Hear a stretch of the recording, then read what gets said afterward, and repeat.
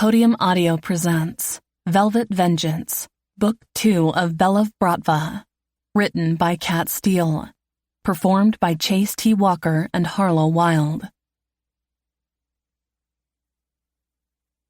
Chapter 1. Andre. I stand by my father's hospital bed, the cold, clinical light making his bruises and bandages stand out starkly. My mother, Grace, sits beside him, looking exhausted and worried. The machines beep steadily, a constant reminder of the fragile line my father is walking. "Does anyone know what happened?" I ask, my voice low.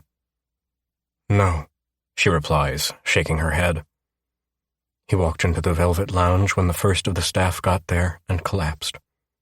Heather called an ambulance, and they brought him here." I clench my fists, frustration and worry boiling inside me. So no one knows where he was or how he ended up like this? Where's Marco Moretti?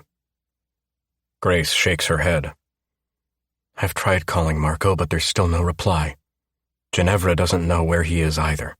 She's distraught, especially after hearing about your father." I grit my teeth.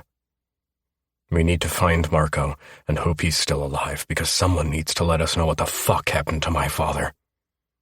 Grace nods, rubbing her temples. "When Marco and your father went missing, I was hoping it was just one of the impromptu trips they take. Unless they had a car accident on their way," I say. "This looks more like the Irish mob beat him." I take a deep breath, trying to push down the anger at whoever dared to do this to my father. I still haven't ruled out Constantine, as he did mark my father. But James seems to believe he didn't kidnap Marco and my father. Constantine also looked pissed that they were missing. James had pointed out that if it had been Constantine who captured Marco and my father, they'd never have gotten out alive. Sergei seems to think that Constantine had orders not to kill my father or Marco. It could have been a warning from the hackers, who threatened to release information that would point to the Painted Lady containers coming from my family. It seems the hackers are trying to put a new spin on an old game that almost brought down the Morettis and Belovs 29 years ago. James is trying to find out who has hacked into Velvet Transport's servers and is using my late brother's code on the old system to pass containers through. We tried to shut the back door into the new system from the old one, but the hackers caught us and sent out another container. With my father now in the ICU and Marco still missing, we can't even find out what the fuck the hackers want. Christ, I hate technology.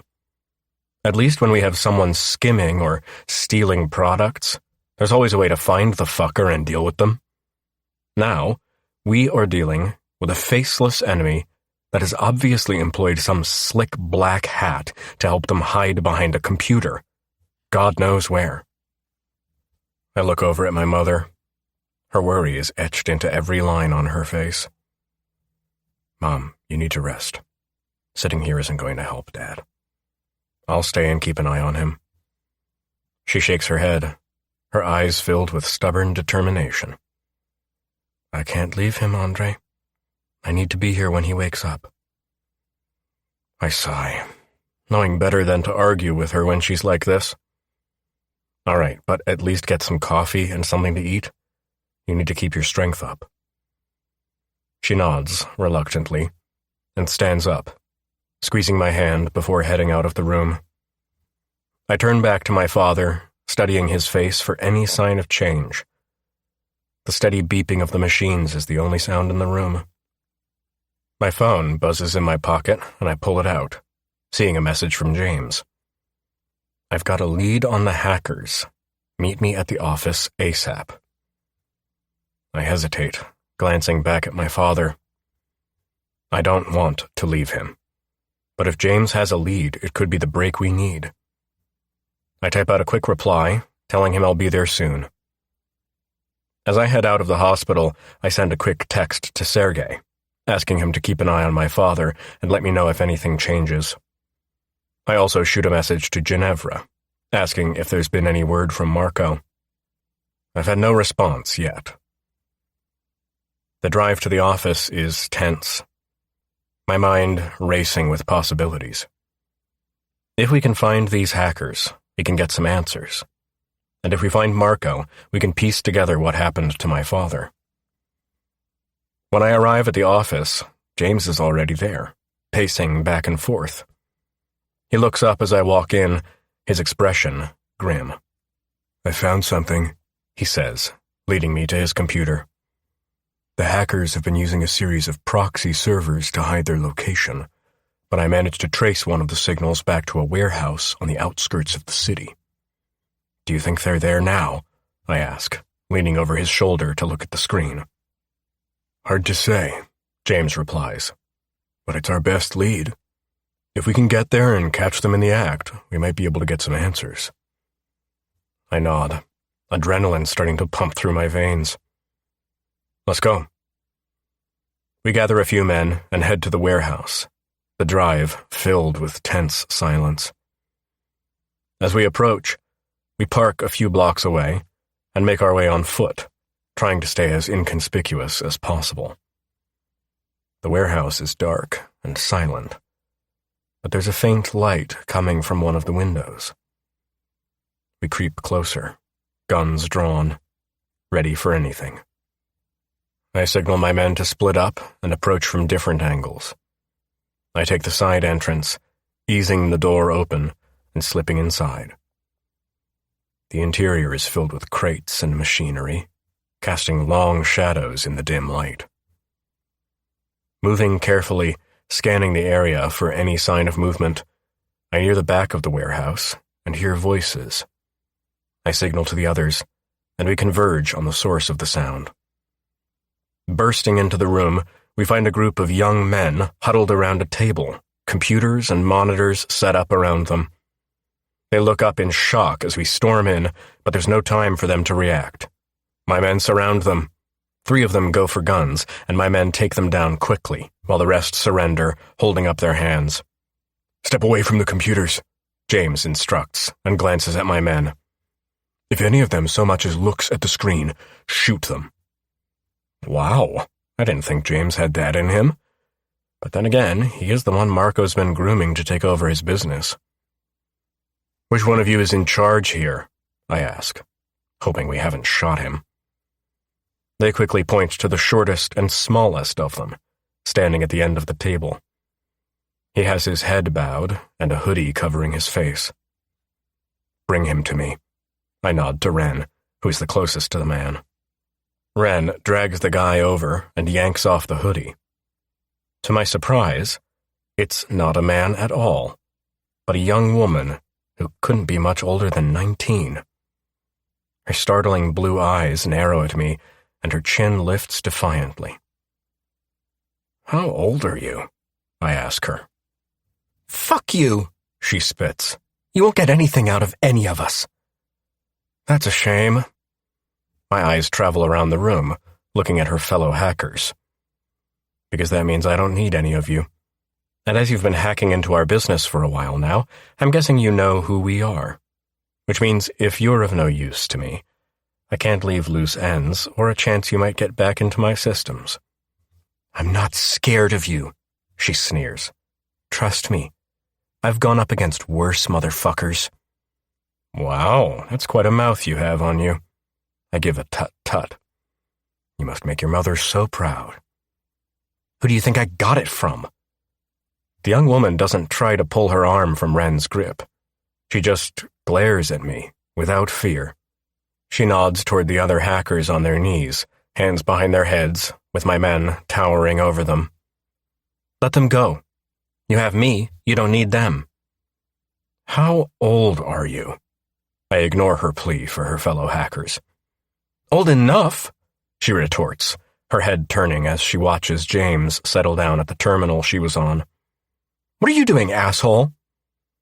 James starts working on the computer. "Want to give me your password?" He tilts his head past the monitor and looks at the teen. "Fuck you," she snarls. "No thanks," James smirks. "You're far too young for me, and even we have a code against shit like that." He winks at her. I also have good taste. Funny, the young woman retorts. Let's see how funny you are when you fuck up my password and my system deletes everything. She looks at me smugly, including everything on the Velvet transport system. What? My brows raise, and I look toward James. Is she shitting me? It's fine. James doesn't seem worried as he works his magic. I'm in. What? Now the woman tries to yank her arm free of Wren's grip. Impossible! Nothing's impossible, potty mouth, James tells her as his fingers fly over the keyboard. Or should I say, ghost bite. He dips his head around the monitor again. Your ghost bite. I'm not saying another word. She purses her lips. Do you want an attorney? James asks her sarcastically. I have an attorney, she surprises all of us by saying. And he's going to put you all in prison for this. Really? My brows furrow as I look at her, snorting. Sweetheart, look around you. Do we look like we give a fuck about an attorney? I start to laugh. Let's not forget, you and your merry bunch of tweens have hacked my systems. Who do you think will win that case? Because you're a big bad mafia boss with some slick, blood-sucking demon you sold your soul to who acts as your attorney? She spat. I'm mafia. James raises his hand, correcting her, and points to me. He is not. What's the difference? She eyes us with disgust. You're all filthy crime lords. Backgrounds for one, Wren informs her before launching into a small lecture. The dynamics, territories, and methods vary greatly between families, and not all of us are in bed with demons or practice the same kind of arrangements. Some families are more about loyalty and tradition, others are ruthless and opportunistic. Knowing these differences helps us navigate the intricate web of alliances and rivalries, without stepping on too many toes or getting caught in the crossfire. I'm sorry, did I ask for a fucking lecture? She growls at Wren. Rude, Wren admonishes her. Can we gag her, boss? He looks at me pleadingly. In a bit, I tell him, and her eyes widen with fright. I just need to ask her a few more questions. I don't think she's too big on telling us what we want to know, Wren says to me before glaring at the young woman. And, kid, you're a black hat, which is just another type of filthy criminal. I hack assholes like your boss and corporations stealing from the poor and middle class, she spits. That's funny, Wren tells her and grins. We do that too, but we have the guts to face them and don't hide behind computers like cowards. Fuck you, the teenager spits again. Wren sighs and gives me a pained look. Can I gag her now? Let's first give her another chance.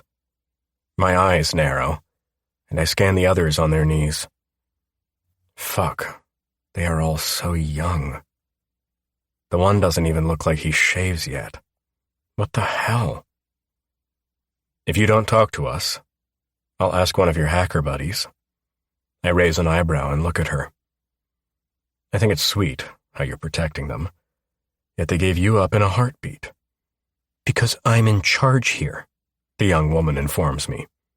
They don't need to take the heat for what I've gotten them into. And that is? I glance at the 4 dead men on the floor and frown. The kids don't have guns, but these guys did. They also look older, which means they're probably hired muscle, and I don't think they were looking after the kids. I'm sure it was more to keep them in line. Making t-shirts, she says sarcastically. What the fuck does it look like we're doing? Have some respect, kid, Wren warns her. You're lucky you and your friends are still breathing right now. He won't kill us. Her eyes look at me with disgust. He needs us. Not all of you. My brows rise up as I look at her, making my unspoken warning clear from my look, and her face pales. A noise has our heads turning and distracting me. There is another door. Did anyone check out that room? I look at my men in alarm. I did, Gunther tells me. It was clear. It leads to a hallway with some bunk beds, a bathroom, and a small kitchen with a living room off it. I'm beginning to wonder if this isn't a type of cyber sweatshop, as I follow the noise through the door and into a hallway. I notice it's neat and clean. It strikes me that the teenage she-devil must be the one taking care of the other 3 kids. Further down the hall are a few bedrooms, each with 3 or 4 bunk beds. There is a bathroom at the end of it with a shower, bath, basin, and toilet. It also looks clean and neat, with clothes hanging on the railing and drying. I frown when I notice a dress that doesn't look like the she-devil would fit into. After checking the rooms, I stand still, listening for the noise I heard, and hear a sneeze. It's coming from the first bedroom to the left. The one that I guessed must belong to the she-devil, as it's more girly. It also has worn and faded girls' clothing in the closet. Walking into the bedroom quietly, my eyes look around it. I've already checked the closet. There are no secret panels or compartments. I'd checked the floorboards as well. The 2 bunk beds and the 3rd single bed in the room are neatly made. Another sneeze catches my attention, and this time the blanket on the bottom bunk moves.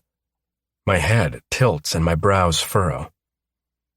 What the fuck? Pulling the covers back, I'm surprised to find a young girl no older than 5 or 6, lying in a hollowed-out mattress. "Hello." The child looks up at me with startling blue eyes, making me wonder if she's related to the leader of this rag-bag crew of hackers. Her young voice is gruff. "Are you one of the bad men?" "That depends," I tell her. "Who are the bad men?" "The men who come to feed us and make sure everyone is doing their work." Her eyes don't leave mine. "No, I'm not one of them." My brow creases some more. "Why are you hiding in the mattress?" "Because Tilly doesn't want them to find me. They might take me back to Daddy," she tells me, then puts her hand over her mouth. "Oh, shit, I wasn't supposed to say that." "I don't think you're supposed to say shit," I point out. "What do you mean the bad man will take you back to your father? Did someone take you from him?" She sits up in the mattress cocoon, which is quite an ingenious idea, and I would never have found the little girl if she hadn't sneezed. "No," she shakes her curly blonde head. "My sister saved me from him." Her eyes start to fill with tears. "Daddy is a bad man." My eyes widen. "Is your father one of the bad men that feed you here?" "No," she shakes her head again. "But he owes the bad man, and that's why Tilly and our friends are here." "Why are Tilly and your friends here?" "Because Tilly needs to pay the bad man for Daddy," she tells me. "Who is Tilly?" "My sister." She smiles proudly. "She runs the hackings." Ah, now I'm getting a clearer picture. How old is Tilly? 16 and... Her little brows furrow as she counts on her finger. 4 months. Holy fuck. She looks a lot older. "She's tall," the little girl says, sitting up. "I'm going to be tall like Tilly one day." "What's your name?" "Tessa." She smiles, and her little cheeks dimple before her smile fades, and her eyes narrow. "Are you a bad man?" "Not one of the bad men after you," I tell her, honestly. "How old are you, Tessa?" "Almost 6, she says proudly. "How did you and Tilly end up here?" "Mommy got very sick and she left us. Tilly says she had to go be an angel," Tessa tells me, her big eyes filling with tears. "Daddy drank all his money and couldn't pay the hospital bills, so the bad man paid, and now Tilly has to work for the bad man." How did you end up here? Tilly brought me with her, Tessa tells me. The nice bad man, Stan, helped her bring me here, so I wasn't around when Daddy got angry at his booze. Jesus Christ. I run a hand through my hair, biting my tongue so I don't cuss out loud. This kid's father is a grade A asshole, using his daughter to pay off his debt. My eyes take in the cute little angel with long blonde curls. She is so adorable, with porcelain skin and dimpled cheeks. Tessa is also clean, which means Tilly has been taking care of her and the 3 younger boys. My conscience gives a little tug at what I'm about to do, but it might be the only way I get Tilly, the teenage she-devil, to talk to me. Chapter 2. Andre. Tessa, I look at her thoughtfully. I wonder if you'd help me with Tilly, because she is a bit stubborn, and I really want to help you both. Get you away from the bad man, and make sure your daddy doesn't get you. How? Tessa wipes her cheeks and looks up at me with all the innocence and trust of youth. How about you come with me, and we go talk to her together? I hold out my hand for her. I don't know. Tessa suddenly becomes reserved and starts to huddle into a corner of her hollowed-out mattress. Tilly's going to be mad that I spoke to a stranger. That's excellent advice that Tilly gave you. I smile. My name is Andre Belov, and I'm a pecan for the Belov Bratva. That's like my family's business. Oh. Tessa's blue eyes light with interest. What's a pecan? Pecan. My smile grows. It means I'm the head of the Belov Bratva. You know, the leader. Like Tilly's the leader of the hackers. Okay. Tessa nods and holds out her little hand. It's nice to meet you, Mr. Belov. You can call me Andre. I shake her little hand. I'll make you a deal. If you can get Tilly to help us, I'll get you and Tilly out of here. What about our friends? Her eyes narrow. Who are your friends? They're kids Tilly and I know. Tessa smiles. Runaways Tilly has been hiding in our house for about a year. Their mother is a crack war, and the state is now trying to suck out their souls. When Daddy made Tilly go work for the bad man, he promised Kane, Cody, and Tommy could live with us if they all helped Tilly. Her little face fell. But Tilly thinks he's lying. She looks up at me and whispers, We're running away to Falladra soon. Oh, I nod. Now that we're no longer strangers, a bit more guilt tugs at my conscience for tricking a kid. But in the few minutes I've spoken with the cherub, I already know I'm going to do what I can for her and her foul-mouthed sister, and her tweeny crew of cybercriminals. I'm actually starting to have a grudging respect for Tilly, the teenage she-devil. Why don't we go speak to Tilly? Okay. Tessa takes my hand, and I see her struggling to get off the bed when I see the bandage around her ankle. Tessa, what happened to your ankle? It got sore. That's all she says, and she points to a few springs that have coiled down. I cut it on a spring. Can you walk on it? Tessa nods. I limp a little bit. Permission to carry you? Tessa nods again and lifts her thin little arms to me, and now I feel a crack in my heart staring into her trusting little eyes. Fuck, I'm a monster. I just manipulated a 6-year-old into helping me get her sister to talk. Swallowing my guilt, I swoop her into my arms. She's so light and thin. We walk down the hallway, and before we step into the warehouse, I remember there are dead bodies and the hackers on their knees. That's not going to bode well with my cred with Tessa. What do you say we ask my friend Wren to bring Tilly into the living room so we can chat? Okay. Tess agrees and smiles shyly at me. But will you still carry me? Your foot sore? She nods. But I also feel safe with you, Tessa tells me shyly. Great. Now I do feel like a huge fucking monster. Pulling out my phone, I call Wren. Hey, boss. Wren answers. I was just about to come looking for you. Are you okay? I'm fine, but I need you to bring your new friend in here, please. Smiling at Tessa, I keep my voice light. Tell her I've made a new friend, and the two of us would like to have a chat with her. Will do, boss. Wren hangs up. A few minutes later, the door opens, and Wren walks in, pulling a spitting mad teenager whose name I now know is Tilly. You don't have to drag me, you big fucking brute, Tilly seethes. Now, Tilly, I emphasize her name. Her head shoots up toward the use of it, and her face pales when she sees Tessa in my arms. That's no way to speak around your younger sister. You bastard, Tilly hisses, trying to pull out of Wren's iron grip on her arm. Put her down, she's just a kid. Her eyes narrow angrily.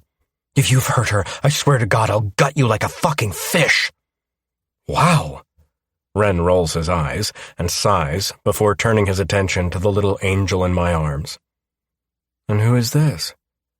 His face softens as he pulls Tilly closer to me. Wren is a father of 3 girls. Tessa, this is my friend Wren. I introduce him to her. Wren, this is Tilly's younger sister, Tessa, and she's a lot nicer than her grumpy, potty-mouthed older sister. He's very big, Tessa whispers and inches closer to me. Yeah, he's like a giant. My eyes connect with Tilly, whose eyes are shooting daggers at me. Tilly, Tessa and I have had quite the chat. I purse my lips. I must say that hollowed-out mattress is an ingenious hiding place. Hollowed-out mattress? Wren frowns, confused. That's why Gunther didn't find Tessa. She was hiding in it with a blanket over her. Please, let my sister go. Tilly's voice drops, and her anger dissolves with the guard she had up around her emotions. She's been through enough. I'll cooperate. I'll do whatever you want, please. Please, just don't hurt Tessie. Jesus, what the hell have these kids been through?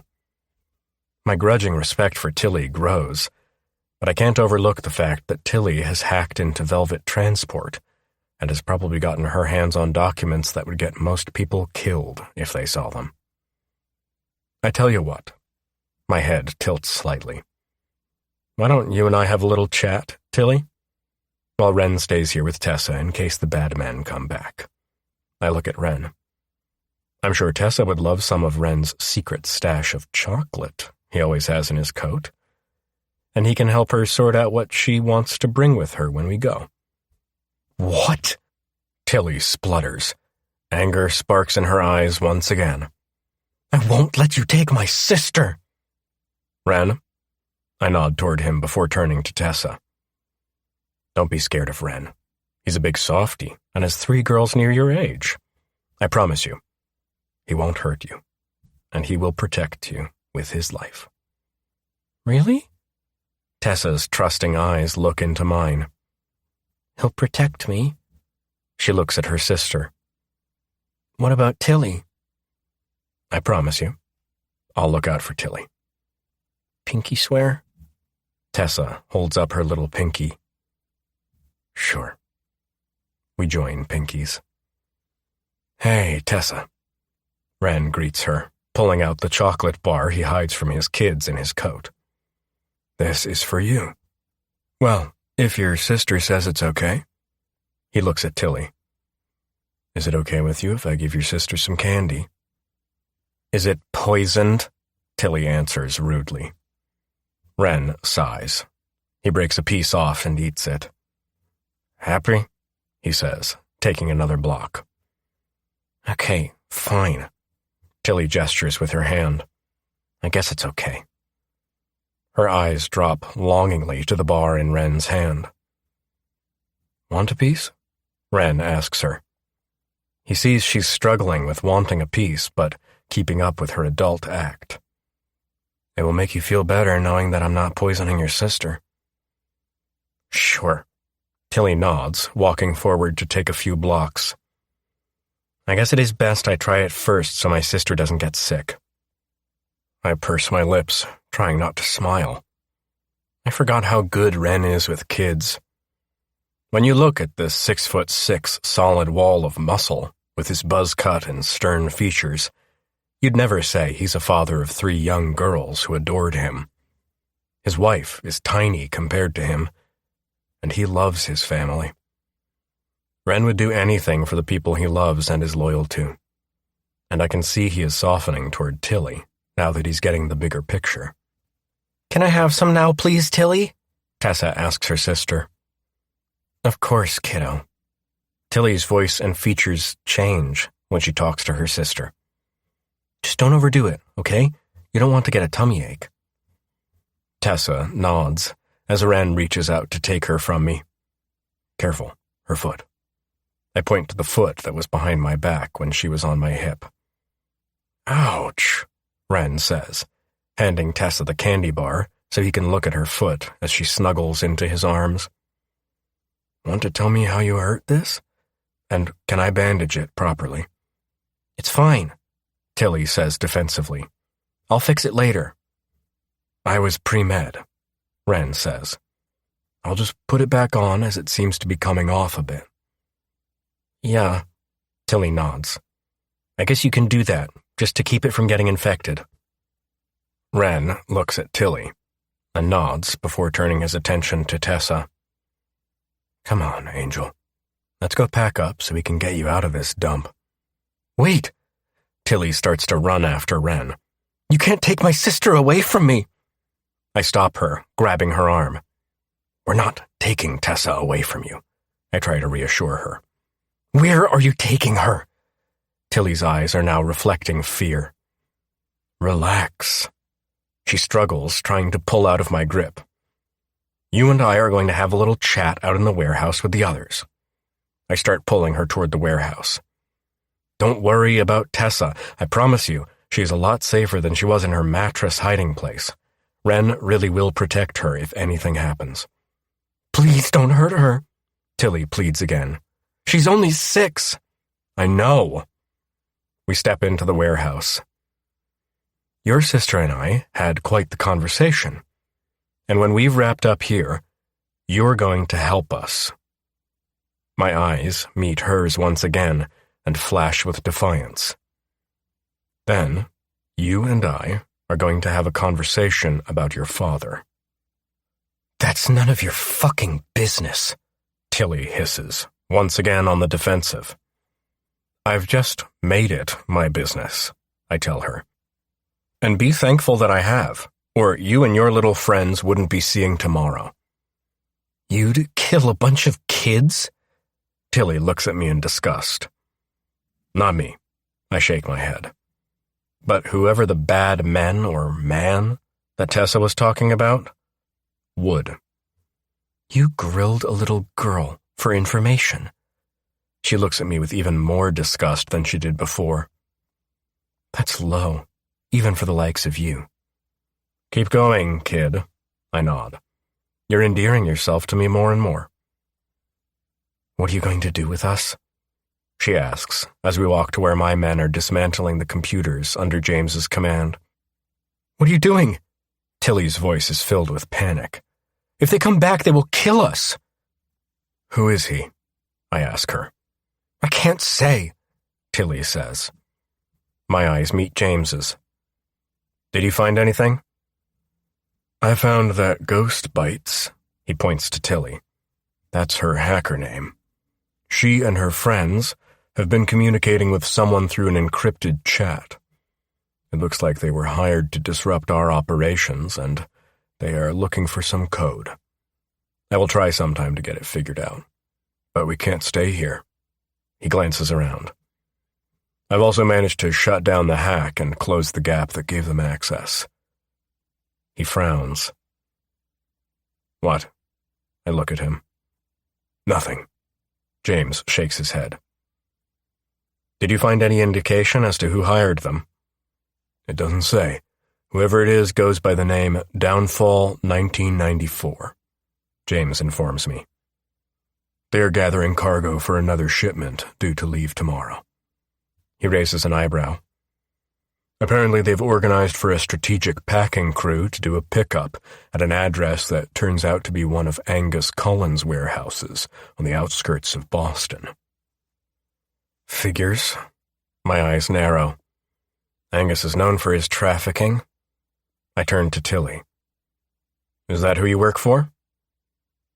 It would make sense that Tilly's father would owe someone like Angus, who runs a loan sharking and sportsbook operation through one of his warehouses.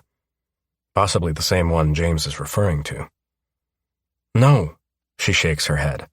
I don't know any Angus Cullen. Are you lying to me? My eyes narrow warningly at her before I glance at Gunther. Choose one of her hacker buddies and let's show Tilly what we do to people who steal or try to manipulate us. Sure, Gunther replies. What were you thinking? Hand, neck, arm, leg, fingers? Let's go with one finger at a time, I tell Gunther. What? Tilly's eyes widen, and her head swivels to where Gunther is playing Eeny, Meeny, Miny, Mo, Catch a Rabbit by His Tail with her hackers. You can't do that! At least we're not taking a life. Shrugging, I grab Tilly by her shoulders and turn her to watch as Gunther chooses the tallest and oldest of the three. The teenage boy stands up, and I can see he's terrified. How old are you? I ask him. 15, he stutters. Fuck, man, I spit. How the hell did you kids end up here? The teenager stammers. Mother left us. He looks at Tilly. We used to live next door to Tilly. What's your name, kid? Tommy, sir, he answers. Are the other two your brothers? I nod toward the other two boys, still kneeling on the floor. Yes, Tommy nods. Cody and Kane, twins. You two, stand up. My command booms through the warehouse, and I turn back to Tommy. How old are they? 14, Tommy stutters. Where is your father? My eyes narrow at him.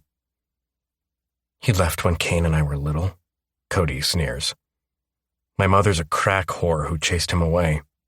Sorry to interrupt family times, James says sarcastically. But we'd better move. All the equipment is packed. What about us? Tilly's eyes narrow on me. I guess you're coming with me, I tell her and look at Gunther. Take the kids and get them in the car. Yes, boss. Gunther nods.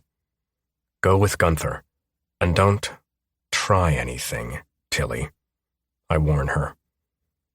I'd hate to have to go against my policy of not hurting kids, and I'd hate Tessa hating me for hurting her sister. She nods and follows the boys and Gunther. What are you going to do with them? James asks me. Where are you going to put them all in your penthouse? I'll figure that out along the way. My brow furrows and I shake my head. Who the fuck sells their kids to pay off their debts? Those 4 aren't just any kids, James tells me. They're prodigies, each with a reputation in the hacking world. I look at him, intrigued. Go on. Tilly is Ghostbite, already a renowned hacker at 16. She's been hacking into high-profile systems since she was 10, including corporate servers, government databases, and even some high-security networks. She's known for leaving a ghostly signature, hence the name. What about the boys? As far as I can tell, Tommy goes by Phantom Snare. He's an expert in trapping and rerouting security protocols, making him invaluable for breaking into well-guarded systems. He's been doing this since he was 12. I raise an eyebrow. And the twins. Cody and Kane. They're known as Cryptic Code and Shadow Shift. Cody specializes in cryptography and can crack any code thrown his way. Kane is a master at covering tracks and creating digital misdirection. They've been in the game since they were 11. I shake my head in disbelief. And what about the youngest? Are you going to tell me that cute little blonde angel is some devilish genius waiting to take over the world too? James laughs. I don't know. I only picked up these 4 signatures. His brow furrows. Seems they're the ones that got into the Velvet Transport Systems 12 weeks ago. Shit. Is that how long they've been holed up here? James shrugs. That's something you're going to have to ask the little brainiacs you've just taken under your wing. Great, I mutter, rubbing my temples. Now I'm responsible for a group of kid geniuses who've been on the run and hacking since they could type. Yeah, don't underestimate them. And don't let them near any equipment unsupervised, James warns me, before pointing out. Look on the bright side. They could be useful. I sigh. Yeah, if they don't cause more trouble or aren't some elaborate plant by whoever has them locked up here. We move out, herding the kids toward the waiting vehicles. Tilly glances back at me, a mixture of defiance and fear in her eyes. Don't look so worried, kid, Ren says reassuringly, carrying Tessa in his arms.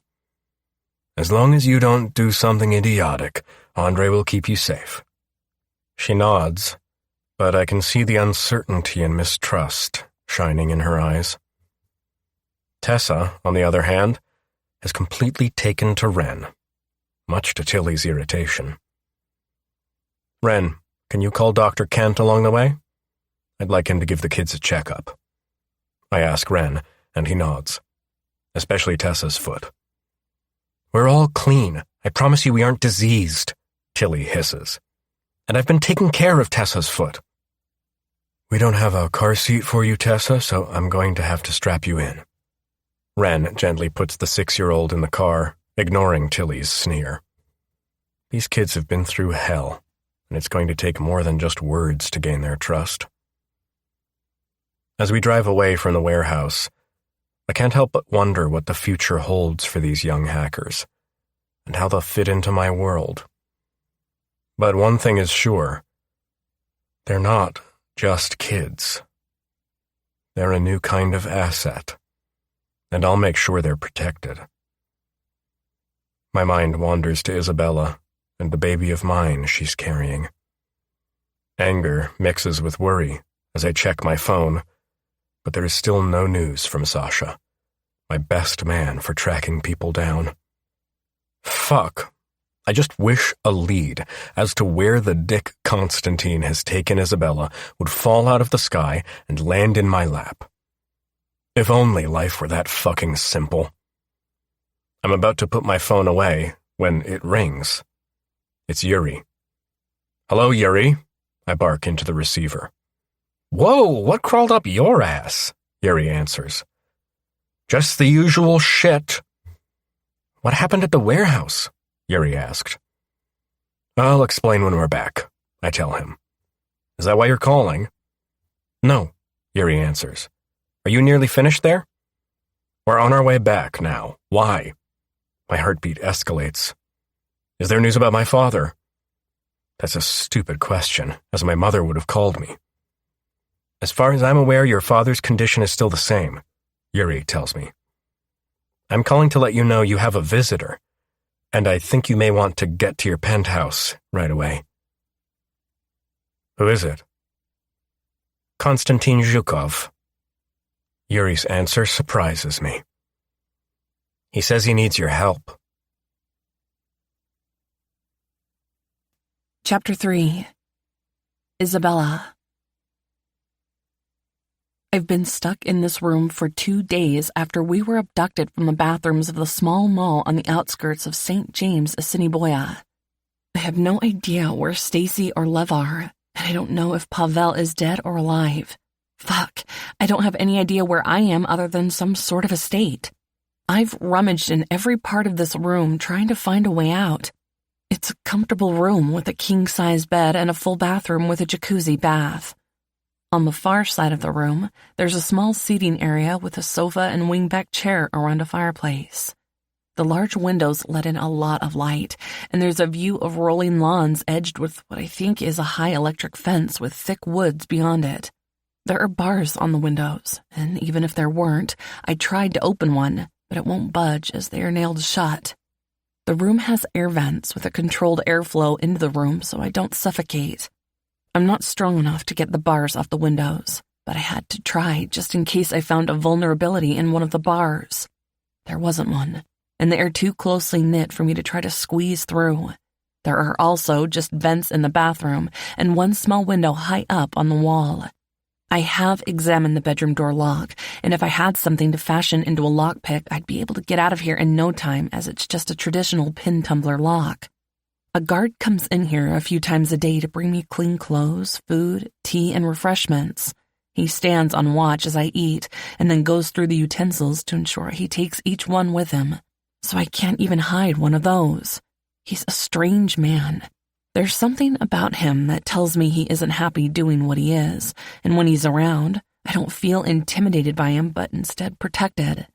The man treats me with nothing but respect, even though it's with a steely warning undertone.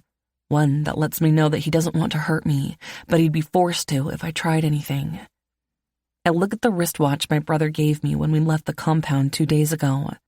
It has a strange engraving beneath it, to make sure I'm always with you.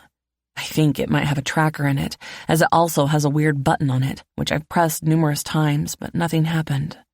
I hear the key turn in the lock and face the door as there's a slight knock. "Miss Belov, I'm entering the room," the guard says politely, before pausing for a minute and then slowly opening the door. It's become our ritual. "You need to come with me." "Where are we going?" "You have an OBGYN appointment," he tells me.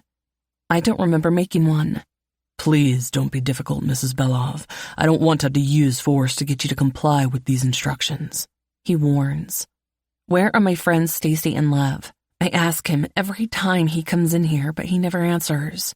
"If you tell me where they are and if they're okay, I'll go with you without making a scene," he sighs. "Miss Thompson and Mr. Belov are fine.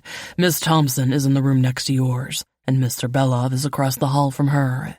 "They're not in the same room?" "No." The guard shakes his head.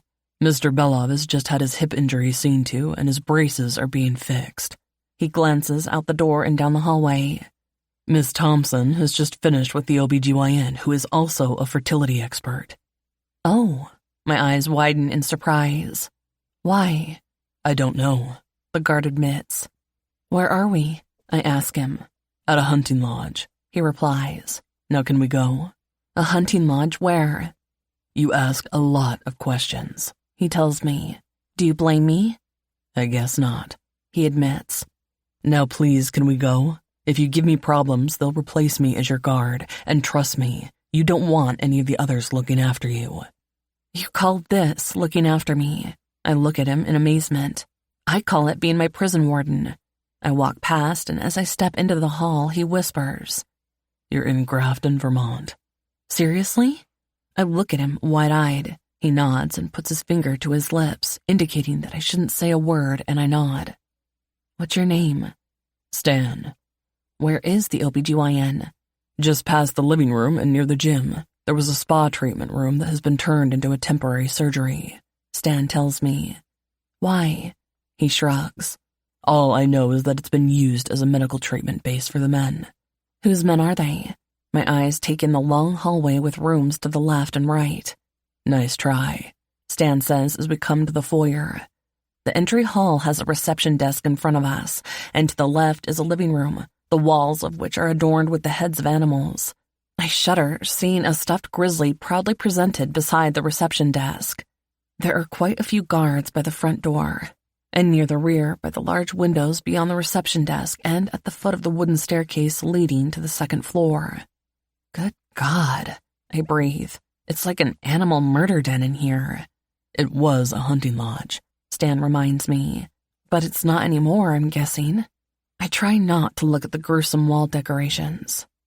Surely, as it's now a compound, whoever's running the operation could have removed them? This way. Stan gently guides me into the large living room.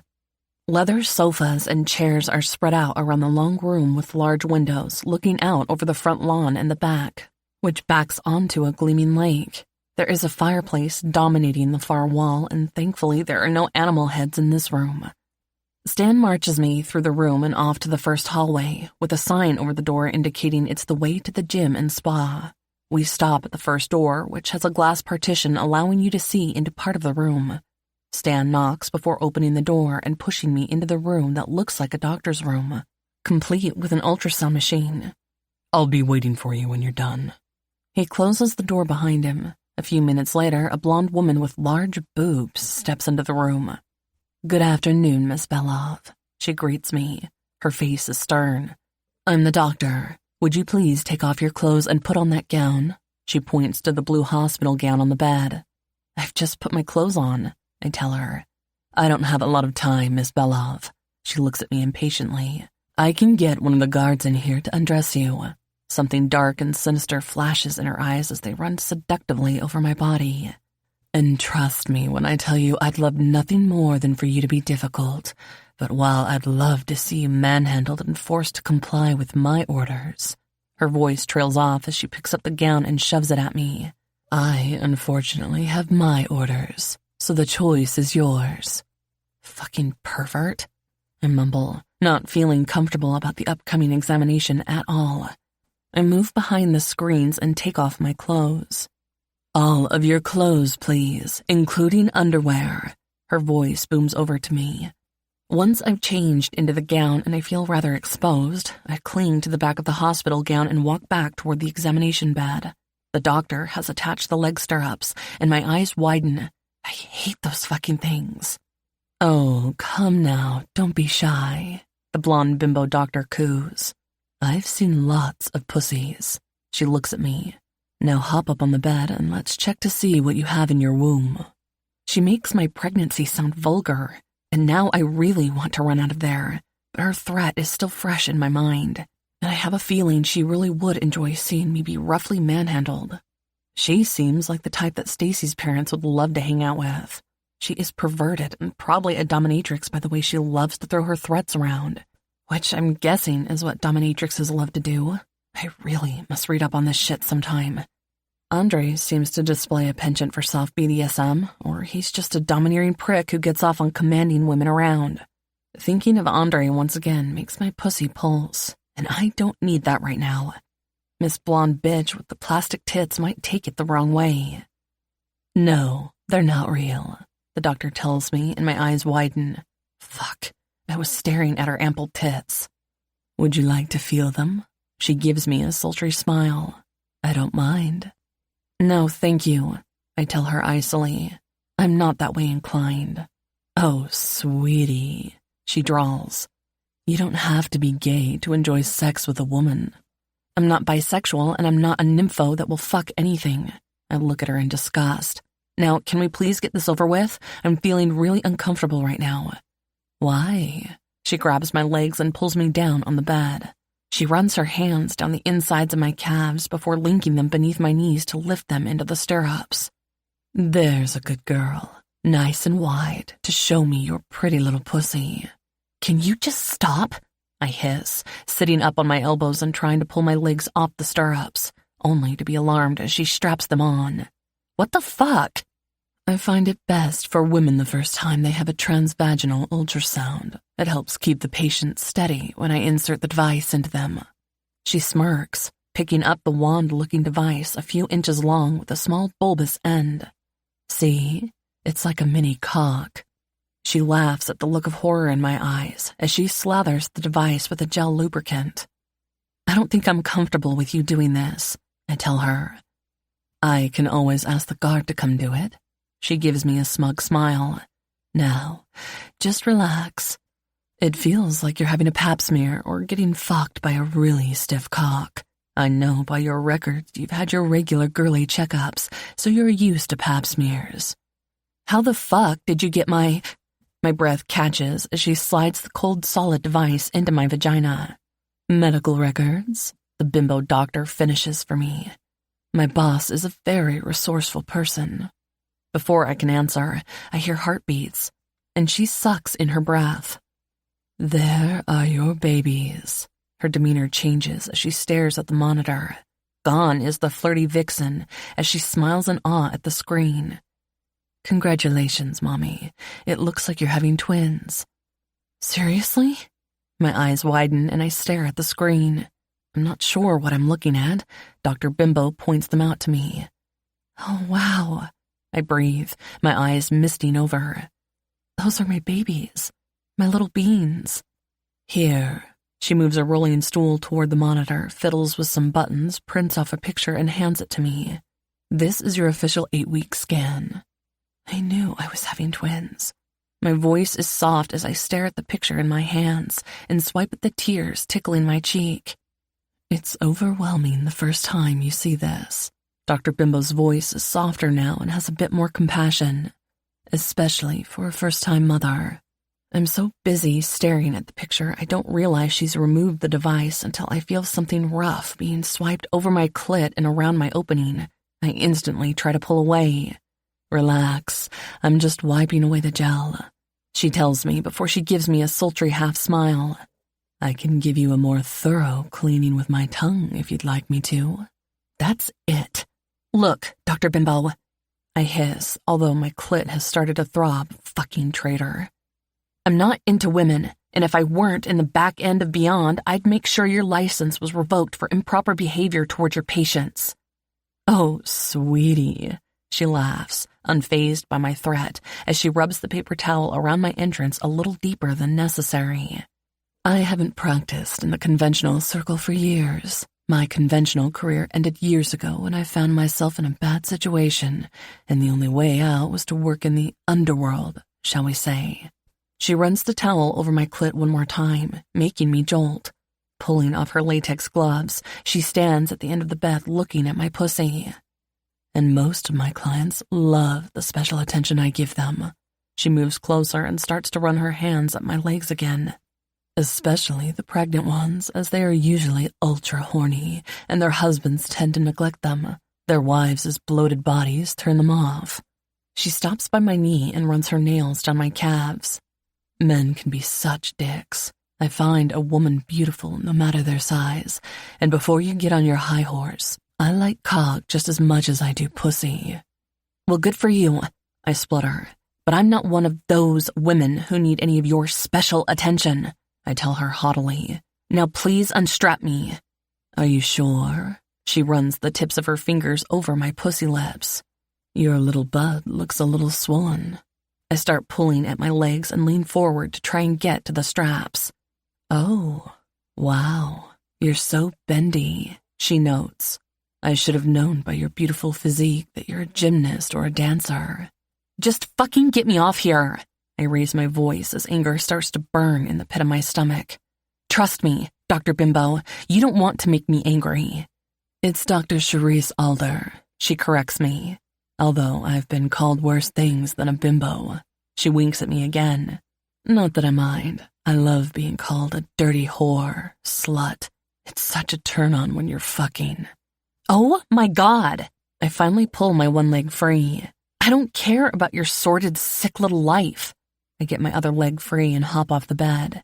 Jesus, what is wrong with you? After giving her a dirty look, I rush behind the screen, ignoring her laughter. Crazy fucking bitch. I hurriedly get dressed. My eyes keep darting to the picture of my babies. They're growing inside me. Suddenly, I feel awestruck, and the crazy bitch is all but forgotten as I hear her open the door to the room and call the guard. I step out from behind the screen and next to the guard to put him between me and Dr. Bimbo, the sex addict. I look forward to our next exam. Dr. Bimbo calls after me. My eyes fall on the paper clips on the desk. I could use a few of those. As we're about to get to the door, I do a trip and sprawl onto the cabinet, quickly palming a few of the paper clips. The guard reaches out to steady me. "Be careful, Mrs. Belov," he says. I spin and glare at the doctor. "I wouldn't count on seeing me again," I hiss. "Are you okay?" The guard asks me once we're out of the office, and I quickly slip the paper clips into my pocket. "I know Dr. Alder has a reputation for being a bit, frisky." I nod. She's a fucking pervert and no longer licensed, I believe. When I'm back in my room, I find a fresh pot of ginger tea and some ginger biscuits. I see a place to hide the paper clips I stole from Dr. Bimbo's office. I climb onto the bed and look at the sonogram. Wow, I'm really pregnant. I mean, I did know that, but now it's so real. My fingers trace the images and my heart squeezes. These are my children, and they trust me for their safety and well-being. After I've finished my tea and cookies, I snuggle onto the bed, and before I know it, I drift off to sleep. Chapter 4. Isabella. "Mrs. Belov," a soft voice calls me from my warm dream. "It's dinner time." My eyes open to find Stan standing over me. I sit up straight and glance around, getting my bearings. The room is warm and someone has started a fire, plus there's a soft, fluffy blanket over me. "Sorry, I did knock," he tells me. "Both times I brought wood for the fire as it gets hellishly cold here this time of year. You were asleep, so I put the blanket over you." Thank you." I look at him wide-eyed. "It is a bit creepy, though." "Oh, sorry," he says with a frown, and a haunting shadow flickers in his eyes. "You remind me of my daughter." There's a catch in his voice. "You have a daughter?" I didn't mean to sound like I was so surprised. "I had a daughter." His voice drops, and he looks toward the fire before changing the subject. "It's time for dinner." He turns and starts walking toward the door. "You're joining your friends in the dining room for dinner tonight." Now I'm intrigued and a little heartsore for him. If by had, he means she's dead. But I'm hoping they're just estranged, and I'm not sure why I care at all. He's my fucking prison guard. "Did you say I'm dining with Stacy and Lev tonight?" I slide off the bed and shove my feet back into the warm boots. "Yes," he nods, waiting patiently for me. "They're already in the dining room." I nod and hurry along after him down the long hallway, past the reception area to the back of the lodge. As we enter the dining room, the sun is going down and I suck in a breath. The view through the window is breathtaking. The long, sprawling garden runs down toward a sparkling lake, painted with hues of gold and orange as the sun rests on the horizon, ready to disappear for the night. If we weren't captives, I'd have loved to have gone for a walk to the lake. Instead, I look away from the view and find Stacy waiting for me at a table for 3 near the window. "Wow, this place is packed," I say sarcastically. "You're lucky to have found the perfect table." "Indeed." Stacy plays along, jumping up to hug me. "I'm so glad you're okay." She looks me over. "That fucking perverted doctor I was forced to see told me she was seeing you after my appointment." I shudder, thinking of Dr. Bimbo. "That woman was a disgrace to her profession," I said opposite Stacy. "How was your doctor's appointment?" Stacy asks me. "I mean, did you find out anything new?" "Shit." Sighing and rolling my eyes, I tell her, "I forgot to bring the picture to show you." My heart skips a beat as I see Stacy staring at me expectantly. "I'm having twins." "You were right," Stacy says, grinning and engulfing me with a bear hug. "Oh my word, Bella. That's amazing." "How was your doctor's appointment?" I ask Stacy. "Besides the woman being a fucking perverted freak of a doctor who runs some tests on me to find out if I can have children," she shudders. "I found the way she looked, spoke, and touched me was inappropriate." "Yes, I felt like that too." Stacy shudders again. "What a fucking freak. Although, according to my guard, she's one of the best fertility specialists in the world." My brows rise in surprise at the information Stacy got about Dr. Alder. "You mean she was?" I correct Stacy. "I wonder what she did to get her license revoked and have to work for the Underworld," as she puts it. "She probably tried to rape one of her patients," Stacy sneers. But what she did tell me is that she doesn't believe I can't have children. If she weren't such a freak and handsy, I'd actually like to know what she found. She was the same way with me. The shudder creeps up my spine. But she seemed genuinely excited when she saw my babies. You know, like a normal OBGYN and not some dominatrix whore bitch of one. Where's Lev? He was here for a brief moment, Stacy tells me. But he just wanted to see me and know that I was okay. Lev was in pain from seeing that doctor who patched up his hip and is fixing his leg braces. He just wanted to take a plate of food and eat in his room. You should have gone with him. I don't think that would be allowed. Stacy smiles.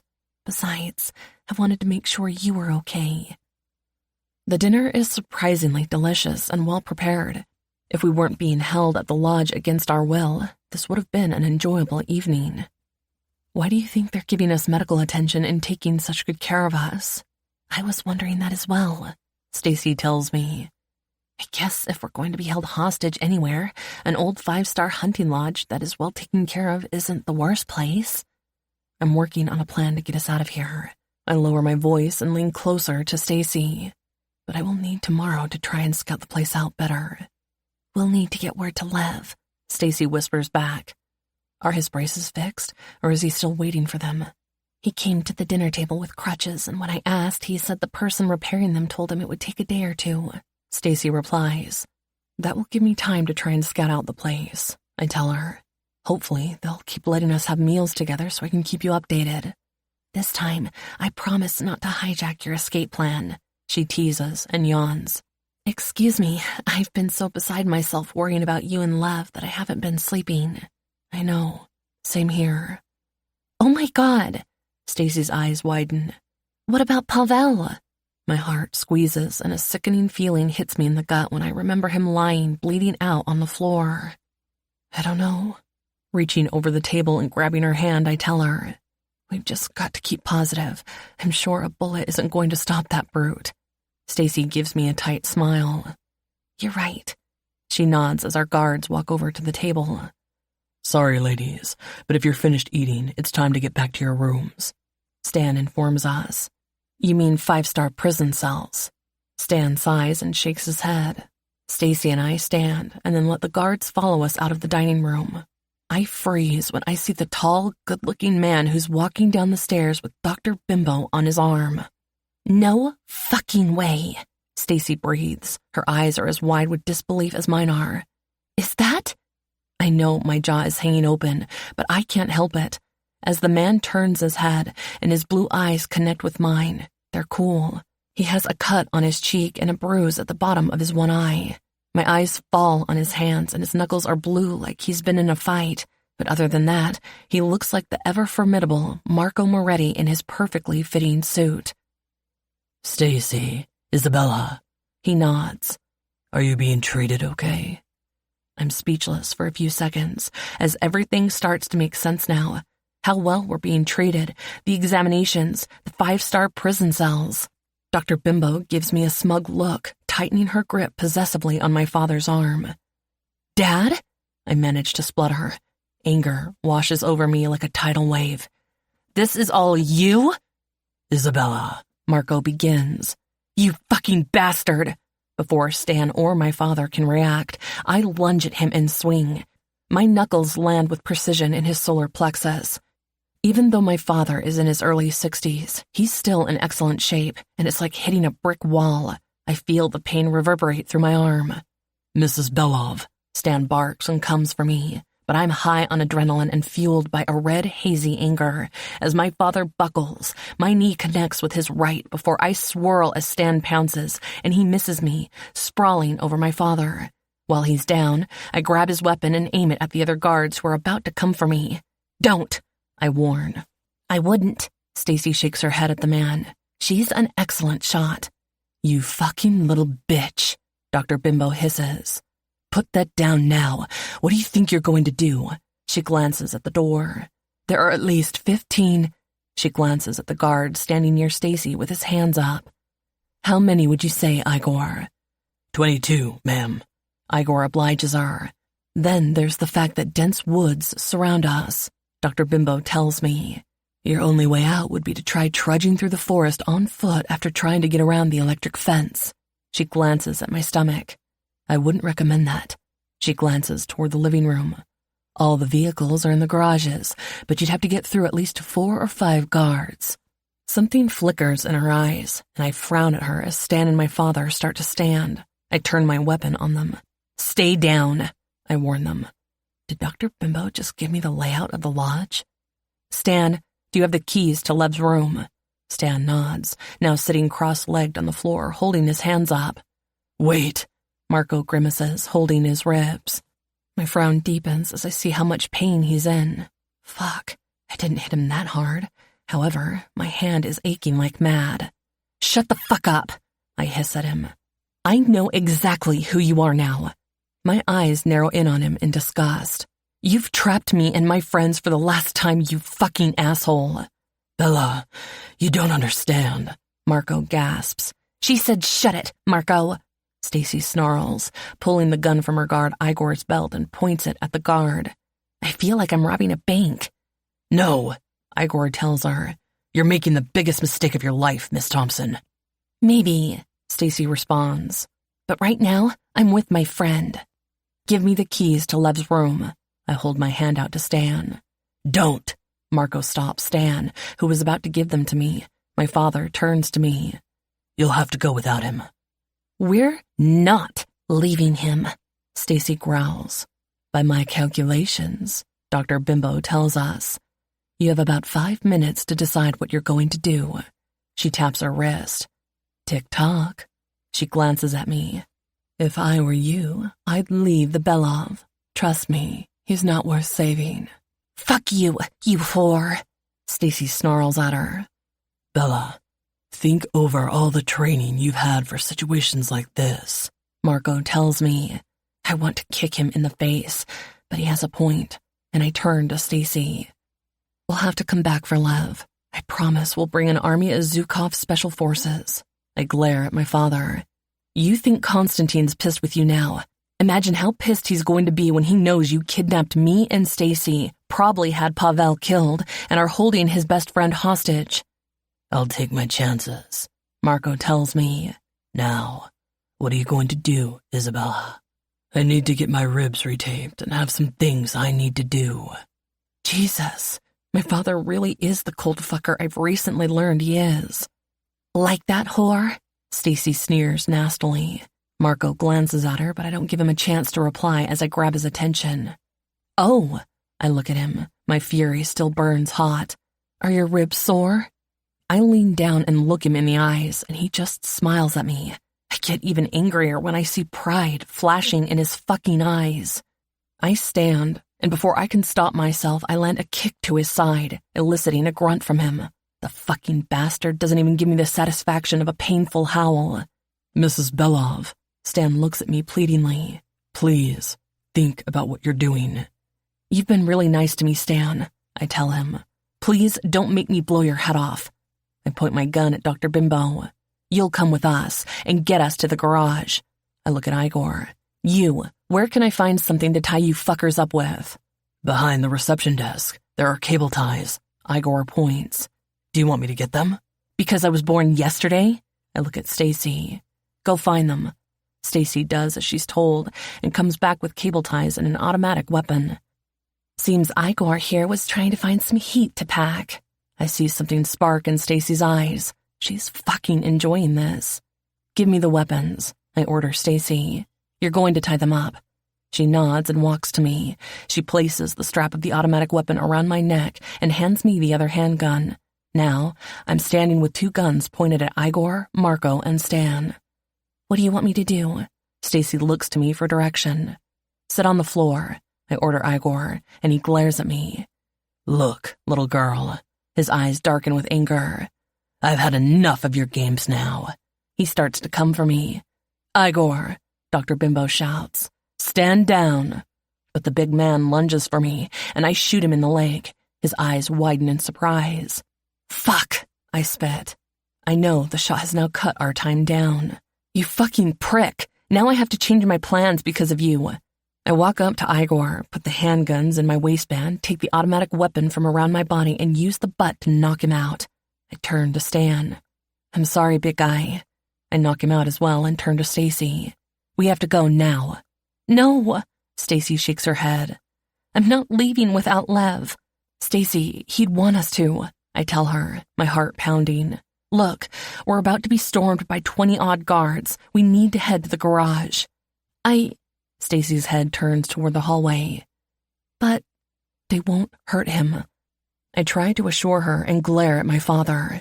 Or I'll make sure Constantine makes his death slow and painful. I nod toward Marco. Tick-tock, Dr. Bimbo taunts us once again. Shut up, you fucking whore bitch, Stacy yells at her. Stacy! I start pushing Dr. Bimbo toward the living room. You'll tell the guard you have to get us out of here. She shrugs. It's not my head that's going to get blown off. Stacy gives one more look down the hall before spinning and running after me. We walk quickly down the passage that passes the doctor's room I was in earlier. We get into the gym. I see the garage door beyond that. There are 2 guards in the garage, Dr. Bimbo says, and looks at the weapon in my hands. I hope you're serious about using that thing, because they will shoot you. Don't worry about me. I try to keep the panic from my voice. Shit, I'm turning into a fucking vigilante. Before we step into the garage, I swing the weapon behind my back so all you see is the strap and take the 2 handguns hiding them behind my back. Move. As we enter the garage, the 2 guards are chatting. I'm surprised to hear the British accents. Their weapons are holstered, telling me they weren't expecting any trouble, and I frown. At the same time, Igor and Stan may have been new recruits to my father's small private army. I don't think my father would hire British men who looked more like FBI than Italian mob types. He's not fond of the British either. They turn when they hear us, their hands going to their weapons. Dr. Oler, the one man's brow crease. We weren't expecting you. I need to get our 2 prisoners to safety. She lies to them. Is the Land Cruiser ready to go? Yes, ma'am. The second man nods. We can take you. No, Dr. Bimbo says too quickly, and the one man must have finally noticed the weapon peeking over my shoulder. He goes for his gun, and before I can get in my head about it, I shoot him and the other man. Holy fuck, Stacy breathes. Jesus, Bella.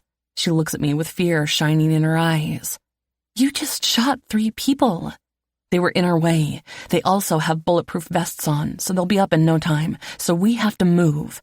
I reason, trying hard not to think about it and let the panic in. Now get in the Land Cruiser. You'll have to go through the opening that leads to the forest, Dr. Bimbo tells us. Head east to the quarry. You'll find tunnels. They'll exit at the end of Grafton and then head north to Derby Line. It's just a hop to Canada from there. I wouldn't do anything you told me. I give her a scathing look. You're just leading us back into a trap. Suit yourself, Dr. Bimbo shrugs. If I could escape, that's the way I'd go. She looks at me. Now knock me out. I'm sure you'd love to. I would. Stacy growls, and before I can stop her, she punches Dr. Bimbo in the face, sending her reeling. Ow! She howls in pain. Fuck! You shouldn't punch someone in the jaw. I climb into the big vehicle, and I'm surprised to find the keycard on the dash. I start the car. The powerful engine roars to life. Let's go. Stacy hops into the passenger seat and buckles up, and I pull off, smashing through the garage door and leaving the lights off as I head toward what I'm hoping is the front gate. Not a fuck am I going to follow Dr. Bimbo's advice. The roar of the Land Cruiser's engine echoes off the walls of the compound as I slam my foot down on the gas pedal.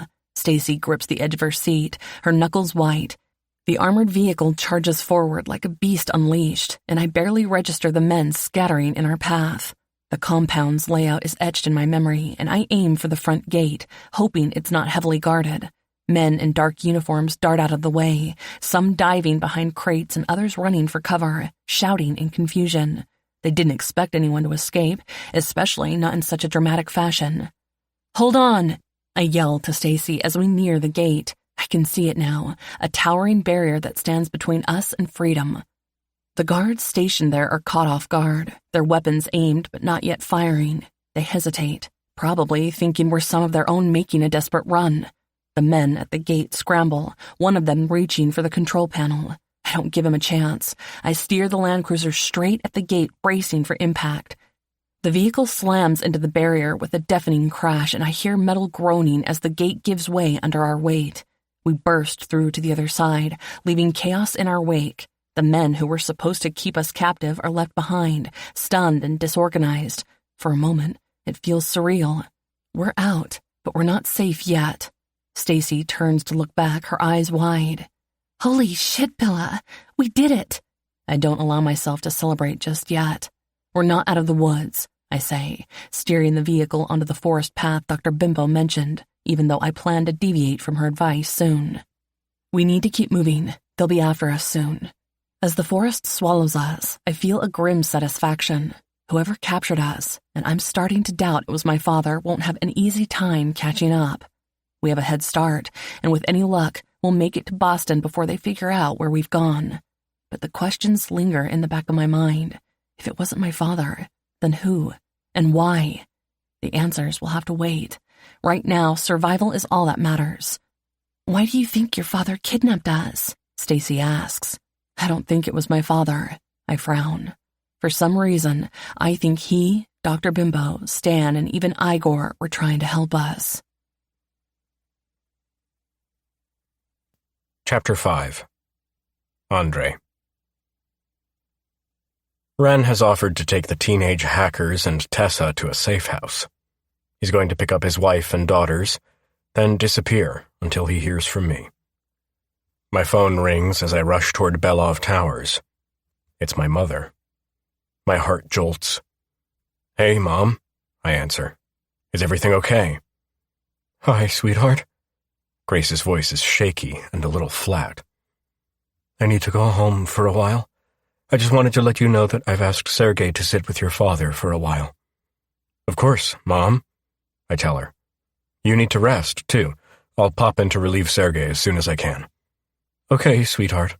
I love you, my mother says and hangs up before I can reply. Taking a breath, I walk into my apartment and go toward my office.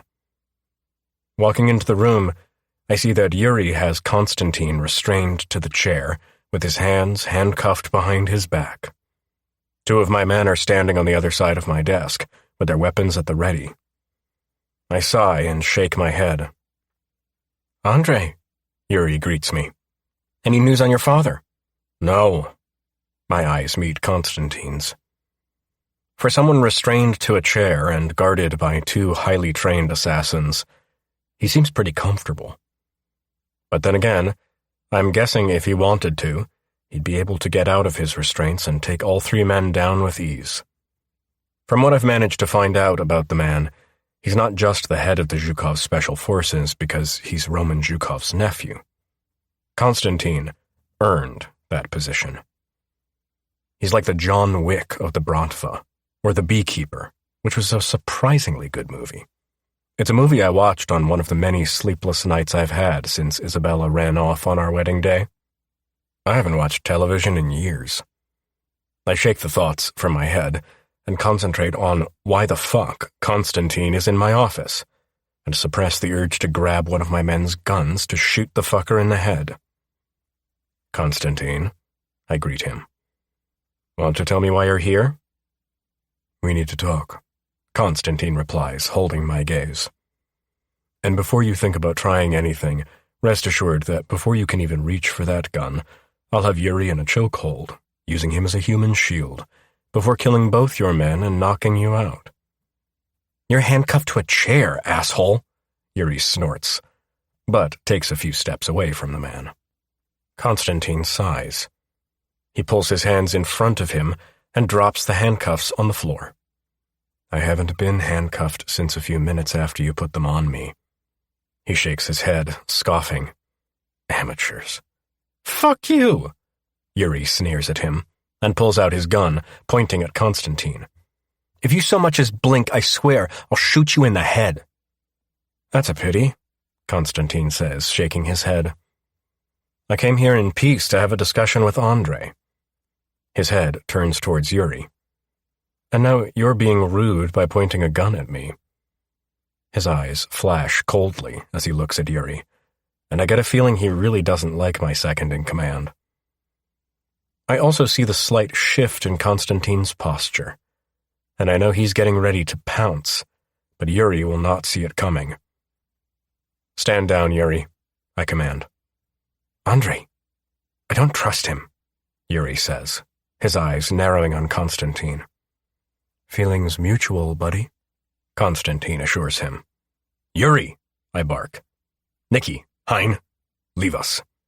"But, Andrei," Yuri starts to argue while Nikki and Hein nod and leave, giving Konstantin a wide berth.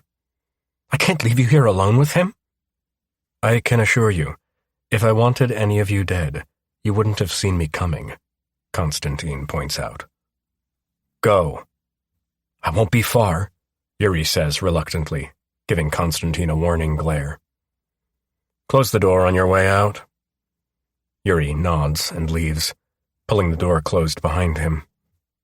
I see Konstantin cock his head slightly before turning toward me. "Did you enjoy that?" "Well, I don't like or trust your man, Yuri, because he has secrets," Konstantin tells me. "The other two are completely loyal to you, and they seemed more comfortable thinking I was secured to the chair." "That's nice of you." My voice drips with sarcasm before my brows draw together. "Why don't you trust Yuri?" I have no idea why I asked that, other than I've been feeling uncertain about my best friend for a while now.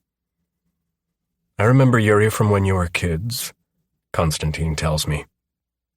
"He's always been completely loyal to you, but now there's reason to doubt him." His brow knits together. "Well, I guess everyone's entitled to their opinion." I shrug, keeping my features neutral, but I know I will mull over this later. Because as much as I hate to admit it, Konstantin is right.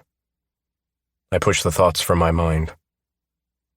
"Tell me what you're doing here, and where my wife and child are." "That's why I'm here," Konstantin tells me. "I need your help finding them." My heart jolts. "What the fuck do you mean you need my help finding them?" My eyes widen. "You've lost Isabella?" "I didn't lose anyone," Konstantin says. "If I weren't busy trying to find out who leaked our location, this would never have happened." He looks at me accusingly. "Are you blaming me for that?" I look at him in disbelief. "What makes you think they were taken?" My brows raise. "You should know by now that Isabella is an ingenious escape artist." "You and Marco are the only people my sister runs from," Konstantin points out. "She was abducted, along with Stacy and—" He pauses. "And a good friend of mine." "What?" My heartbeat picks up speed once again. "Isabella was abducted?" Anger bubbles up inside me. "I thought they were supposed to be safe with you." "I wasn't with them, was I?" Konstantin raises his brows, his cold, hazel eyes looking at me accusingly. "I was busy taking care of you and James, then trying to find the leaky faucet in my house. I can assure you, only James and I knew about your location," I tell him. "We kept it quiet." "Are you sure about that?" He looks at me as if he knows something I don't. "Yes." My brow furrows as I remember that man I bumped into at the hospital. Although, after James gave me the location he had written on a piece of paper, I bumped into a man with expensive Italian shoes. But I'm pretty sure he was one of your men. Konstantin's eyes watch me questioningly. "Can you describe him?" "He was one of the men you had guarding Marco's house when you drugged us on my wedding day." "Do you have a picture of him?" Konstantin grills me. I nod, and pull the folder from Marco's security cameras, go through the photos and show him. "That one." "Fuck," Konstantin hissed. "That is not one of my men." "Well, he's patrolling with your guards in one of your guards' uniforms," I point out. "No." Konstantin grabs more pictures and shows me the difference. "There is no number on his flat jacket." "Then let's find him and find out who the fuck sent him," I suggest. His jaw clenches. I'm afraid that won't be possible. He looks at me. That's a douchebag named Donald Whitman, and he's dead. By your hand, I take it? He rubbed his cock on my sister after trying to rape Stacy in the barn. Constantine's words hit the red rage button in the middle of my chest. How did he even get into your super-secure compound? I'm investigating that, Constantine tells me coolly. But if it makes you feel any better, Isabella sent a few volts of electricity through his balls with a jumper cable. Jesus, I spit. What the fuck? You have her torturing men now? Not me. Constantine holds up his hands. I was called away to help out family. Who? I look at him, curiously. Your uncle in town? I have family that is not blood. That's all he says. Now, are you going to help me find my sister, or not? Every minute we sit hashing out bullshit I fear is a minute of her life. Do you have a lead on her location? He nods. I was taking them to a safer location after someone gave away the location of our compound. Again, his accusing eyes bore into me. How would Donald know to have gone to the hospital to find you? Or that you knew about Isabella's location? His eyes narrow some more.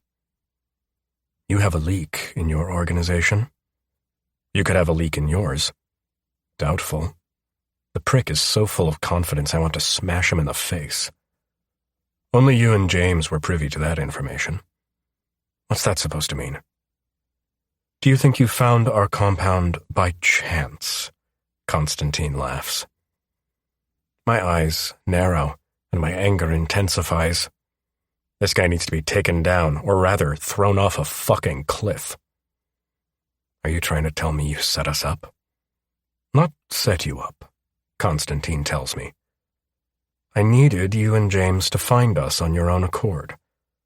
There are a few things the two of you need to know, now that you are the heads of your organizations. Which is? I look at him quizzically. We can get to that after we've got Isabella, Stacy, and my friend back, Constantine tells me. Now are you going to help me, or not? Why do you need my help? My mind is reeling with questions like, is he fucking kidding me? Can I trust he's telling me the truth about Isabella being abducted? Or is he trying to lure me into some sort of trap? I thought Zhukov's special forces were the best in the world. I'd rather they don't get involved in this, Constantine informs me. As far as my men are concerned, 3 of my men, Isabella, Stacy, and my friend, have gone to another safe house, because the one they were going to was compromised. Where are your 3 men? Suddenly there's a commotion in the hallway. What the fuck? I'm about to get up to see what's happening when there's a knock at my office door. I look at Constantine, and he shrugs before standing and opening the office door. Right on time, I hear Constantine say in Russian, and the hair on the back of my neck stands on end as I see 3 huge Russian Zhukov Special Forces men at my office door. I thought you didn't want the Zhukov Special Forces involved. My hand slides beneath my desk and lands on the butt of my gun that's positioned there. Andrei, this is Pavel, my second-in-command who should be in the hospital. He scowls at his man, who doesn't look as healthy as the last time I saw the man. This is Boris, my operations specialist, and Timur, our driver and scout. Great, just what I needed, an office full of Zhukov Special Forces. I nod and look past them as they pile into my office. Where are my men? Sleeping, Boris tells me and holds up a bottle. Neurovale. Shit, I spit. That stuff is starting to piss me the fuck off. It's better than killing them, Pavel shrugs. You're bleeding. I nod toward the stain seeping through Pavel's shirt. Just a scratch, Pavel assures me. That's some scratch. The man looks pasty and stands his ground. Did you tell him? Timur asks Constantine. Why are you even here? Boris glares at Timur and then looks at Constantine. It was probably him that gave Isabella and Pavel's position away. That's enough, Boris. Constantine's eyes harden, and Boris doesn't look happy, but he backs down.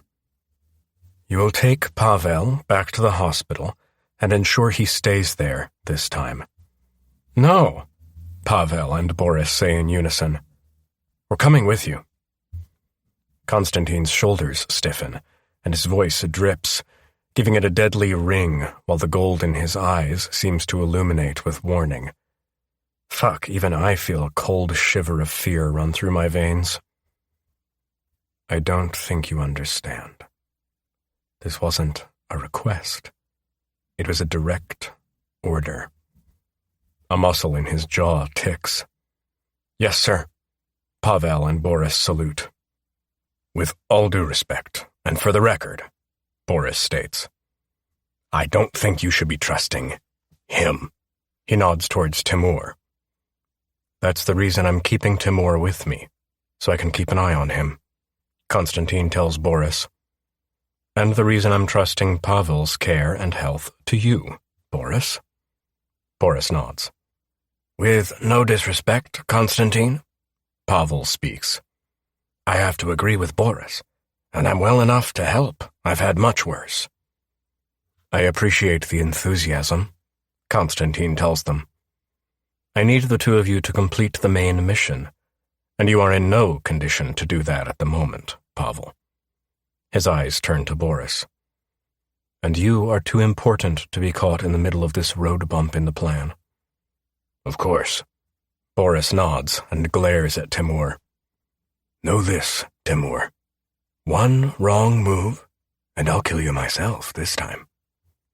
Now I'm wondering what the fuck Timur has done to deserve such hatred from Boris and Pavel.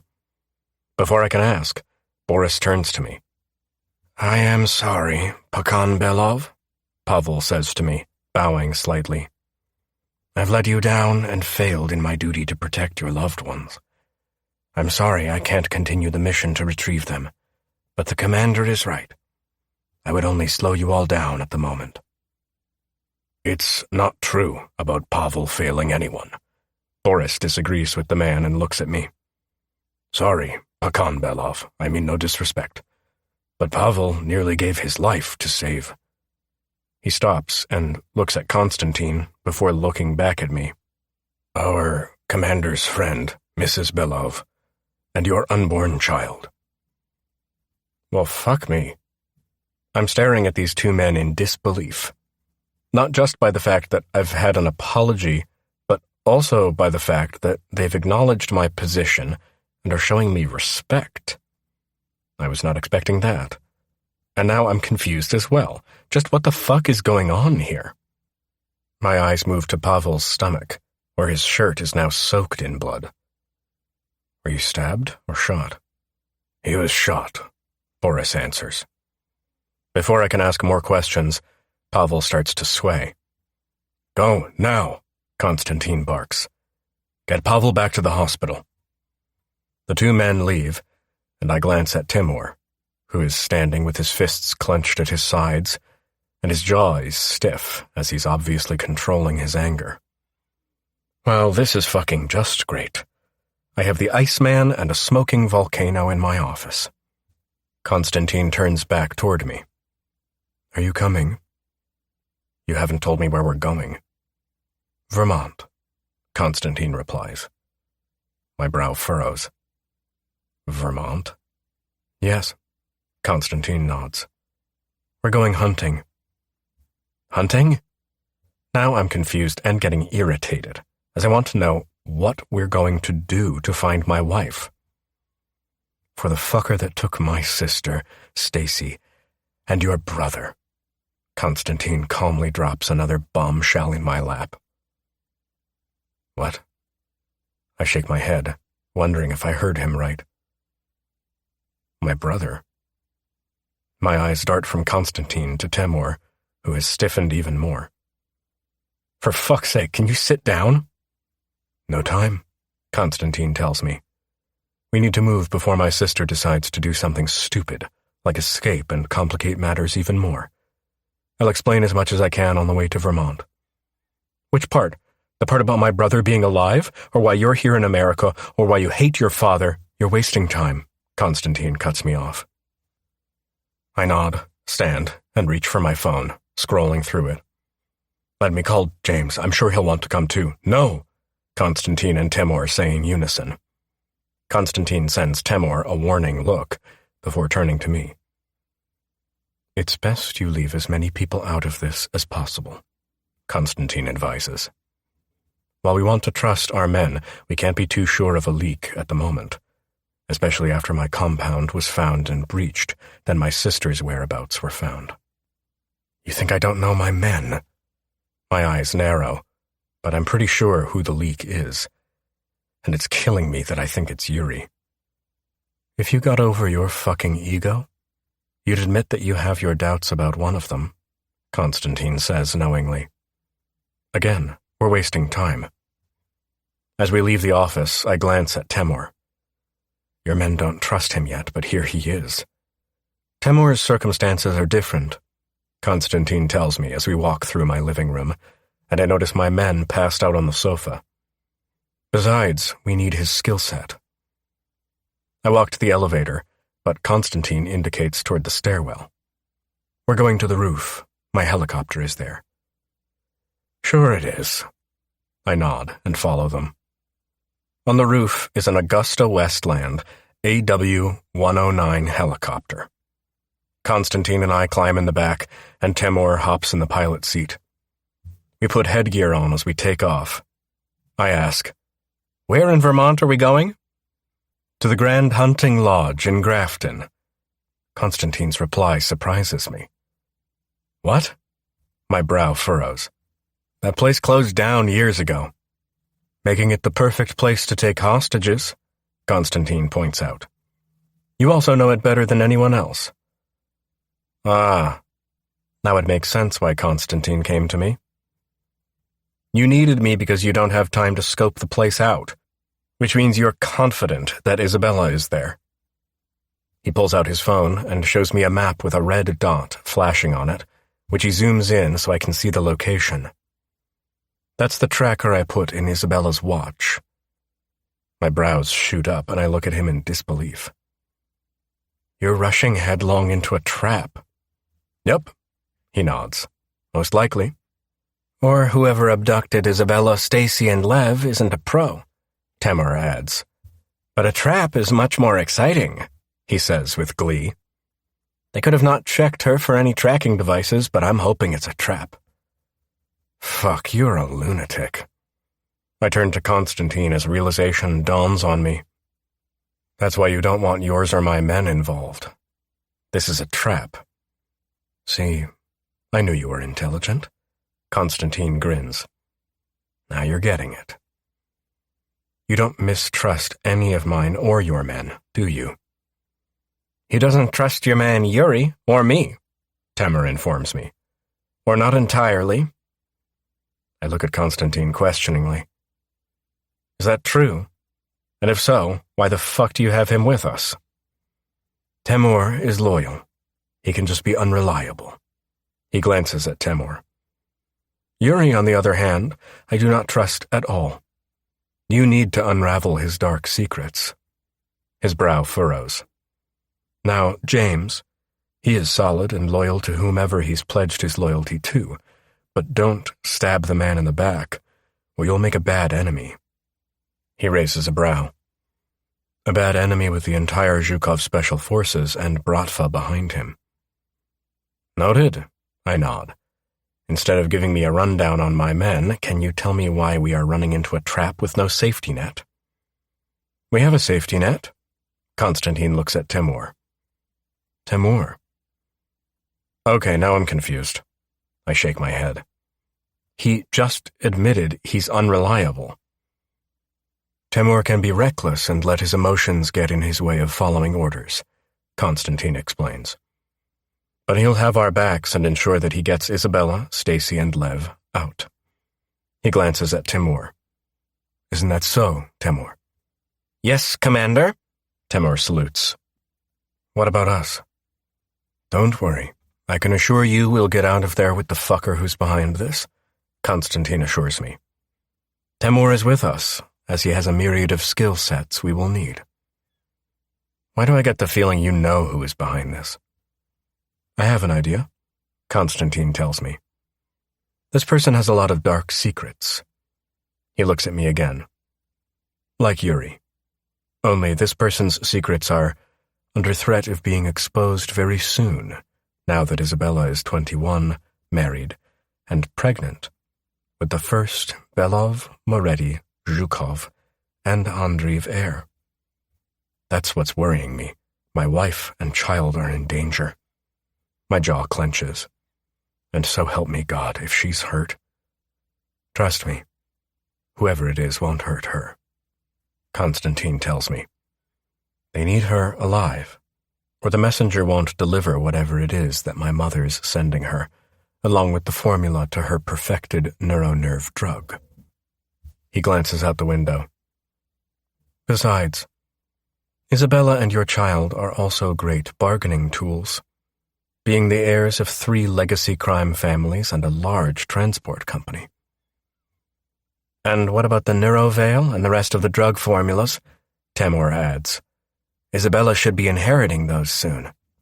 Jesus Christ! I shove my hand through my hair. So whoever has Isabella basically gets the mother lode of information that could potentially sink large crime families. She's carrying the super baby. She has 3 empires as a dowry, and the formulas to a new and improved neuronet and neuroveil. That's it, in a nutshell. Constantine nods in confirmation. See why she's the key. Who's the messenger? For 18 years, Marka, your parents, and a lot of other crime families that don't want this alliance to go through have tried to find who it is. Constantine purses his lips.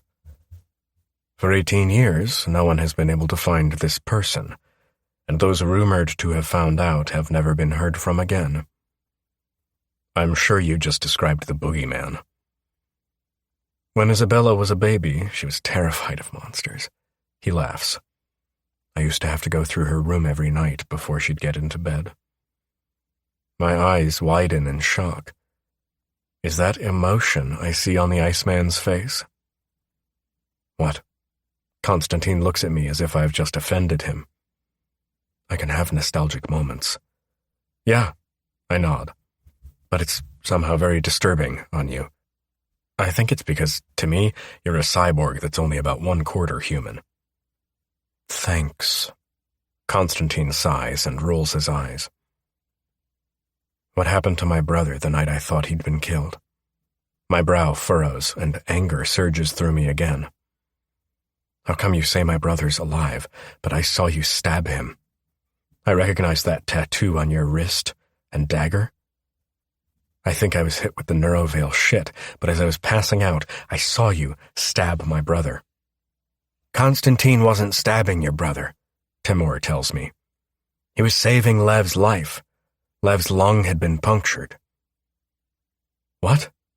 I blink, trying to process this. Constantine performed an emergency procedure, Timur explains. He had to insert a chest tube to prevent Lev's lung from collapsing completely. It looked like a stab, but it was the only way to save him on the spot. You mean you did a thoracostomy? I ask incredulously. To save him? Yes, Timur nods. It was a risky move, but it worked. Constantine knew what he was doing. Are you medically trained? Field medic. Constantine does his favorite shrug movement.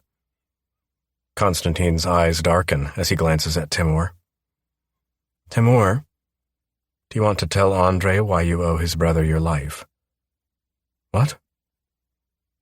It was my fault Lev nearly died that night 2 years ago, Timur admits. Like the commander said, I let my emotions get in my way, left my post, distracted the commander, and... He pauses. Got someone very dear to us both killed. No more fucking riddles, I seethe. What the fuck happened? Lev had just finished telling your father that he'd eloped, Constantine explains. Wait. My eyes widen in shock. What? Eloped? With Stacy Thompson, Temor adds, making me choke on my own spit.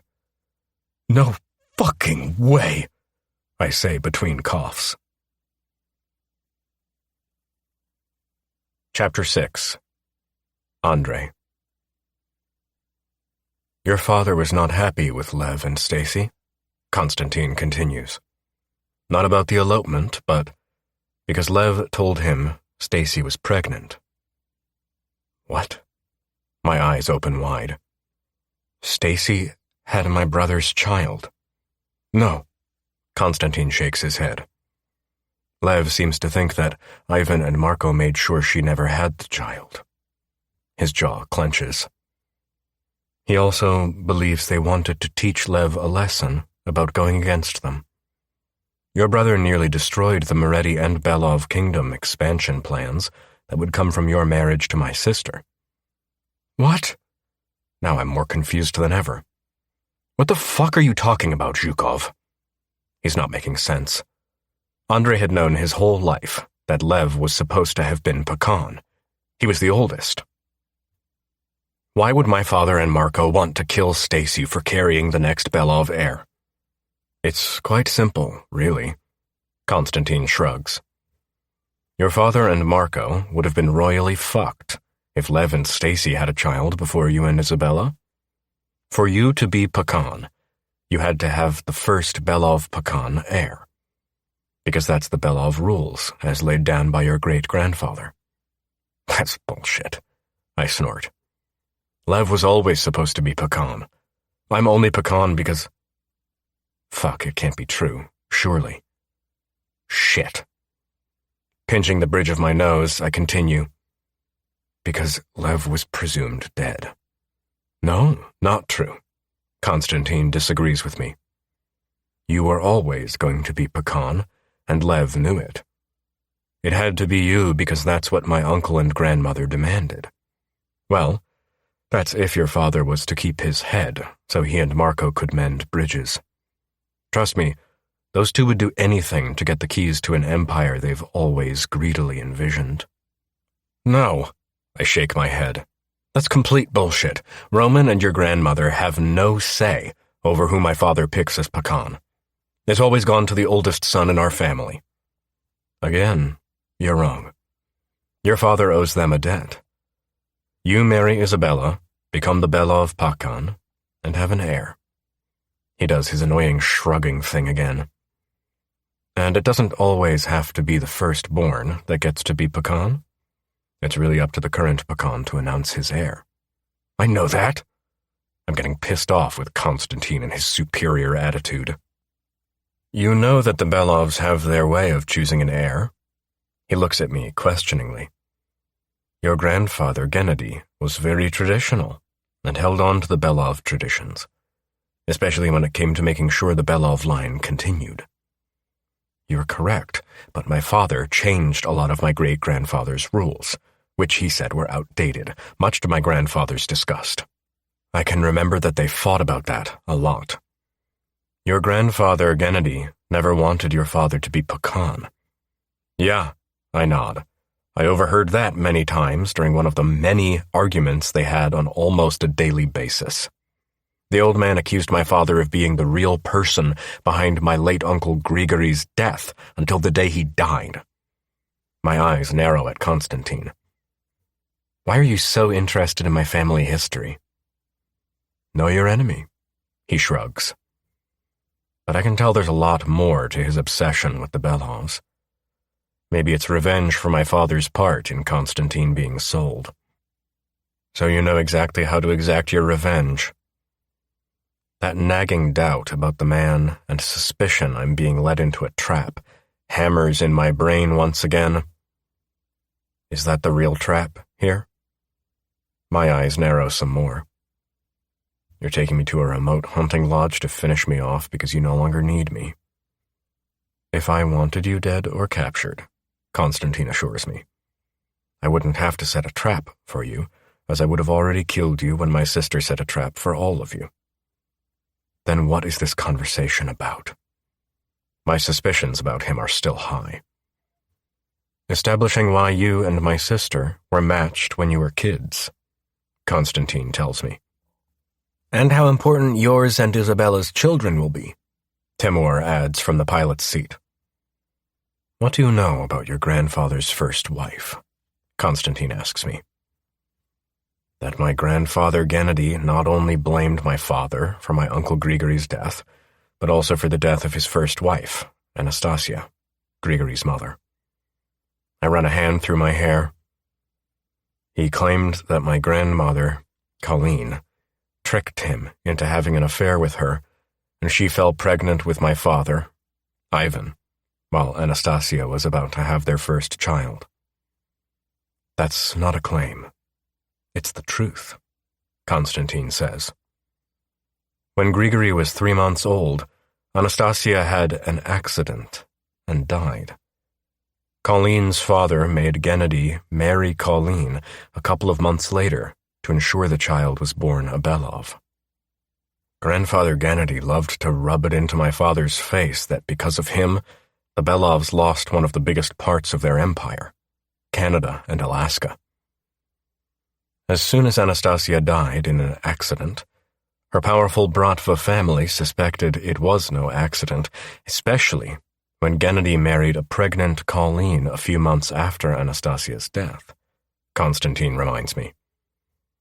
It was Anastasia's family alliance that had exalted the Belovs to the position of power they'd been in while Gennady was married to her. Then when she died, Anastasia's family pulled away their alliance and all our ties to Canada and Alaska were cut. In fact, there's a lot of bad blood there, I continue. But when your late uncle was old enough to marry, your grandfather Gennady then managed to move the family to an even bigger alliance. Your uncle Grigory was to marry Karina Zhukov, Timur states. And we all know how that ended. So as far as the Bratva in Canada, Alaska, and Europe are concerned, the Belovs don't deserve their respect. Your family's trash to them. Fuck you, I glare at Timur. Timur, Constantine reprimands. Only I can call the Belovs trash. Fuck you too. My brows draw together. You're not superior to me. Let's move on from this, Constantine says before continuing where the conversation left off. Your grandfather was about to make an alliance that would give them trade and product from the Canadian Andrives alongside one of the most powerful Bratva families in the world, Constantine points out. Another plus was that Grigory's marriage also brought Harrington and Velvet Transport, which at the time was the biggest transport company in the world, and one of the only ones that most crime families used. Yes, my mother Grace's family opened up the shipping lines for the Belovs. No, between your mother and your father, they nearly crumbled more than just the Belov Empire. Constantine raises his brows accusingly. When she came to America with Karina to meet the Belovs in negotiation over her marriage to Grigory, your mother was engaged to Roman Zhukov. So I've been told. I shake my head. Just another reason for Roman Zhukov to want my father dead. Then that shit with the contraband containers happened, Constantine reminds me. Grigory, Mateo, and Anatoly were killed, along with Grace's father, mother, and sister. I can see where he's going with this, and when I hear Constantine's telling it, I can see why everyone suspects the real culprits behind the contraband container war of 29 years ago were Marco and my father. I can see how this makes my father and Marco look guilty. Do you know that Grace and her father, Lance, had come to Boston with Roman and Karina because he'd bought the Boston docks and was going to get Grigory to run them for him? Constantine's words do surprise me, because I did not know that. The contraband only started after Lance had signed the contract stating that. Constantine's eyes narrow. When the containers were being blamed on Matteo, Grigori, and Anatoly, Grace's mother and sister had been taken and were being held hostage. Yes, so that Lance would continue to send the containers, I say. That's what Colleen told the Irish mob, sealing Matteo, Grigori, and Anatoly's fate. Constantine's look says it all, and paving a way for the new Pecan. What are you saying? My voice becomes low and dangerous. That my grandmother and father were in that together. You do the math, Constantine retorts. They got the Irish mob to take out Matteo, Grigori, and Anatoly. Colleen has Lance killed and blames Roman. Your father suddenly finds Grace's mother and sister. Her mother is dead, and a few months later, her sister takes her own life. My mother blames Roman for their deaths, and my father is her hero, I continue. My father gets Grace and Velvet transport, and he becomes Pecan a couple of months later when Grace is pregnant. Constantine finishes my contribution to the story. Your father married Karina, I point out. I've noticed you've kept Marco from the blame. Oh, Marco was in love with Matteo's wife, Ginevra. Constantine's eyes flash with a dark emotion. He also didn't think Matteo was the best attorney at Moretti Law. And while he wasn't really interested in being the Moretti mob boss, he wanted the law firm. He glances out the window. Apparently, Marco also made no secret about the fact about the law firm, but he did love his brother. Unlike my father, who didn't love his old brother, I comment. My father told me it was no secret how he and Grigori didn't get along, as Grigori never showed Colleen any respect. Can you blame him? Constantine's brows raise. They were both fucking bastards that neither Roman nor Carla should have shown any mercy to. Timur sneers. Timur, Constantine barks. Forgive him. He lost his father, who was trying to protect Anatoly. Shit. I glance at the pilot. I'm sorry. Timur nods. Thanks. Bringing the conversation back to how this affects you and Isabella, Constantine brings my attention back to him. Roman made Marco marry Karina in order to save the Morettis and stop Marco's father, who, as you know, defended the Underworld and some other crooked people. I guess you can't really put a hit on a man that can literally bring down the most crime families in the States and Canada. The Morettis also have a European branch that works for Roman. They also have another darker family secret. Fuck. I did not know that. No wonder Marco only got off with having to marry Karina. Oh no, that's not the only punishment that Marco got. Constantine shook his head. There was a reason Matteo had to die. And what was that? Matteo was the Reaper. Constantine's words have my jaw dropping. You're married to my sister now, so I can tell you what Marco's side hustle is, and why your grandmother always pushed Ivan to be his friend. She knew one of the Moretti brothers was going to be or was the Reaper, I guess. Yup. Constantine nods. My uncle thinks Colleen found out it was Matteo. That's why he had to die. She couldn't have the Reaper looking into the container war. Roman is the one that forced Marco's father to pass the position on to Marco. Fuck, I spit. My grandmother dared to go up against all those powerful people and killed the Reaper. Don't look so proud, Constantine warns me.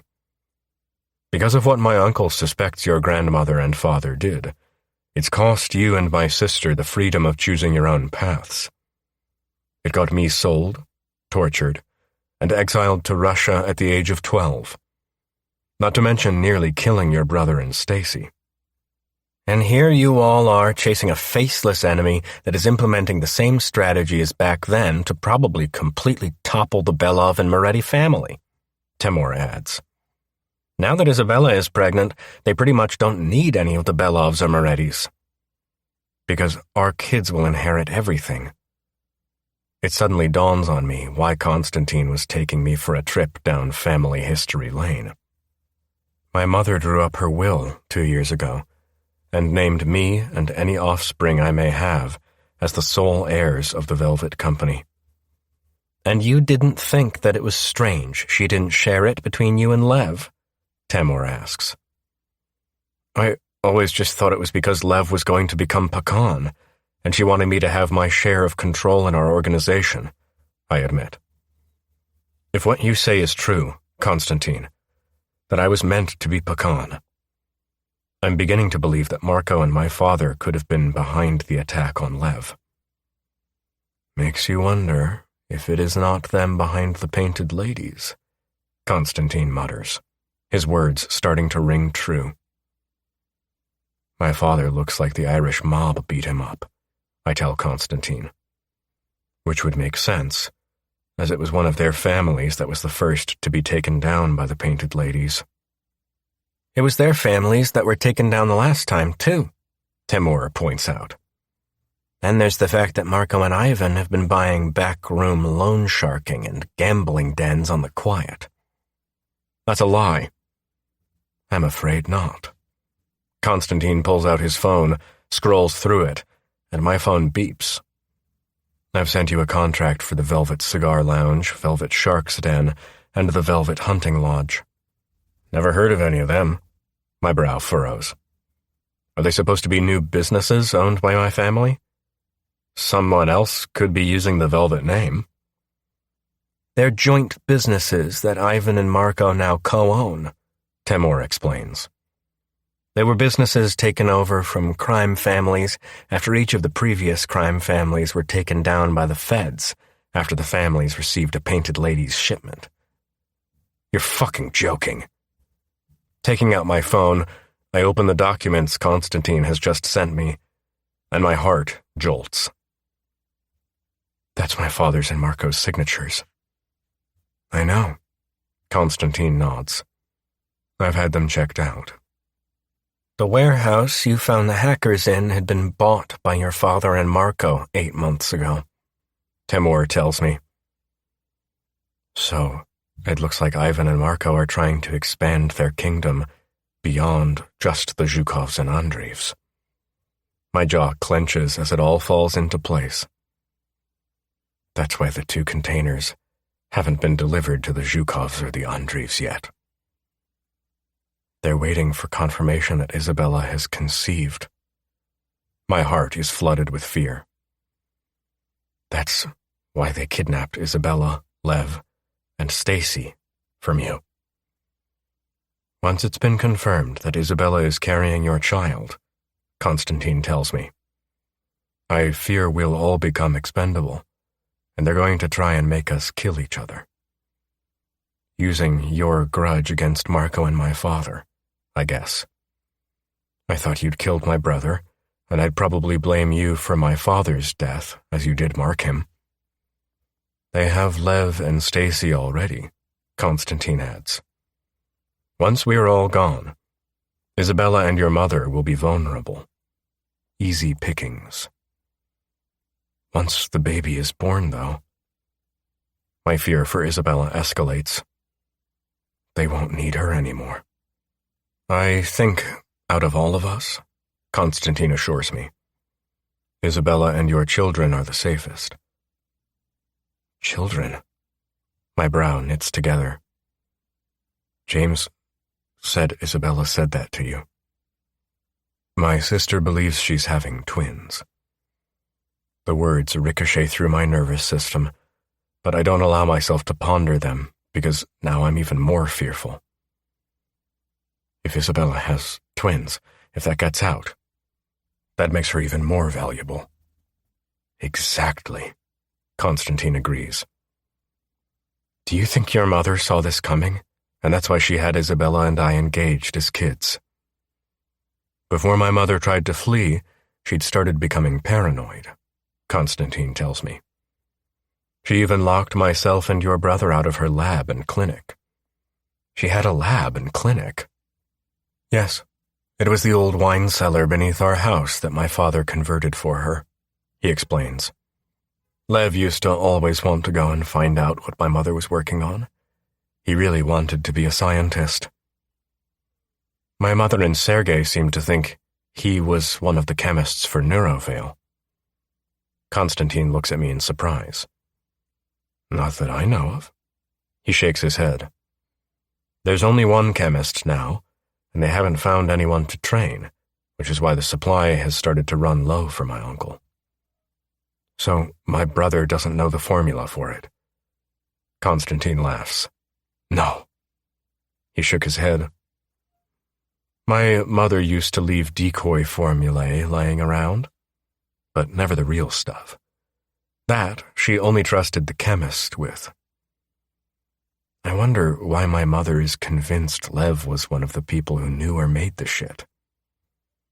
I know he's tried to synthesize it a few times when we were kids, Konstantin tells me, but we never had the secret ingredients. Your mother's paranoia. Was it because of this monster she refers to in her journal? Where did you get one of my mother's journals?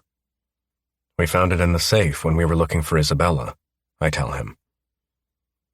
Before my mother died, she told my uncle she'd perfected the Neurovale and Neuronet formulas. She'd finally made a way to make her new drug only target specific things, he explains. She thinks the patient she was treating at the time, the one she found out was the monster, overheard her and, to her surprise, spoke Russian. Why would that surprise your mother? I look at him curiously. Her and Marco were deeply involved with the Bratva. My uncle thinks the person she was treating wasn't Russian or Bratva. Konstantin's words sent shock waves through me. But I have a feeling she was wrong about them not speaking Russian, and they heard her tell Roman about her breakthrough. That night, my mother's lab was broken into. That's ballsy. I give a low whistle. Or someone who already lived on the property or knew my mother, Konstantin points out. The following day, my mother found her patient nearly dead after having been administered a high dose of Neurovale. Who's the patient? None of us know, Konstantin tells me. But she was testing her neuronerve family on them. What about her patient records? I ask. I know she probably treated crime families, but she'd still have kept medical records. Gone, Konstantin answers. My mother had secret cameras in her lab and clinic. Apparently she got the thief and the patient confessing on the footage. And let me guess, that's all gone. Yes, Konstantin nods in confirmation. Along with the new formulae. The day my mother fled, she trashed her lab and made sure there was nothing left of any ingredient in it. You think that your mother's sending a messenger with all the information to Isabella? Roman's theory is that Marco knew who the patient was and would have got rid of them and any helpers by the time Isabella was 21, Konstantin says. Or she was hoping they'd be dead, which could imply they were older. Like your psycho grandmother, perhaps? Konstantin looks at me. While I want to lay into him for disrespecting my grandmother, he's not wrong about her. She died in an accident a couple of months after your mother's death. I know, Konstantin nods. 2 days after Roman sent word to Marco that I was found and safe after I'd been put into a container and tortured for around 3 weeks. Why would he send word to Marco? My uncle has never believed Marco had anything to do with that plot to kill Grigory Belov or Matteo Moretti. His cold eyes hold mine. But he does believe your father was behind it. Why? I look at him with raised brows. What proof does he have? That night of my mother's death, Ginevra, with the help of your brother, nearly had me on a plane to Russia, Konstantin tells me. But I was caught by Sergei, and he had been ordered to put me in that container by a Belov. Chapter 7. Andre. I know, I'm gaping at Constantine, but his words are echoing in my head, and I remember the look on Sergei's face the day I took over as Pecan. His eyes had filled with a dark emotion when he'd told me that Marco had sold Constantine. Sergei had also said that Marco never did anything alone, implying that my father had been involved. Sergei seems to think that it was Marco who sold you. He would say that, though, wouldn't he? Constantine's eyes flash dangerously. I was always going to be a threat to Ivan and Marco's plan for their new kingdom. They would rather make it look like you were abducted when you ran from the car accident than have you killed, I realize. Jesus, you were fucking 11 years old, and they did that to you. I was also a nosy kid who asked too many questions. He shakes his head. I believe your brother may be right about Marco and Ivan trying to get rid of him because of what they did to me. He shakes his head. While I was in Russia, they pretty much thought I was no longer a threat, because Roman named me as the next Zhukov Bratva Pecan. But they need that alliance, I remind him, because your history with Marco and Ivan would still make you a threat, an even bigger one than you were before. I think they were also trying to kill me that night your brother got attacked, Constantine confesses. I got a message from your mother asking me to get to your building, as she was afraid your father was going to do something terrible to your brother. I don't see how that proves anything. Your mother told me she never sent a message, and her phone had been stolen 2 days before that night. Constantine's words make me cold. She'd only gotten her new phone the day after Lev was attacked. So it was a setup. My brows knit together. Or someone was trying to get rid of 2 birds with 1 message, Constantine tells me. Only your mother and Lev knew I was in town, which means whoever was behind your brother's attack had access to your mother and was watching her. Okay. Something always bugged me about that attack. Constantine's brow furrowed. There seemed to be 2 independent teams of attackers. Why would you think that? Because of the way it all went down? Constantine glances out the window again, and I can see he's getting caught up in the memory.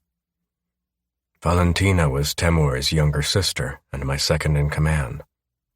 I was his first in command, and Pavel was his third, Temur tells me. And before Constantine can continue, he adds, Constantine and my sister were living together. Oh. I look at Constantine in shock. I didn't know cyborgs could have relationships. Funny. Constantine sneers, but I see the pain at the back of his eyes and realize what Valentina meant to him. She and I were going to get married. He glances at his hands, where he has a cold band studded with diamonds. This was her engagement ring. My sister was a warrior. She couldn't have a flashy ring. Timur's voice is hoarse. That's the night I got demoted because I found out my sister was pregnant. Now I'm curious, so I'm looking at Constantine. Were you and Valentina already engaged? No! Temur booms. Sorry. We were, Constantine assures me. We just hadn't told anyone yet, as we'd also just found out we were pregnant. A small smile lifts his mouth. When we arrived at Belov Towers, Pavel, Boris, and Valentina were going to take care of the goons we saw in the alley sitting waiting for Lev. We were going to go to the front and warn you. Temur takes over the story. But as my sister jumped out of the car, her pregnancy test fell out of her pocket. Temur is a traditional prick. Constantine's eyes narrow angrily. He took after his sister, demanding to know if it was hers. Jesus. My sister told me no, she'd never seen it before. Temur tells me. But I was furious at that point. because I knew there was something going on between the two of them that they weren't telling me. Timur basically raised Boris and Valentina, Konstantin explains. Ah, I nod in understanding. But that's still no reason to fly off the handle in the middle of a mission. I thought it was nothing more than a babysitting mission, Timur admits. I didn't think it was going to erupt into what it did. Pavel tells me that the man who stabbed Valentina in the neck looked like he was actually targeting her. Konstantin tells me. I saw her fall and left my post, keeping an eye on you two to get to her. Someone tried to shoot Konstantin? Timur tells me. Not just someone, he corrects himself. A sniper. And he was only targeting myself and Valentina, Konstantin tells me. I could have gotten her to the hospital and saved her, but before Pavel could get to the roof to get the fucker, he put a bullet through her head. Fuck. Now I'm feeling bad for the Iceman. Did Pavel get him? Yes, Timur tells me. But before he could ask the fucker anything, the man bit down on a cyanide pill. What the fuck? That's like old school shit. We found out that he was ex-military and very much indebted to the Velvet Cigar Lounge, Konstantin tells me, and my blood chills. The commander was in pain and furious when he heard a shout coming from the front of your building, Timur says. By the time we'd plowed through 3 of the men that had been sent to attack you and Lev, we didn't see the second hit. Second hit? Yeah, Konstantin nods. We'd just thinned the alarming number of men sent to attack you, Lev, and Stacy, when 2 masked men appeared from nowhere. One grabbed Lev as Stacy arrived, and she accidentally sprayed you in the face with a neuroveil. That bitch sprayed me in the face. She saved your life, Timur snaps. The men thought you were dead and turned their attention to her and kicked her brutally. While Timur was trying to get to Stacy, I couldn't get to Lev in time, as the man who grabbed him shoved a knife into his side, and the second man kicked him in the spine, Konstantin tells me. I managed to kill the man who held and stabbed him, but the other one took off and disappeared.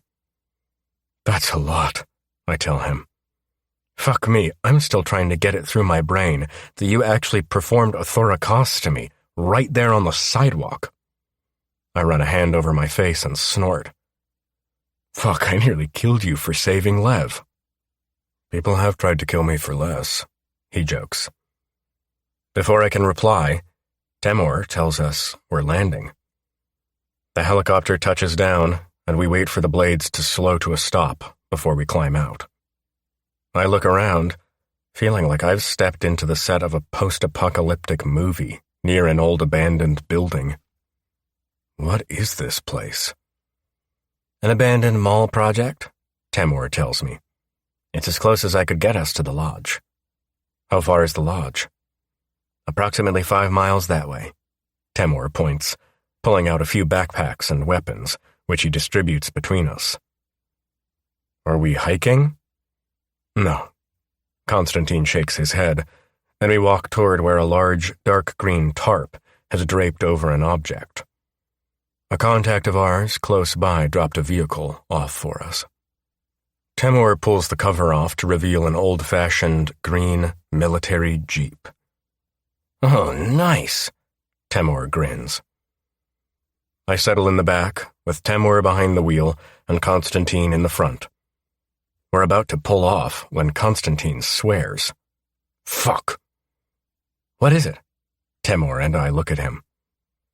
It seems my sister has gone on the run once again, Konstantin informs us, making my stomach knot. Jesus, I hiss. What the fuck is wrong with her? She doesn't like to be caged and forced to do things against her will. Timur looks at both of us accusingly. And Isabella is tired of being a puppet, with other people pulling her strings. We glare at him, and he shrugs. That's what she told Pavel. Just get going. Konstantin shakes his head and starts to direct Timur north, about 10 miles outside Grafton, Where is she going? Canadian border, Constantine and Temur say in unison. Great, I throw my hands up. She's running to your grandmother. No, Constantine shakes his head. Isabella doesn't know where to get hold of our grandmother, but she does have some other rather interesting friends in Canada that do. We drive in silence, the hum of the engine the only noise, as we head toward where Isabella seems to have stopped. Evening is descending fast, and I know Constantine is probably hoping what I am, that Isabella has stopped for the night. This doesn't seem right. I frown, looking around as we get closer to the signal. We are on the road out of Grafton, and there's nothing for miles, as the road cuts through a forest. It's a road with no stops anywhere. That is perfect for dumping a car, Constantine says, as we pull to a stop behind a Land Cruiser. Fuck. He's out of the Jeep before any of us and checking out the vehicle. I catch up to him and try the doors, but they're all locked, and the vehicle looks like it hit something at the front. My heart starts hammering, because now all sorts of scenarios are running through my mind, like what if she's hurt? The vehicle tweets, making me jump as it pulls me from my thoughts.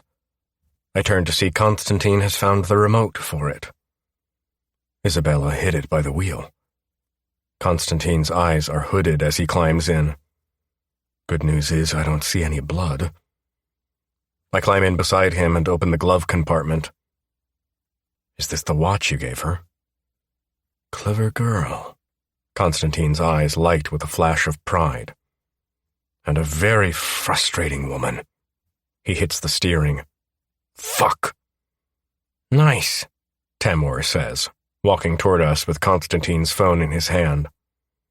It's armored. He looks at Constantine. I wish we could keep it. Check the GPS, Constantine orders Temur. Get it disabled, and we'll take it with us. I think it will come in handy at the lodge. It's been damaged at the front, Temur notes. Like it went through a wall or something metal. He hands Constantine his phone. There's a message on there from Judy. Judy? His brows knit. Canadian Judy. I think so, Temur shrugs. Constantine looks at the message, while Temur and I search the cars for more clues. Constantine gets out and goes to make a call. Judy his woman? I ask Temur. No, is all Temur says before changing the subject. I think Isabella went back into town. What makes you say that? Because she dumped a perfectly safe vehicle here. Temur stands beside the road. Isabella ensured it was facing north. He points to the ground. There are tracks, 2 sets of footsteps walking a distance north, and they stop at the side of the road. So, they walked, hiked, and got a ride, I point out. Do you see any cars? Temur asks.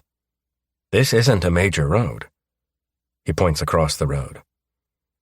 I'm betting if I go to the other side of the road, I'll find 2 pairs of footprints heading into the woods that will lead them to the center of Grafton. Let's check it out. Before we can go, Constantine is back. No need. Temur is correct.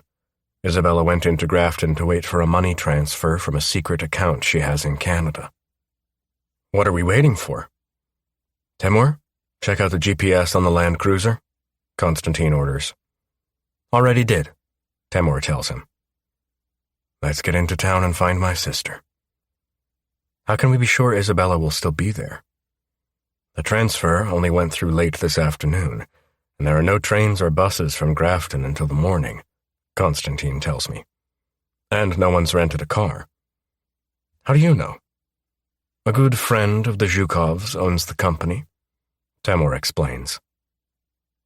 Once we're in Grafton, we find out where Isabella and a friend are checked into. Steam has started to build up inside me as I wonder who the friend is. My mind automatically goes to a male friend, as they are in one room with one queen-sized bed in it. I want to go storming in and barge through the door, full anger blazing. But Constantine assures me that would only anger Isabella, and we don't know who the friend is. The room is on the 2nd floor. Temur books the room next to Isabella's, and I can imagine what it must have looked like to the clerk as 3 large men booked one room with one bed in it. I'd find it amusing if I wasn't fucking furious with Isabella for being at the hotel with a friend, not telling me she's pregnant, running away from me. The list just grows as my head gathers more steam. As we get ready to find out who Isabella's in the room next door with, my mind's ticking over with bucket loads of suitable punishments for her for all her crimes. Chapter 8. Isabella. A soft caress teasing my nipples through my flannel top wakes me. My eyes open to find myself in a hazy dreamscape with tendrils of desire winding through me. My stomach knots when I find Andre standing before me naked. My already heated skin craves to feel every inch of him pressed against me, including his ramrod stiff cock that's proudly pointing at me. "Hello, Isabella." Andre's voice is soft and hoarse. "I've missed you." I'm not sure if this is a dream or not, but it feels so real, and my body has craved him for the past 8 weeks. I can't deny how I feel about that. "I've missed you too." The soft words tumble from my lips. "Then take off your clothes for me and show me how much," Andre commands. I sit up and start to slide off my pants, but his hands reach out and stop me. "No," he shakes his head. "Your top. Show me your breasts." I swallow, and my pussy starts to throb as I feel myself begin to get wet and pull my top over my head. Andre takes it and throws it on the floor. "Turn around and sit on the edge of the bed," Andre tells me, mesmerized by his hypnotic eyes, deep, sexy voice, and my growing need. I do as he asks. Throwing my legs over the side of the bed, I sit up straight, my breasts standing out proudly and my nipple tightening with the combination of being turned on and the loss of warmth. "God, you're gorgeous," he groans. "Show me how you like me to pinch your nipples." I swallow, my eyes not leaving his, and raise my hands to cup the underside of my breasts. I knead the mounds before my thumb and index finger of each hand tweak, twist, and pinch each nipple. A soft groan escapes my lips. I squeeze my thighs together to relieve some pressure building on my needy clit. "Take your pants off," Andre orders. I drop my hands from my tits and start to slide my pants off down my long legs, letting them drop to the floor. "Open your legs and show me your pussy," he commands. "Show me you're wet for me." Oh, fuck. If I hadn't been saturated before, I am now. A part of me wants to show him, wants to put my finger on my clit and play with myself while he watches. The other half of me is shocked at how much I love showing myself to him like this. "Open your legs, Isabella." Andre's voice gets a little more forceful. "Or do you like it when I heat that sexy little ass of yours with the palm of my hand?" I bite my lip, keeping myself from screaming, "Oh yes, please spank me. I'd love to feel your hand warm my ass." And I'm shocked at just how much I want it. I shake the thought off and open my legs for Andre. "Wider," Andre says.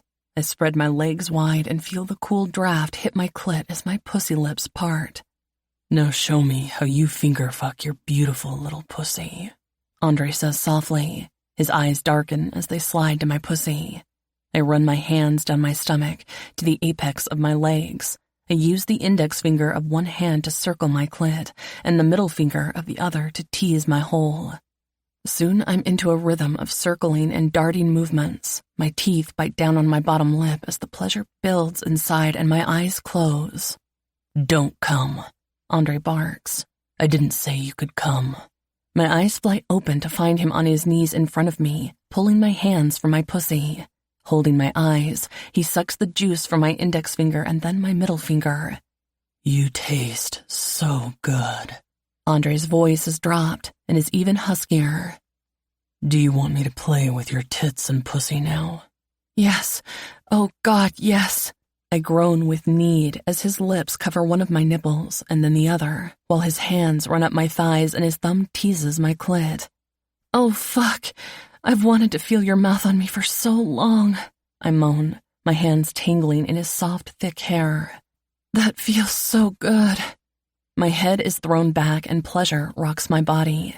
Andre pulls away from my breast and looks up at me with a devilish grin, his thumb still teasing my clit. "Your pussy is so nice and wet." I can feel myself getting wetter and more aroused with each passing second. His words only add to my arousal. Andre leans in again, his lips on my neck as he carefully nips and sucks at the skin. His thumb continues to tease my throbbing clit while he inserts one of his fingers from his other hand into me. "Oh, fuck!" I can't help it. My hips push into his finger as he starts to finger fuck me. My hips fall into the rhythm, riding his hand. I clutch onto him, desperate for more contact. He chuckles against my skin before pulling away slightly and looking into my eyes. "No!" The words rip from my throat and my hips automatically push forward, begging for his hand to return. "I want you to lie back down," he says softly. He pulls his hand from between my legs as I lie back, and he opens my legs as wide as they can go. Now let's examine this tight little pussy."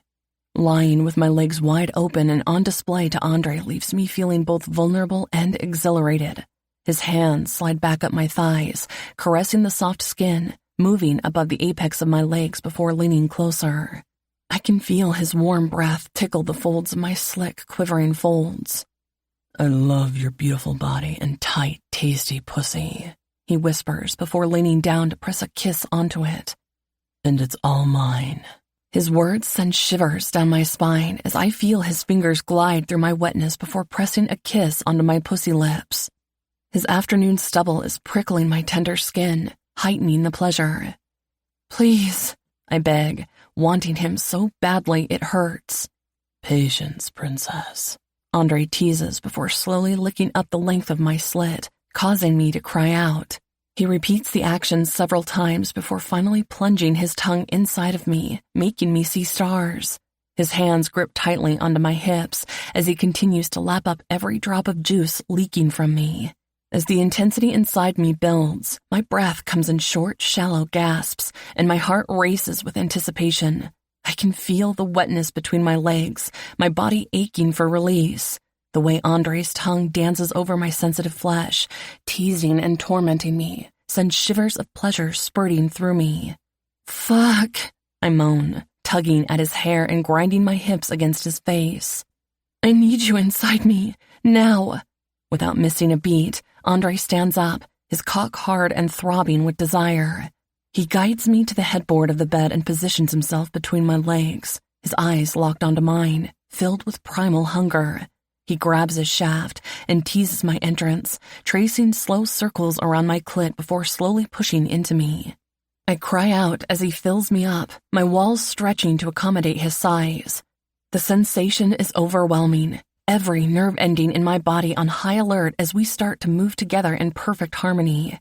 He thrusts deeper, hitting that sweet spot inside me that makes fireworks explode behind my eyelids. "Yes, baby, let go," he growls, his voice low and husky. "You feel so fucking good. You're so tight." I wrap my legs around his waist, urging him to go faster, harder. Our bodies slap together, the sound of our skin on skin adding to the erotic symphony of our lovemaking.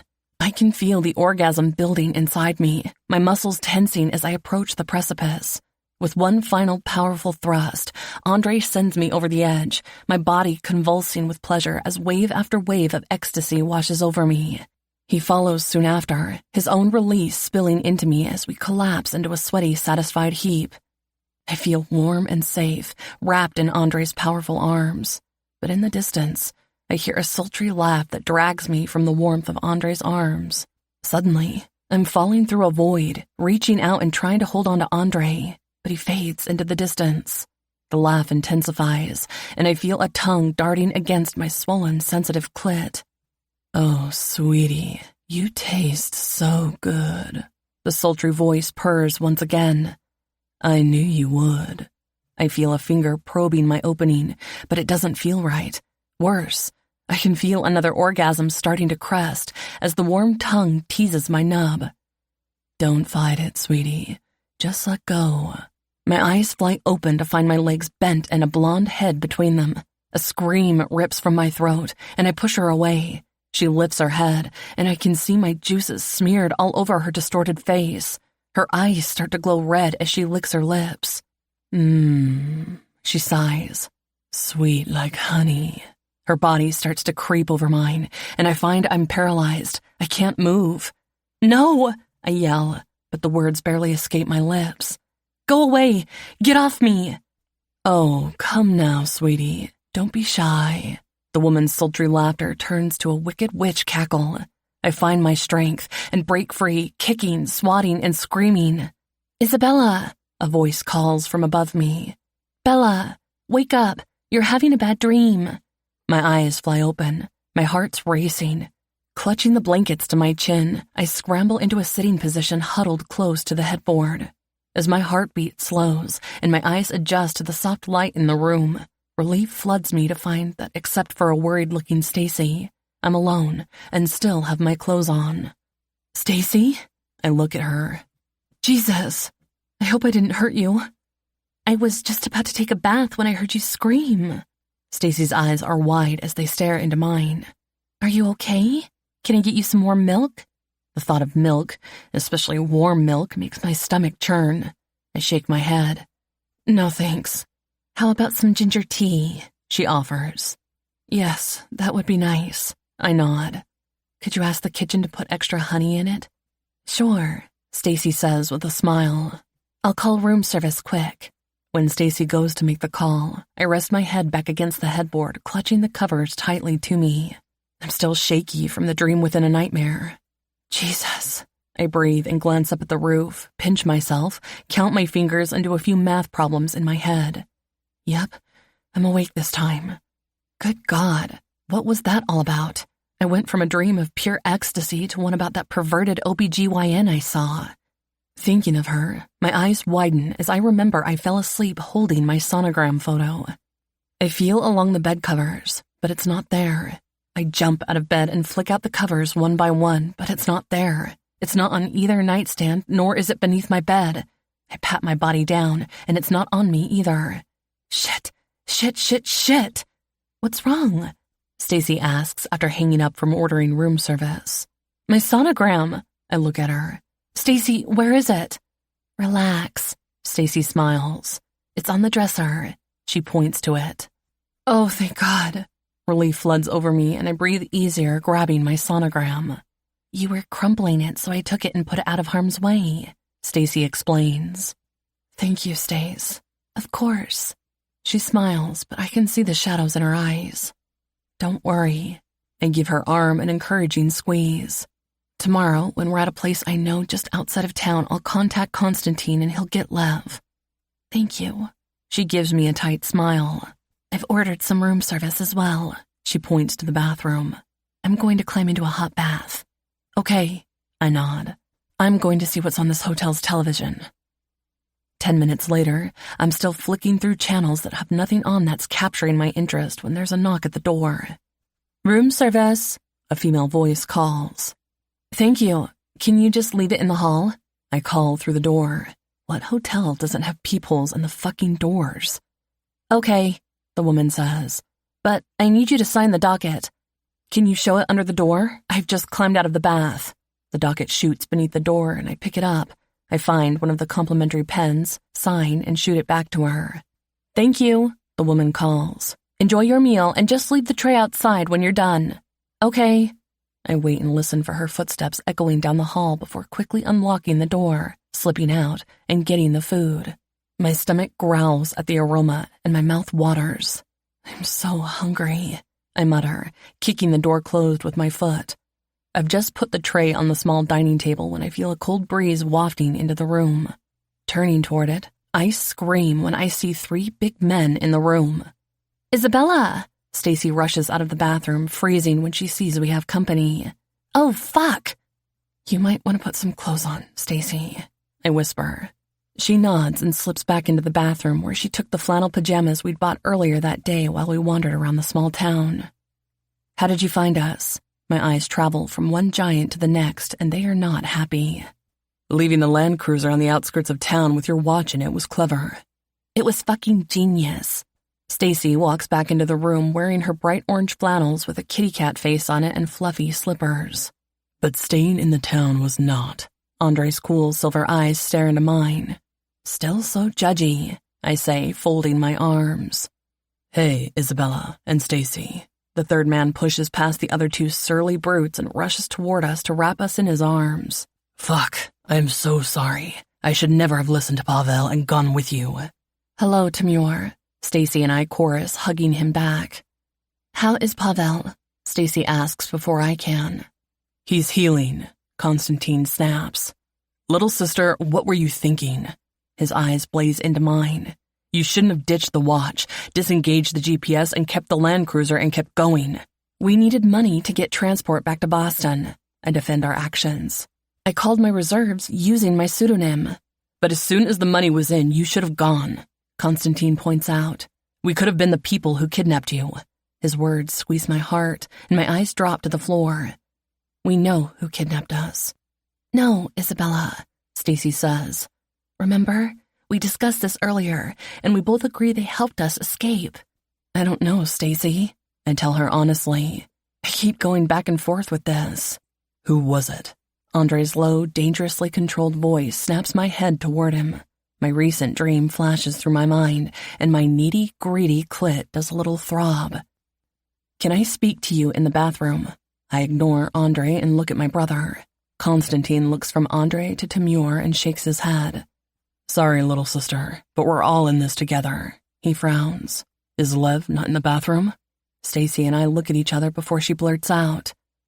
We had to leave him back at the lodge. His leg braces were badly damaged from the shootout in the bathroom when we were captured. Stacy rattles off the entire story at Roadrunner speed. Marco was the one that kidnapped you? Konstantin and Andre splutter in unison. Chapter 9. Isabella. Yes, Stacy's still going strong. But he, Stan, and Igor, and even that fake boob Dr. Bimbo helped us get out of there. Who was this doctor? Konstantin asks. Dr. Alder, I say, and watch my brother's features go stony and his eyes darken with such intense anger that I take a step back as he looks scary as all shit. Do you know her? We met many years ago, Konstantin says, his emotions once again in check except for his tightly balled fists. She's at the lodge with Marco. His eyes are narrowing into slits. So is Lev, I say again. And please, if you're to go blazing in there, please don't hurt Stan or Igor. You need to get dressed. Konstantin ignores me and looks at Stacy before turning back to me. How much of your cash do you have left? Quite a bit, I tell him. Why? You need to continue on the way we were going, he tells me. Do the route you were planning on taking until we hijacked your plans. I've already added to your provisions on the off chance we had to do the trip this way. His eyes slide to Andre. Andre, I need you to go with my sister to a place where I know she'll be safe. What about Lev? Andre looks at my brother with narrowed eyes. Leave Lev to us. Timur tells him and turns to Stacy, telling her once again. You may want to put some other clothes on as we're putting you on a train back to Ginevra and Boston. No fucking way, Stacy refuses, shaking her head. I'm going with you two to get Lev. No, Konstantin and Timur speak in unison. It's far too dangerous. Then I guess I'll just stay here and stroll around the town, Stacy says, making sure every street camera out there picks up my face so the kidnappers will come find me and take me back to the lodge. Fine, Konstantin looks at Timur. Give her your flat jacket once she's put some clothes on. As I'm going with Isabella, Stacy can have mine. Andre pulls the jacket off and hands it to Stacy. She nods, grabs some of the new clothes we'd bought earlier, and ducks back into the bathroom. Get a good rest tonight, Konstantin tells me. You and Andre need to head to Derby Line, which will be your first collection stop. You know what to do from there, Izzy B. He smiles and walks toward me, hugging me and whispers. In the last backpack at the final stop, before the next border you have to cross. You'll find the address you need to get to. It's time to do what we discussed that first week in Maine. Oh, shit. My heart slams against my ribs. I was really hoping I didn't have to do this and thought maybe it was just some sort of myth our family uses to scare people and us. I babble, and Constantine kisses my forehead. You'll be okay, Constantine assures me. Not without you, I insist. My eyes are huge. Please, big brother, don't make me do this on my own. I glance toward the bathroom. Let us come with you to the lodge to save Lev. At least I can be there to advocate for Dad before you'll all rip into him. Stacy might be right, as I think he and Dr. Bimbo were helping us escape for some reason. I promise I won't just execute him without asking questions first, he teases. And you're not going to be on your own. He turns to look at Andre. Andre will be with you. I seriously have to do this? Yes. Constantine nods. It's as much for you as it is for all of us. Great. I throw my hands in the air. Put that on my shoulders too. You've got this. He smiles. Think of it as a road trip adventure. He leans closer. But for fuck's sakes, listen to Andre. What? My brow furrows and anger slashes through me. You said this is my trip. No. Constantine shakes his head, and his eyes connect with Andre's, who is watching us intently. It's your trip. He uses his index finger to include Andre and me, before turning to Andre. I'm trusting you with my sister. Don't make me come after you. Get my brother back, or I'll be coming after you. Once you're finished comparing dicks, Stacy breezes back into the room all ready to go, wearing the flat jacket, which is way too big for her over her puffy coat. Can we go save my husband and find out what the fuck is going on with Marco? Don't stay here too long, Constantine warns us, pulling out a phone. I'd leave just before dawn. I'll have a contact drop off a car for you at 4 a.m. Be downstairs ready for him.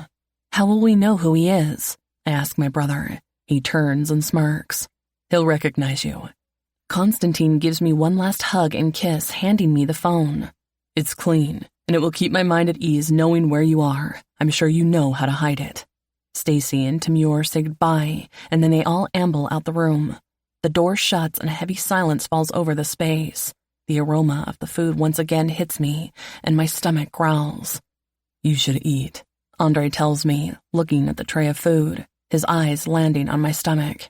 You need to keep yourself and the baby healthy. You know? My eyes widen. Your cousin told me. Andre's eyes are cool as they meet mine, and we stare at each other for a few seconds before he turns toward the food. Come on. He snaps the command and pulls out a chair for me. My anger instantly ignites, and I want to say fuck you, but my stomach growls again, and I imagine my little beans tugging on the umbilical cord demanding food. My angry stubbornness will have to wait for another time. Andre pulls the silver lids off the dishes, and again my mouth starts to water. Stacy ordered my favorite food. Mash, gravy, carrots, and grilled chicken. That's your favorite dish? Andre's eyes widen as he sits in front of me and looks at the food Stacy ordered for herself. Stacy ordered the steak, eggs, and fries? Yes, I nod. She loves that, but fair warning, Stacy likes her meat really rare. No wonder my brother fell for her, Andre says. What is that in the teapot? Ginger tea, I tell him. I like it with lemon and honey as it takes away my nausea. And it's the only tea I like after having to give up coffee for about another 6 months. Ouch, Andre says, knowing how much I loved my coffee. That must be torture for you. He'd even bought a special barista-type machine for his penthouse when I moved in for those 2 days. My heart now tugs with guilt at the sweet things he's done for me. I nod and dig into my chicken and mash. As I'm eating, my eyes land on the 2 covered dishes. I really hope Stacy ordered me the sticky toffee cheesecake with whipped cream. Did Stacy order anything beside ginger tea for herself to drink? Hot chocolate. I point to the fatter teapot. That's what must be in there. Thank God. Andre breathes a sigh of relief. I don't think I can stomach ginger tea. We fall into one of those awkward silences again. I was going to write to you and tell you about the babies once I was sure I was pregnant. I would have preferred you did it in person as my wife. Andre's eyes flash angrily, but he controls his anger and attacks his steak. Do you think they have a store in this hotel that sells a shaving kit, deo, and a change of clothes? Yes, it's just off the lobby, I tell him. If you'd come into my room in the conventional way, you'd have seen it. Another awkward silence engulfs us as we eat, and I pour myself some tea, squeezing a good dose of honey into it. You must be careful with honey while you're pregnant, and his eyes widen. Did you say babies? Oh, so the penny only dropped now. Yes, I nod. I'm having twins. Andre's eyes widen further, and I can see the internal battle he's fighting. He clenches his jaw, his anger momentarily slipping through his controlled exterior. He looks at me with a mix of hurt and frustration, his eyes hardening as he tries to process the news. Twins, he mutters, more to himself than to me. The weight of his revelation settling heavily on his shoulders. I stand and retrieve the sonogram from the dresser, handing it to him. As he looks at the image, I see the emotions rush over his features, a mixture of wonder and disbelief. My heart tightens with guilt as he lifts his head, and my breath catches at the look of awe and love in his eyes. I know that feeling well. It's the same overwhelming sense of love I felt when I first heard their heartbeats and saw them on the sonogram. Twins. A grin lifts his mouth, and for a few seconds his dark scowl is replaced by a look of pure joy. His fingers trace the picture, and I remember he was a surgeon, so of course he can read the image. I don't have to show him. That makes me feel a pang of jealousy for some reason. Jesus, my emotions feel like they're on a yo-yo string. Can I hold on to this for a while? He holds the picture up and my heart drops. I want to say no and snatch it out of his hands like one of those crazed creatures that hogs things in a sci-fi and say, mine. But instead, I nod and push the tumble of confusing emotions aside. I polish off my chicken and have noticed Andre staring at the sonogram most of the time. And that pang I now know is jealousy hit me again. Now I'm jealous of a picture? What the fuck is wrong with me? I don't give a shit what occupies Andre's thoughts. He can stare at the sonogram all night. At least it will keep his angry eyes off me. I lick my lips after pushing my food plate aside and find the toffee cheesecake. Thank you, Stacy. What dessert did she order for me? Andre pulls the lid back. You're lucky, he says. I was going to take the cheesecake from you if this wasn't the same. You'd have to fight me for it, I warn him. And trust me, right now you don't want to do that because I'll either end up shooting you or getting sick on your shoes. Oh, Andre's brow draws together. Are you having bad morning sickness? I have been, yes, I nod. And why the fuck is it called morning sickness? I ask him. I wish it was just isolated to that time of day, but I find ginger tea with lemon and honey settles my stomach or freshly squeezed apple juice. Be careful with too many sweet things, Andre warns me. Moderate your sugar intake. My eyes narrow as I take another large spoonful of cheesecake with a dollop of cream and spoon it into my mouth, sighing in delight. I'm going to enjoy my cheesecake and not feel guilty about it, I tell him. It probably won't stay down that long anyway, and that's why I have a drawer filled with ginger cookies and a few barf bags for our trip. Good thinking, Andre nods. Once my dessert is finished, I excuse myself. I'm going to take a bath and get some sleep, I tell him. I'm going to find the store and get some supplies, Andre tells me. I'll take the tray. Thanks. I nod and turn to walk to the bathroom, trying to ignore the fact that there's only one queen-size bed in the room, and again, my clit does a little pulse.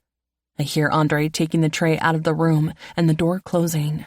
I don't know if I'm sighing in disappointment or relief when I realize he's gone. He's being so controlled and nice. It's creepy and freaking me out. I move toward the bath. It's going to be so nice to have a soak. At least then, when I'm finished, Andre might be asleep in bed by then. Then I don't have to try and make more small talk pretending everything is normal. Nothing between Andre and me is normal. Walking over to the bath, I put the plug in and turn on the faucets. The hot water doesn't take long to heat up. My eyes fall on the bubble bath and I'm about to reach for it when I remember reading an article that the chemicals in the formula of the stuff can be harmful to my babies. So, no bubbles then. My eyes gleam when I see the jets. Ah, it's a spa-type bath. That could be pretty nice right now. I need to work out some tension from everything that's happened. A few minutes later, I'm relaxing in a warm bath, the jets gently kneading my flesh. I'm careful about the pressure and keeping them away from my belly. I've piled my hair on my head and have a towel at the back of my neck. I know I'm being a coward trying to avoid Andre, but I'm also trying to keep the peace, or at least that's what I'm telling myself. While I admit to wanting him really badly, the man has a way of rubbing my emotions the wrong way. Why does he have to be so fucking controlling? And like my father, he makes me feel like I'm trapped. A child with no say in what I do, where I go, or how I live my life. And who the fuck are they to do that? This is my life. For 21 years, I've lived in this fake world like a Barbie doll in a perfect dollhouse. I was told what to wear, where to go, when I could go, who I can socialize with, and so on. Can't Andre see how suffocating that is, or how much I don't want this life? Fuck. Now I sound like a whiny, ungrateful bitch. There are so many people much worse off than me, and I'm grateful for everything I have and have had in my life. I truly am. But the one thing I've wanted the most has always been out of my reach. My freedom. While I don't really know what I want to do with it, I'd like a chance to figure it out and do crazy shit along the way. The good thing is, I can still do that with my kids. I just have to be more careful and selective with the crazy shit. My hands move to my belly. It hasn't rounded yet. Hey, little beans. I'm sorry your mommy and daddy don't see eye to eye, but hopefully we'll have everything sorted out by the time you make your debut into the world. I whisper to them. As I move in the water, the jet hits my nipple, sending a shockwave of pain and pleasure coursing through me. My hand instinctively moves to soothe the sting. My belly may not be swollen, but I find that my breasts have changed. They feel fuller, heavier, and more sensitive to touch. My fingers trace over soft mounds, cupping them from beneath, and I gently squeeze and massage them, rolling my nipples between my thumbs and forefingers. Using my fingers to stimulate my nipples, the pleasurable pain sends a delicious tingle through me and ignites a desire that makes my clit throb with need. I shift my hips, pressing down with my butt to soothe the sensation, but then another jet targets my pussy, making me gasp with overwhelming sensation, and I spread my legs wider, allowing the water to become my lover and take control. My arousal builds while my mind races with thoughts of Andre and our complicated life. But it soon becomes a blur as the water teases my sensitive flesh into giving over to pleasure. My fingers slide down to my clit, which is swollen and aching with greedy need. As the jets continue to pulse in rhythm with my body, I feel a kind of freedom, my cares and worries melting away with each wave of pleasure. The warm water surrounds me, and my hips begin to move in time with the jets. I close my eyes and let out a low moan, feeling my orgasm build. But just as I'm about to reach the peak, I feel my hands being roughly pulled away and the jets disappear. My eyes fly open to see Andre kneeling beside me, his eyes filled with lust and desire. His voice is low and hoarse as he says, "Princess, you know how I feel about you having fun without me." He leans in closer, his breath hot against my ear. "While we may not agree on the life we lead, I know how well we agree when it comes to sex." His eyes travel down to my exposed pussy, which is glistening and begging for his attention. "I've missed this pussy these past 8 weeks. Without another word, Andre stands, pulls off his clothes, and climbs into the bath. His eyes capture mine. Without breaking eye contact, he kneels between my legs and then dives down. His mouth latches onto my clit. His fingers plunge deep inside me. I cry out as sensation explodes through me. Andre expertly works my body, his tongue flicking and swirling against my sensitive flesh while his finger curls and strokes my G-spot. I'm lost in a haze of pleasure.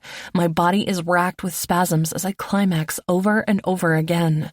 Andre doesn't let up, his mouth and fingers working in perfect harmony as he brings me to new heights of ecstasy.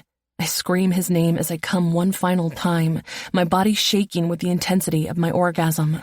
As I come down from my high, I feel Andre's mouth leave my clit.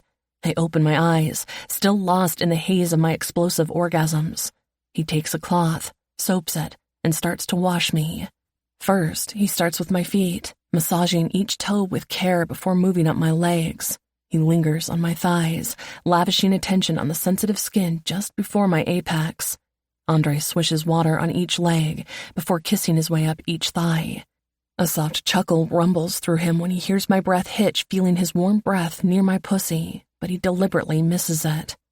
Next, Andre's hands move with careful precision as he rubs the soft cloths over my belly. His eyes soften as he circles it and leans down to place 2 gentle kisses on either side. I can't help but let out a small gasp when Andre moves on to wash my breasts. He pays special attention to my nipples, rolling them between his fingers before flicking his tongue over each one. Rumbles in my throat and my tongue wets my lips. I whimper when Andre leaves my breasts, not wanting him to stop. He continues cleansing my neck, arms, and armpits. His touch sends electric jolts of pleasure coursing through my body. When he's finished, Andre's firm grip grabs my legs and pulls me into the water, eliciting a startled yelp from me. The warm water cascades over my body as he rinses away the soap before returning to lather it on the cloth once again. My breath comes out in small gulps when his skilled fingers glide over my sensitive clit, causing a surge of desire to course through me. The smooth material of the cloth sweeps across my entrance before dipping down to my butthole. Strange, dark thoughts begin to swirl in my mind as Andre expertly cleans every inch of me. Andre removes the cloth and swishes the water around, thoroughly rinsing my nether regions.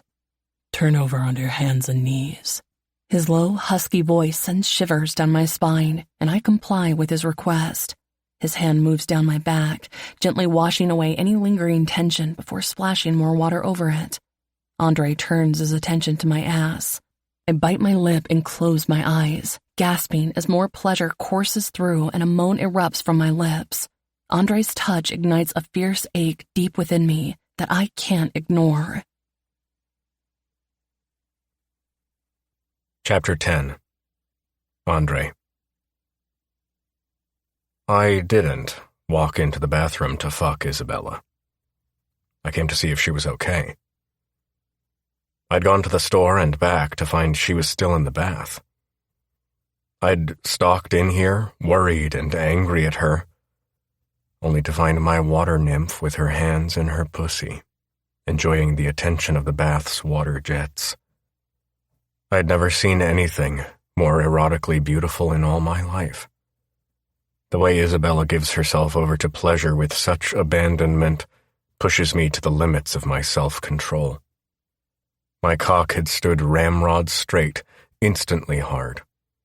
It pulsed with a need so strong, it took everything I had not to dive into the bath and ram my cock into her tight hole. I could see she was about to come, and I'd felt a urge of unrealistic anger at fucking bath jets that were about to bring my wife to orgasm. I'd instantly shut them off and ripped her hands away from her pussy. An overwhelming surge of possessiveness hit me. Isabella's mine.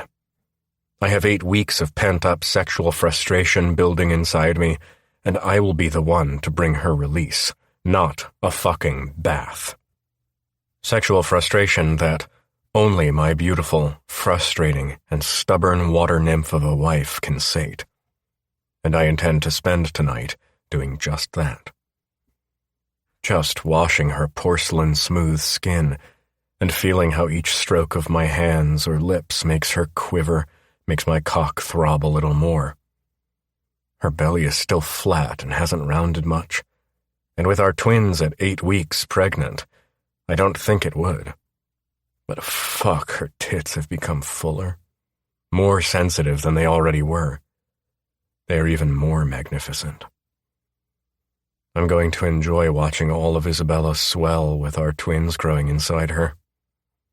As I wash and tease her nipples, I can't stop myself from giving each one a lick, making them draw to tight buds. After rinsing off the top half of Isabella's body, I grab her and pull her into the water with me. She yelps in surprise, her eyes flying accusingly to mine. I smirk and pick up the cloth again, moving to her pussy. I tease her clit, hole, and tight little ass with the cloth, eliciting soft cries from her. She's so responsive, so sensitive to my touch. I can feel my arousal building. "Turn over onto your hands and knees," I command, my voice hoarse and strained from the tight control I'm exerting over my own almost overwhelming desire for her. Isabella complies, presenting her delicious ass to me. I groan, my fingers digging into her hips as I take in the sight of her. My little minx has a dark side, and I'm more than happy to indulge her. I lean in and replace the cloth with my lips, kissing and licking her firm ass cheeks. She gasps and moans, her hips bucking back toward me. I slip my fingers between her ass cheeks, teasing her tight entrance, before moving the cloth over her anus, stroking firmly around the puckering hole. "Oh, fuck," Isabella groans, her body starting to shake. I move my tongue from her anus around to her pussy, swirling it around the opening and tasting her juices that drip onto my tongue. My finger circles her swollen clit, and she lifts her hips to grind herself into my face. "Oh God, yes," she cries. "Please, Andre, please." She pushes her head against the towel on the bath, her breath coming in ragged gasps. I need. Her voice is threaded with a husky lilt from desire. "You need what, princess?" I ask her, removing my tongue. "Oh God, please, please," Isabella begs. "Please, fuck me. I need to feel you inside me, on me, all over me. Please, please, just fuck me," she screams. I chuckle softly at her throaty cries, giving her clit one last swirl of my tongue before kneeling behind her. My cock is throbbing, aching to be inside her. I slide it deep inside her in a long, smooth stroke, feeling her walls clench around me. I pull out just as slowly, and Isabella moves her hips impatiently, begging for more. I oblige, thrusting into her again and again, my hands gripping her hips tightly. She moans and cries out, her body writhing beneath me. I can feel her getting closer, her muscles tensing around me. "Yes, baby, come for me," I murmur in her ear. "I want to feel you come all over my cock." She cries out, her orgasm hitting her hard. I feel her pussy clenching and pulsing around me, and I can't hold back any longer. With a few more hard thrusts, I come inside her, my own orgasm washing over me in waves of pleasure. Holding her close, we collapse into the bath together, both panting and spent. But as her soft mound rubs against me, milking the last pulses of ecstasy, I can't help but question my actions. Is this just physical gratification, or something deeper? At the back of my mind, I know that answer. I just refuse to acknowledge it. As our bodies cool down in the now lukewarm water, I realize that she has fallen asleep in my arms. A part of me is angry at her for keeping secrets and trying to run away, yet another part of me can no longer deny the love I have for her. I didn't just want Isabella the first night I met her. The moment those blazing eyes turned to me, I knew she was the one. My anger is not just that Isabella is trying to run away from this life I lead, it's that she runs from me as well. Carefully getting out of the tub, I cradle her against me with a fluffy towel, feeling conflicted as she snuggles closer. Despite everything, my heart still beats for her. But can I ever truly trust her? Isabella has deceived me more than once already with her complacency. My fear is not just that she tries something stupid again in her obsession to run from this world we live in. It's what happens if she does get away and lands herself in a position where we don't get to her in time. It's no longer just her life at stake. And now I know more about how our lives have been entwined. I fear the minute the word gets out about her pregnancy, everyone is going to become a potential threat. While I'd like nothing more than to thank her mother for pushing us together, I'm mad at the deal they'd made with Roman Zhukov. While our parents may have thought it was for our protection, it has just put Isabella and my babies in more danger. Princess, I say softly in her ear, you're going to have to help me here. I need to dry you and put you to bed. Okay, Isabella mumbles and snuggles closer. I walk to the sofa and sit with her cradled in my lap while I dry her off. She sighs softly when I run the fluffy towel over her skin until I feel she's dry. I put her to bed and tuck her in. Andre, Isabella murmurs, don't leave me alone tonight. I won't, I tell her. I'm just going to let the water out of the bath. Against my better judgment, I lean down and kiss her tenderly on the forehead. Isabella sighs and flops onto her stomach, spreading herself out like a starfish. I frown, wondering if that's the best position for her, but I remember that it's only once she's too heavy that she must start lying on her left side for better circulation and comfort. And if we're having twins, my beautiful wife is going to need a special pillow for her tummy. After I've cleaned the bathroom and go to brush my teeth, I realize I don't have a toothbrush. Fuck.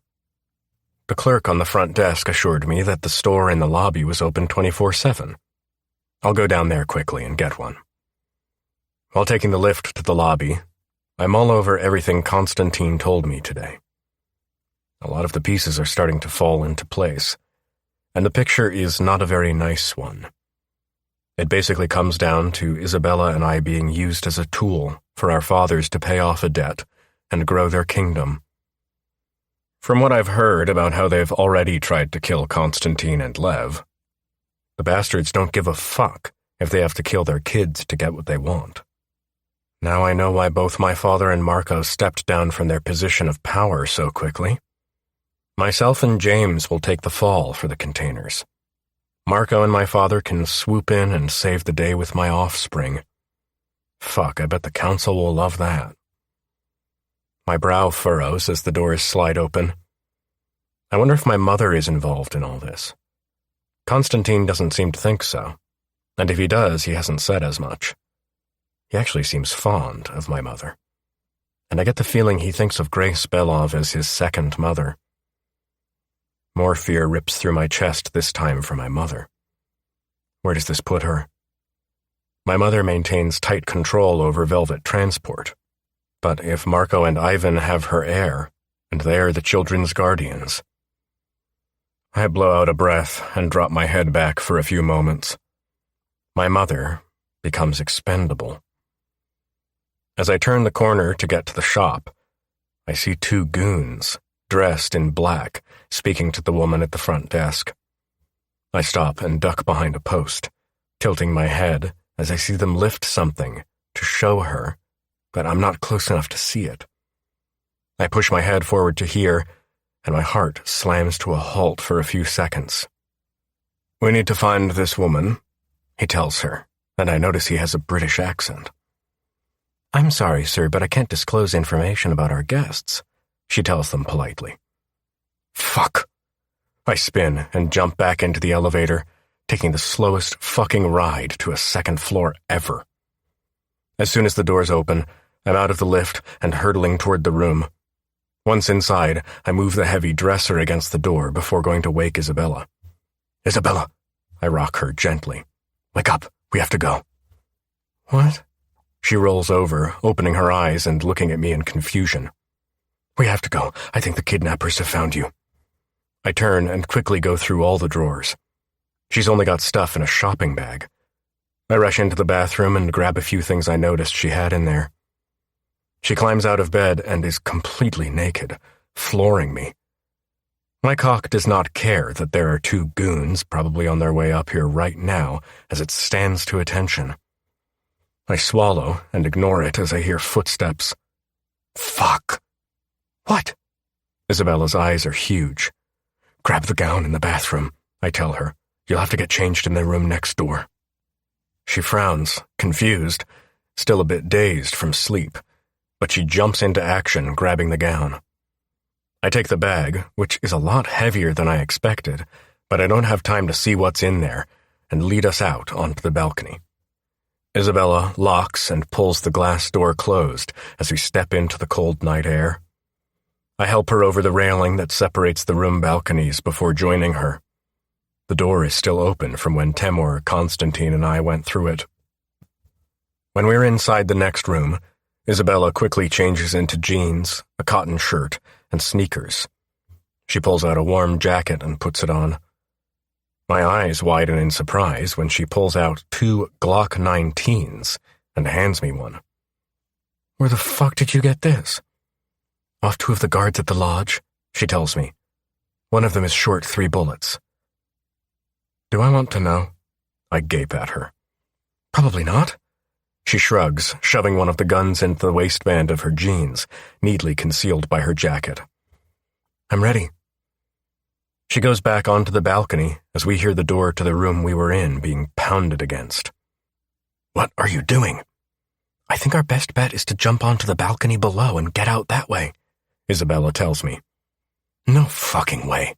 I shake my head. "You're pregnant now." Her eyes widen. "Did you take the sonogram?" I nod and pat my pocket, pulling it out. "I have it." I show her, and she breathes a sigh of relief. "It's better than us getting shot," she reasons, "and we don't have much time." Fuck, this is not going to end well. I nod, and we head back out the balcony door, once again closing to make it look like it hasn't been used. We carefully climb over the railing, looking down at the balcony below. It's a risky jump, but it's our only option. Isabella goes first, landing gracefully and quietly. I follow, feeling the adrenaline surge as I hit the ground next to her. We move quickly, our breaths visible in the cold night air. I scan the area, listening for any signs of pursuit. Isabella leads the way, her movements swift and deliberate. We scale down another story, using the decorative ledges and pipes as handholds. Finally, we reach the ground and slip into the shadows, leaving the hotel's lights behind us. We move stealthily through the grounds, avoiding the main paths, and make our way to the parking area. "There," Isabella whispers, pointing to a dark SUV parked in the corner. "That's our ticket out of here." We hurry to the vehicle, and I force the door open. She slides into the passenger seat, and I take the wheel, hot-wiring the ignition. The engine roars to life, and I floor the accelerator, speeding away from the hotel. As we drive, the tension begins to ease, but my anger simmers beneath the surface. I glance at Isabella, her face illuminated by the dashboard lights. She's staring out the window, lost in thought, as the SUV speeds through the night. "We're going to have to let Constantine know that we've had to change the plan," I tell her. "Do you know where the car rental place is?" "It's near the edge of town, but it won't be open," Isabella tells me. "I think your brother can sort that out." "Not if he's at the lodge," she points out. "We could always steal another car." "Let's go to the rental place and see what's there. Your brother mentioned that the owner of the place was a friend of the Zhukovs." Isabella finds the place on the phone Constantine gave her and directs me there. We pull up into the drive, and she notices curtains moving in a flat above the place. "I think someone lives up there," Isabella points out as I stop the SUV. We've barely stopped the car when it's surrounded by 5 men sporting mean-looking automatic weapons. "Get out the car with your hands in the air," a man with a Latino accent tells them. We do as he asks, and his men frisk us, taking our guns. "I'm Andrei Belov, and this is my wife." I don't get to finish the sentence when the man who ordered us out of the car's face lights up. "Little Isabella Moretti?" He waves the guns down.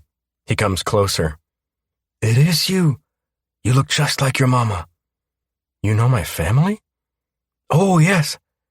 He nods, a big grin splitting his face. "Your mama's family saved mine. I'm Rodrigo." He looks at the car. "This is your SUV?" "No," I shake my head. We had to steal it when two goons showed up looking for us. The one had a British accent. Isabella sucks in a breath and looks at me. Did he have a scar over his face? I don't know. Why? The lodge was teeming with mainly British private military contractors, she tells us, which is why I don't think my father is in charge of that operation. No, Rodrigo agrees with Isabella. Marco doesn't trust the British. Maybe that's all he could get since James is in charge, I reason. No, Rodrigo shakes his head again. Marco would still hire local mercenaries, and he knows enough of them to create an entirely new army of men. He turns to one of his men and tells the man to get rid of the SUV. My things are in there, Isabella tells him. Here you go, Miss Moretti. One of Rodrigo's men brings her shopping bag. Give them their guns back. Rodrigo orders the man who took our weapons. Come inside. He ushers us into the car hire place. I was supposed to meet you at 4 a.m. tomorrow to bring you the car Constantine ordered for you. It seems we're going ahead of schedule, I tell him. Maybe just as well, Rodrigo says. We'll keep an eye on your tail to make sure no one is following as you leave town. Thank you, I say, hoping I'm trusting the right man here. But Constantine did say he'd know us, and Rodrigo mentioned Constantine ordering a car for us, and knew the time we were supposed to meet. We follow Rodrigo out to a garage, where there are a few high-end vehicles in a workshop. As I take in the scene, I realize what the car rental fronts: a chop shop. Among the cars, one stands out: a sleek, luxury sedan. This is your ride, Rodrigo says, patting the hood of a black Mercedes-Benz S-Class, modified by Brabus. It's been discreetly bulletproofed, perfect for crossing the border without drawing too much attention. And don't worry, it's not a hot vehicle. It was legitimately bought and just custom-fitted with the bulletproofing. Constantine insisted on only driving legitimately bought vehicles. I nod, impressed by the vehicle. It looks like any other luxury sedan, but knowing it can withstand an attack gives me a sliver of relief. Isabella deserves the best protection. Rodrigo hands me the keys. It's loaded with everything you need. He looks from me to Isabella. Should you pick up trouble before you're out of town, head for the tunnels on the east side of town. My men will help you lose any unwanted company. I open the door for Isabella, who slips into the passenger seat. I load her bag into the back, making sure the Glock M19 is within reach but out of sight. Climbing into the driver's seat, I take a deep breath, admiring the sleek interior. I start the engine, and the car purrs to life. As we drive out of the garage, I glance at Isabella. So, north? She nods, securing her gun beneath her seat, where she can get it, but it can't be seen. As ready as I can be. We head toward the border, the modified Mercedes blending in with the night traffic. The car's modifications are imperceptible to anyone but us. It's our silent guardian, our escape from the chaos that's been chasing us. Isabella opens the glove compartment. There are 2 passports with our faces in them, and a wallet loaded with cash. She puts the passports in the compartment between the seats and relaxes into her seat. Chapter 11. Isabella. The comfortable car speeds through the night on the dark, creepy back roads lined with tall trees that flash past us. Andre has heated my seat, and I snuggle into the warm, soft leather, yawning. The past few nights, I haven't slept through an entire night. Then, when I do get a nice comfy hotel bed that's not in a murder house or has guards, or God knows who else, sneaking in to spy on me while I'm sleeping, I'm yanked from my sleep and set on the run again. Now we're headed to Canada, on our way to what my brother likes to call my destiny, like I'm some sort of superhero about to save the fucking world, when all I really am is a pawn in a war started by my father and Ivan Belov. My hand goes to my stomach. I'll be damned if I let those two men pull my children into their shit. Why don't you try to get some sleep? Andre says. We have about a 4-hour drive before we get to the border. I don't know if I can fall asleep. I lie. But maybe we could talk. Andre glances at me and nods. Okay. What do you want to talk about? As I'm about to talk, the nausea hits me hard and fast. Pull over. Andre immediately veers the car to the side of the road, barely stopping before I fling the door open and stumble out. My stomach lurches violently, and I barely have time to kneel before I'm hurling into the grass. I feel Andre's strong hands gently gathering my hair, holding it back with one hand while the other rubs soothing circles on my back. Breathe, Isabella. Just breathe, he says softly, his voice steady and comforting. After what feels like an eternity, the nausea subsides. I sit back on my heels, exhausted and shaky. Andre is already by my side, handing me a bottle of water. Here, rinse your mouth, he says. I'll find the toothpaste. I take the water gratefully, rinsing and spitting until the awful taste is gone. Andre returns with my bag, digging through it until he finds the toothpaste and a small toothbrush. He hands them to me, and I quickly brush my teeth, feeling a bit more human afterward. Thank you, I say weakly. Andre nods, then reaches into a bag from the back seat. Rodrigo put some provisions in the car for us. Here, try these. He hands me a small package of ginger cookies. They might help settle your stomach. I take a cookie, nibbling on it slowly. Thank you, Andre. He smiles, his eyes softening. Of course. Are you feeling better? He watches me intently. Think you're ready to continue? Yes, I nod. Let's get you back in the car. He offers me his hand, and as soon as it engulfs mine, sparks shoot up my arm and hit me right in the clit. I swallow and force my mind off the throbbing between my legs as Andre guides me back to the car. You need to rest. We settle back into the seats. Andre reaches into the back and pulls out a soft, fluffy blanket. It looks like Rodrigo thought of everything. I sigh, clutching my cookies as Andre adjusts the blanket over me. Here, a pillow as well. He hands it to me. Morning sickness can be also brought on by stress and anxiety. Okay, Dr. Belov, I say with a grin. It's true. He nods. And you've had your fair share of that over these past 8 weeks. Now that is true. I agree with him and munch on another cookie. It's not long, and the gentle hum of the car mixed with the soft texture of the blanket soon lulls me into a much-needed rest. As I drift off, I admit that I also feel safe with Andre by my side. I wake up surprised to find out I've been sleeping for almost 4 hours. I stretch in my seat as Andre slows down. Hello, sleepyhead. Andre greets me and catches me off guard with his playful tone. We have to stop for gas before we cross the border. Are we already in Derby Line? I glance around. The world is still dark as it's 4 a.m, but the gas station is well lit and has a diner attached to it. Yes, Andre nods, pulling up next to a pump. Do you think they have a bathroom? I have an urge to pee. Can you hold it while I fill up? No, I emphasize the word. I'll be okay.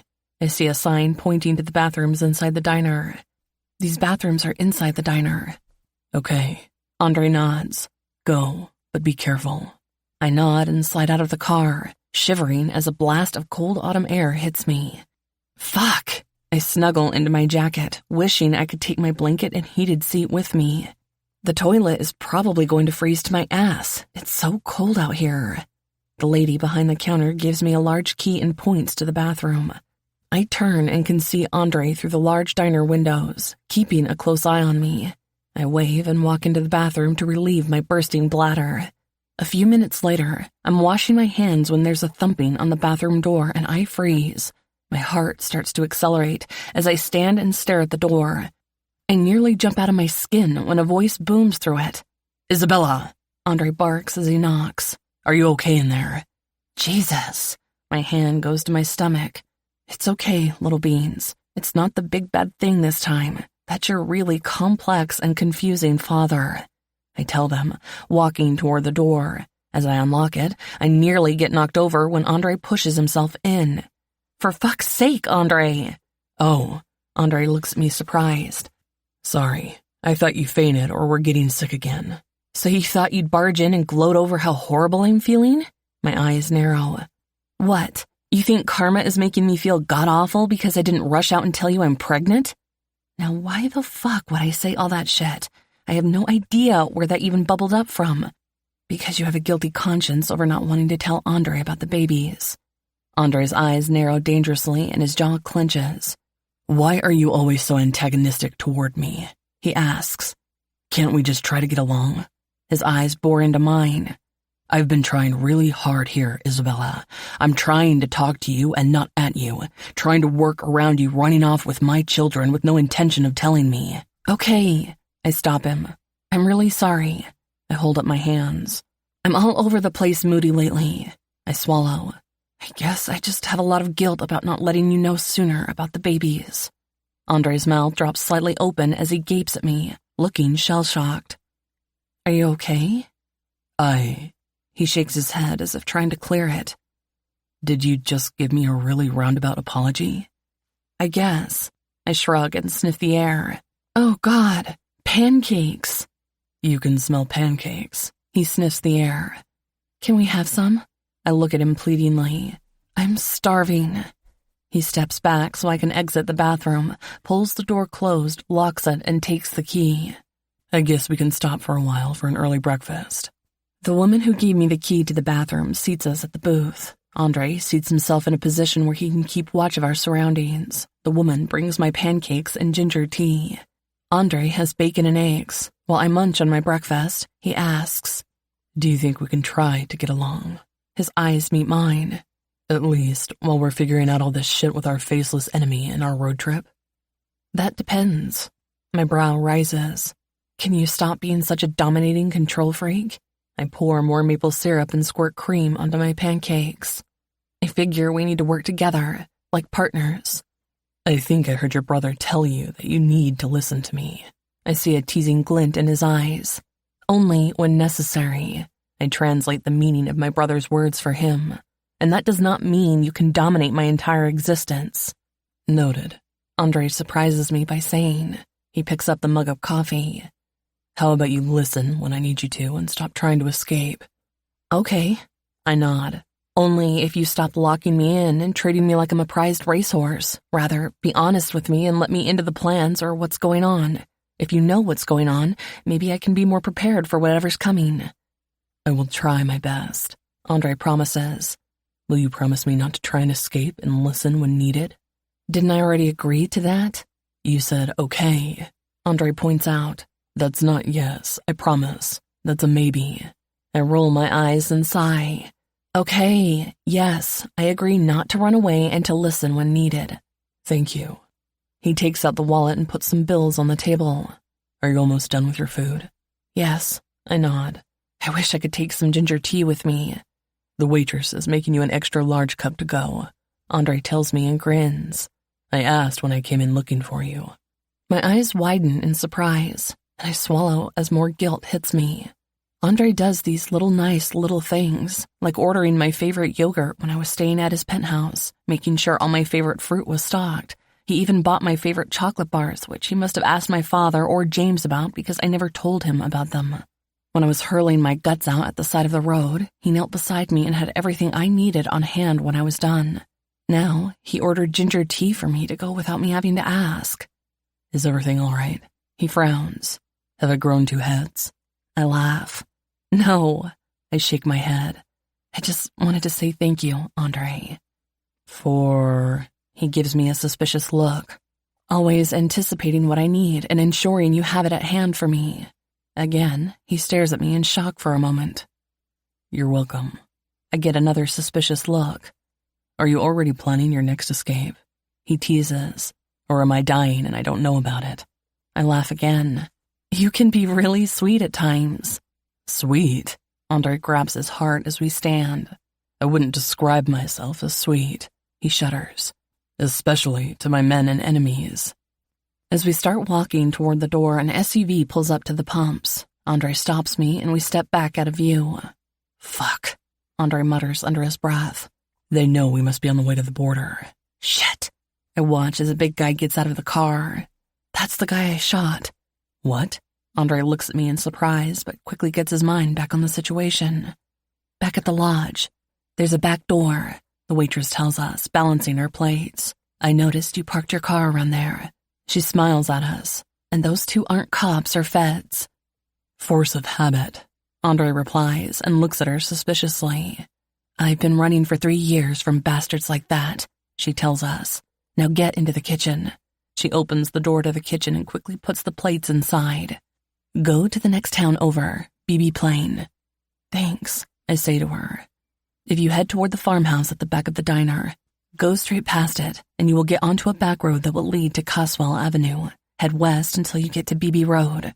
That will take you to the border crossing. Really? Thank you. I glance at her name badge. Rose. Of course. Something flashes in her eyes. Now go, and good luck. Take care of your little ones. She smiles and glances at my stomach. Oh, she grabs a large silver flask. Here's your ginger tea. On impulse, I hug her. Please be careful. We don't know this woman, and here she is risking her life to help us. My eyes mist over as Andre drags me through the kitchen and out the back door as we hear the bell for the front of the diner open. As we rush out the back door, the cool night air hits my face, jolting me into full alertness. Andre guides me swiftly toward the car, his grip firm but gentle. His eyes dart around, assessing every shadow and movement. Stay close, he whispers, his voice a blend of urgency and reassurance. We need to move quickly and quietly. I nod, my heart pounding in my chest.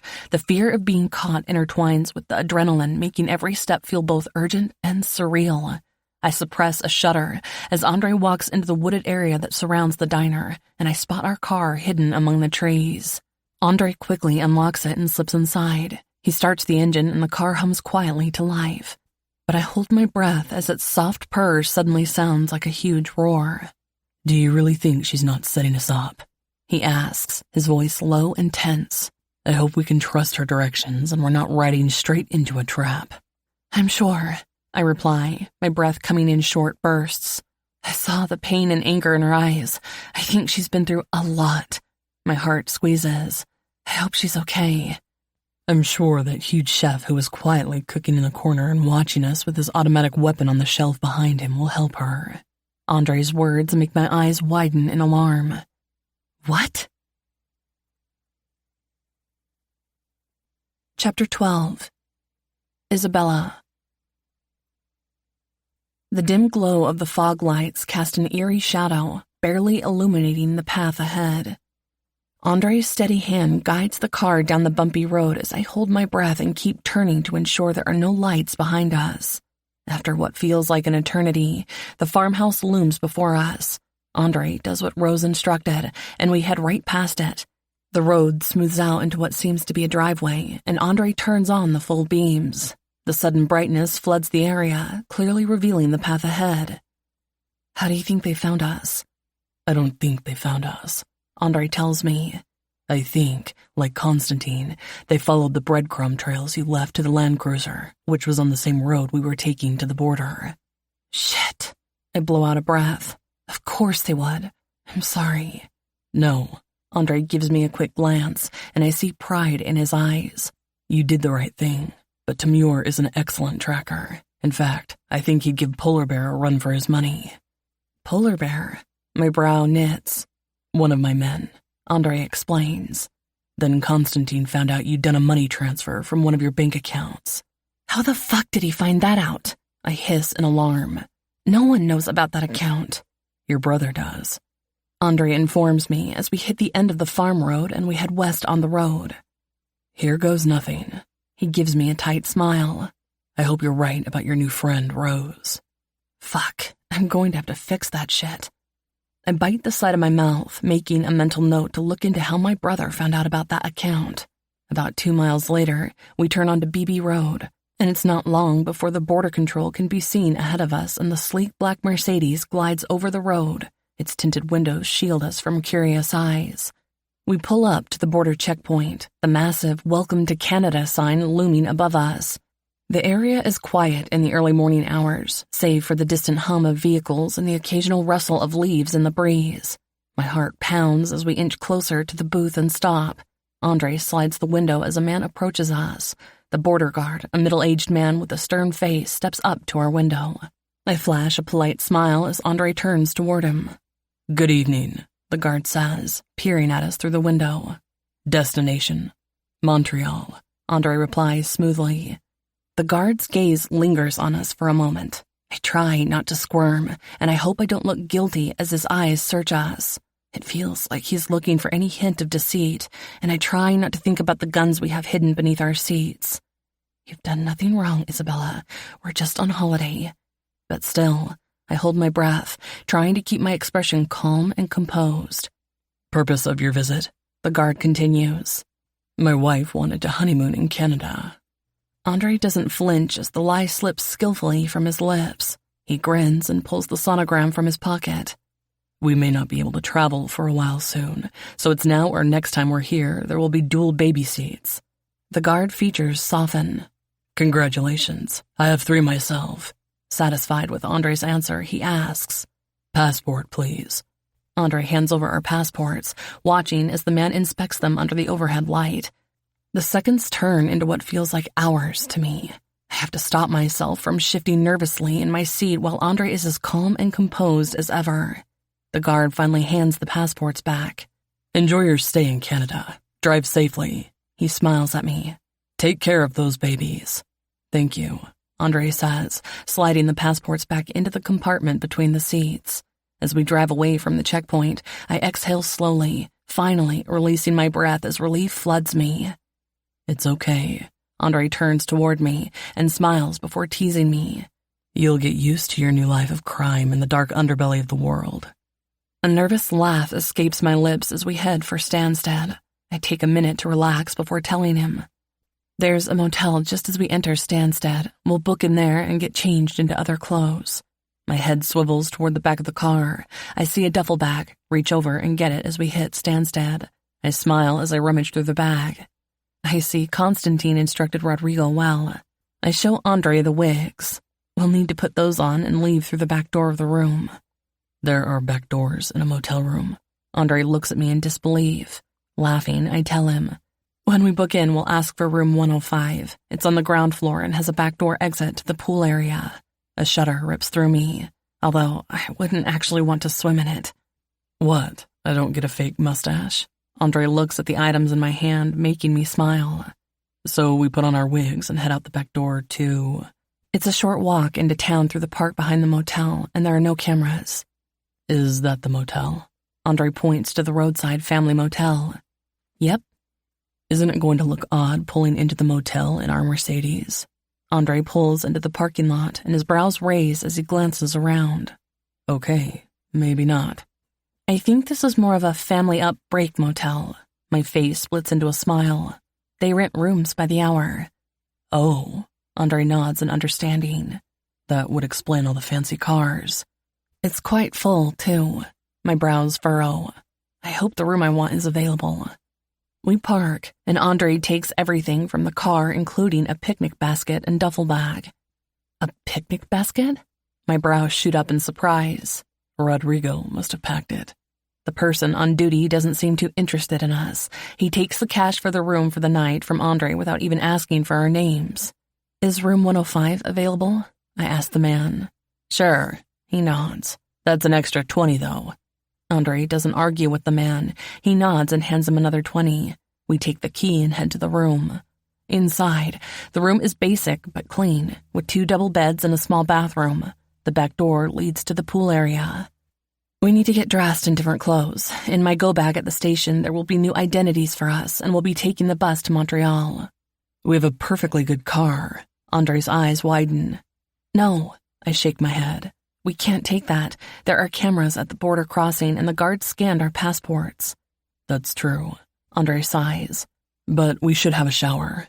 He glances pointedly at my stomach, and his eyes darken with desire. "We both need to freshen up, and you need to relieve some stress." "We don't really have time." My head turns toward the door. Those men could be right behind us. My head turns to the bathroom, and my clit starts to throb, thinking about Andre in the shower with me. "Fuck it," Andre growls, his gaze lingering on my stomach with a hungry glint. We need a shower. You're wound up tight, and I'm going to help you loosen up. He grabs my hand, pulling me toward the bathroom before raising one eyebrow. It will help keep the morning sickness at bay. But Andre, those men... I start to protest, casting a nervous glance at the door. To my surprise, the threat of danger only heightens my arousal, my clit pulsing in anticipation. Andre cuts me off, flipping on the shower with a determined expression. There's always time for a shower, Isabella, he says, pinning me with an intense stare that leaves me breathless. His hands move to my clothes, tearing them off with an urgency that sends shivers down my spine. Once we're both naked, Andre lifts me effortlessly, my legs instinctively wrapping around his waist. My nipples graze his chest, hardening at the contact. He captures my mouth in a bruising kiss, his tongue demanding entry as his hands grip my ass roughly. The hot water cascades over us, only adding to the intensity of our connection. Andre's cock presses against my entrance, and I can't help but rock my hips, desperate for him to fill me. He chuckles darkly, pulling back to look at me with hooded eyes. You want this, don't you, Isabella? He asks, his voice low and gravelly. You want me to fuck you until you scream? I nod frantically, biting my lip as I gaze up at him. Andre smirks, slamming me against the shower wall as he thrusts into me with one swift motion. I cry out, my nails digging into his shoulders as he starts to move, each stroke hitting me deeper than the last. Andre's hands roam over my body, leaving a trail of fire in their wake. He pinches my nipples, tugging on them roughly as he grinds his pelvis against my clit. I can feel myself spiraling closer to the edge, my orgasm building with each passing second. Come for me, Isabella, Andre commands, his voice laced with dominance as his thumb presses against my swollen clit. I want to feel you tighten around my cock as you scream my name. His words send me over the edge, my body convulsing as I come hard and fast. Andre follows shortly after, his release filling me as he groans my name. We stand there for a moment, panting and spent before Andre finally pulls out and sets me down gently. As we wash each other off, I can't help but feel a sense of contentment wash over me. Despite the danger lurking just outside the door, I know that as long as I'm with Andre, I'll be safe. I put the doubt about our different outlooks and upbringing aside. For now, I need him. When this is all over, I'll worry about the future. My legs still feel like jelly when we're dressed, and I can't help but grin when I see Andre in his sandy blonde wig. Blonde suits you. You look good too. He reaches out and straightens the straight black bobbed wig. There. Perfect. He kisses my forehead. I wish we had time for me to show you just how perfect. My pussy, still tender from the shower, clenches, and I know I'm getting wet again as my clit pulses greedily. Fuck, I've turned into a nympho. It's the pregnancy, I remind myself. Stacy warned me it tended to make women horny, forgetful, and want weird shit to eat in between running to pee a lot more. Haven't we just had sex? I feel my cheeks heat a little at the look he gives me. Oh, princess. Andre sighs. I don't think I'll ever get enough of you. My heart jolts, but I swallow down the sensation that grips my heart and makes my breath catch in my throat. Slow down there, Isabella, I warn myself. This truce and getting along with Andre is just temporary until all this shit has been sorted out. I don't know what I'm going to do after that, and I'm still sure I can't live in this world. I step aside and walk to the dressing room, taking my mother's locket and shoving it in my pocket. I can't put it on in case we get photographed somewhere. You can't have anything on you that you can be identified by. The voice of my survival specialist coach rings in my head. I look in the mirror and notice how tight the jeans and shirt that were in the duffel bag Rodrigo had packed for us. I think when we pass a smaller town after Montreal, I need to get some new go clothes. I do a twirl for him to see how snug my jeans and top are. Fuck. Andre sucks in a breath. You look amazing to me. His eyes travel over my body like a caress. We should keep the wig and get you a nurse's outfit, he teases. My eyes fall on his crotch, and I see the bulge grow in his jeans. My pussy instantly reacts once again with a little throb, and just like that, desire starts to swirl through me again. Jesus, it's not just the pregnancy. I'm a fucking nympho. We should go. My voice is squeaky as I start stuffing our clothes and transferring things from my shopping bag into the duffel. You get the picnic basket. Are there sandwiches that I could perhaps eat on the way to the train station? I think so. Andre opens the basket and rummages through it. Do you want a turkey one? His brows furrow. Are you still hungry after all those pancakes? Are you food shaming me? I put the bag across my shoulder and snatched the turkey sandwich that Andre took out of the picnic basket. His brows shoot up. No, he shakes his head. I was asking, that's all. My eyes narrow as I look at him. Okay. I turn and head for the back door. I don't need you picking on what I eat or how fat I'm getting. Before I reach the door, his hand grabs my shoulder and he spins me around. His eyes are dark with anger. Let's get one thing straight. His voice is low. I think watching your body grow and swell with my kids is going to be beautiful. While I will watch what you eat to ensure you're eating properly and nutritiously, I understand you're going to have cravings. He places a hand on my stomach. That's not shaming you, Isabella. I would never do that, but I will look after you and our children. Always. I nod. We, need to go. I really need to start controlling these whiplash emotions that hit me over the weirdest shit that wouldn't usually bother me. Andre lets me go, and I lead the way out of the room, taking a bit of the sandwich as I walk out the back door. Andre follows me silently, watching and taking in everything around us. We skirt around the edge of the murky pool, and I shudder, trying not to think about anyone swimming in it. God, I really hope parents don't swim in there, let alone let their kids swim in that. Christ, I hope not. Andre eyes the murky water with disgust before taking my free hand in his. We stroll around the pool with our picnic basket, holding hands and me munching my food, looking like a couple about to go to the park behind the motel for an early morning picnic. The parks are nice at least, I tell him as we walk across the path and head into the center of town. Our hands stay linked while we walk, and I'm surprised to find that I enjoy feeling connected to Andre like this. Chapter 13. Andre. I don't know when last I took a stroll through a park holding hands with someone. Actually, I don't think I've done anything like this. It feels so normal.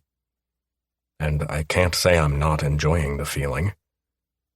Isabella sighs as she finishes the last bite of her sandwich. That's filled the gap. Her eyes look up as we clear the park and step into the town center. The train station isn't far. She points just up that road. I don't know whether to be impressed or fucking terrified that you have a go-bag stashed at a train station. Isabella shrugs and then smiles. I was taught how to disappear. She glances around. I always thought it was because my father was so paranoid at what happened to my mother and brother that he wanted to make sure I was prepared. But now you know it was because he was preparing you, because he had an inclination of what was going to happen, the closer it got to your 21st. Probably. She nods and sighs again. I still can't believe how my life went from what it was to this. Her eyes darken. 1 minute, I'm about to face my father and tell him I'm going to Vegas for my 21st. The next, I'm running for my life, married, pregnant, and some sort of key to stopping a war or bringing peace to the Bratva. I know how it feels to suddenly have the life you wanted pulled out from under you, I tell her. I was supposed to become a surgeon. Lev was going to be Pakan. I would still help the family, but my contributions were supposed to be helping with knife or bullet wounds. I was really shocked to find out you were a surgeon, she tells me. I was not expecting that. Life doesn't always turn out like we want it to. We stop at the train station. As much as I wanted to shy away from my family's responsibilities, I couldn't. It's the life we were born into, and unfortunately, there's no escaping it. I purse my lips. I guess, deep down, I knew even if I wasn't going to be Pakan, my surgical skills weren't going to be used at a hospital. Too much ethical conflict. Lev and Stacy are going to live their life like they want to, Isabella informs me and frowns. I feel my heart squeeze as she lets go of my hand and leads us to a wall of lockers. They're going to live in Italy when all this is over, and it's safe for them to travel? Her frown deepens. Although I don't know that Italy is the right place to escape crime lords, at least they're getting away from here. I'm still in shock that my brother's alive, I admit. I wonder if my mother knows. I look at her questioningly. Does he look well? Yes, she nods. He has to wear leg braces to help him walk and has pain, but otherwise I think he and Stacy are just glad to be reunited. Her eyes scan the lockers. As for your mother, I think she has an inkling, at least. My mother never could accept Lev was dead. Isabella rummages in the bag, pulling out a key. Here it is. Thank you, Constantine. He must have made a copy. She turns back to the lockers and points. There it is. Isabella opens the locker and pulls out another duffel bag. I shield her with my body from prying eyes while she takes out what we need from the old duffel, puts it in the new one, and shoves the old one into the locker. All done. Isabella straps the new bag across her body. Where to now? I ask. To buy bus tickets to Montreal, she replies. I still say we should drive there, I tell her. We have a perfectly safe and comfortable car. She stands and chews the side of her mouth thoughtfully. I guess we could do that. Her eyes narrow. Once in Montreal, we have to ditch it, though. We can leave the car at the airport and take a train to another town. That sounds like a plan, I agree. We can even get some rest on the train if we get a cabin. I would prefer that to flying. Something flashes in her eyes. I don't really enjoy flying, she admits. Then let's do that, I tell her before admitting. I don't like buses. Okay, she smiles. Let's get back to the car. We walk back the way we came. As we near the end of the park, we can see the back door to our motel room from here. It is open, and two men step out from it. I slip behind a tree and pull Isabella with me. What the fuck? Isabella hisses, and I put my hand over her mouth, shaking my head and pointing. She peeks around the tree and quickly steps back against me. We have company. How the hell did they find us so fast? She frowns, seeing the two goons from the diner. We don't have anything on us. I have my mobile phone, but it's been off since I arrived in Grafton. The one Constantine gave me is also off, Isabella tells me before her eyes widen, and she pulls out her gold locket. Do you think... Fuck.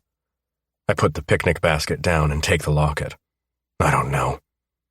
My heart goes out to her. It's from her mother. It's the only other thing I had with me at the lodge that the people who kidnapped me could have put a tracker on. Her eyes widen a bit further. Fuck. This is how they probably traced me to the hotel in Grafton and the diner. There's one way to find out. I put the locket in the picnic basket. We leave it behind the tree and sneak off. Over there. Isabella points to a thick line of bushes, and we burrow into it, lying in wait. A few minutes later, the men find the picnic basket and spread out, looking for us. I'm sorry, I whisper in her ear. We're lying so close to each other that our bodies feel like they're molded into one. It's just a thing, she says softly, but I hear the catch in her voice. They're not in the park, the one man says in his British accent. We watch as they disappear toward the town. Those are the two British private military contractors that I shot at the lodge, Isabella whispers to me. You're going to have to tell me that story. I help her up. We can't go back to the motel, so I guess getting back to our car is out. We need another car to get out of town with. Isabella looks around. Like that one. I'm amazed that Isabella is going to steal a car. I'm even more surprised at the car she's looking to steal. It's a battered up piece of shit. I'm not sure it even goes. You're Going to steal a car? I gape at her. That car. Blinking from her to the car, I ask. I thought criminal activities were beneath you. That was before I found out I was a mafia princess, fated to become the bearer of the children who were going to bring peace to the warring clans. She grins. My heart jolts as I see this side of her, free from the usual guard and contempt. She isn't trying to flee or antagonize me. Instead, she's funny, witty, and full of surprises. It hits me, then. I'm witnessing the real Isabella, and fuck, she's even more amazing than the one who's always trying to outrun me whenever we're together. If you're going to step into this life of crime, don't you think we should steal a better car? No. Isabella shakes her head as we cross the road to the row of houses. A new car would have the cops looking for us in a heartbeat, and they usually have GPS, unlike the cars used by our families. Her eyes narrow as she hones in on one of them. Come on. She walks through the gate of the house, and the car is parked in front. Are we going visiting now? Just follow me, Isabella tells me, her eyes glinting with mischief. She knocks on the door. A few minutes later, a middle-aged gentleman answers. Good day, miss, the man greets her. His one eye is clouded and milky. I hope you're not selling anything or trying to preach the good word, because this ain't the house. Henry, who is this? I hear a female voice call, before a woman pops her head around the man. Oh, hello. Her eyes scan Isabella, and then me. Hi, Isabella greets them. I'm so sorry to disturb you. She smiles sweetly. My husband and I are stranded. Our car was stolen when we stopped at the motel. I had to go to the bathroom. Oh, honey, that's terrible. The woman steps around the man. That place is a terrible hellhole, she hisses. Not a good place to stop. Isabella rubs her stomach. I was desperate.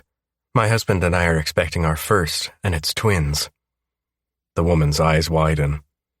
Oh, congratulations, she smiles warmly. Thank you, Isabella says. I'm Jackie, and this is my husband, Todd. We were on our way to Montreal, and now... Her eyes mist over. Honey, I say, wrapping my arms around her shoulders and getting into character. Fuck, the little minx is just a bundle of surprises. It's okay. I look at the couple. Is that your car out front? Yeah, Henry nods. It's a piece of shit, but all we can afford. Could we buy it from you? Isabella asks. We just need to get to the rental car place on the other side of town. Henry looks at us, shocked. You want to buy my car to get to the rental shop? No, good grief. My husband can take you. You don't have to buy our car. His wife laughs. Goodness, not only is it a waste of money, but we'd also have no transport. She shakes her head. Henry, get the keys and give these nice folk a lift. Oh, no, please, we don't want to put you out, Isabella tells them. Henry needs to go to the store anyway, his wife tells us. Henry. She elbows him into action. Henry nods and walks off. He's back in a few minutes with his keys, hat, and a list of groceries, which he shoves into the pocket of his well-worn jeans. I hope you two have better luck, and don't stop at motels, she calls after us as we follow Henry to his car. I climb in the passenger seat in the front, and Isabella in the back. Henry gets in the car, and it starts without a moment's hesitation. In fact, the bucket of rust purrs. I'm suddenly on high alert as I see the sleeve of Henry's t-shirt roll back, and there's a maple leaf tattoo with a fighter jet, and what I believe is a squadron insignia beneath the plane. Were you in the military? I ask Henry, as he pulls out and his wife waves us off. Yeah, I was a fighter pilot in the Royal Canadian Air Force, Henry tells us. Really? Isabella pipes up from the back seat. What planes did you fly? CF-18 Hornet? Henry glances in the mirror at Isabella before looking at me.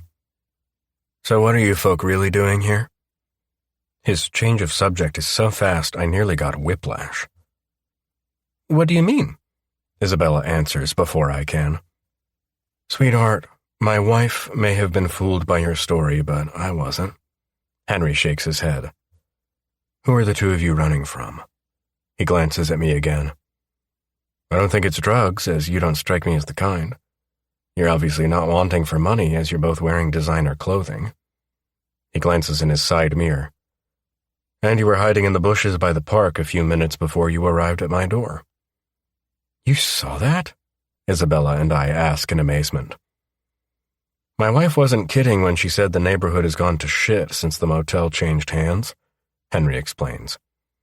Now they rent rooms by the hour for all sort of illicit businesses. So you can imagine what goes on here now. Why don't you sell up and leave? Isabella asks. No one wants to buy here, Henry tells us. Besides, there are still some good elderly people living on the street that I look out for. Fuck. He was a good Samaritan who served his country flying a fucking fighter jet. It makes me suddenly feel low and kind of dirty. I glance at Isabella, understanding how she must have felt when she realized who her father was. Fuck. Here's the truth, Henry. I glance back to ensure we're not being followed. Jackie and I are trying to get to a safe house. Our last one was compromised. We stopped at the motel so Jackie could go to the bathroom. She really is pregnant with twins. I pull the sonogram from my pocket and Henry glances at it. Our families are... My eyes meet Isabella's. Our families are well-known figures in Boston. Isabella picks up the story. It turns out our marriage has made a few other prominent figures in Boston angry. Now they want me and our babies. So those goons in the park were looking for you? Henry asks, his eyebrows rising. They looked like they were PMCs. What is a PMC? Isabella asks. Private military contractors, I reply, my brow furrowing. How could you tell? Henry shrugs, as if everyone should be able to spot them. Their movements were too coordinated, their gear too advanced for regular thugs. They had a certain discipline and a way of scanning the area that you only see in trained military personnel. Plus, their accents and demeanor were a dead giveaway. They weren't locals or low-level criminals from around these parts. How did you hear their accents from across the street? Isabella's brows furrow. Henry glances in the mirror again and grins. I have eyes and ears there. So you're the neighborhood watch? Something like that, Henry tells me, his eyes flashing with anger. The folk in my neighborhood have been there for generations, you know. Then about a year ago, the motel, which was a nice family place once, turned into what it is now. His jaw clenches. A shithole. For pimps to run their whores, drug dealers, and highfalutin fuckers to bring their mistresses. I'm sorry, Henry. Isabella's voice is filled with compassion. You're doing a good thing, though. I'm trying, Henry replies. I don't know how much longer I can do this. My helpers are either too young or past their prime. Why did you leave the military? Isabella asks, although I think it's pretty obvious a pilot can't fly with a blind eye. I was wounded when I had to eject from my jet, Henry tells us. After that, they put me into intelligence. I stayed for a while and learned a lot, but once you've had wings... He shakes his head and sighs. You feel like a jaguar that's been caged. I understand the feeling of being caged. Isabella's voice is soft. I have an overprotective father. Henry drives out of the town limits and hits the motorway. A few miles out, there's a sign for car rentals where he pulls into. Here you go. Thanks, Henry. I shake his hand and climb out of the car, pulling out my wallet, but he stops me. "No need," Henry says, shaking his head. "But if you ever need security help," he pulls a card from his pocket and hands it to Isabella. "Just call." She smiles and takes it before getting out of the car and standing by Henry's window. She pulls a driver's license from the bag and hands it to me. "Can you get a car so long?" I hesitate for a moment, wondering if Isabella is playing me and going to bolt, then shake it off. No, I have to trust her.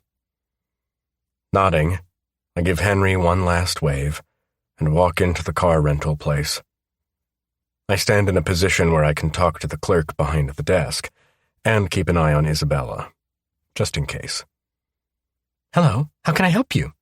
the perky young woman behind the desk asks. "I'd like a vehicle. My wife and I are traveling around Canada." "Of course," the woman smiles. "Luxury, standard, or an RV?" "You have RVs?" My eyes narrow. For a minute, I'm tempted to rent one, and then we can just stick to the road. Stop along the way and rest. My mind and cock pick that time to tease me about what else we can stop along the way for. "Yes, sir," she nods. "We have some amazing options, too." "Can you give me a minute? Let me check with my wife." "Of course," she smiles. As I walk out, I frown, seeing Isabella handing Henry a key. "Go to the bus station and find locker 1024, Isabella says softly to him. "Consider it my contribution to the Henry Neighborhood Watch. There is also a pager in there. If you use code 259, backup will come, and they'll know I called them to help you." "Thank you, Jackie."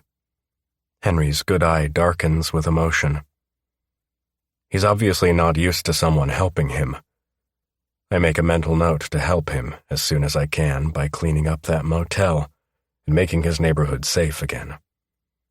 There's not a lot of people like Henry left in this world. "Do you want to rent an RV?" I call. "No," Henry and Isabella say in unison, before turning and grinning at each other in some private joke. "RVs will put you at risk," Henry explains. "They are cumbersome and easy to track.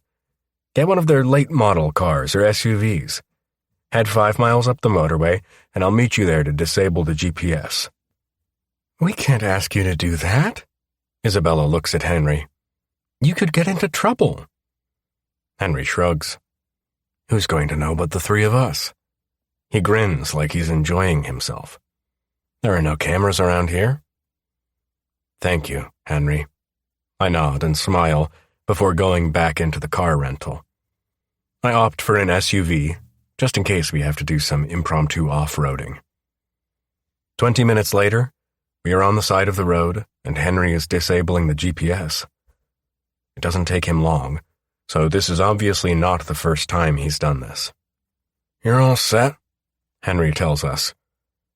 "I don't suppose I have to tell you to stay off the main roads as much as possible." He looks at Isabella.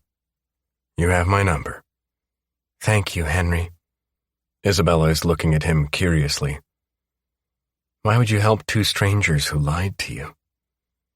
Henry smiles at her. "I watched you and your husband walk into town. I could see how much you cared about each other. Your body language was great, but there was also a bit of tension," he surprises me by saying. "Then when you came back, I realized why. That you were running from something." He glances from Isabella to me. "I've been around for a long time and knew you weren't a threat. At first I thought you might steal my piece of shit, but instead you knocked on my door and offered to buy it." "My wife is definitely not a criminal," I snort. "Again, thank you, Henry." I shake his hand, more resolved than ever to help him clean up his neighborhood. "We'll be back to help you clean up your neighborhood. That I promise you." "If we survive," Isabella mutters. "Sweetheart." Henry steps up to her. "You strike me as a woman who knows how to handle yourself and your husband. He looks at me. Anyone can tell he's an apex predator. Between the two of you, I'm sure you'll be able to get to where you're going. He looks up and down the road. I'll keep an eye on the goons and see if I can detain them for you. But get going. It won't be long before they figure you've left town. A few minutes later, we're back on the road and heading toward Montreal. I turn to Isabella and ask, "Why did you choose Henry's house?" "He had a Canadian flag in his window, and I noticed he'd been watching us," Isabella surprises me by saying. "I wanted to see who was so interested in what we were up to." "Fuck," I say in amazement. "You are full of surprises." "And hungry, again," Isabella tells me. "There's a small diner that's hidden in the woods just up the road. Please, can we stop there? I need to pee and get something to eat and drink." I nearly miss the small turnoff to the diner and drive down the heavily wooded area until it opens into a chalet-style diner. "How did you find this place?" "James did," she tells me. "We broke down in Stansted once and had to stay for a few days. He took an interest in the owner's daughter at the hotel we were staying at. She brought him here." Her eyebrows raise and she smiles. "We can park in one of the places in between the trees." As I drive in, I start to realize why James came here with the hotel owner's daughter. It's a hookup place where teenagers and lovers come to hook up. It's like a forest version of my dark velvet club. It's also an excellent place to stop for a while, eat, and stay hidden. Chapter 14. Andre. We park the SUV in a vacant spot, which is a small opening between the thick cover of trees that keeps you from seeing anyone else parked near you. "They make such nice fries here," Isabella tells me. "I wonder if they'll have ginger tea." Her eyes widen. "It's such a pity we had to leave our picnic basket behind." "We'll find you some more," I promise, as we climb out of the car. "I also want to put my skirt on," Isabella tells me. "These jeans are uncomfortable." She opens the back door and rummages in the duffel bag, pulling out a summer dress. "That's a little cold for this climate," I point out. "I have some tights in here and a thick sweater," she assures me. "I also have knee-high boots." A grin splits her face as she pulls them out. "I prepared for all weather." "I see that." Plus, the diner has a small store beside it that sells woolen stuff, like blankets, shawls, and so on. She starts walking, and I follow her. "I thought we could buy one of the blankets for the car." My cock starts to stir as my eyes settle on her ass displayed in the tight jeans. I glance around and feel myself hardening some more, wondering if we had time to make use of our secluded spot in the woods. "Andre?" Isabella's voice snaps me from my musings. "Are you listening to me?" "I'm sorry. I got distracted by how amazing your ass looks in those jeans." Her cheeks start to heat, but I see a flash of desire streak through her eyes. "Are you sure you need to change out of them?" "I'd say your kids are starting to feel a little restricted by them." She raises her brows. "Ah." A grin lifts my mouth. "Now they're my kids because they're making you uncomfortable?" Her eyes light with that cute, mischievous glint once again. "Of course," she nods. "Like father, like little beans." Little beans. My brows furrow curiously. "Yes?" Her features soften, and she indeed looks glowing. "They look like little beans." "I like that." My heart jolts when our eyes meet and hold. My cock starts to stir, and suddenly my jeans are feeling too tight. "Let's go get you and the little beans something to eat and drink. Because if we don't get out of here now, I'm going to drag her back to the car and have my way with her." The diner is a mix of modern and old world, with people enjoying meals at some of the booths. A jukebox is playing an old-fashioned rock ballad as we step up to order. Isabella orders a burger, fries, and chocolate fudge cake, with a large, freshly squeezed apple and ginger juice. I order the same, except I replace the juice with orange juice. I also buy 4 one-gallon bottles of water. Do you have ginger tea? Isabella asks. We do. The woman surprises us both by answering. You don't perhaps sell that in a flask? No, but you can buy a flask from the shop and we'll fill it for you, the woman tells her. Oh. Isabella looks at me. Let's go buy a flask while our orders are being made. Is that to go? The woman asks. Yes, I answer. We'll just eat it in the car. The woman nods and totals it up. Just bring the flask. I'll have it washed and filled. She smiles. Pregnancy can be a bitch.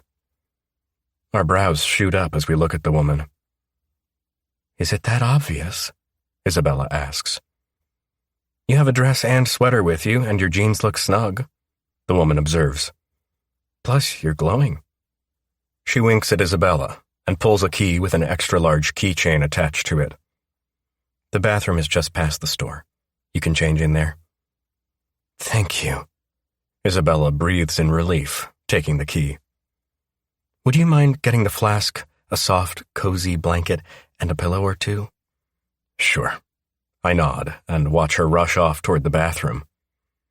After paying for our order, I walk into the store. It has a quaint, rustic charm, with shelves lined with local products. The wooden floors creak underfoot, and the smell of cedar and wool fills the air. The walls are adorned with handmade quilts and knitted items. I find a shelf stocked with various flasks, all in different colors and designs. I select a sturdy stainless steel one that looks like it will keep Isabella's tea hot for hours. Nearby, there are stacks of soft woolen blankets in a variety of colors. I choose a deep blue one that feels incredibly soft to the touch.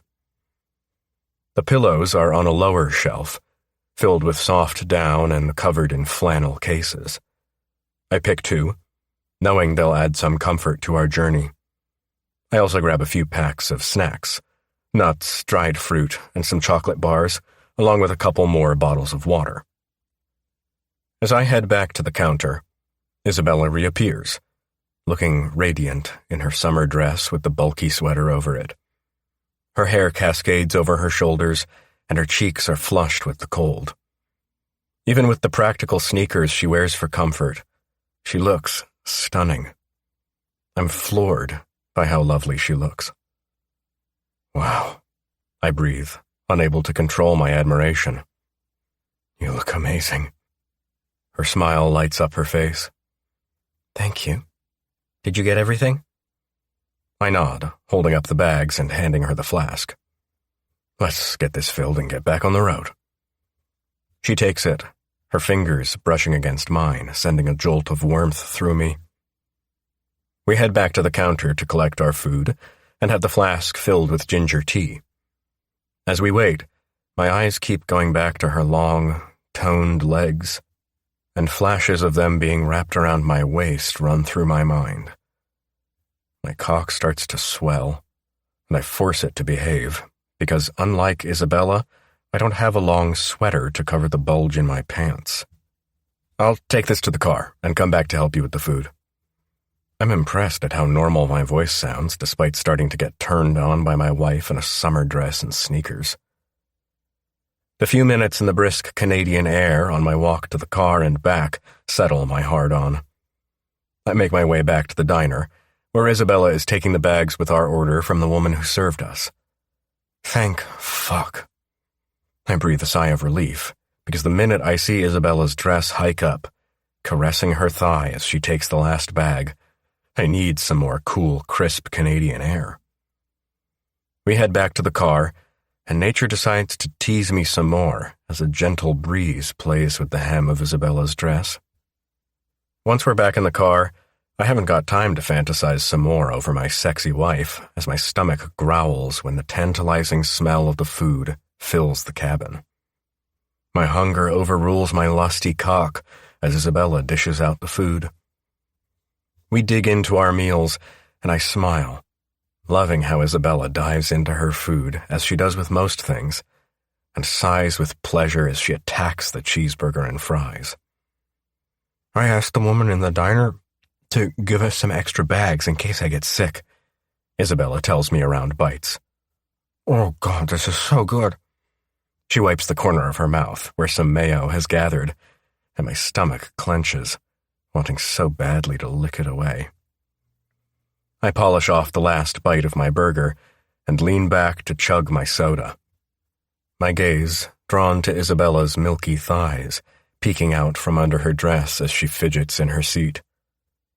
The contrast of her soft skin against the dark car interior is tantalizing. A blob of mayo from her burger drips onto her exposed thigh, and before I can stop myself, I lean down and lick it off. Her gasp echoes in the car as I kiss my way up her thigh.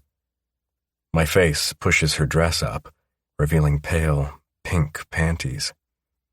Huh? Isabella breathes, her eyes darkening with desire as my hands run up her legs, tracing the path of my lips. You taste delicious, I growl, my cock straining against my jeans. I love the color of your panties. They remind me of your tight pink pussy. Oh, she gasps, her lips glistening with grease. I lean in and lick them clean. A cheeseburger tastes so much better on you. She smiles and takes another bite of her burger, her eyes locked on mine. I slide my hands over her panties, cupping her mound, and start rubbing. Oh, God, she moans, swallowing her food. My lips crush against hers as I continue to massage her through her panties, my fingers feeling the wetness of her arousal seep through them. Do you want to fuck me, Isabella? I whisper against her lips. Yes, she breathes, her voice husky with need. Do you want me to finger your greedy little clit? Oh, please, yes, she begs, her hips grinding into my hand. Are you hungry for me, princess? I growl, capturing her lips in a hungry kiss as I slide my fingers under the waistband of her panties and plunge them into her wet heat. Yes, so hungry. I take what's left of her cheeseburger from her hand and put it into the box on the dash. Take off your panties for me and spread your legs. I want to see your pretty pussy. Isabella nods and kicks off her panties, spreading her legs wide for me. I groan at the sight of her glistening mound, my cock throbbing with need. You're so beautiful, I breathe, leaning in to kiss her again. Oh, God, yes, she moans, her hips bucking as I slide 2 fingers into her tight channel. I curl them, hitting her G-spot, and she cries out, her body trembling with pleasure. I lower my head and suck on her clit, my tongue flicking over the sensitive nub as I continue to finger fuck her. Oh, fuck, Andre, she screams as her orgasm crashes over her as I continue to pump my fingers in and out of her. Oh, God, yes. I pull my digits out of her and bring them to my lips, sucking her juices off with a satisfied groan. My cock is painfully hard, straining against the confines of my jeans. Climb into the back and get on your hands and knees, I command, my voice rough with desire. I want to fuck you from behind. Isabella obeys, her ass in the air as she crawls onto the back seat. I push the button and let the seat slide back so I can turn and slip into the back. I unzip my jeans and pull out my cock, stroking it as I admire the view and her tight ass pointing toward me. Sliding into her from behind, my cock sinks into her tight, wet heat, and I grip her hips, starting to thrust. Oh, fuck, yes, she cries out, her body rocking with each thrust. Harder, fuck me harder. I obey, my hips slamming into her with abandon. My fingers dig into her hips, leaving bruises while I lose myself in the feel of her tight pussy wrapped around my cock. "Oh God, I'm going to come," she screams as my pounding picks up speed and her body starts to tremble with pleasure. "Come for me, baby," I growl, my own orgasm building as I feel her soft walls clench around me. "Come all over my cock." With a final cry, her body convulses and she orgasms. I follow her over the edge, my cock exploding as I fill her with my seed. We collapse onto the back seat, panting and spent. I slide beside Isabella and pull her against my chest, our breaths coming out in ragged gasps. I wrap my arms around Isabella, cradling her close against my body. After a few minutes, I feel her shiver and gently push her up. "You need to get your clothes back on." I smile at her. "We have a long journey ahead of us." "It's only about 2 to 3 hours to Montreal," she points out.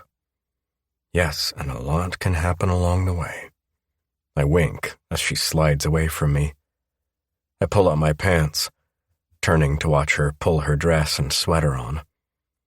I lean over and kiss her before straightening, sliding back into the driver's seat. Pulling it back up and taking off for our next stop on this journey to one of the coldest places in North America. The day spreads out ahead of us as we drive through the winding roads, the sun playing hide-and-seek with the clouds. The SUV's engine hums steadily, a backdrop to the thoughts swirling in my mind. Isabella sits beside me, her gaze fixed on the passing landscape, lost in her thoughts.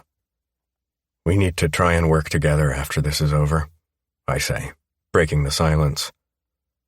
She turns to me, her eyes curious. "What do you mean?"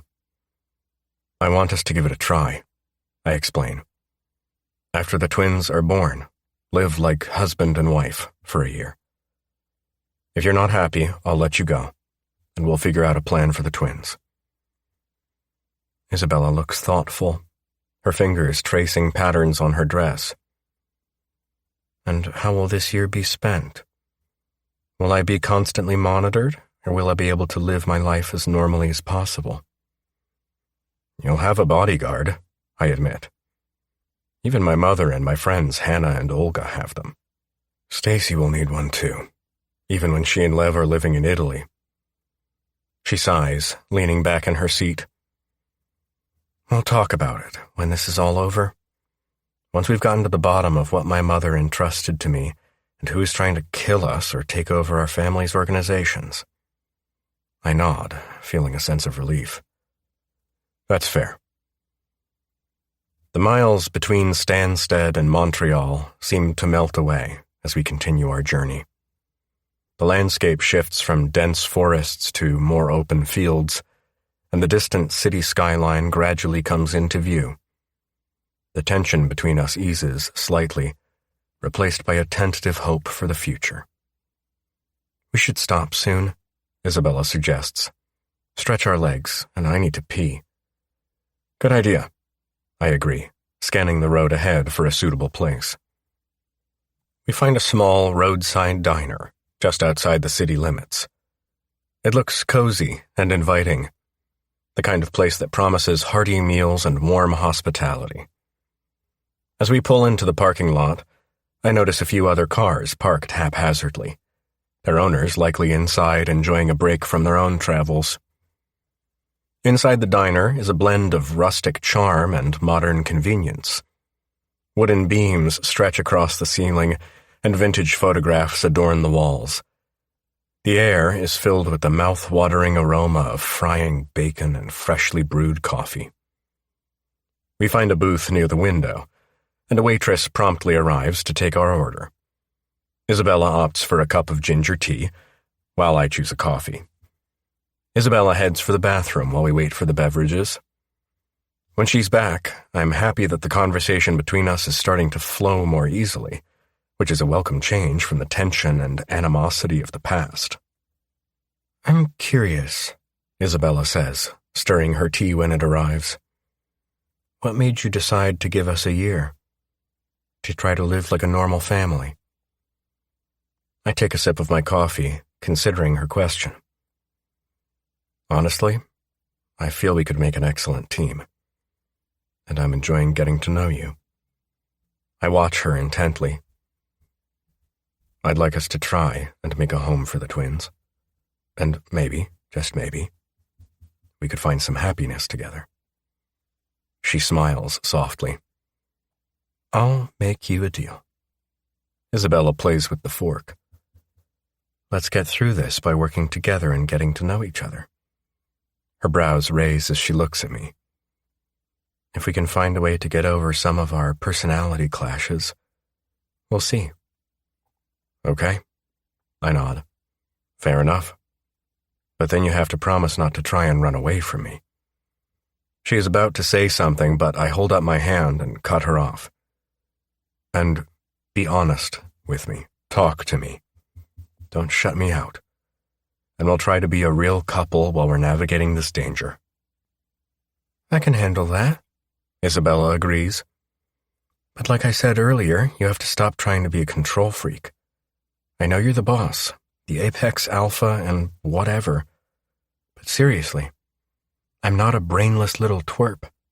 I have thoughts. I've been highly trained in combat, survival skills, and other stuff. I have noticed that. I nod and breathe out. And I'll promise to try. I'm just used to being in charge, and I don't take orders well. But I promise to try to work with you, keep you in the loop, and not hide anything from you. I promise the same. Isabella sits back as the food arrives. We eat in comfortable silence, and the diner's atmosphere provides a brief respite from our chaotic lives. After finishing our meal, we return to the SUV, feeling a bit more grounded and ready to face whatever comes next. As we drive into Montreal, the city's bustling energy envelops us. The streets are alive with people going about their day, and the buildings towering above us are a testament to human ingenuity and resilience. Navigating through the city, we find a hotel where we can rest for the night. Isabella and I haven't had much sleep in the past few days, and none at all the previous night. She needs her rest being pregnant, and I need mine if I'm going to keep alert. The hotel is a modest place, but clean and comfortable. Once we've checked in, I can't help but feel a sense of accomplishment. We've made it this far. And while the road ahead is still uncertain, there's a glimmer of hope that things might turn out all right. Isabella and I settle into our room, the fatigue of the day catching up with us. After a quick shower, she changes into more comfortable clothes and slides into the big bed. By the time I've had a shower and come back into the room, Isabella is sound asleep. I carefully pull the covers back and slide in behind her, feeling a warmth spread through me. I put my arm around her, and she turns, snuggling into me. I drift off to sleep with Isabella in my arms, and a renewed determination to get us through this shit. And whoever is behind this, I will make sure they never try to come after us again. I will vanquish the monster that killed Isabella's mother and has turned our lives into a living hell. Chapter 15. Isabella. Andre tosses our duffel bag onto the seats facing us as I settle near the window on the train. He hands me a blanket. You might need this. I love those dresses, tights, and tops you bought, but they're not exactly Canada autumn material. I spread the blanket over my lap. I'm fine in them, especially while traveling. I did buy some tights, though. I can't wear jeans or pants right now. The thought makes me feel claustrophobic. Andre slides into the seat next to me, his hand slipping beneath the blanket, gliding up my thigh. My pussy throbs as he flicks a finger against it. One good thing about a dress, he murmurs, leaning over to kiss my cheek. Easy access to your gorgeous body. I gasp. Andre, we can't do that here. But I don't push his hand away. His voice drops husky. Are you sure about that? The train's almost empty and our tickets have been checked. His fingers stroke my mound through the fabric of my dress, making me squirm. I've been dying to touch you since we woke up. We overslept. I remind him between kisses, my mind turning to mush as he squeezes my pussy. We have a schedule to keep. We need to check in at Ottawa by tomorrow morning. Andre hums, teasing my lips as his hand lifts my dress beneath the blanket. I can feel how much you want my fingers to touch you. He kisses my ear. Your panties are soaked. My breath hitches as his fingers find their way into the waistband of my panties. What if someone comes in?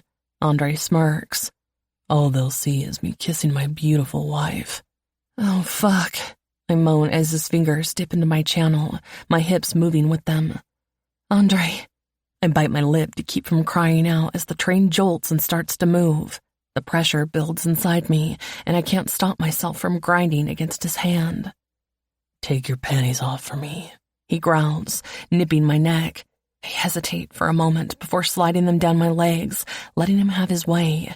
He groans appreciatively, his fingers working me faster, pushing me closer to the edge. I can feel the tension coiling in my belly, my breath coming in short gasps. I'm so close, but I can't let go. Not here, not on the train. What if someone walks in? Andre senses my hesitation and whispers in my ear. Let go, baby. I've got you.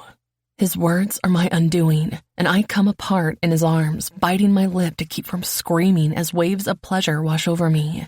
He holds me tight, his fingers still inside me as I ride out the aftershocks. When I finally open my eyes, he's smiling at me, a wicked glint in his eye. See, that wasn't so bad, was it? I can't help but laugh, my cheeks flushed with pleasure and embarrassment. Maybe not, but next time, let's find somewhere a little more private. Okay? He grins, closing the distance between us to crush his lips against mine. How about we head to the bathroom, and you can take a ride on my cock? My gaze drops to the prominent bulge in his pants. I stammer, meeting his eyes which are filled with lust and hunger. What about cleanliness? What the fuck, Isabella? You're sitting on a train seat with your panties around your fucking ankles. I bet they keep their trains spick and span. Andre reaches down and forcefully pulls my panties off completely. I bite my lower lip, staring at him and watching as he stands with my panties in his hands. Think of it this way, he says, leaning over and stuffing my underwear into the duffel bag. We're being chased by an unknown enemy, heading towards one of the coldest places in America without any idea of what we'll find there. He grins. We're already living on the edge. We might as well embrace it and have some fun while we're still alive. I swallow hard. Andre has a good point, and my lower regions are still sensitive and tingly from the orgasm he's just given me. If I'm frank with myself, I'm aching to feel him inside me once more. He holds his hand out to me, and I put mine in it, allowing him to pull me up. I hope we don't catch some kind of disease, I mutter, trying to hide just how fucking aroused I am. My friend Stacy once mentioned having sex on a plane, and the idea always intrigued me. I'm guessing sex on a train can be equally exciting. Andre leads me to the train's bathroom, pushing me inside and locking the door behind us. The small space is cramped, but the thrill of being caught only heightens my desire. He spins me around, pressing my chest against the cold mirror as he grinds his hard cock against my ass. Tell me, princess, he growls, his breath hot on my neck. Do you want my cock inside you, filling you up, making you scream? I whimper, pushing my ass back against him. Yes. Oh God, yes. He chuckles darkly, reaching around to deftly unbutton my dress and pull my bra down, freeing my breasts. I feel a shiver of anticipation run down my spine. He pulls me up so that I'm standing in front of the mirror, and I can see the lust in his eyes as he gazes at my body. He pinches and rolls my nipples between his fingers, causing me to moan with pleasure. I can see my reflection in the mirror, and it's incredibly erotic to watch him touch me like this. You like that, don't you, princess? He growls in my ear. You like watching me play with you. Yes, My voice is barely a whisper as the heat coils inside me, pooling between my legs. His mouth is on the back of my neck, leaving a trail of hot kisses that make me shiver. Fuck. I don't know if I'll ever get enough of you. Andre then spins me around, lifting me effortlessly and pinning me against the wall. I wrap my legs around his waist as he guides his cock to my entrance, teasing me with the tip of it. He sucks and licks my tits, making me moan with desire. With one powerful thrust, he enters me, filling me completely. The sensation is so intense that I throw my head back, my breath catching in my throat. I can feel the train's movements, adding to the sensations coursing through me.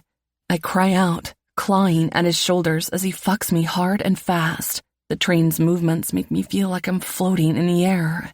Andre's fingers dig into my hips as he pulls me down onto his cock over and over again.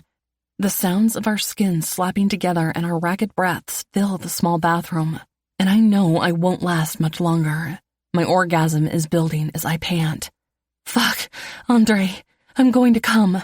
He grins wickedly, increasing his pace. That's it, baby. Come for me. Let me feel you squeeze my cock with your tight little pussy. Oh, fuck. The moan slides from my throat. Andre. He gives me a few powerful thrusts and I shatter, my orgasm washing over me like a tidal wave. Andre follows shortly after, groaning as he empties himself into me.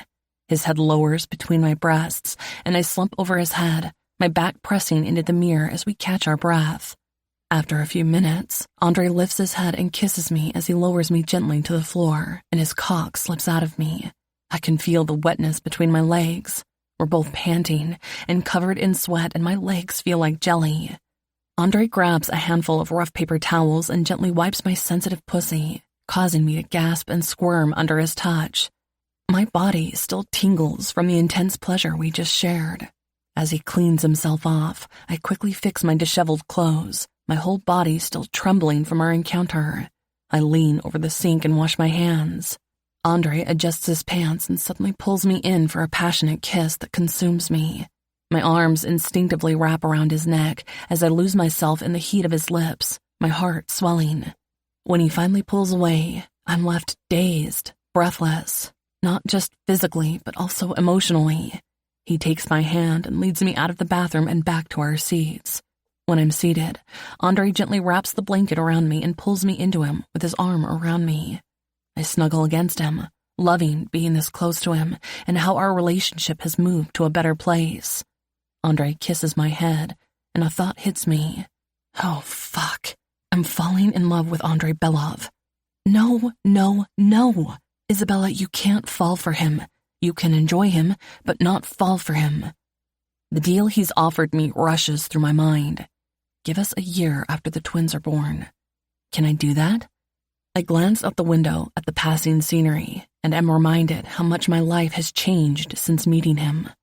Okay, so maybe finding out I was living in a world carefully constructed for me wasn't Andre's fault, but he's been entwined in that world since he was born. My thoughts are distracted when a food trolley rattles into the passenger car. The smell of coffee dances around me, tantalizing my senses, and my mouth waters. My stomach also grumbles. Good evening, the cheerful train attendant says. Can I get you anything off the trolley? What sandwiches do you have? I ask before Andre can. Turkey, beef, cheese. He starts to list them off. Can I have a turkey sandwich, please? Make that 2. Andre says, pulling out his wallet, and 2 waters. The attendant gives us the sandwiches and water before striding off with the rattling trolley. I barely notice as I peel the bread from its cardboard box. Jesus, I can't believe how hungry I've been feeling all day, I say, biting into it. It's normal, especially since you're pregnant with twins, Andre explains. Your body needs more energy and nutrients to support the baby's growth. That makes sense. So our next stop is Ottawa, Andre says, pulling the table out and putting the water on it. Have you decided whether we're flying, driving, or catching a train from there? I think maybe we should fly. My eyes meet his. The longer we take to get to our destination, wherever that is, the more likely we are to get caught before we get there. I agree, Andre says, opening a bottle of water and taking a sip. We'll fly. Nodding, I continue to polish off my sandwich, wishing I'd bought two. I have some water, hoping that it will fill me up as I already feel like a pig with everything I've eaten so far on this journey. My eyes widen, and I realize that maybe drinking the water so fast was not the right thing to do. Next thing I know, I'm hopping over Andre and heading back to the bathroom. Isabella? Andre's eyes widen with concern. No time to talk. My hand slaps over my mouth, and I've barely made it into the small bathroom and lifted the toilet lid when my stomach rejects the sandwich. Isabella, Andre's soft voice comes from behind me, and I feel him lifting my hair. I brought you some water. I want to tell him to get out, but I can barely say a word before I vomit once again. Andre gently rubs my back, and to my surprise, he starts to hum a soft tune, one I recognize from somewhere. I think it's a Russian lullaby. It has an oddly soothing effect on me as the nausea starts to ease. Andre helps me clean up the bathroom while I rinse my mouth and splash some of the bottled water on my face. I don't even have to move from the sink, and some paper towel is handed to me. Feeling better? Andre asks, his eyes assessing me in the mirror. Not trusting myself enough to speak in case I feel sick again, I just nod and wash my hands. We leave the bathroom, and Andre disappears into another passenger car while we go back to our seats. I pull the blanket over me, put the pillow on my lap, and lean forward, resting my head on it. I guess you didn't like the turkey sandwiches then. I rub my stomach, talking to my little beans. There must be another way to let me know you object to what I'm feeding you. Andre comes back, takes his seat, and pulls my head into his lap with the pillow. I got you some mince and ginger cookies. I turn my head and see him put them on the table. Thank you. My eyes drift shut. I'll have them in a bit. I'm just going to close my eyes for a little bit. Okay. Andre's voice is soft as he gently plays with my hair. Yep, I'm falling for this version of Andre. The Andre I can envision as a young man about to begin medical school. Fuck, I still can't believe he wanted to be a surgeon. Tell me about medical school, I ask. I started college at 16. Andre starts to tell me. My eyes widen and I turn to look at him. Really? Yep. He nods and gives a soft snort. Believe it or not, I was a nerd who loved school, science, and medicine. I can't imagine you as a nerd. Okay, that's a bit of an exaggeration. He laughs. I wasn't a nerd. I played football, baseball, and even ice hockey at one stage. What? I say in mock surprise. No lacrosse? I never understood the lure of that game. Andre shakes his head. I did play basketball when I was a lot younger. So you're a super jock then? Not really. He shrugs. I went to private schools, and I think most of the principals knew exactly who my father was, so many doors were open to me. Now that I know who my father is, a lot of things have started to make sense to me. My brow furrows. My teachers were always overly nice and accommodating to me. My eyes close and I shake my head. I thought it was because I was such a good student and they liked me. Now I think it was more to do with my father being a mob boss. No, he shakes his head, disagreeing with me. Unless you were jumping out the windows of your classrooms and trying to escape them, Andre teases. I'm sure they liked you, and you were probably the model student. A nerd, you mean? I laugh. So, college. Let me guess. Harvard. Did the t-shirt I loaned you the first night in my apartment give me away? He looks at me with a wry grin. That and the fact that Harvard is one of the best medical schools in the country. True. He nods in agreement. But it was also in Boston, so not too far from the family if they needed me. Convenience. Yes. He sighs. I was 4 months into my surgical residency when Lev was attacked, and as you know, we thought he was dead. Do you know I don't even know how old you are? I sit up so fast that I make myself queasy, but I breathe through it. You didn't look at my date of birth on our marriage certificate or in the passports? His brows furrow. No. My face scrunches. Sorry. I'll be 26 in 6 months, Andre tells me. I've been out of medicine for just over a year. Did you have to give up your career to become Pecan? Yeah. He nods. There are numerous reasons why. While I wasn't Pecan, I could still have another life. Andre runs his hand through his hair.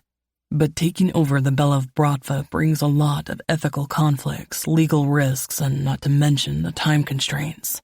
That's such a shame. My voice is soft. You did all that work for nothing. I was in a weird position. His eyes meet mine. I was going full steam ahead to become a surgeon, but it was like I was doing it as a backup career. It's kind of like an understudy learning a few parts of a play. There are 2 roles you could potentially play. So, you were Lev's understudy. I nod, understanding. If he had to come back to the family business, would you give up being the pecan? Andre's brows shoot up as he looks at me, and I know the answer before he replies. My stomach knots for a moment, as I wanted to believe otherwise. The truth is that Andre enjoys his life as pecan. My brother knows he can't do that, Andre explains. The only way would be for me to step down or die. And to be honest, until I forced my father to relinquish the kingdom to me, I didn't know how much I actually wanted to be pecan. My heart squeezes, and I feel a crack in it. For all of a couple of hours, I wanted to believe Andre was someone he wasn't, a brilliant surgeon living above the criminal line with me and our twins. That would be my ideal life with Andre. Glancing out the window, watching the train speed into the early morning on our way to Ottawa, I know that Andre and I can never be. This world of cat and mouse, lies and deceit, bending the rules and all the bloodshed, that's not the life I want. My hand falls on my stomach. It's not the life I want for my twins, either. My heart squeezes a bit more as I know, without a shadow of a doubt, when this is over, what I'm going to have to do, for my kids and my own peace of mind. I turn and look at Andre counting the cash we have left in his wallet. Fuck. He is so handsome and caring when he wants to be. If nothing else, being on the run showed me a side of him I'd probably never have otherwise seen. But it's a side I know will disappear as soon as whoever's trying to take his throne is dealt with, and we find out what's waiting for us at the end of this trip. Chapter 16. Andre. I wait outside the bathroom for Isabella, keeping a vigilant eye on our surroundings. Ottawa is a reasonably sized airport, and the trip from the train station to the bus station to retrieve the new go bag went smoothly. We stopped for breakfast at a lovely cafe and acted like a regular couple, while each keeping a vigilant watch on our surroundings. I scanned the departure monitors and noticed that our flight is flashing for us to go to the gate. Should I go into the bathroom and see if Isabella is all right? She's been in there for quite a while now. A flight attendant walks past, rolling her bag. "Excuse me," I stop her. "I'm sorry to trouble you. My wife went into the bathroom a while ago. She's got bad morning sickness. I was wondering if you wouldn't mind checking on her for me." "Oh." The woman looks at me and smiles. "Sure, what's her name?" Sam." I correct myself, remembering our new names. Fuck, this is getting confusing. She nods and disappears into the bathroom. A few minutes later, she emerges with Isabella. "Here she is, handsome." The woman gives me a flirty smile before turning to Isabella. "Are you sure you're okay, hon?" "Thank you." Isabella gives the woman a weak smile. "I'll go to that kiosk you recommended to get that tea." "Trust me, you'll be glad you did," the woman tells Isabella. "It saved my life and a few flights through all 4 of my pregnancies." She gives us a small wave. "Take care." "Thank you," I call after her, and she turns to give me another big smile before disappearing into the crowd. "Are you okay?" "Do I look okay?" Isabella snaps. Her face is pale and her eyes a little glassy. "I've just hurled my guts out, choked on some toothpaste, and have a god-awful headache, and I'm dying for a cup of coffee." "You can't have coffee," I remind her. "Fuck, I didn't know that!" She hisses, spins on her heel, and marches off in the opposite direction to our gate. I stand, staring after her for a few minutes, calming my rising anger at being snapped at like that by her, and reminding myself Isabella is raging on hormones right now. Taking a deep breath, I stride after her. "Hold up there." I grab her arm. "I know you're not feeling good, but I'd appreciate it if you didn't bite my head off like that." especially in public. Oh, dear, is your big, bad, bratva ego having a bad time coping with it? She sneers, her eyes flashing, and I frown. What the fuck is wrong with you? You! Isabella pokes me with her index finger. You're what's wrong with me. Her eyes are blazing. Before I met you, I had plans. After I met you, my life turned into a ball of shit. Her eyes bore into mine. You talk about giving me space, but you can't even let me vomit in peace without sending some gorgeous woman in to come get me. Her eyes narrow suspiciously. What was that? Your way of reminding me how easily you can get a beautiful woman to do your bidding, she snarls. Or your way of making me feel fucking shit about myself because I'm popping out of my clothes and smell of vomit all the time. Isabella turns and stomps off into the kiosk. My jaw has dropped slightly staring after her, and it hits me. She's fucking jealous of a random woman I spoke to. I seethe through gritted teeth. Jesus Christ. Anger burns inside me. I will not tolerate that kind of behavior. I can talk to who the fuck I want, and I will not have my wife turn into a shrew just because I speak to a pretty woman. I'm just about to march after her when my jacket pocket buzzes. Shit. I nearly forgot to turn my phone off after checking for messages from my mother. I pull it out and see an SOS message from my mother. My heart feels like it's stopped for a few minutes, and I immediately think it's about my father. Looking up to check where Isabella is, I see her speaking to the woman in the shop. I dial it, and after a few rings, a voice that's haunted me for the past year answers. Andre? Lev's voice is hushed. Is that you, brother? Lev? I breathe. Fuck, is that really you? My heart starts to thump in my chest. Yeah, it's me, Lev answers. It's good to hear your voice again. I was hoping our reunion would be under better circumstances, but I didn't realize what a shit show I was walking into. Yes, this was not the time to come back from the dead. I'm sorry I couldn't contact any of you, Lev says. I didn't know who was trying to kill me. I still don't. I thought it was Dad and his bestie Marco, but now I'm not so certain. His voice lowers even more. I believe you and Isabella are married now and have twins on the way. Yeah. I nod, and my eyes narrow. How do you know that? Marco told me, Lev answers. Turns out Marco and Dad had us taken from Constantine as he and his fucked-up uncle are trying to take over our organization. His words send alarm bells ringing through me. What do you mean? I ask. Isabella and Stacy said the three of you were trapped and stuck in separate rooms under heavy guard.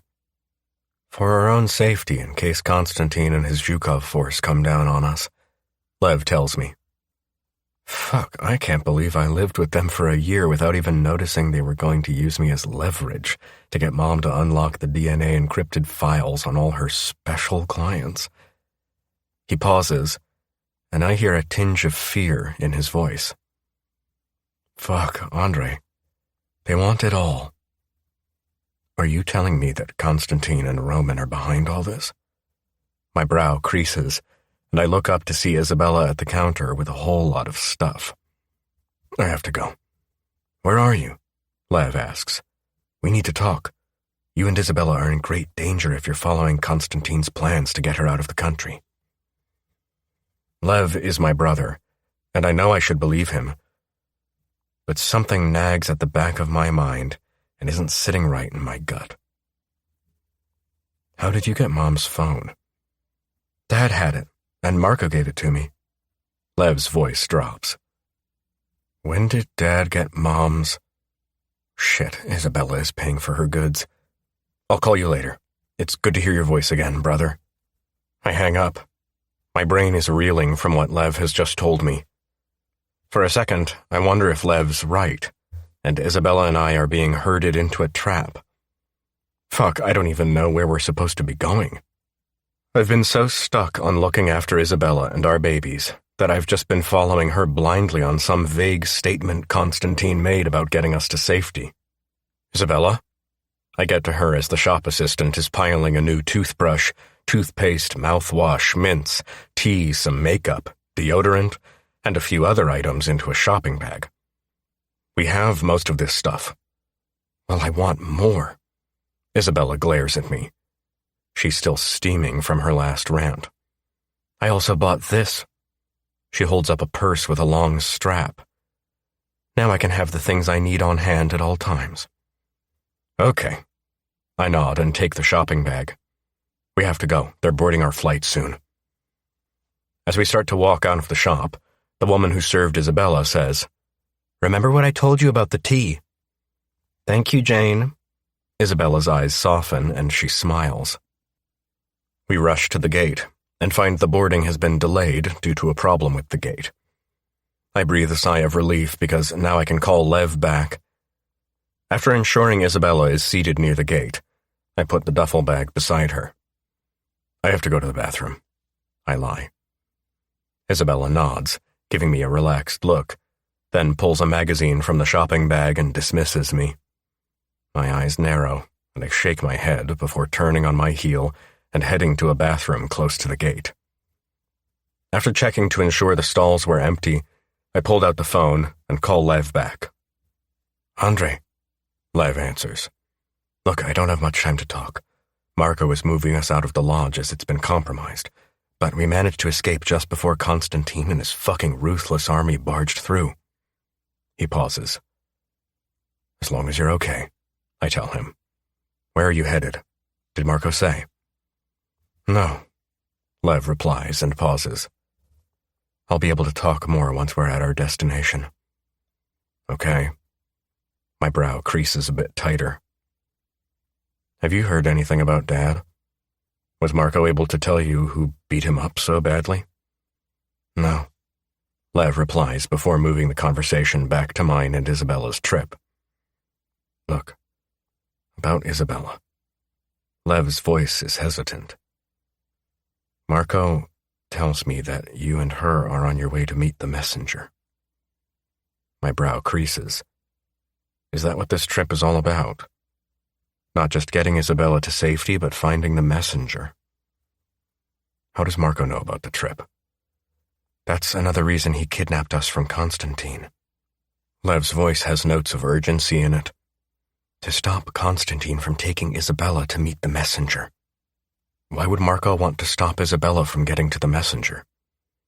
He's afraid that once Constantine has his hands on what Karina sent to Isabella, he'll kill Isabella. Lev's words make me go cold, and I feel the blood drain from my face. But he needs our babies to get an alliance. No, brother, he does not, Lev points out.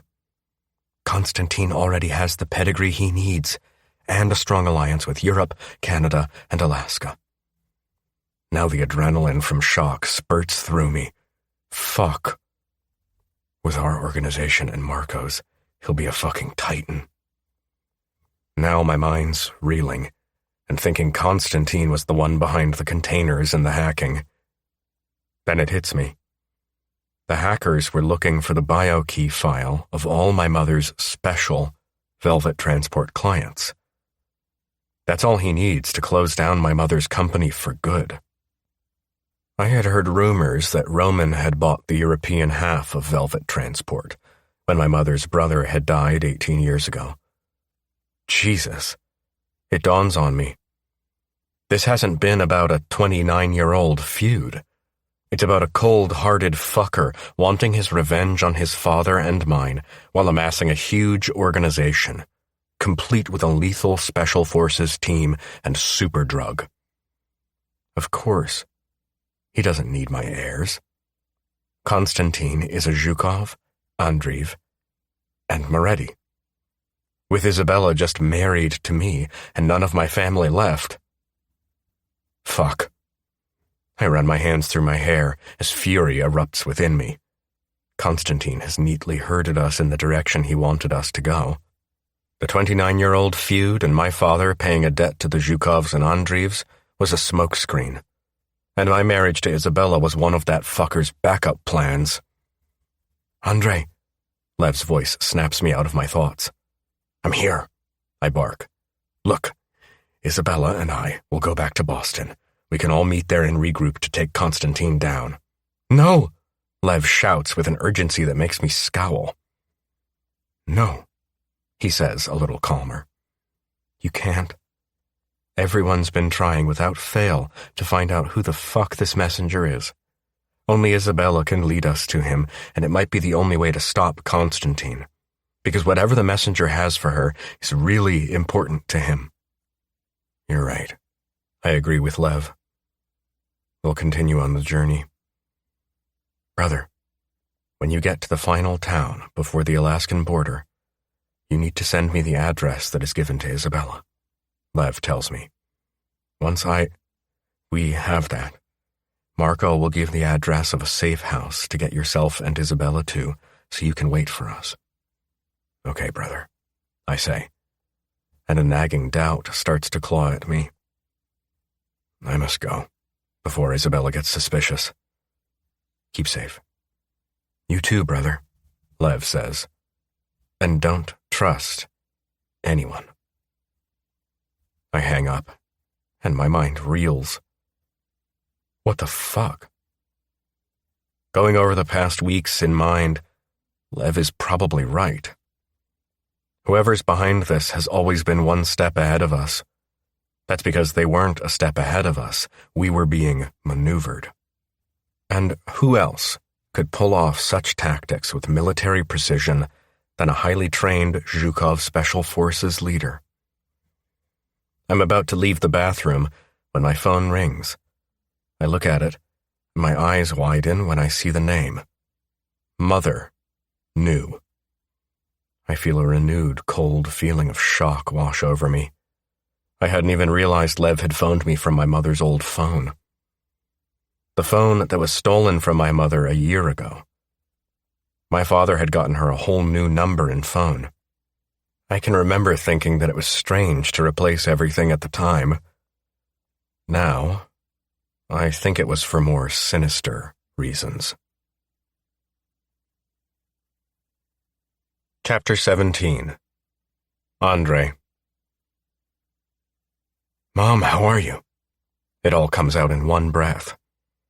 Andre, my mother's voice lowers. I'm as well as can be expected. Where are you, sweetheart? I've had some things to take care of, so I had to get out of town for a while. You could have let me know, my mother tells me. I've been out of my mind with worry for you. She pauses. When are you coming home? There are urgent things we need to talk about. Like? My brow furrows. Not over the phone. Her voice is curt. Where are you? Another pause. Wait, don't tell me. I hear a noise coming from her side of the phone, and I freeze as I hear someone with a heavy Russian accent say something I can't quite pick up. My mother answers in Russian. Дай мне 5 минут. Give me 5 minutes. Mom? Who's there with you? A friend. My mother hedges. How is Dad? Still the same, my mother tells me, her voice soft and hoarse. There's a heavy silence before she speaks again, shakier this time. Andre, the doctors say he's brain dead. What? My brows crease and my heart thuds. Jesus, I don't think I can take any more bad news at the moment. I'm sorry, Mom. I know Ivan and I have been having problems for 2 years. My mother takes in a shaky breath and her voice wobbles. Since he had his heart attack and the other scares, I've been preparing myself. She clears her throat. But I never thought I'd have to be the one to decide when to switch off his life support. I thought he was just in a coma. My brows furrow. He had a brain bleed they didn't pick up, my mother explains. It caused a hemorrhage, and by the time they found it, the damage was already done. They did everything they could, but now they say he's brain dead. I finished for her, feeling like I was having a bad dream. Yes, she whispers, breaking down into sobs. I don't know what to do, Andre. I take a deep breath, trying to control my emotions. We'll get through this together, Mom. When I'm back, we'll make the decision together. Thank you, sweetheart. I have to go. Her voice lowers to a whisper. Please, take care and trust no one except Isabella. I'll see you soon. I love you, son. As I hang up, my mind is racing with an overload of information. The one at the forefront of my thoughts is, how the fuck could they have missed a brain bleed on the initial scans? I know these doctors. They're thorough. Something doesn't add up. Could someone have tampered with his condition after the fact, making it look like a hemorrhage? I shake my head, trying to push away the paranoia, but it lingers. I need to know. I also need to get to the boarding gate. As I leave the bathroom, I call the hospital. This is Dr. Andrei Zhukov. I need to see the scans and medical reports for my father, Ivan Zhukov. The nurse on the other end hesitates. I'll connect you to Dr. Jacobs, the attending physician. Thank you. But she doesn't put me through, and the line goes dead. What the fuck? Who the hell can I call to get that information? A name pops into my head. Instead of calling, I shoot the person a text. It's not long, and they text me back. I'm already on it. I started snooping as soon as your mother told me. I breathe a sigh of relief, switch off and pocket my phone. I watch Isabella. She's standing near the gate looking for me. As I watch her, I wonder which Isabella is, friend or foe. My heart wants to believe I can trust her, as my mother says, but my brain is leaning more toward my brother. I'm also wondering if she knows what her brother's up to. I'm so deep in thought that I nearly knock a woman over when I go to join Isabella. Then I look up to see it's the flight attendant from earlier. Shit, sorry, I say. I didn't see you there. You looked deep in thought. Her cool eyes assess me. I have a lot on my mind. I heard, she says, sending shock waves through me. Fuck, was she listening to my conversation? What did you hear? My eyes narrow suspiciously. Back near the kiosk when you muttered to yourself that your wife was jealous of me, she tells me, and I breathe a sigh of relief. I came back to offer her some ginger mints that I have. They help me a lot, even with travel sickness. That must be a hindrance to your profession? It can be. She laughs. But that's not what I wanted to talk to you about. I've already given your wife the mints. Fuck, did she think I sent you again? No. She shakes her head. She told me you'd gone to the bathroom. So you're stalking me. No, I came here to tell you that you're mistaken, she insists. About what? I ask, raising a brow curiously. Your wife being jealous? The woman clarifies. She's not feeling envious. She's uncomfortable and struggling to accept the changes happening to her body. Her eyes lock onto mine. Pregnancy can make a woman feel both humbled and unattractive. And even though we may not like to admit it, it can also bring out our insecurities. She glances over me. You're an incredibly handsome man, and in her mind, she may fear that you'll find her less attractive now. Oh, crap. My wife seems completely at ease with the changes in her body, I tell her. And I think she looks even more gorgeous as her body's starting to swell. Then tell her that, the woman says with emphasis. Throughout her pregnancy, especially when your wife told me she's having twins. She glances at where Isabella is reading a magazine. Twins for a woman who's had multiple pregnancies is tough. So you can imagine how it's going to be for her. She points to Isabella. And stop being a fucking clueless man thinking everything's about you. I look at the woman in disbelief as she tells me off. Now, go take care of your wife and remember to keep telling her how beautiful she is. She smiles. You're lucky to have each other. I can see how much you care for her. She turns her head and lifts her hair, which shows a scar. This is what I got for getting too fat with my first baby. Fuck. Anger floods me. I know jack shit about this woman, but that jagged scar looks like she went through a window. I hope you're no longer with that fucker. He's dead. Her eyes darken. I have a family you don't mess with. By the way, she's looking at me, and I can tell she's already sensed that her story wouldn't shock me. Like knows like, and she's just let me know her family is the muscle in this town.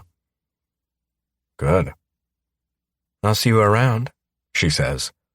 And remember, be kind, loving, supportive, and for fuck's sake, make her know how gorgeous she is, no matter how big she gets.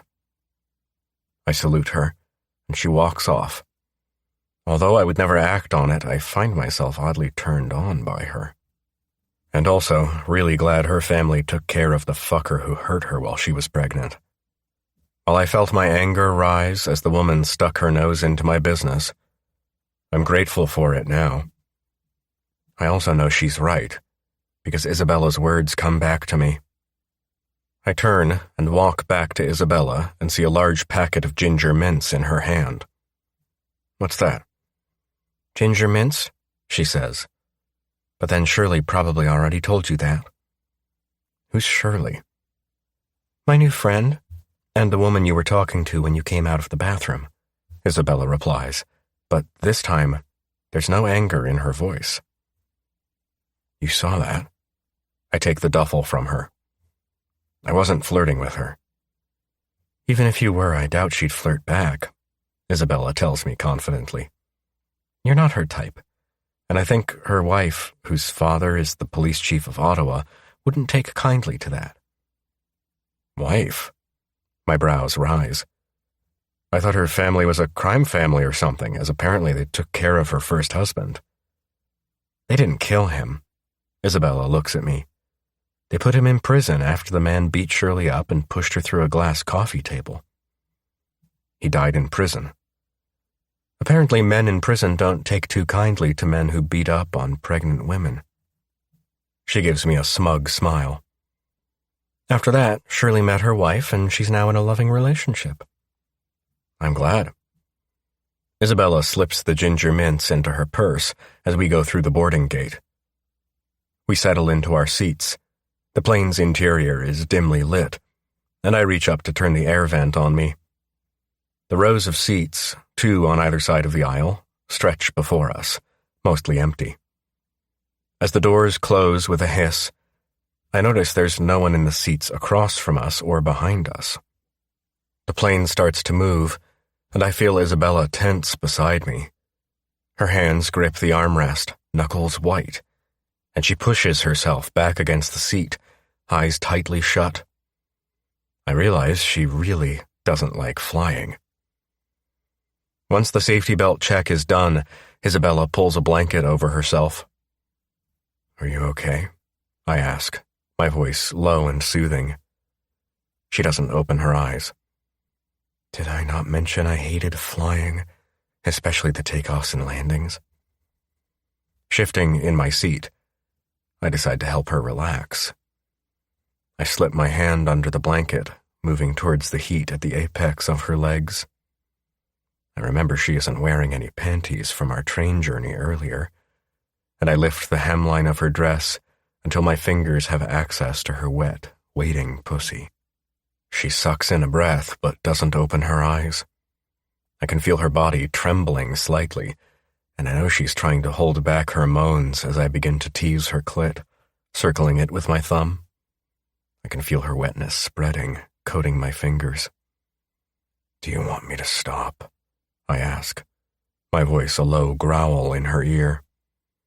She bites her lip and shakes her head, still not opening her eyes. No, please, don't stop.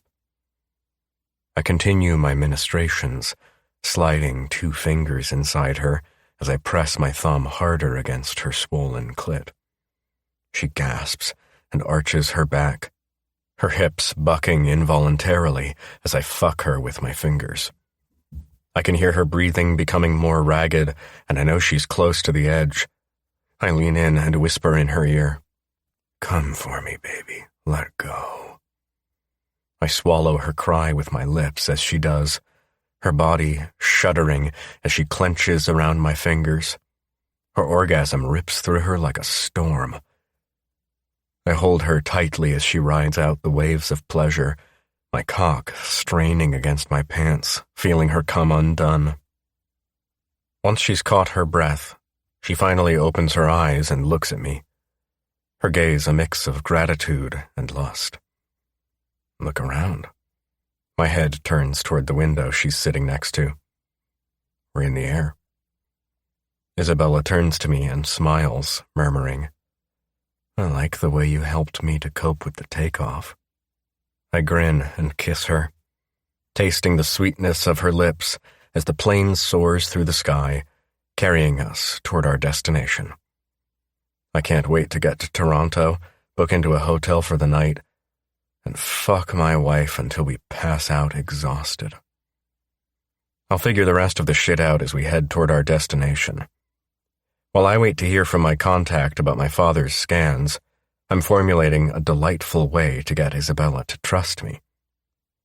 My brow furrows as I wonder how Marco knew we were going to Alaska, if he didn't know who the messenger was or where they were. I didn't even know we were going to Alaska, although I did hear Constantine tell Isabella that the final stop on our journey was where she'll find the place she needs to go to. I turn to Isabella.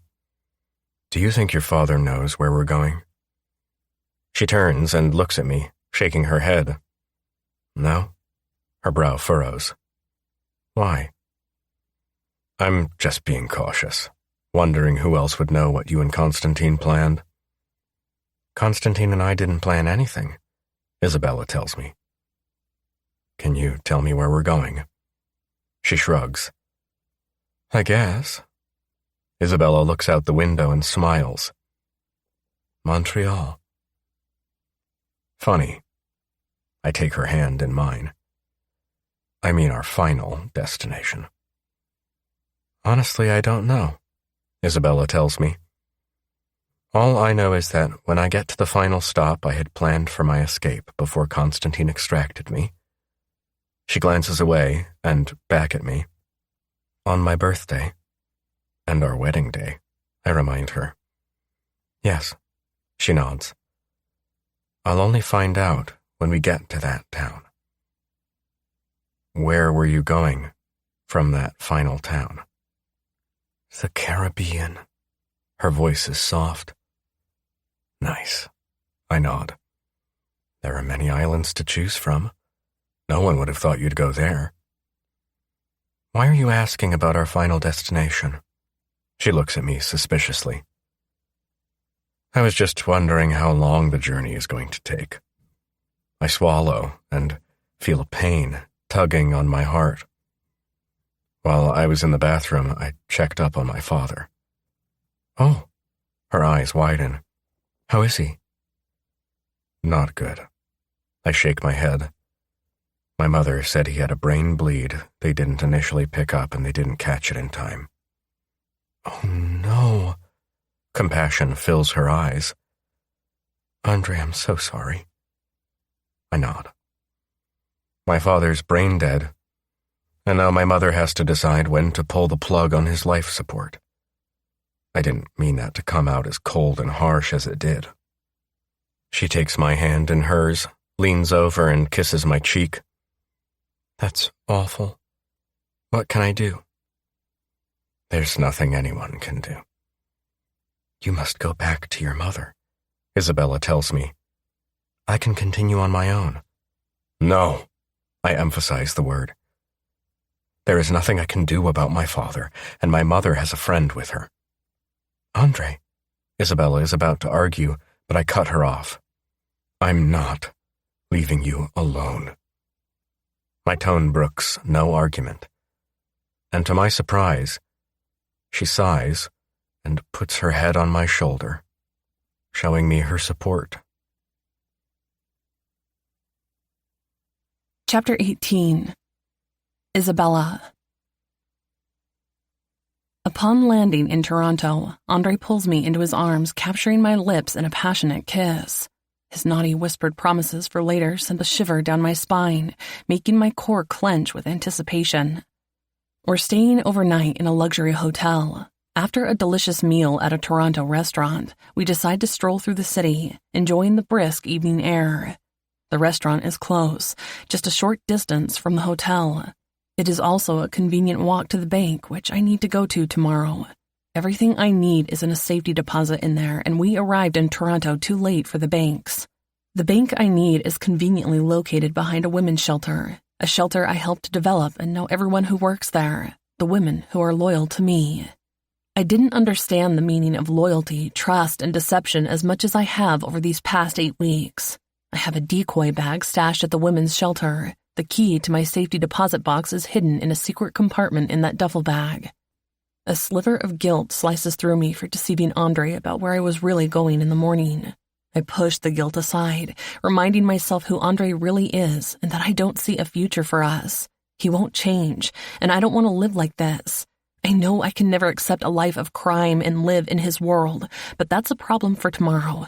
I can enjoy tonight, and I know tonight, even though he won't admit it, Andre needs me.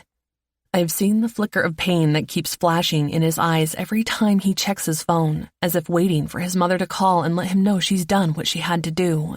His father died from being beaten to an inch of his life and left to die.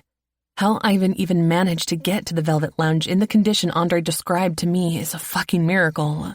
How Grace, my mother, and every other woman married or born into this copes with living in this world I can't understand. Even when I didn't know I was born into this world of Andre's, it had already taken too much from me.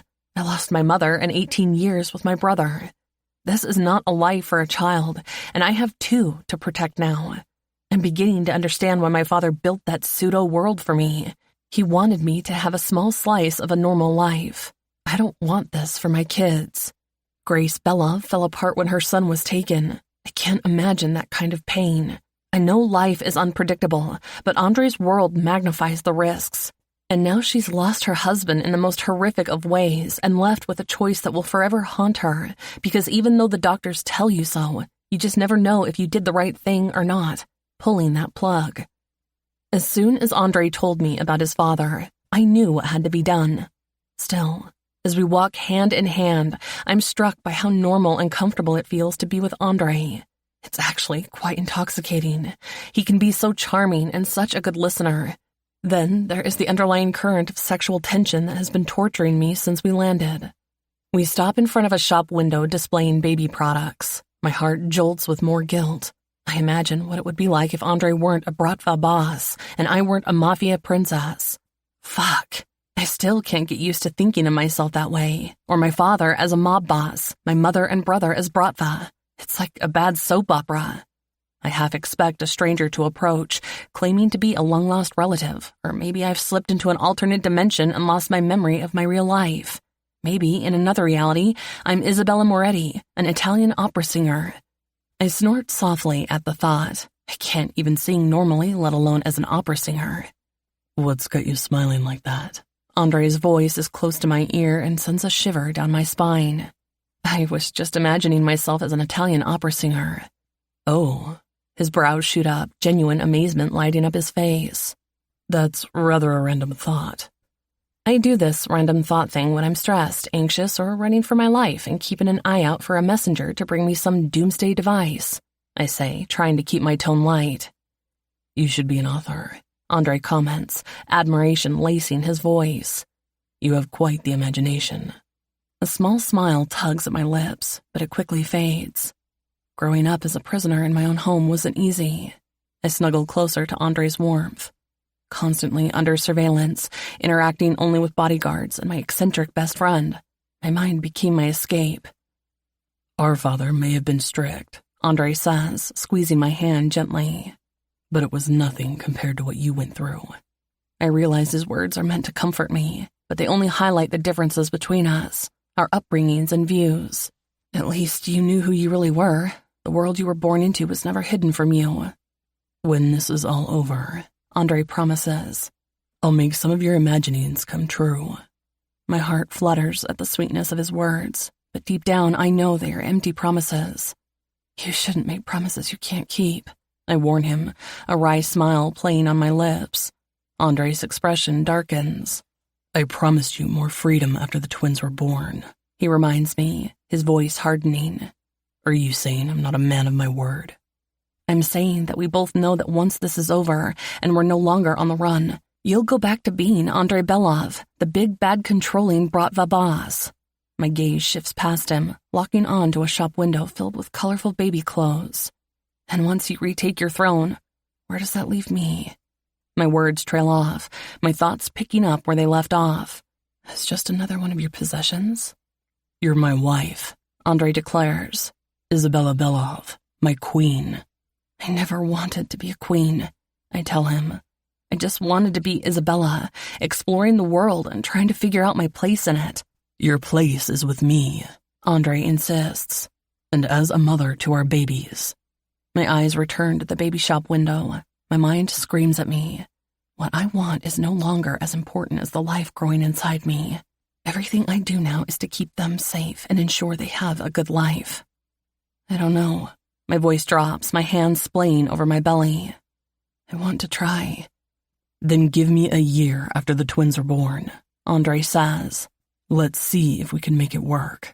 I've been in your world for 8 weeks, and all I've done is run from a faceless enemy that's after my mother's legacy and our babies, I remind him. I don't know if I can. Let me show you that not all of our world is as dark as it seems. His voice is soft and enticing. His eyes darken with a primal desire. But you'll need to trust my way of doing things to completely immerse yourself in our world. What if I can't? Andre stares at me, his eyes intense as if trying to see into my soul. I really hope he can't, because if he knew what was going on in there, he'd lock me in a room until our babies were born. For our unborn children's sake, at least try, he implores. I'm trying, Isabella, trying to give you enough space to breathe and ease you into this life. Ease me into this life? My eyes widen. I've been on the run since I found out who I was. Sometimes being thrown into the deep end is the best way to learn to swim, Andre points out. I don't feel like I'm being taught to swim, I tell him. I feel like I've gone from one prison cell to another. Andre's eyes fill with emotion and a hint of anger at my words. Is that how you see our life together? He asks, his tone accusing. As a prison? My heart aches, looking into his eyes. Isn't it? I reply honestly, feeling conflicted and torn inside. All I ever get are empty promises of freedom as a way of controlling me. My entire life, and even now I feel like I'm serving a life sentence. My jaw clenches. I guess at least now I know why. For being born a Moretti, a mafia princess, and now a Pacan's wife. The moment those words leave my lips, I see a flicker of hurt in Andre's eyes. His jaw tightens, and without a word, he grips my wrist and pulls me along the sidewalk, his pace brisk and determined. The cool evening air whips around us, carrying the scent of the city, a mix of car exhaust, street food, and the faintest hint of blooming flowers from a nearby park. Andre, where are we going? I ask, my voice trembling with a mix of fear and curiosity. Back to the hotel, he responds, his voice a low growl. If you want me to trust you, give you more freedom. He stops and turns to me. Then you need to trust me. Trust has to be a two-way thing or it means nothing. We reach the hotel quickly, his grip on my wrist never loosening. He practically drags me through the lobby, ignoring the curious glances of other guests. He slams the elevator button, and the door dings open instantly. We step inside, and as soon as the door slides shut, Andre pushes me against the wall, his body pressing into mine. He cups my face, his thumb tracing my bottom lip. I've seen the darkness in you, Isabella. I've touched it. I feel it quiver through you every time I fuck you, he murmurs, his lips brushing against my ear. Give in to it and submit yourself to me. Let me teach you my ways. His hands roam over my body, and I feel his hard cock pressing firmly against my stomach, sending shivers through me. Oh, God, I gasp, my voice barely more than a whisper. Why is it that every time you touch me, I start to burn? Because we have chemistry, Andre growls, his hands squeezing my breasts through the soft material of my dress, the lace of my bra rubbing tantalizingly against my nipples. There are all kinds of freedom, Isabella. Let me help you discover yours. What other kind of freedom is there? I ask, my fingers tangling in his thick hair as I pull him closer, needing more of him. Freedom to be yourself, to explore paths you never thought possible, unshackled by societal norms. He grinds his hips into me, his arousal moving rhythmically against me. And how would you teach me that? My mind is a whirlwind of sensations. My body instinctively molded to his, the fabric of my dress barely a barrier as his muscular thigh wedged itself between my trembling legs. The friction of his pants against my sensitive flesh sent sparks of desire shooting through me, and I couldn't help but rock my hips, grinding against him like a wanton creature. Do you feel that, Isabella? Andre's warm breath blew into my ear. The longing to just let go and grind yourself on my leg and ride it? I whimpered, my breath coming in short gasps as I nodded, unable to form words. Andre presses his leg more firmly against my sensitive mound and at the same time hits the red button, bringing the elevator to a stop. Do you want to come all over my leg, princess? His lips tease mine and his hands squeeze and tease my breasts. He slowly starts to move his leg.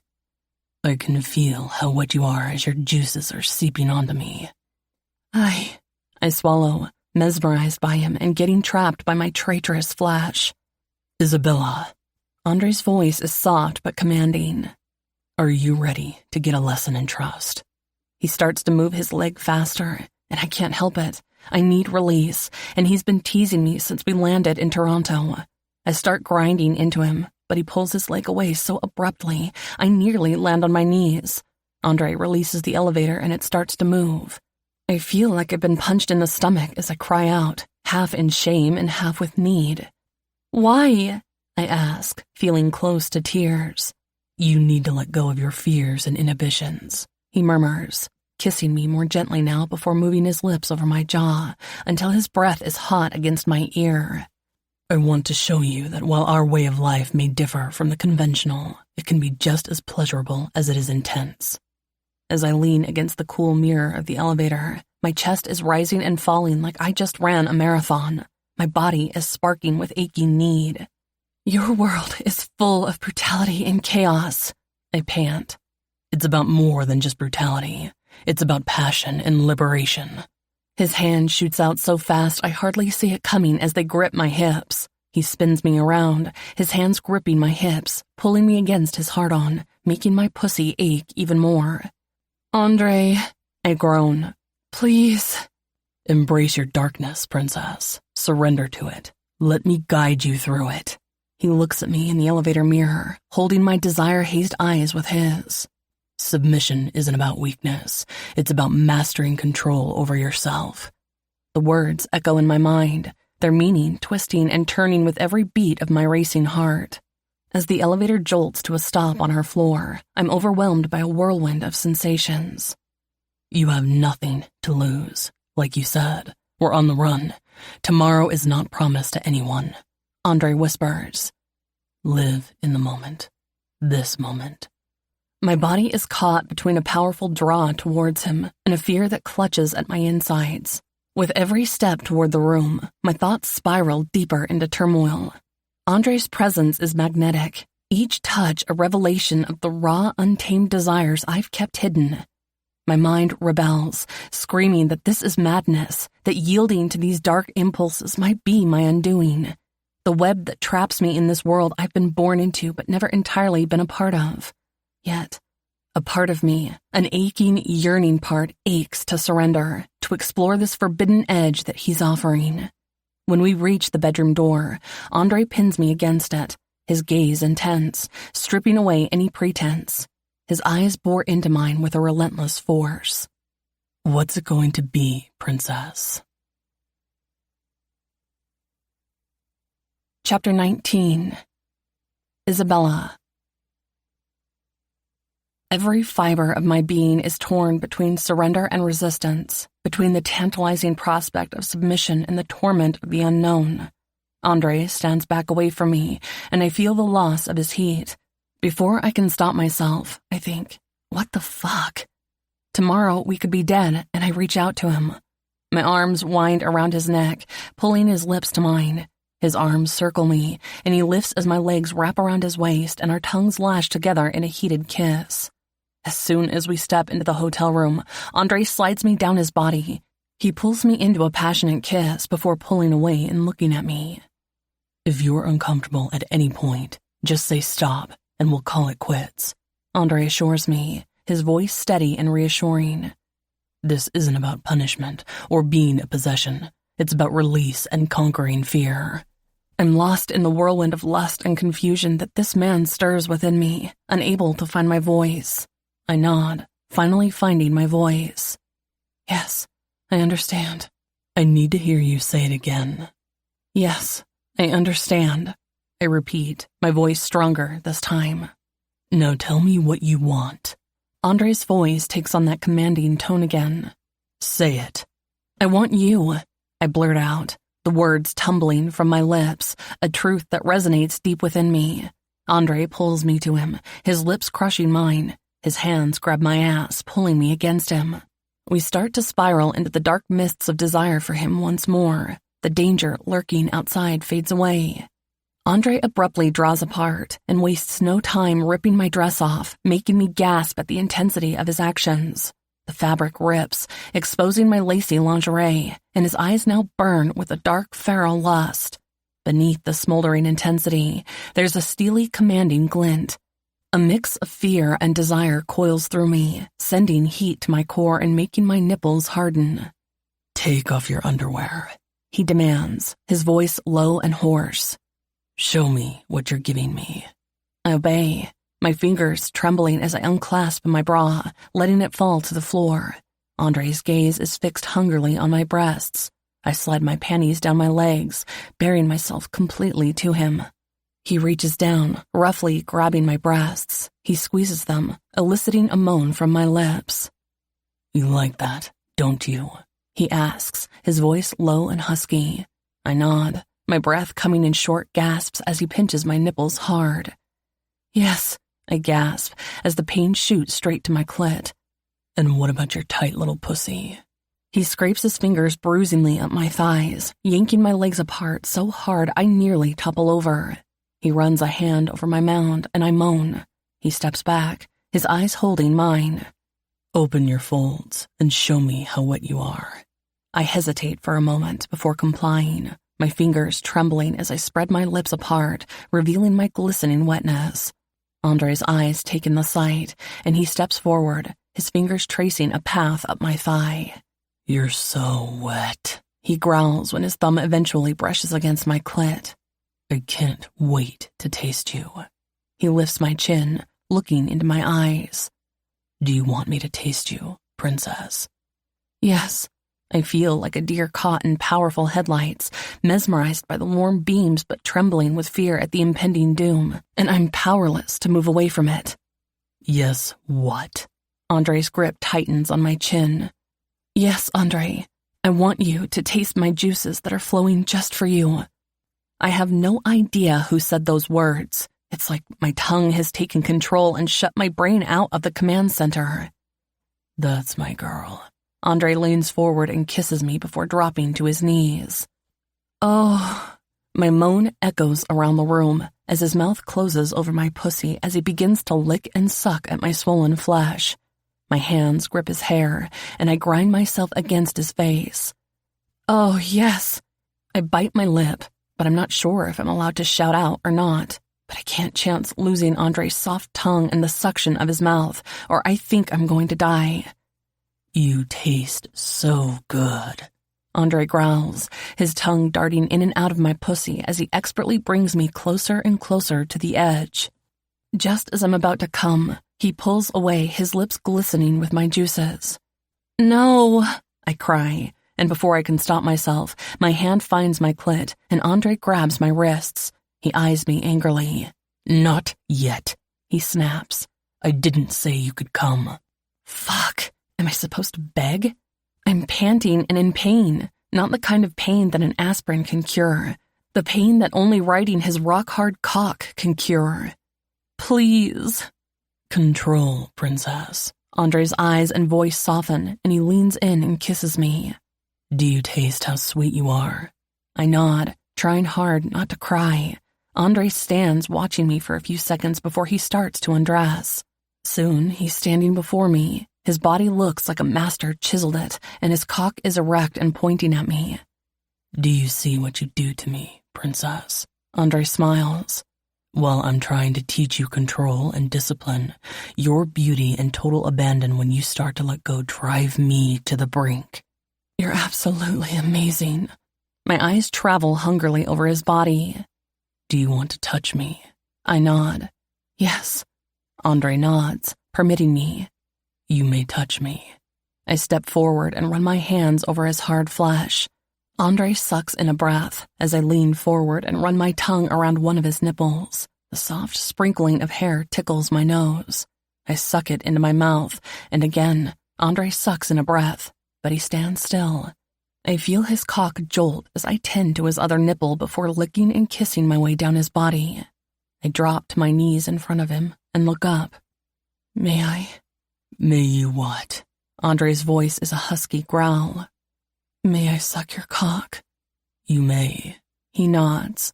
My hand circles the smooth satin shaft while I dip my head forward and press my tongue into the tiny opening. Andre breathes, but still he does not move as I close my mouth over his shaft and start to bob my head back and forth. You're doing so well, princess. My one hand pumps his cock in rhythm with my mouth while my other reaches down to explore his heavy balls. Oh, yes, baby. Andre sighs. That's so good. I start to pick up speed, mimicking the movement of when he's pumping into me until his hand wraps into my hair and he pulls my head off him. That's enough. Andre barks. Climb on the bed on your hands and knees. I find myself once again obeying. I'm so on edge now I know that if I don't come soon, I'm going to get myself off. Consequences in learning control be damned. I don't have to wait long until Andre climbs onto the bed behind me. He pushes my chest into the bed. You're still sopping wet. He runs his hand down my bum crack, parting my cheeks and using his thumb to rub my clit, making my body jolt in response.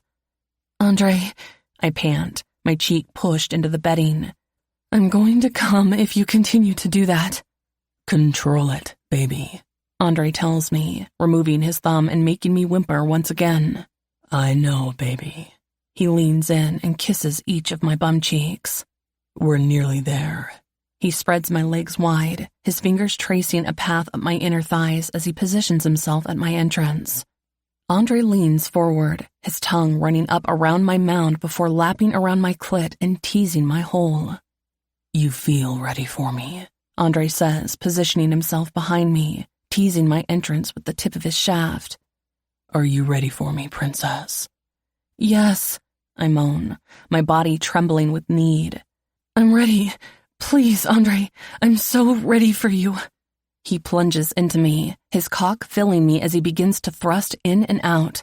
I cry out, my fingers gripping the sheets as he fucks me hard and fast, his hips slapping against my ass as he drives into me over and over again. I can feel my orgasm building. My body starts to tremble as I get closer and closer to the edge. Andre senses it too, his thrusts becoming more urgent as he fucks me harder and faster. Come for me, he growls. His fingers dig into my hips so he can slam into me, pushing me over the edge.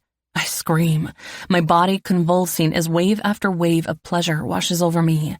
Andre follows closely behind, his cock pulsing as he fills me with his cum. He bends over me, careful not to put his weight on me as the pleasure shocks make me shiver. We collapse onto the bed, our bodies entwined as we catch our breath. Andre pulls me close, his arms wrapping around me as he kisses me before pulling the covers over us. Thank you for trusting me, Andre whispers as I start to doze off, folded in his strong arms.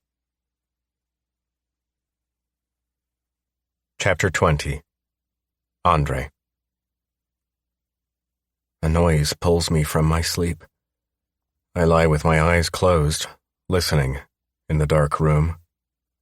Isabella is curled up by my side, her breathing rhythmic and calm as she sleeps. The clock on the bedside flashes 7:30. The thick, heavy drapes block out the morning sun and keep the room in darkness. Moving carefully so as not to wake her, I slip out of bed and find my clothes. Now that my eyes have adjusted to the dim light filtering through the curtains, I make my way to the door. There on the floor is a note. I pick it up, my heart pounding in my chest. Meet me in the lobby. I glance back at Isabella, still peacefully asleep, and quietly open the door. I slip out into the hallway and head toward the elevator, my mind racing with possibilities. Who could have left the note? What do they want? Was it for me or Isabella? The note wasn't specific.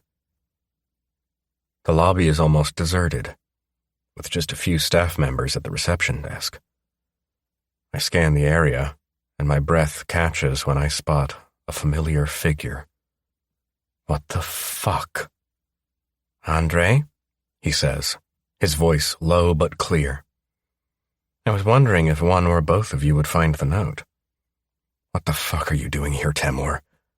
I'm trying hard to control my anger and keep my cool. It's best if he doesn't know I've spoken to my brother. I look around, expecting the rest of his team to jump out at me. Coming to find you and Isabella, he shrugs. How did you find us? We always know where Isabella is. His eyes hold a warning. Let's go somewhere more private to talk. He nods, and we walk to a seating area, away from prying eyes in a secluded corner. My senses are on high alert, and as my eyes covertly scan the room, he seems to be alone. We sit beside each other on the sofa. So why the personal visit? I glance around again. Where's the rest of your team? I was hoping you could tell me. His eyes narrow.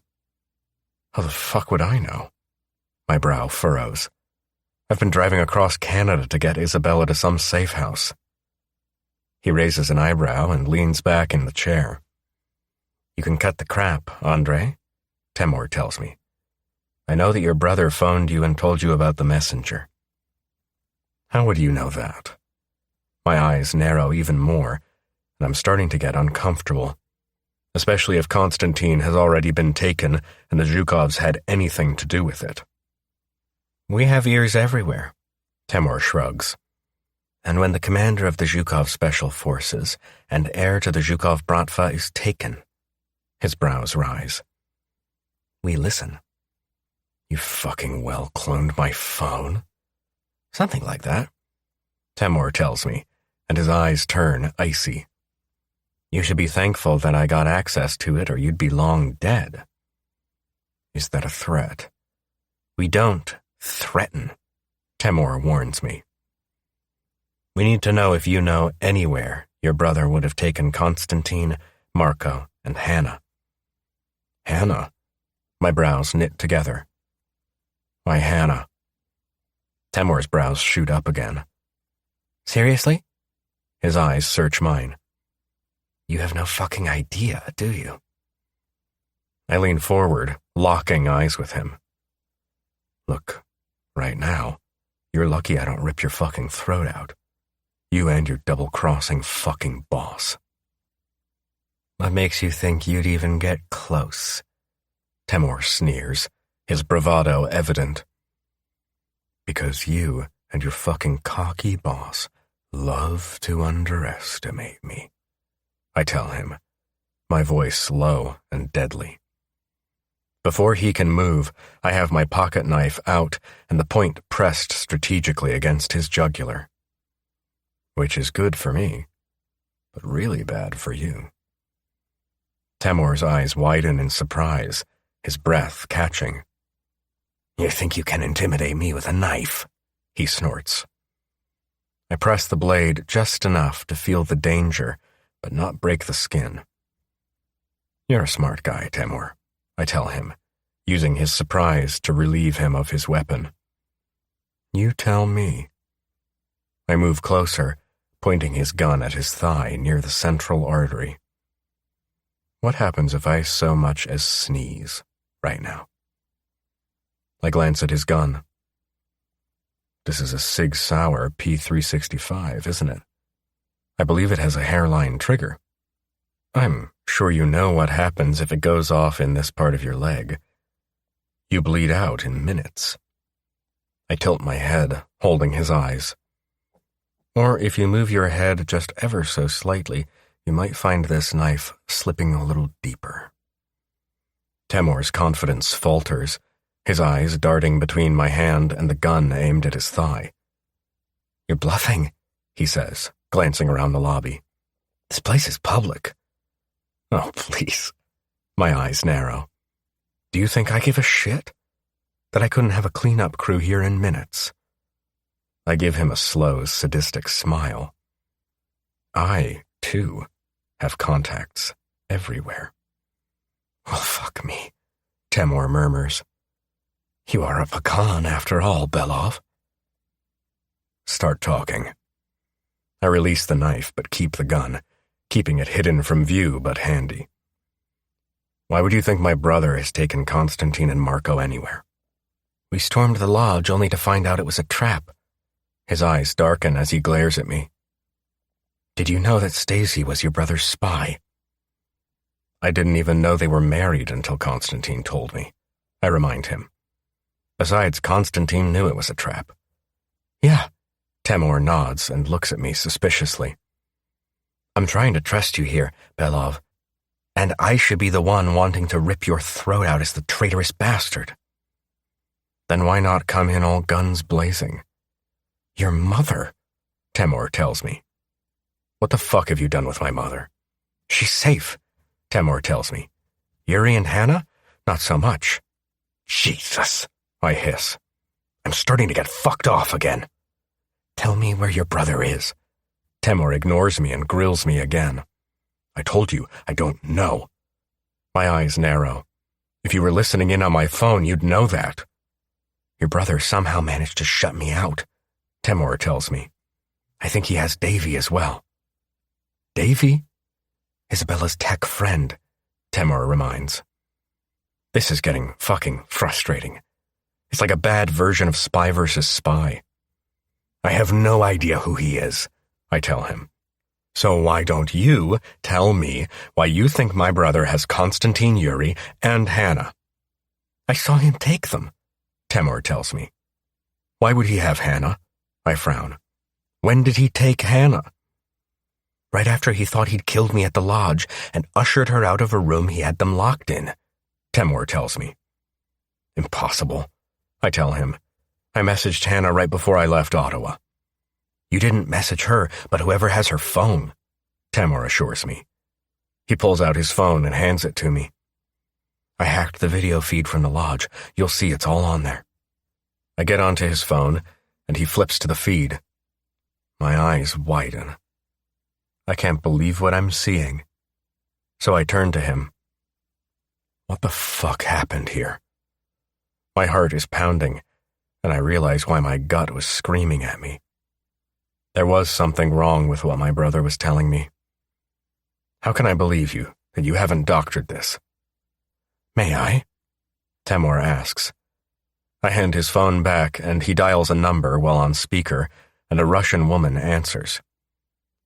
Can you go to Miss Thompson's room, please? He hands it back to me. The nurse will show how much your brother appreciated what his wife did for him. Here you go, the nurse says, and turns her phone to show me Stacy. She is lying in a hospital bed, badly beaten, with medical equipment strapped to her. We don't know if she'll survive the night. Stacy's eyes open, and she tries to say something. No, you must rest, the nurse tells her. No, Stacy breathes. I need to talk. She is struggling, and that is when I see the hand marks on her neck. Andre, where is... She's safe, I assure her. What happened to you, Stacy? Lev. She's struggling to talk. Be careful. Her head starts to bob. Not who I thought. She's trying to force her eyes open. Sorry. Her head falls back and the machines start to beep. Stacy! I yell into the phone. Nurse! I'm sorry, the nurse said. I have to go. The phone goes dead. I turn to Temur. Start talking. Lev was leading us into a trap, Temur tells me. But he'd arranged for Stacy and Isabella to escape before we arrived. Apparently, Stacy was supposed to encourage Isabella to go on the trip to Canada we were all supposed to go on before Donald Whitman showed up. To find the messenger? Yes. Temur's eyes narrow suspiciously once again. So Lev did mention that. He might have. Did you know Donald Whitman and Lev were big pals? Temur is watching me intently. I don't even know who the prick is, I assure him. I didn't hear about the man until Constantine mentioned him. Turns out we now know how the fucker got onto the property and found out where we were, Temur told me. Your brother got pissed that Constantine managed to find his hackers before they could find your mother's encrypted file he was looking for. Why send Donald Whitman to the compound? Because Constantine had you and James on your way there so he could get you all to safety and Isabella to the messenger. He needed to disrupt Constantine's plans and make him move to the next location without you. He also knew how Donald Whitman would freak Stacy out. Temur tells me. Your brother is shit scared of whatever the messenger has for Isabella. He seems to think Constantine is the one that wants the messenger, I point out. Lev also thinks that Constantine's the one that came back to take over everything, including my organization. Trust me, Temur says, throwing a card on the table. If Constantine wanted the Belov Bratva, he could have taken it years ago. He shrugs. Bullshit, I snarl. How would Constantine take it? I snort. Another debt owed to the great Roman Zhukov or Karla Andreev? Temur looks at me coldly, shakes his head and stands, getting ready to leave. You know what? I'm done talking. Sit, I order. Fuck you, Temur says to me. Of course you're going to believe your brother. His eyes narrow. I understand that. Family loyalty. That loyalty can also blind you to who they really are. He nods to where I'm holding his gun. You can keep the gun. You're going to need it, because I have a feeling your brother's not far behind you. My brother said that Marco was taking them to a safe house. I offer some information to get the man to tell me more. Marco? Temur's eyes widen. He's your brother's hostage for leverage with Isabella. He looks at me questioningly. Have you spoken to your mother? I thought you were listening. I told you I got blocked out. Yes, I did speak to my mother. So you know about your father? Temur's eyes are emotionless and not giving anything away. You're a doctor. He fiddles on his phone. There's your father's medical records. You figure out why, only a few minutes after your brother had visited your father, he suddenly had a brain bleed. What? My brow furrows. When did my brother visit my father? While he was supposed to be being held hostage with Stacy and Isabella at the lodge for 2 days. Temur's words send a cold shiver up my spine. He takes a burner phone from his pocket and throws it on the sofa beside me. Call Sergei, Temur tells me. He'll enlighten you. And I'd get rid of all your phones. Just keep the burner, and when you're ready, you can call me on it. His eyes become dark with a warning. Let me tell you this. If anything happens to Isabella, he raises his eyebrows, it's not me you'll have to worry about, or even Constantine. He turns and leaves, disappearing out of the hotel and leaving me with more questions than answers and not fucking knowing who to trust. I'm hoping with all my heart Lev isn't the one that killed my father or Stacy. Fuck, Stacy. What do I tell Isabella? I pocket my knife, put the gun in my waistband, and pick up the burner, heading back to my room. I stop as I spot the same two men who had found us at the diner and Stansted. Fuck. I hit the elevator and rush up to our room. I get there and find Isabella walking out of the bathroom. She jumps as I walk into the room and stop, feeling my cock instantly respond to her nakedness. I ignore it as I move to the duffel bag. You need to get dressed. Andre? Her brow creases. Where have you been? I'll explain on the way. I tell her. Put clothes on and we need to get out of here. Those PMCs have found us. Seriously? Her eyes widen and she grabs the clothes I hand her. How did they find us? She doesn't go to the bathroom this time. She just changes, and I feel warm inside. My eyes travel to her stomach. Fuck. I know what I have to do as the feeling hits me like a sledgehammer. I take the mobile phones out of the bag and shove them in the dresser door. Let's go. I hold my hand out to her, and she takes it. We'll need to go down the fire escape, I tell her. Isabella nods and follows me. What time did you say the women's shelter opens? 9, Isabella replies, glancing over her shoulder as I navigate the fire escape. There's a small cafe across the road from the women's shelter that makes a great breakfast. We move quickly, navigating the fire escape with a mix of urgency and caution. The cold metal of the steps bites through my shoes, but I ignore it, focusing on the task at hand. Isabella's grip on my hand is tight, her breathing controlled yet quick. We hit the ground and blend into the crowd as we make our way to the cafe across from the women's shelter. The diner looks empty as we step in. The bell above the door chimes, and the warmth engulfs us. A middle-aged woman with dark hair steps through the kitchen, her eyes widening with pleasure as she spots Isabella. Bella! She smiles, rushing forward and hugging Isabella. It's been a while, kitten. Martha? Isabella turns. It's so good to see you. She turns and introduces me. This is... Maggie's eyes instantly shine with mistrust. Yes, a mutual friend of ours told us you were married. She gives me a tight smile. You must be Andrei Belov? Isabella frowns. For fuck's sake, Maggie. Her eyes flare with anger as realization dawns on her. Not you two. She shakes her head. Please don't tell me you're one of my father's mafia army. Maggie starts laughing, and I notice the big brutes looking through the serving window. Bratva, I guess, and I see Isabella's eyes widen. She looks at Maggie questioningly. Sorry, sweetie. Maggie nods and turns to Isabella. Your grandmother has been very good to us.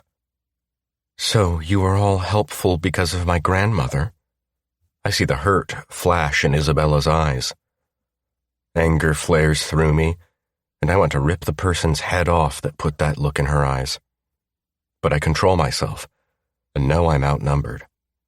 Besides, I don't hurt women, not even Bratva women, unless they shoot first. No. Maggie shakes her head. Sweetie, we're all grateful to your grandmother for helping us get out of abusive relationships. When she told us that your father told her you wanted to build a shelter to protect abused women, we all volunteered. Let's go, Isabella tells me. I think we can wait in the alley next to the shelter. Isabella. Maggie steps in front of her. Honey, please. She indicates to a booth. While we're all grateful to your grandmother, you, little kitten, are the one to whom we're loyal. She glances across the street. We really are women who needed a shelter like you built for us. Isabella. I put my hand on the small of her back. I think we're safer in here. Maggie's eyes widen in alarm at my words. What do you need to be safe from? Before Isabella can say anything, I answer. Come, sit. Maggie moves us to a booth and gets 2 menus. Order something to eat, and we'll talk. Maggie lets us eat, and her cafe makes a fantastic, old-fashioned farm-style breakfast. Maggie walks over to us and sits beside Isabella. I see Isabella stiffen and move over. That was an amazing breakfast, Maggie, I compliment. Maggie nods and looks at me. So, Belov, are you ready to talk? I nod and glance at Isabella. She's still stiff and angry. Princess, right now we need all the help we can get. And like everyone else in your life, your father didn't want anyone telling you who you really were. Isabella nods as one of the big brutes from the kitchen walks out to take our plates. Bring 2 warm apple pies with marshmallow cream, Maggie orders. He nods and disappears. For the next 20 minutes, we discuss the best route to get Isabella and me to our destination. Maggie squeezes Isabella's hand. I'm so sorry I couldn't tell you everything, kitten. She smiles. Isabella nods and hugs Maggie. Thank you for helping us. Of course, Maggie says, her eyes meeting mine over Isabella's head. I'll leave the 2 of you alone. Maggie leaves, and I slide into the booth next to Isabella. It's going to be okay. I move a stray lock behind her ear. My heart squeezes in my chest. Are you sure you want me to do this? She whispers, and we lean our foreheads together. For the first time, I'm petrified. I still think it's best to stick together. It's going to be fine, I promise. I lift her chin and kiss her. I can't continue if I don't know you're safe. I smile reassuringly, even though I don't feel it. Until I know who we can trust, I swallow. This is the only way. Maggie assures us that Temur is the one person we can trust. We look across the street and see the shelter being opened. I kiss Isabella again. I'd better go. Isabella gives me a small smile. Be careful. She kisses me. I nod and watch Isabella rush out of the cafe and cross the road. She rings a bell at the shelter. A few minutes later, the door swings open, and the woman who unlocked the place steps out and hugs Isabella. Before Isabella steps inside, she turns toward me and waves. Frowning, I sip my lukewarm coffee as Isabella disappears inside the building, closing the door behind her. The gesture has a hint of finality to it. I shake it off, and Maggie brings another piece of pie. When Isabella's safely in the shelter, I take out the burner and send a message to Temur. Need to talk. I'm at a place called Maggie's Cafe. 5 minutes later, he responds. I'll be there in 20 minutes. Maggie walks over and hands me a file. I printed off those records for you, Maggie tells me. More coffee? No, thank you, Maggie, I'm fine. Call if you need anything, she tells me. Thanks. Temur is on his way. She nods and walks off. While I'm waiting for him, I go over my father's medical records that Temur somehow managed to get his hands on, and Maggie has printed for me. The initial reports seem routine. Notes from his doctors, lab results, and scans. They detail the heart attack he suffered 2 years ago and the complications that followed. But something feels off. I've seen hundreds of medical records in my career, and these don't add up. The language is too vague, the description's too generic. almost as if someone was trying to hide something. I delve deeper, my eyes narrowing as I come across a scan taken shortly before he was put on life support. It's a brain scan, and there it is, a shadow on the left side of his brain, right where the hemorrhage supposedly occurred. But the shadow is faint, almost too faint. It's as if someone had tampered with the image, trying to make it look like a natural bleed, but not doing a thorough job. My pulse quickens as I study the timeline. There's a gap in the records, a few hours missing between when my father was admitted and when the first scan was taken. It's a critical window, enough time for someone to have caused the damage that led to his condition. I continue to sift through the records, finding more inconsistencies. The notes from the attending physician don't match the progression of symptoms described in the earlier reports. It's as if the symptoms were too conveniently leading to a diagnosis of a brain hemorrhage, one that would be fatal without immediate intervention. An intervention that never came. I pause, my hand hovering over the papers. A cold realization settling in. Someone wanted my father dead, and they were meticulous enough to alter his medical records to cover their tracks, but not meticulous enough to fool me. I'm so engrossed in the reports, I don't even notice someone walking into the diner until I look up and see Temur towering over me. "Jesus, man," I growl. "Wear a fucking bell." "I think even if I had a gong, you wouldn't have noticed," Temur tells me, sliding into the booth in front of me. "I see you're going over your father's medical records." I agree. He was murdered, I tell Temur. Anger bubbles inside me. I'd like to get my hands on this fucking attending physician, Dr. Jacobs. "Your mother already set the polar bear on him," Temur tells me. "Your mother was the one that ordered me to steal your father's medical records." I look at Temur alarmed. "How do you know so much about what's going on with my mother?" "Because I thought you and Constantine would like to know she was safe," Temur replies. "You were the Russian with her yesterday?"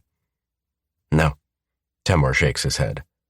"That was another Russian, and believe me, she's as safe as she can be with him." He leans forward. It suddenly dawns on me who he's speaking about, and I don't know whether to be alarmed, suspicious, or grateful, as I'm not sure who to trust at the moment. "Great, so for all I know, you and your double-crossing boss are now holding my mother for ransom." "I can leave." Temur starts to slide from the booth.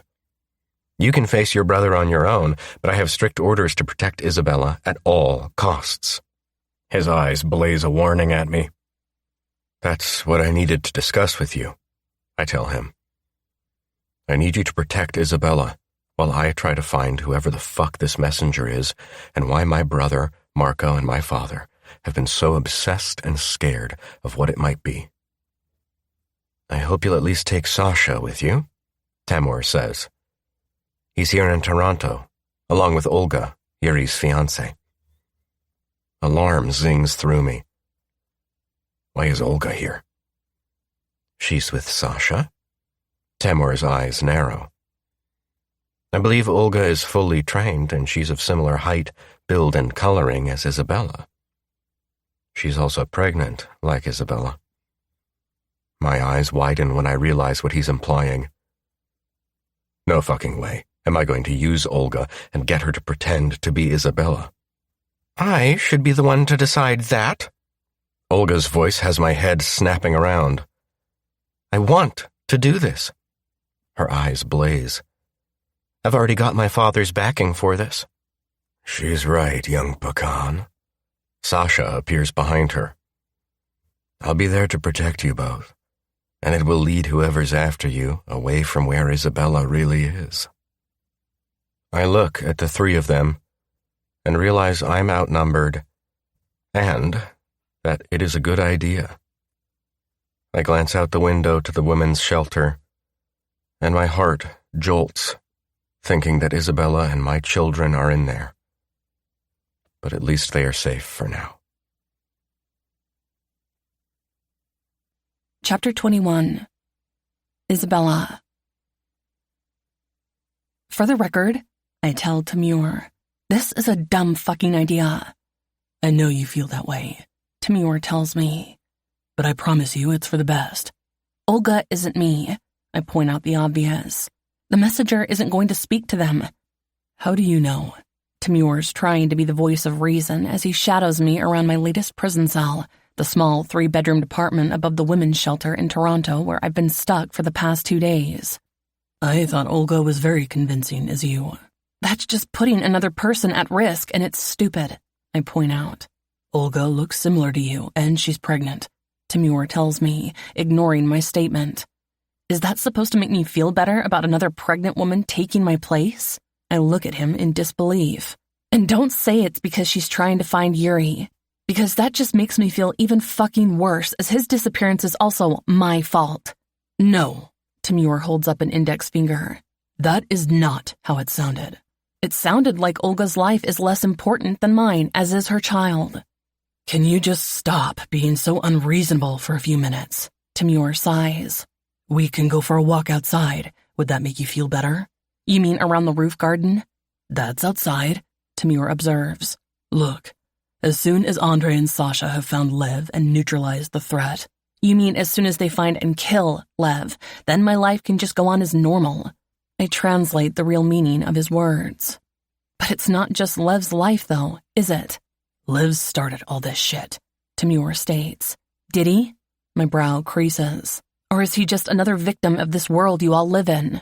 Like it or not, princess. Timur's voice dips and his eyes darken. This is the world you've always lived in as well. Deep in your heart, you've probably always known something wasn't quite right about your life. I gape at him in disbelief before punching him on his arm hard. Fuck, it's like punching a brick wall. I work out, Timur tells me. A lot, especially these past 2 days. Oh, because I've been driving you crazy? I sneer. I'm not keeping you here. I point at the exit. There's the door. Please let it hit you in the ass on the way out. You're such delightful company today.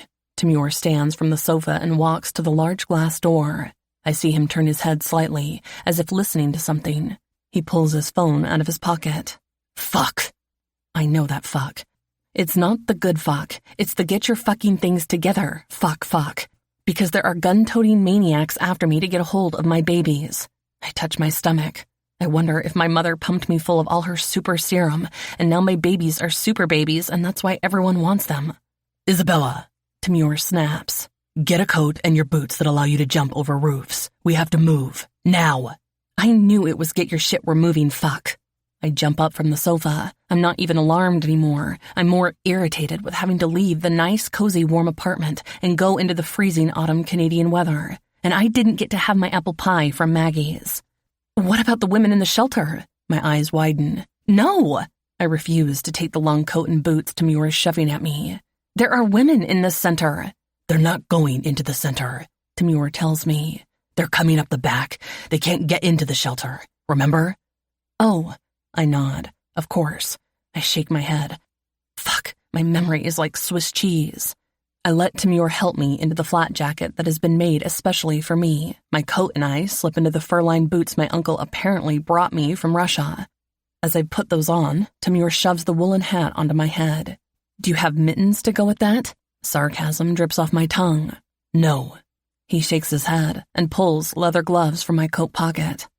Gloves. As I'm sliding them on, Timur has already pulled the sunroom ladder down and scaled it to open the hatch to the roof garden. He slides down. Up you go. I hope you're coming with me. I'm right behind you, he assures me. You know the drill. Keep below the balcony. Yes. I roll my eyes and climb the ladder, shivering when the blast of cold air hits me in the face. I crouch and crawl on my hands and knees below the balcony level. This is getting so fucking old. If I was reading a book about my life, I'd be saying, fuck, can't you get to the point already? Let me see if I can help you with that. The deep, familiar voice makes me freeze as a large shadow falls across my path. I look up into Lev Belov's cool silver eyes and start to back up toward the sunroof, but he moves really quickly for a man who was supposedly crippled and needed leg braces a few days ago. Lev slams the hatch and locks it from the outside, ensuring Timur is trapped in there as the glass is bulletproof. While I do love the submissive stance and seeing you on your hands and knees at my feet, Lev reaches down and yanks me to my feet. We can look into that in a more comfortable place. He winks. Right now, you and I have a whole lot of catching up to do and someone to visit. No! I try to pull out of his grip, but it tightens on my arm. I'm not going anywhere with you, you psycho. You killed my friend and your own father. I glare at Lev, my heart pounding with a mixture of anger and disbelief. My father was a fucker who was trying to kill me, Lev tells me with a twisted smirk. And Stacy. He pauses, his expression shifting to one of mild disgust. She was supposed to die a year ago. She outlived her purpose. You son of a bitch! I spit, my voice trembling with fury as I begin to struggle against the restraints. She loved you. Lev lets out a long, weary sigh as if exhausted by the very concept. Oh, Isabella, he says, his voice dripping with condescension. What is love, really? He shrugs nonchalantly, the coldness in his eyes unsettling. It's just endorphins and brain chemicals causing people to do stupid shit. It's a chemical weapon designed by a person's own body. His words slice through me, cold and cutting. As he speaks, the realization dawns on me like a slow creeping darkness. Lev's dismissive attitude toward love, his calculated manipulation of everyone around him, and his ability to use and discard people like Stacy without a second thought. It all fits. He's not just cruel, he's something far worse. I remember the psychology class my father forced me to take. There were papers I read about people like Lev, sociopaths, people who can mimic emotions without ever feeling them, charming, convincing, and utterly devoid of empathy. They manipulate and deceive, leaving behind a trail of emotional wreckage. And Lev is the perfect embodiment of that. Every interaction, every moment of apparent kindness, it's all been part of his game. He doesn't see people, he sees pawns, tools to be used and discarded as he sees fit. Lev's cold, calculating nature isn't just part of who he is, it's the core of his existence. And I'm trapped here, face to face with a monster. Another horrific thought dawns on me. What if Lev is the monster my mother was referring to in her journal that Andre told me about? He used to work with her in the lab and was interested in what she did. Oh, fuck. Did he somehow have my mother killed? You know, I thought your father had trained you better, Isabella, Lev says, his voice cold as he pulls me along the rooftop. The wind whips around us, stinging my face. I thought you'd know how to school your emotions, how to hide what you're thinking. So either you never excelled at that, or you just don't care that I can read every thought going through your mind. Fuck you, I spit, fury and fear battling within me as he drags me to the edge of the roof. He spins me around, forcing me to face him, my heels teetering on the brink. Oh, I'm sure we will, beautiful Isabella, he murmurs, his eyes darkening with a sick desire as they rake over my body. Well, once we've taken care of that nuisance growing inside you. What? I splutter, my heart pounding in my chest. You wouldn't dare. Lev laughs, the sound cruel and heartless. You'd be amazed at what I'd dare. He gives me a lecherous smile, one that makes my skin crawl.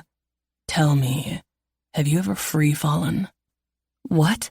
My brow furrows in confusion, dread pooling in my stomach. You know, a free fall, like off a cliff, a rock face, or maybe even a building, Lev says, his voice almost casual before he shoves me with a force that knocks the breath out of my lungs. I scream when the world tilts, the sky spinning above me as I plummet. The ground rushes up to meet me, my mind a blur of terror and disbelief. Thoughts flash through my mind, disjointed and frantic. My father's face, my brother's laugh, the life inside me that's barely begun. I'm going to die. The cold whips past me, and then suddenly, impact, hard. But not the unforgiving pavement I'd braced for. The air rushes out of me as I hit a massive inflatable cushion, the kind used in stunts or rescues. I'm not dead. I'm alive. The realization floods me with a mix of relief and shock, my body trembling uncontrollably. My heart pounds in my chest as I gasp for breath, my mind reeling from the terror of what just happened. Lev's cruel laughter echoes in my ears, chilling me to the core. I'm alive, but for how long? I barely have time to gather my thoughts before the cushion beneath me shifts violently. Lev's weight slams into it, launching me back into the air. "Woo!" Lev shouts, exhilaration dripping from his voice. "What a fucking rush!" His large, beefy hands clamp around me, trying to drag me off the cushion. Panic surges through me, but my training kicks in. I let the bounce of the cushion propel me, using the momentum to my advantage. With a swift, brutal motion, I sink my teeth into his hand, the metallic taste of blood filling my mouth as he yanks it back with a curse. "You crazy fucking bastard!"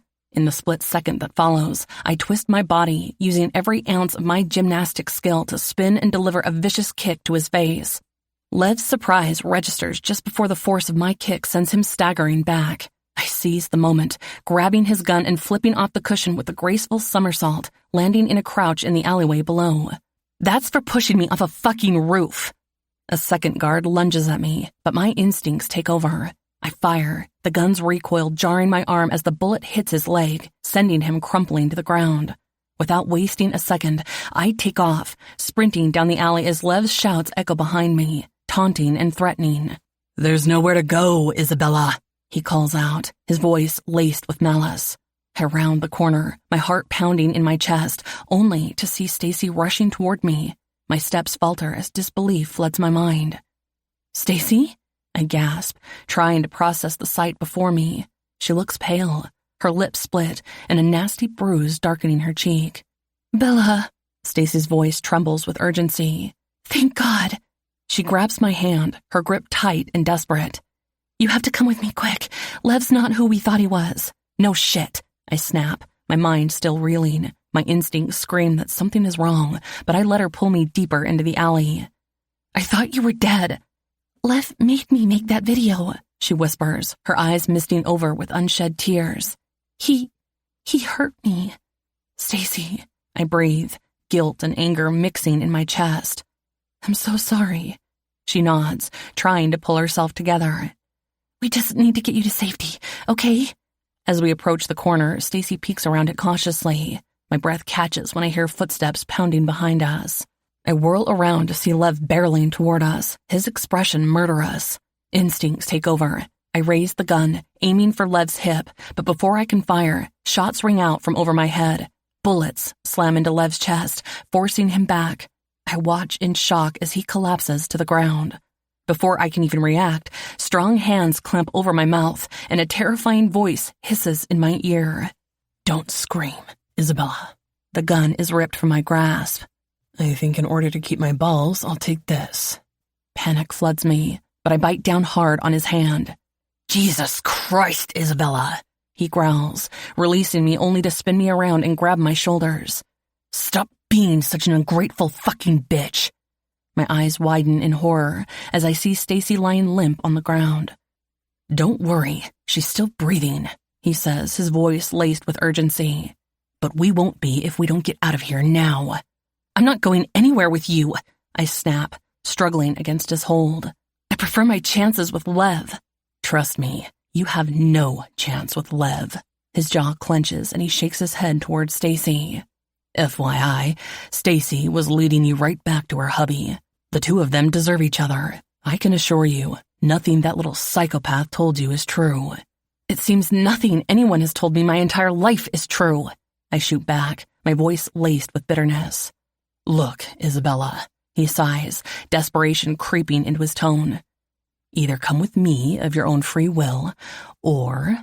"Or what?" I challenge, refusing to back down. "Great," he mutters, frustration evident in his voice. "I didn't want to have to do this, and I'm not very good at it, so I hope I don't hurt you."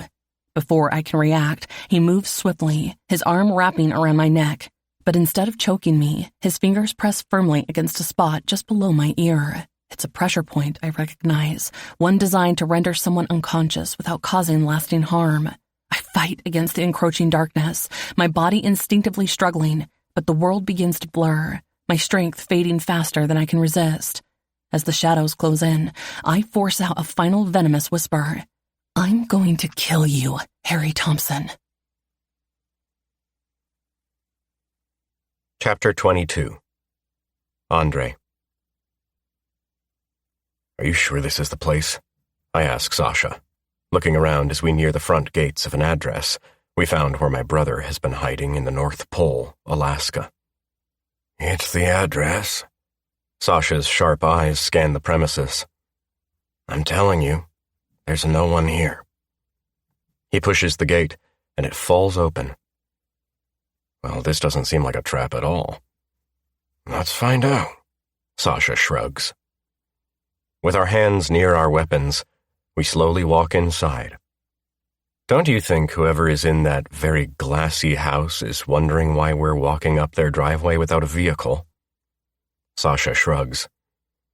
Maybe they think we parked the sleigh and reindeer outside. How long have you been waiting to say that? Since I knew we were going to the North Pole.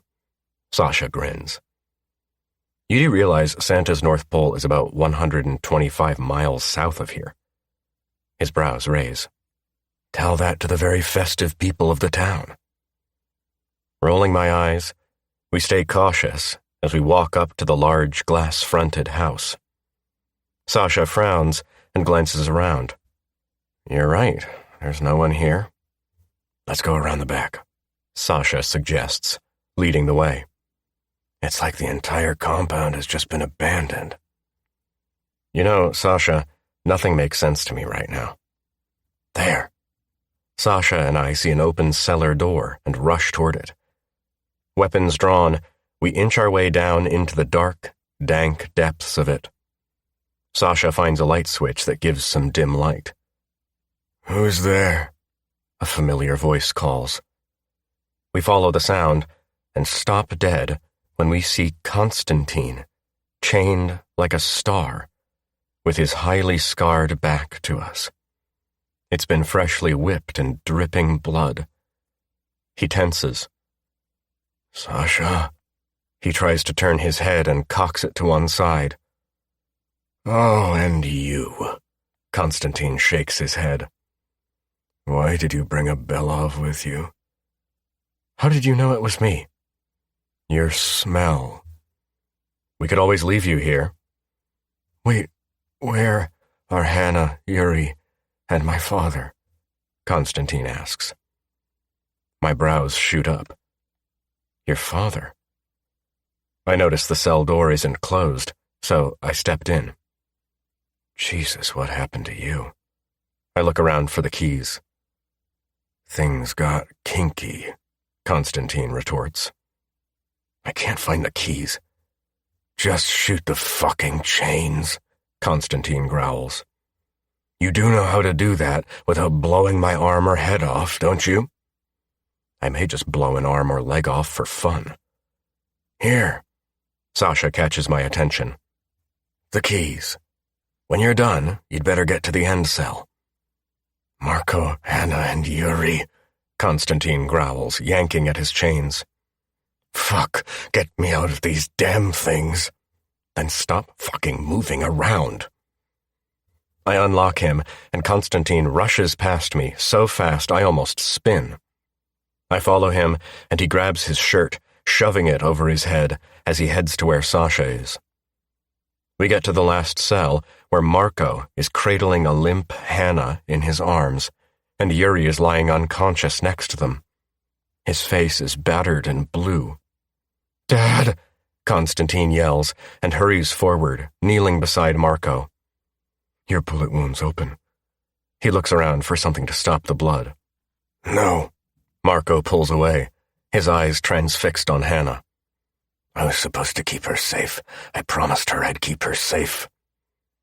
I lean in to feel for a pulse on Hannah. My eyes widen. She's still alive. What?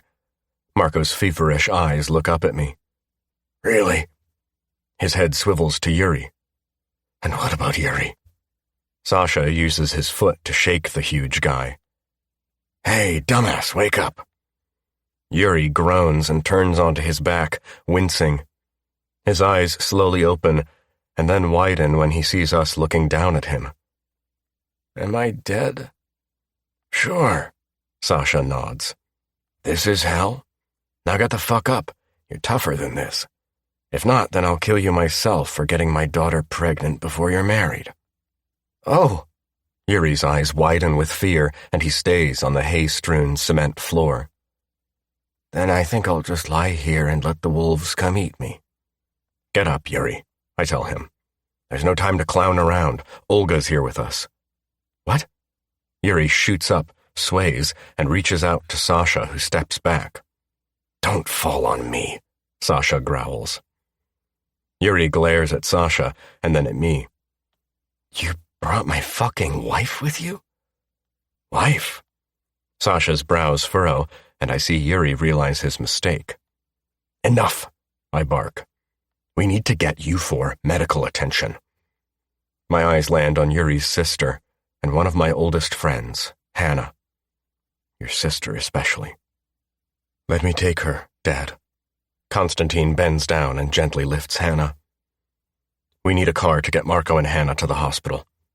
On it. Sasha spins and rushes off. I help Marco up, and as we walk out of the cellar, Constantine looks at me suspiciously. Whose side are you on here, Belov? Well, I haven't murdered your father yet, I point out, holding Marco up. Why would you want to murder my father? Because he thinks I beat up Ivan, Marco answers and looks at me. I didn't. His eyes darken with anger. But believe me, if I had, I would have been justified. Where's my sister? Constantine looks around. Shit. How do I answer that without the Iceman going berserk? She's been taken. What? Constantine barks, and Marco's face falls, going more ashen than it already is. Lev? Marco's eyes fill with fear. Timur thinks so, I tell him. Timur? Constantine's eyes flash dangerously. Was he with her? He got ambushed and trapped by your best friend. Your brother, you mean? Constantine reminds me. Don't you blame that fucker's behavior on me. When I find him, and I will, he's going to die at the very hands that saved him from me, Yuri pipes up. You?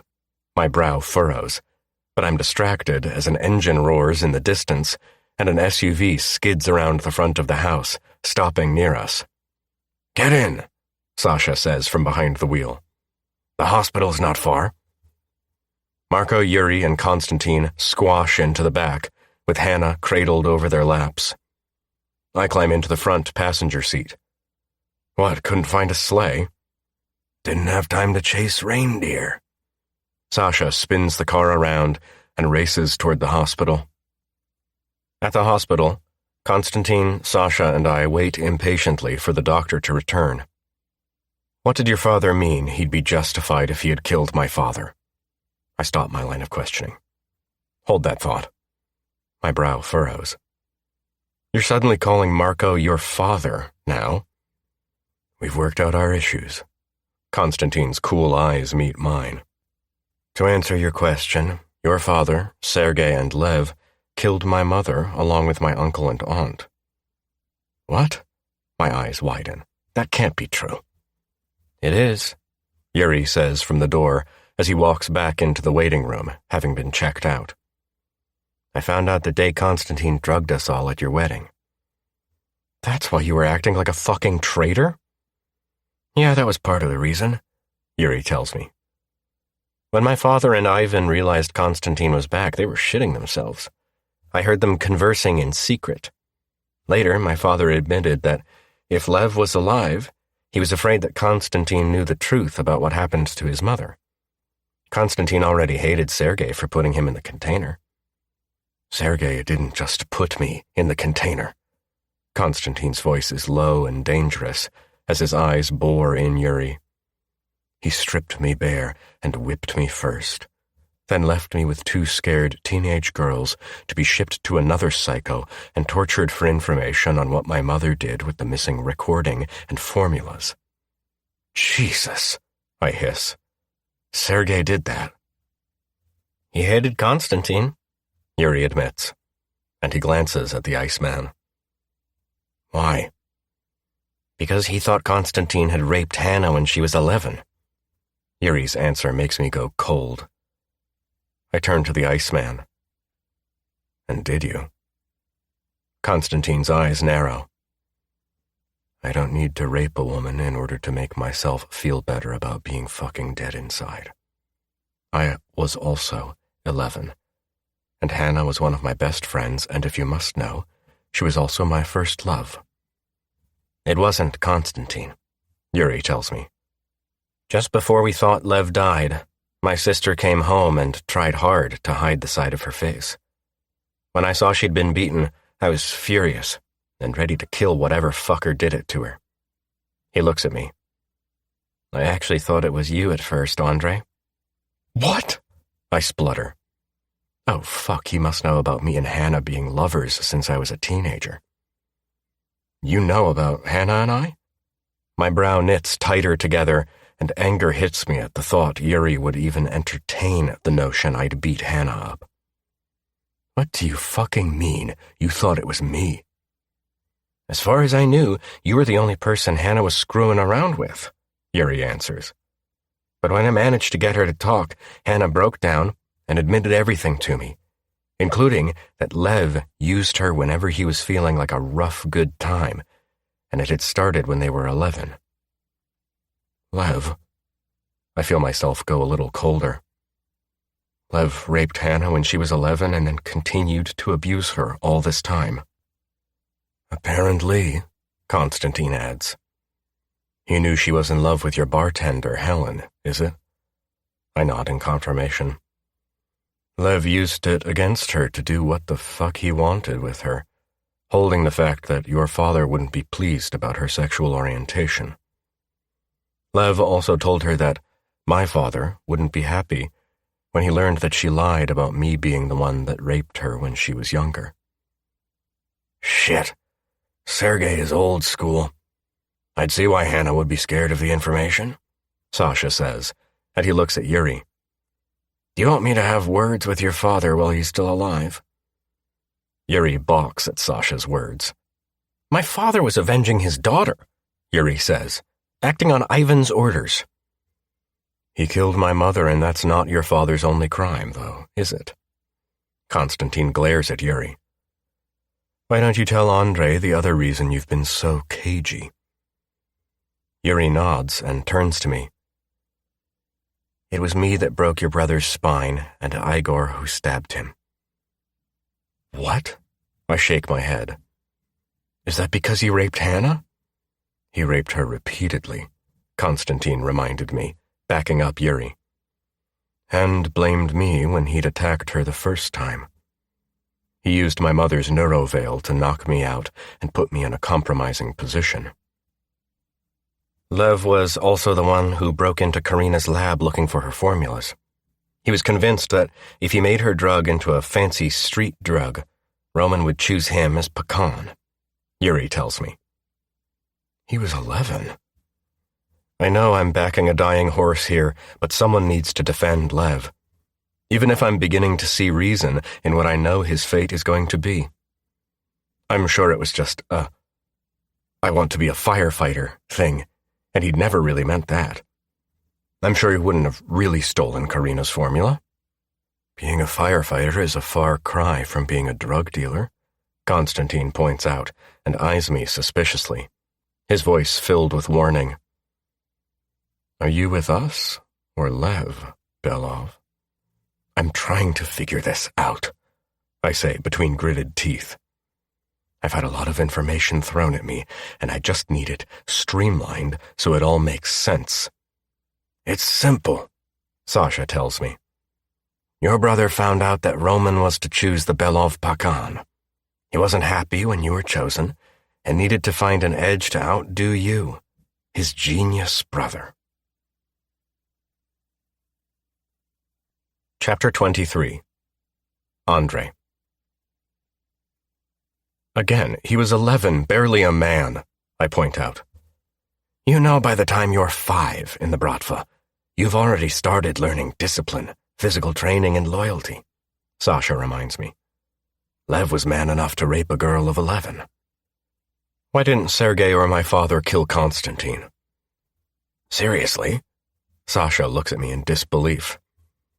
Constantine is not only Roman Zhukov's heir, he's a true Bratva prince with a pure bloodline. Sasha? Constantine's eyes flash with warning, and he shakes his head. If my father or your father killed Constantine, they'd not only be crushed by Roman and the Andreevs, but also the Morettis and another prominent Bratva family, Yuri tells me. My father said that Ivan was just waiting patiently for the day that Andrei and Isabella produced an heir, and then he'd get his kingdom. They also needed to find out where my mother sent that recording and her formulas, Constantine tells me. Your father, Marco, and even Lev have searched for the messenger for 18 years. Because it incriminated my brother. He says it showed him trashing Karina's lab and searching for the formula, but it also had him speaking to his father and testing the drug as a truth serum, Yuri tells us. He nearly killed Ivan that night. He'd pumped so much of that shit into him. So my father was the secret patient. It appears that way, Constantine tells me. He'd been shot. What did he confess to? We don't know, but we think it was something to do with his involvement in the murder of Matteo, Grigori, and Anatoly, Constantine informs me. When Marco told Lev that your father would be ashamed of him if he could see what he's doing to us, Lev replied, "Where do you think I got my idea about the containers from?" What's the point of the containers? The containers caused destabilization in the ranks of the crime families that had been hit. While they were arguing in their ranks and scrambling to get the organization back on track, Lev had already swooped in and taken over their trade, Yuri replies. Lev got the hackers' parents indebted to him, so the kids could get into the back door of the system, using his old system code and exploiting that one weakness. While the hackers were routing and sending out containers, they were trying to find your mother's master file to give him complete access to the Velvet Company. We have an idea, now that you and Isabella are married, with an heir on the way.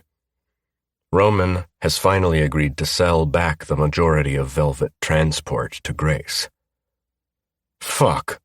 My eyes widen. My mother told me they'd sold off that part of Velvet Transport. I think it would be more accurate to say that Roman and Carla took that portion of the company from her, Yuri tells me. I give myself a mental shake at that alarming information. So Roman and Carla were holding my mother's company hostage as well. So Lev gave the hackers access through his old systems account. Because we thought he was dead, it would appear that someone inside the company had accessed it, like Marco or my father, I guess. What was the point of Lev going to Russia? To find dirt that he would be able to use against Roman and the Andreevs, to hand the organizations over to the law, Constantine tells me. He was also trying to find 2 ancient plants that are the secret ingredient of the neuro family my mother created. Constantine and you were set up that night Lev and Stacy were attacked, Sasha tells me. Not by Marco or Ivan, but by Lev himself, Yuri says before Sasha can finish. His words floor me. Lev stole your mother's phone and contacted Constantine, pretending to be her, and worried because she overheard Ivan setting something up to ensure Stacy never had the baby she was carrying. I had told Lev that I was also getting engaged because Valentina was pregnant, Constantine adds. Turns out that Lev had the sniper on the roof specifically for Valentina, to make it seem like Ivan and Marco were trying to finish what they started when I was 11. Only I interrupted his plans. I overheard Lev say he was going to talk to you, Andrei, to tell you the good news about him and Stacy. I was going to ambush him when he came out and kill him for what he'd done to my sister. Yuri's eyes flash angrily. But before I could attack him, all these other men came out of nowhere and started to attack. My eyes narrow on Yuri. I'm not quite sure how to feel about this right now. Yuri has just admitted to trying to kill my brother. He's a Pakan's brother. I can't let Yuri's act against my family go unpunished. But my brother had hurt his sister. The Iceman steps between Yuri and me. Your brother shot the love of my life and raped the first love of my life, Constantine tells me. I know, as Pakan, you need to dish out punishment for crimes against your family, especially when it's one of your soldiers. His eyes hold mine.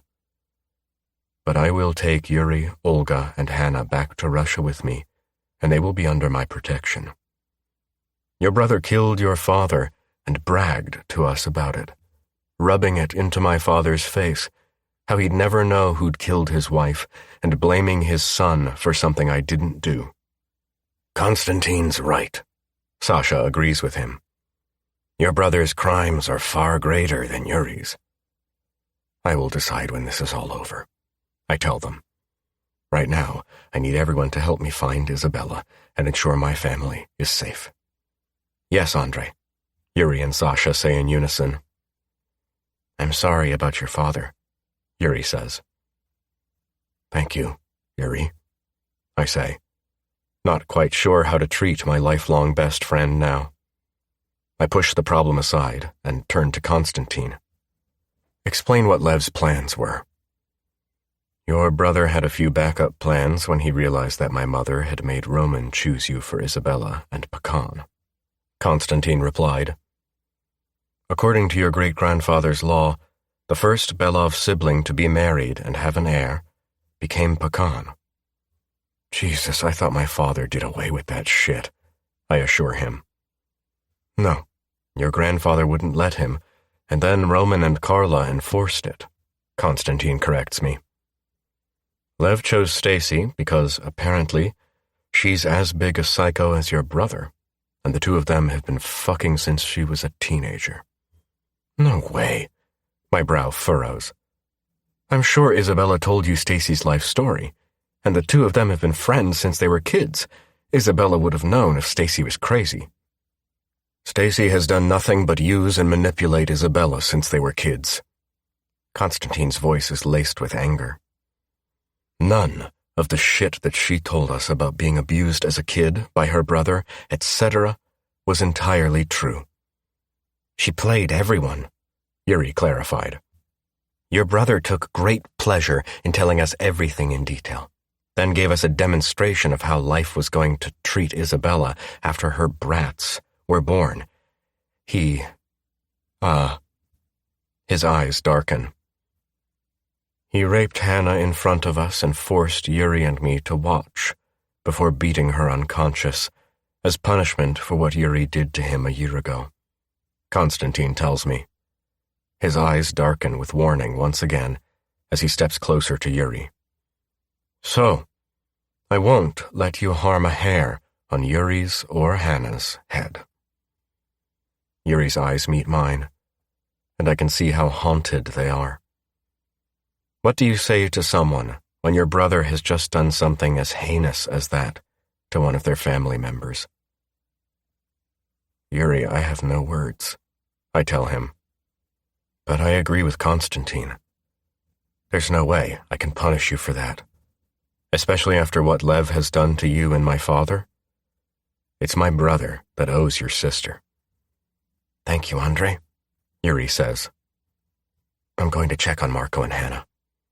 I'll come with you, Sasha says, leaving Constantine and me alone. So, all this shit was orchestrated by my brother, so he can be the Belov Pakan? No, your brother's thinking a lot bigger than that. Lev wants the kingdom that your father was envisioning, Constantine answers. But we are all in his way. He wants Isabella, as she is the bridge to opening up alliances between the most powerful Bratva families in Europe, Canada, and America. His jaw clenches for a second. He wants to be the king that would make the Belov organization one of the largest in the world. Lev can then expand operations in Europe, Central, South, and North America. I know you have every right to want to be the one to take my brother's life. I have no idea why I'm even trying to plead my brother's case. Isabella must be rubbing off on me. My heart lurches and anger bubbles thinking about my missing wife. But is there any way you'd think of some other punishment? No? Konstantin shakes his head. My father will take his revenge on your brother, and will also pay for helping Ivan kidnap me. Jesus. I run my hand through my hair and guess my brother's intentions. Now, Lev is going to try to pin the containers on me, so I'll meet the same fate as our uncle, Grigory. Then Lev will swoop in and save Isabella, then trap her until the twins are born. That's his plan, Konstantin confirms. Then he'll raise your twins he refers to as the brats, as his own, keeping them alive purely to secure his throne. Which means I'm next on his hit list, I guess. As I'm a contender to his throne, and he knows that I'll never let him take my kids or Isabella. Yes, Konstantin nods. Your brother feels loyalty to no one. That's fucking cold, even for us, I say, and frown. The only thing I don't understand is, why did my brother kill his own baby? He didn't, but there is no time to get into that now, Konstantin tells me. What's important is that your brother had hired men to attack him and make it look like it was Marco and Ivan. He messaged me, pretending to be your mother, worried about his safety, so I'd save him. He knew that if I thought my father or yours were trying to kill us, I'd take him to Russia to hide him. While he was away, he started expanding his territory to make it look like it was us, I add. I just don't understand why he'd kill Valentina. Konstantin's eyes harden with hatred. Because he knew something I only found after giving a few pints of my blood to save Lev's life that night. My brow furrows at his words, and alarm bells echo through my brain. That was... Lev and I share a rare blood group. Konstantin watches me with raised brows as words sink in. No one in my family has that blood group. I was also, supposedly, born 2 months premature. My eyes widen as the penny starts to drop for me. You're Grigory Belov's son, I splutter. Your older cousin, and the rightful Belov heir, Konstantin says, his eyes darkening with pain. Or at least I would have been, if Valentina had lived. Is that why you hated Marco? My brows knit together. Because he didn't tell you you were a Belov? No, I started hating Marco when he believed Ivan's story about me breaking into my mother's lab and raping Hannah, Konstantin explained. Then, when Sergei put me in that container, he made it seem like my father and Ivan had sold me. So, your threat you pinned to Marco's wall, that you came to get back what your father stole, what was the Belov legacy? No, it was mine and my sister's freedom, Konstantin says bitterly. The I live you carved into my father's arm. A message from someone from your father's past. Konstantin's eyes become hooded. Now, are we going to stand here gas-bagging the whole day, or go find my sister and your fucking psycho brother? Chapter 24. Isabella. Isabella. A soft voice pierces the haze of the unconsciousness, pulling me back to the surface. Hey, Sleeping Beauty. Something sharp and acrid floods my senses, burning its way through my nostrils and down my throat. The smell is overpowering, like a pungent wave of ammonia making my eyes water and my stomach twist violently in protest. I instinctively recoil, grasping for air as my eyes open, the world blurring into focus. Son of a fucking bitch! I manage to yell, but the words barely leave my mouth before a surge of nausea overwhelms me. I double over, retching uncontrollably, and the bile rises fast, spilling out and splattering all over the shiny, expensive Italian shoes in front of me. The rich, leathery scent mingles with the acrid stench that brought me back, making my stomach heave again, but all I can focus on is the dark stain spreading across those once pristine shoes. It gives me an odd sense of satisfaction ruining the bastard shoes that shoved that shit beneath my nostrils as I retch again. Isabella. This time, it's a familiar voice calling to me. It's laced with panic, and as I vomit once more, the memory of what happened races back to me. Oh, fuck. I'm so sorry. He kneels beside my chair, holding out a bottle of water. My breathing is shallow as my stomach slowly stops churning. I go to take the water and realize I'm tied to a chair. What the fuck? I start pulling at my constraints, and as I do, the bile rises once again. And this time, I turn my head and vomit all over Harry Thompson's designer outfit. Jesus, Harry hisses, but to my surprise and disappointment, he's not worried about his clothes, but about me. Fuck, I told you we should have got a pregnant-safe sedative. I've hurt her. Stop whining about that, the other male voice commands. I read that stress can bring out this response in a pregnant woman. That's all this is, stress. That's so comforting. Harry shouts at the other man, that you actually took the time to read how to treat a pregnant woman, but Isabella is carrying twins, so it probably put even more stress on her body.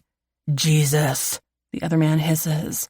I thought you said you were over your childhood crush on Isabella. I'll always care about her, Harry throws back at the man.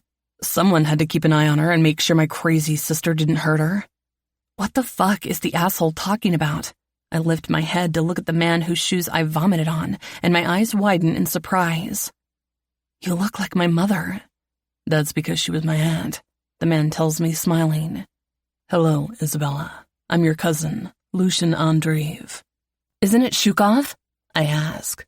I thought your last name was Shukov. Lucian shakes his head. My father took on the Andreev last name in order to become Pakan of my mother's family's organization. He was born a Shukov. Please, have some water, Harry says. He gently cups my head and brings the bottle to my lips. I'm sorry I knocked you out the way I did. I didn't want to hurt you or the babies. So dropping the blood flow to my brain to make me pass out was your best option? I take a few sips of water because my throat is dry as fuck and burning like wildfire. Like you even care, you fucking pervert. I sneer at Harry. Isabella. Harry begins, but I headbutt him, and he staggers back. I told you not to get too close to her, Harry, Lucian says impatiently. Shut up, Lucian, Harry barks, his eyes darkening as he turns to me. You don't have to pretend around me. My lip curls nastily at the anger now bringing in the depths of Harry's eyes. I already know what a fucking pervert you are and how you hurt Stacy. Harry, maybe you should wait outside. You're just upsetting her, Lucian suggests. Of course, Isabella's going to believe you're fucking crazy sister. That's what sociopaths do. They weave their spell around their victims. Stacy is not a sociopath, I shout at them, but something at the back of my mind is trying to throw doubt over my conviction. She's been abused and treated like shit by her family for years and years. Now she's fallen under the spell of that sick fuck Lev Belov. Told you, Lucian sighs and steps up to Harry and to my surprise, kisses him. Let me handle this, my love. Fuck? My brows knit together in shock. You're gay? Images of Harry and I in his swimming pool, him giving me my first kiss ever, flash through my mind. But you're the only girl I've ever loved or been attracted to. Harry gives me a sad smile. My sister used that against me too. Go put some ice on your head and get cleaned up, Lucian orders. He takes off his shoes and kicks them after Harry. Get these clean, too. He turns back toward me. I'll handle my cousin. I watch Harry walk out of the door of the... My eyes rove around the room, and I take it in. It looks like a home office and library. Thick drapes cover the windows off to one side where an antique desk is. I'm sitting near the warm fireplace, tied to a wooden chair. Lucian takes a seat in front of me in a leather armchair, and his hazel eyes, which mirror mine and my brother's, assess me. He is a very handsome man and carries himself with confidence and authority. Great, another alpha male. It's nice to finally meet you, cousin. He breaks the heavy silence that filled the room after Harry's departure. I'm sorry I had to be under such drastic circumstances. Am I your prisoner now? No. Lucian shakes his head. Then why am I tied to a chair? I thought it would be best considering your reaction to Harry in the alley. Lucian replies. Harry saw what you did to Lev. He pulls an impressed face. Nice moves, by the way. But you should have just shot him in the head. I'm not you. My eyes narrow. Lucian sighs and shakes his head. My grandmother and Roman warned Marco and Karina about building a dollhouse around you to protect you from our world. His brow creases. Your mother wanted you to grow up knowing some normalcy before you were forced to marry a Belov and be plunged into this lifestyle. How's this lifestyle working out for you? I leave no doubt as to what I mean. Surprisingly well, Lucian nods. My grandmother, she's old school. She was more of the instigator in riling my men against me. He gives a slow smile, his eyes darkening dangerously. They soon realized that I may have a different sexual orientation, but it didn't make me any less of a man. I guess all you have to do in the bloody world of Bratva is split open a few heads to prove what a big man you are. Oh, Isabella, Lucian laughs. This is your world too, my beautiful cousin. No matter how much you bitch and moan about it, this is the world you were born to. Whatever. This argument is getting tired. I just want to get whatever shit I'm supposed to get and then get the fuck as far away from these bloodthirsty pricks as possible. What am I doing here? I glance around. Where is here? Where your brother was supposed to bring you and Andre. Lucian tells me. My brows shoot up in surprise. You're the messenger? He shakes his head. God, no. I was 13 when your mother died. Then how do you know this is where I need to be? I inherited all the family's secrets when I became the Andreev Pakan. Lucian tells me. One of those secrets was the plans your mother had for you and your brother to keep you safe from whoever it was she was running from. Who was my mother running from? That's why we're here, Lucian tells me. Where is here? Fairbanks, Alaska, Lucian answers. Alaska, I choke. I'm in fucking Alaska. I stare at him in disbelief. How long was I out for? A good 8 hours, Lucian tells me. I was about to call the doctor until the head chef here, a very nice lady, by the way, gave us some of her wake-up drops. Yes, thanks for that. My nose is still burning. I crick my neck, and I have a stiff neck. Sorry about that, but we didn't think you'd go nicely with Harry if he asked you. No, I'd have shot him, I admit, and I aimed to kill. See? Lucian laughs. There's that Bratva and Mafia streak in you. Fuck off. Harry saved your life, Lucian tells me. His fucking crazy sister and her sociopath boyfriend were going to lock you up after you led them here. Then, when your babies were born, you'd no longer be of any use to them. He raises his eyebrows and shrugs. So they'd either kill you, or knowing Lev Belov as I do, he'd probably keep you as a plaything for him and Stacy. His eyes narrowed and anger burned in their depths.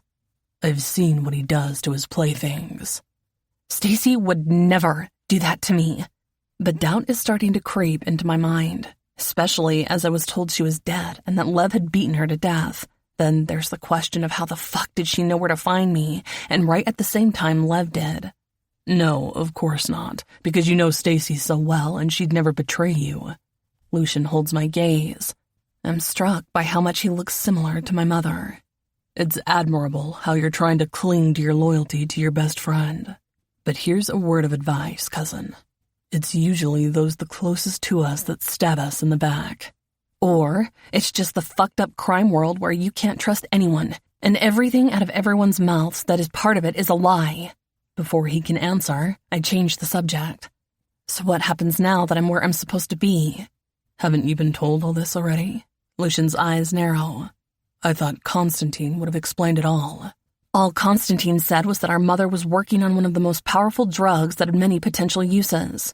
I blurt out before I can stop myself and feel compelled to continue the story. My brother told me that our mother wanted us to make a journey up north to meet someone who will hand me her legacy and information that will heal wounds and hopefully keep more of her family from dying. My eyes widen. You gave me some of that shit, didn't you? Lucian's brows draw together, and he looks at me confused. What shit? Don't fucking lie to me. I start wiggling against my bonds once again. You've drugged me, so I'll talk. My eyes narrow. If you didn't look so much like my mother and a bit like my brother, I'd be doubting who you are right now. Isabella. Lucian's brows knit a bit more tightly together. I swear I'd never drug you. I'd never risk the life of your children. They're very important to all of us. Fuck you. No one is getting my babies. My voice starts to rise as I start twisting, pulling at the silky ropes that have me strapped to a chair. No one wants your babies. Lucian stops himself. Okay, there are a few crime families I know, including the Belovs, who do. But I can assure you, the Andreevs and Shukovs don't. He pauses. Okay, maybe if I haven't gotten an heir by the time I'm ready to retire, I will announce one of your children as my heir. So you do want my babies? No. Lucian shakes his head, getting annoyed. I want your son or daughter to be the next Andreev Pakan, but that's way, way, way in the future. Not for another 18 years or so. But I do have a vested interest in my baby cousin's well-being. Great. I roll my eyes. So you've already sealed the fate of my kids. I'd say Andre and I have ensured they have a future. Lucian corrects me. And because they're the next heirs to two large organizations, made even stronger by the alliance your union with Andre has brought. He trails off, leaving me to add up what that means as if it's going to sweeten the pot for me about living in the dark underworld.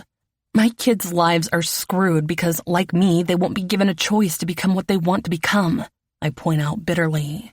Because even if before they were conceived, their entire lives have been mapped out for them. Lucian's eyes harden and become colder. Isabella, have you actually taken a good look at the world today? My eyes narrow. What does that mean? I know what the world looks like.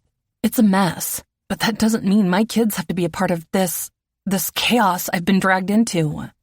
Lucian lets out a sigh, leaning back slightly, though his gaze never leaves mine. You think the world you grew up in is normal, don't you? That it's better than this one. But the truth is, the world you know is just as twisted, if not more, than the one you've been so desperate to escape. I scoff, shaking my head. Are you seriously trying to justify the Bratva to me? To paint this life of crime as somehow better?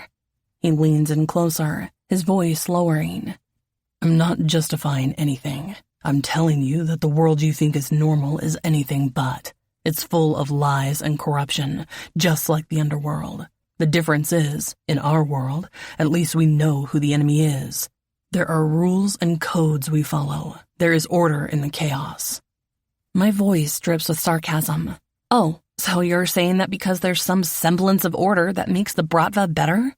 Lucian's jaw clenches, but he keeps his tone measured. I'm saying that in the so-called normal world, the people pulling the strings are the same ones who smile to your face, shake your hand, and then stab you in the back. They manipulate, control, and destroy lives every day. But it's all hidden behind a veneer of respectability. His eyes flash with disgust.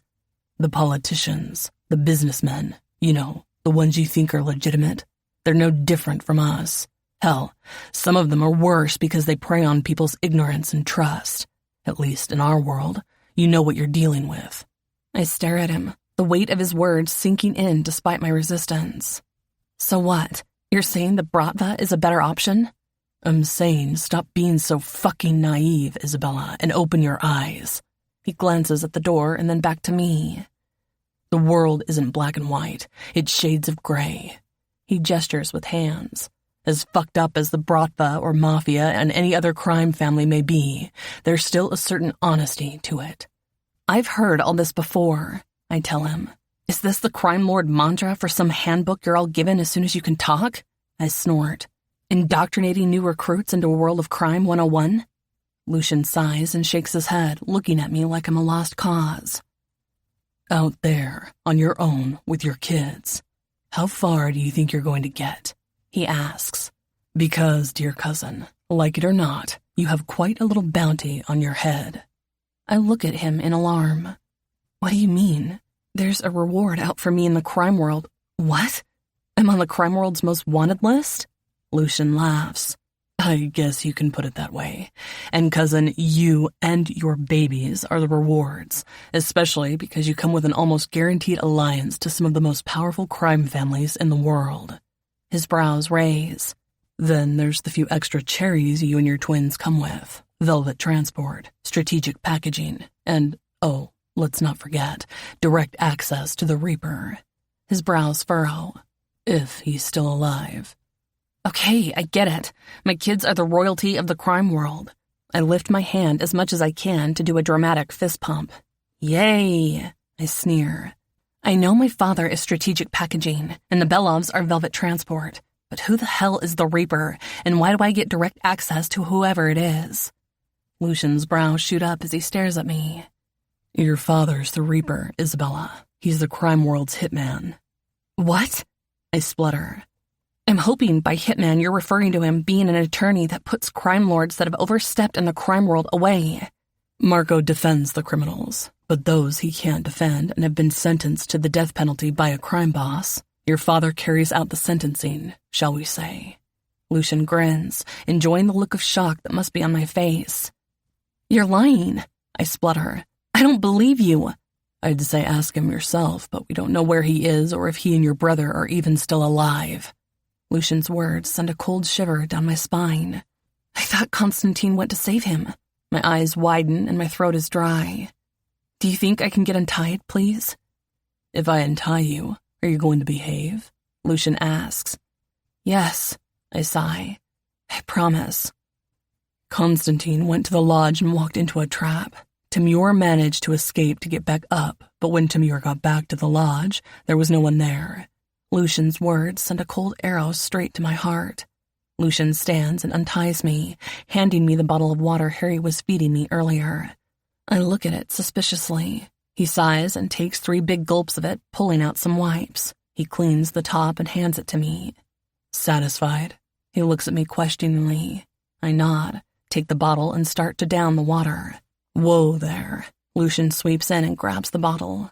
Small sips or you're going to be hurling again. Sorry. My stomach starts that lurch thing it does when it's getting ready to reject the substance I've just given it out of the same way it came in. I breathe through the nausea. Come, sit closer to the fire on the sofa. Lucian offers me his hand. I take it, and we move to the seating area, which is right near the crackling fire. Would you like a blanket? He asks, and I nod. He pulls the soft throw from the back of the sofa and wraps it around my legs. There you go. How long have you known that Stacy was working with Lev? I take the water back. Lucian turns toward me on the sofa. About a year or so. He shrugs. I tried to warn Constantine as best I could about Lev and Stacy, but he wouldn't listen. He knows about my relationship with Harry and called me a love-struck fool blinded by my dick. That does sound like Constantine. I nod. But I have to agree with my brother not to believe you because you're in a relationship with Harry. You do know what Harry did to Stacy when she was 13, right? Lucian sighs again.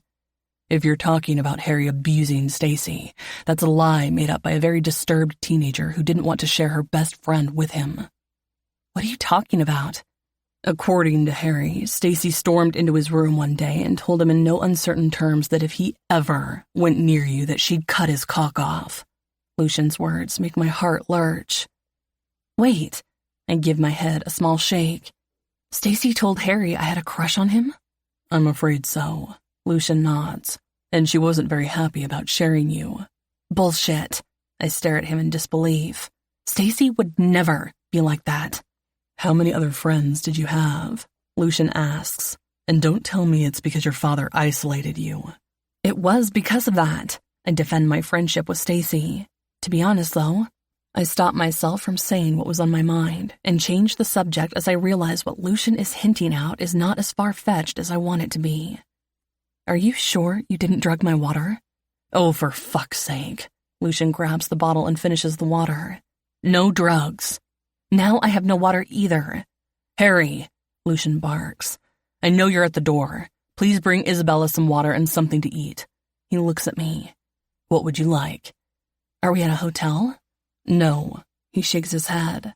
We're at your brother's new home, or at least it will be his new home in the not-so-distant future. Do all you Bratva people talk like that? Like what? In clipped sentences, never revealing too much and talking around things. I guess we do, Lucian admits.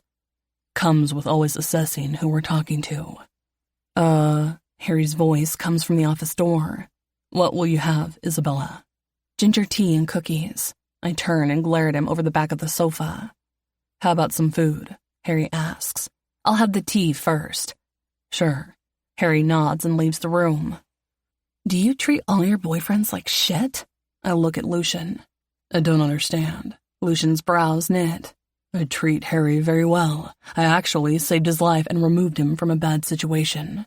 And now you treat him like a servant, I point out.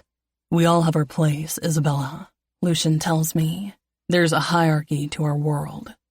So what I'm hearing is that the Bratva is stuck in the Dark Ages and the master-slave dynamic. I suck in a breath, trying to stem the disgust I have for that kind of dynamic. The Bratva's strict hierarchies and outdated rules are archaic and oppressive. I can see how you'd think that, Lucian tells me. You grew up in a very strict household where your father was both trying to protect you, keep your purity, and still give you a taste of living in what you call the normal world. Are you mocking me? No, cousin. I'm simply pointing out that even though you were raised with the illusion of freedom and normalcy, your father still exercised tight control over your life. The dynamics you experienced, though different, were still a form of hierarchy, just not one you might have recognized as such. Chapter 25. Isabella. Let's move on or I'm going to go against my word and punch you in the throat, I tell Lucian, who raises his brows as he looks at me. I can't help how my father brought me up. You should never tell your opponent what you're about to do. Lucian laughs. That wasn't me telling you. That was me warning you. I turn as footsteps sound behind us, and Harry brings a tray with my tea and ginger cookies. Thank you. My tone is clipped as Harry puts the tray beside me. I won't be far if you need me. He's about to walk away, but I stop him. Sit, I command, and point to a leather armchair a distance from me and Lucian. I'll speak to you in a bit, then turn back to my cousin who is smirking at me. What? You were born to be a queen, cousin, Lucian tells me. You'll realize it soon enough. Whatever. My eyes search his. You were telling me about Stacy. My eyes narrow thoughtfully. Your question about the friends I had. My only friend was Stacy. My father didn't really allow me to have other friends, which suited my narcissistic sister well, Harry tells me. She was so jealous of you giving anyone any special attention, she eventually killed your dog Titan. No! My eyes widen in shock. My first Cane Corso, Titan, had been found dead on the motorway a few miles from our house. The vet had told us it looked like he'd been hit by a big truck. I don't believe Stacy would do that. She loved Titan. She pretended to love Titan, Lucian tells me. Then the first opportunity she got, she tied him up, muzzled him, and beat him with Harry's baseball bat so she could blame him if you ever found out. Bullshit, I hiss. You're lying. Nausea starts to roll in my stomach once again. Jesus, that's just sick. My mind is whirling. I can't see Stacy doing that. She was always fiercely protective of me and such a good, loyal friend. She'd cried with me when they'd found Titan dead. I'm sorry, Isabella. It's true, Harry says. Why would I believe anything you tell me? I glare at Harry. Stacy was obsessed with you right up until she met Lev, Lucian tells me. You left for Switzerland for a year or two when you were 12, when Stacy's parents wouldn't let her go. She retaliated and threatened to go to the police and tell them her brother raped her while her perverted parents stood and watched. You're fucking lying, I yell, my voice echoing through the room. Stacy told me that Harry did rape her. No, Harry did not.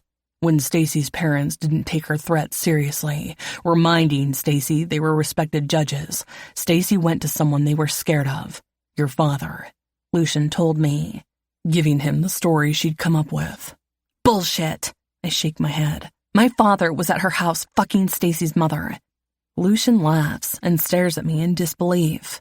You think Marco would dip his dick in that whore? He pulls out his phone. You really did live with cotton wool over your eyes, didn't you, little cousin? Marco has been fucking Ginevra for about 10 years now. Once she was over the grief of Matteo and Marco over your mother, they found solace in each other's arms. Harry tells me, you might not remember me as you were too young, but I used to visit your house before Karina died. While Marco and Karina may not have started out in love, they eventually fell in love. Lucian's eyes fill with pain for a few seconds. Is that why he and Ivan had her killed? I guess. Your father had nothing to do with that, Lucian tells me. He was going to take you and James over to Russia a couple of months later to avoid the suspicion that your mother wasn't going to let you anywhere near the Belovs. But she left me engaged to Andrei. A few days before she died, she called Roman and demanded he choose Andrei and get the contract signed immediately. Lucian tells me, Karina knew the only way to ensure your safety was to have the Belovs' future attached to yours. But why attach me to the very family she was running from? Because she knew that Ivan would ensure you were protected with the promise of a kingdom he'd always envisioned for the Belov Bratva. Lucian answers. Karina knew, too, that with that alliance signed, and Ivan's ensuring Isabella's safety, Roman would stop the squeeze he and Carla had on the Belov's organization and Velvet Transport, of which Roman owns the greater portion. I'm confused, I tell him, sipping the ginger tea. You said my mother didn't want me to marry a Belov, but then she got Roman to ensure I was engaged to Andrei. No, Lucian shook his head. She didn't want you to, but she also didn't want Roman and our grandmother to kill Ivan or Andrei. Karina was adamant about that, which is still perplexing for all of us who have been putting the pieces together for your mother's last few days for years. Well, all I know is that I've got married, been kidnapped 3 times, and chased across America and Canada after whatever it is my mother has left me. And for your babies, Lucian points out. It's not just about the information. It's about what your children bring to the table. And then there's your mother's superdrug. It has a potentially high street value, Harry tells me. One of its many applications is as powerful as a hallucinogenic. One that doesn't take 48 hours to leave the bloodstream, Lucian points out. And other than a bad thirst and needing to piss like an elephant for an hour, there are no nasty side effects. Fuck. My face falls and my heart lurches as I realize what this whole goose chase is really about. What Lev is really after is the perfected formula for the drug. We believe so. Lucian nods. I can remember when we were kids how Lev became obsessed with Karina's drug and how it could help the Belovs corner the drug business. But, of course, your mother was never going to let that happen, Harry assures me. But what about the information she stumbled on? I ask. Is that real or just a Bigfoot thing to ensure my safety some more? Oh, Karina definitely has the dirt on someone, Lucian tells me. I'm sure Lev wants that too. Your brother, Lucian, and Roman were making plans to extract you from Boston a few days before your 21st. Harry picks up the story. But Constantine made the big mistake of asking Stacy for help to get you out of the house. Stacy contacted Lev with Constantine's plan, or whoever is helping him, and she was told to get you together with Andrei by any means possible. Lucian continues. You know the rest, and by now must know the truth in my words, because if you think about it, someone was always 2 steps ahead of you and Constantine. Yes, but after that, someone's always been able to find us, I point out, and my eyes widen. You think Andrei's the one helping Lev? To be honest, I haven't ruled him out, Lucian admits. Out of all of you, he's the only one that's got off unscathed so far. I don't think it's Andrei. I find myself defending a man I'm trying my best to get away from, because while he may make my heart and my flesh melt just with a look, the more I learn about this world he lives in, the more I'm certain this is not the life for me or the twins. My eyes narrow in on Lucian. How do I know it's not you and Harry? He sighs. You don't. How did you even meet Harry? I met Harry at a club when I came to discuss your extraction with your father about 10 months ago. Lucian tells me. Like you, Harry was being forced to marry someone he couldn't stand. I won't bore you with that story, but his life story fascinated me, especially when it collided with yours. He opens a screen, and I see a video clip. You see, after listening to Harry, I decided to check out his sister myself and learned a lot more than I'd expected. He presses play. This will enlighten you. The video starts with Stacy sitting at a bar, and the camera gets closer to her. I presume that it's Lucian with a hidden camera taking a seat next to her. I take it that's you with a camera strapped somewhere? Lucian nods. Hello, handsome. Stacy looks at him and smiles immediately, sidling up to him. Want to buy a lady a drink? Depends. Lucian's voice is deep, sexy, and alluring. What do I get in return? My company and a drink. Stacy smiles, her eyes devouring Lucian. How about your company, a drink, and a conversation? I see him lean closer and whisper. Then we can see where that goes. Stacy smiles alluringly. I like the sound of that. Lucian buys her a drink and starts with the usual small talk of introductions. He calls himself Lou, but Stacy uses her real name. I see the bartender exchange a glance with Lucian.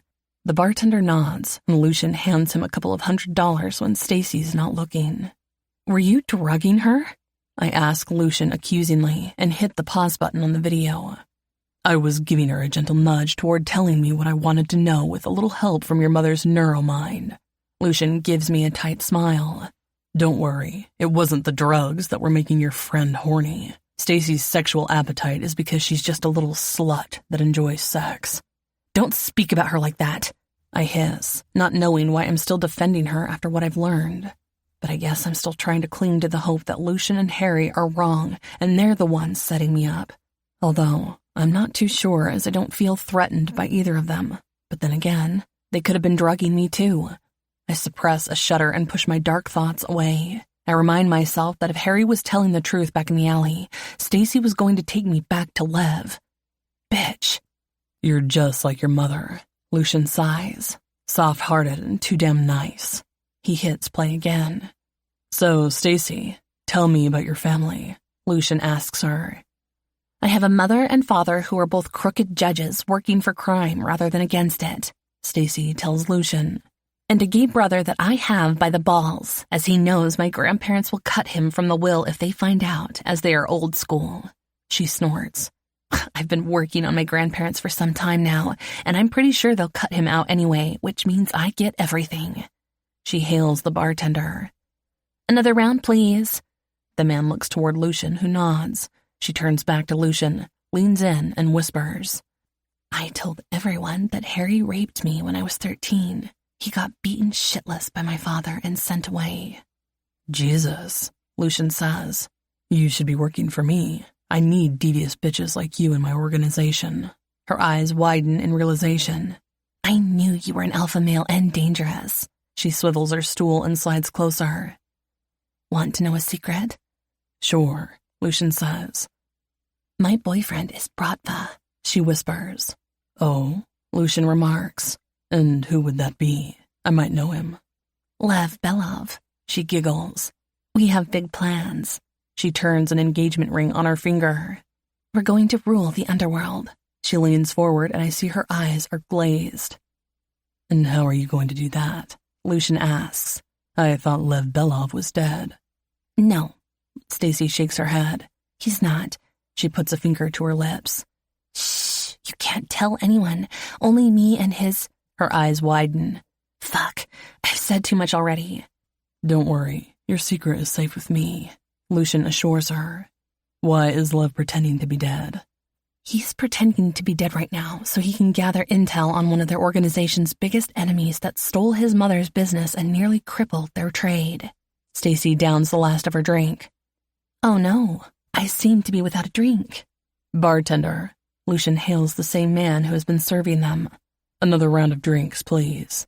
Stacy slides off her chair and positions herself between his legs, sliding her hands up Lucian's muscular thighs, clad in dark cotton pants until she's unabashedly cupping his cock. Her eyes widen in surprise and darken with desire. Wow, you're huge. I hit pause as I don't really want to see my best, or ex-best friend fiddling with my cousin's dick. I thought you were gay. I look up at him. I like men and women. Lucian shrugs. I can't resist a beautiful man or woman, especially when one is inviting me to fuck her by rubbing my cock. He winks at me, and Stacy is one hell of a fuck. My head shoots toward Harry, who is sitting stony-faced and not saying a word. You fucked her? My eyes widen. I was getting information from her. Lucian looks at me unabashed by his actions. She was coming on to me. I'm a man that likes to fuck just like any other man, and when a sexy woman starts rubbing my cock... Jesus! I hold up my hand to silence him. I don't want to know. You asked, Lucian points out. I ignore him and move the conversation away from my cousin's body parts. So you knew Lev was alive and planning all this shit. My eyes narrow. But you didn't warn Constantine or my father? I don't know if you've noticed, Lucian says, but your brother doesn't listen to anyone. He raises his brows pointedly. Kinda like you. But still, you knew what their plan was. Stacy didn't know the whole plan, Lucian admits. All she knew was that Lev wanted her to ensure you and Andre met. He gave her specific instructions to ensure you and Andre got into a compromising position no matter what she had to do. She set me up to be with Andre? I whisper in disbelief, although Stacy did admit that to me. I'm afraid so, little cousin. Lucian's eyes fill with compassion. When you were younger, Stacy latched onto you and you became her obsession. Then, when she met Lev, he did. People like Stacy are single-minded and will do whatever is necessary to get what they want or please the person that holds their affection. I just became someone she could manipulate and discard? I start to feel sick again. Chapter 26. Isabella. I've seen enough, but there's more to hear, Lucian insists and hits play again. Please, rather tell me, I beg him, leaning over and hitting pause. How do I know you haven't drugged me with this neuromind? My eyes widen. You have my mother's formula. No, Lucian says. I don't think the chemist has the last formulas your mother had perfected before she died. Just how many neurodrugs are there? Let's see. Lucian uses his fingers. There's Neuroveil, Neuronet, Neuromind, Neurotox, and Neuromix. That's a lot of neuro shit, I say in disbelief. Your mother wanted to change our world, Lucian told me with a soft laugh. I loved your mother. She was always so kind. My fucking whore of a mother took off as soon as my father died. Our grandmother thinks she was involved with his death. It's a real dog-eat-dog world, isn't it? I sigh. Are you sure you don't want to see the rest of the video? There are another 3 as I've recorded every time I've seen Stacy. Lucian tells me. Jesus, Lucian. My eyes widen. How many times have you been with her? A few. He shrugs.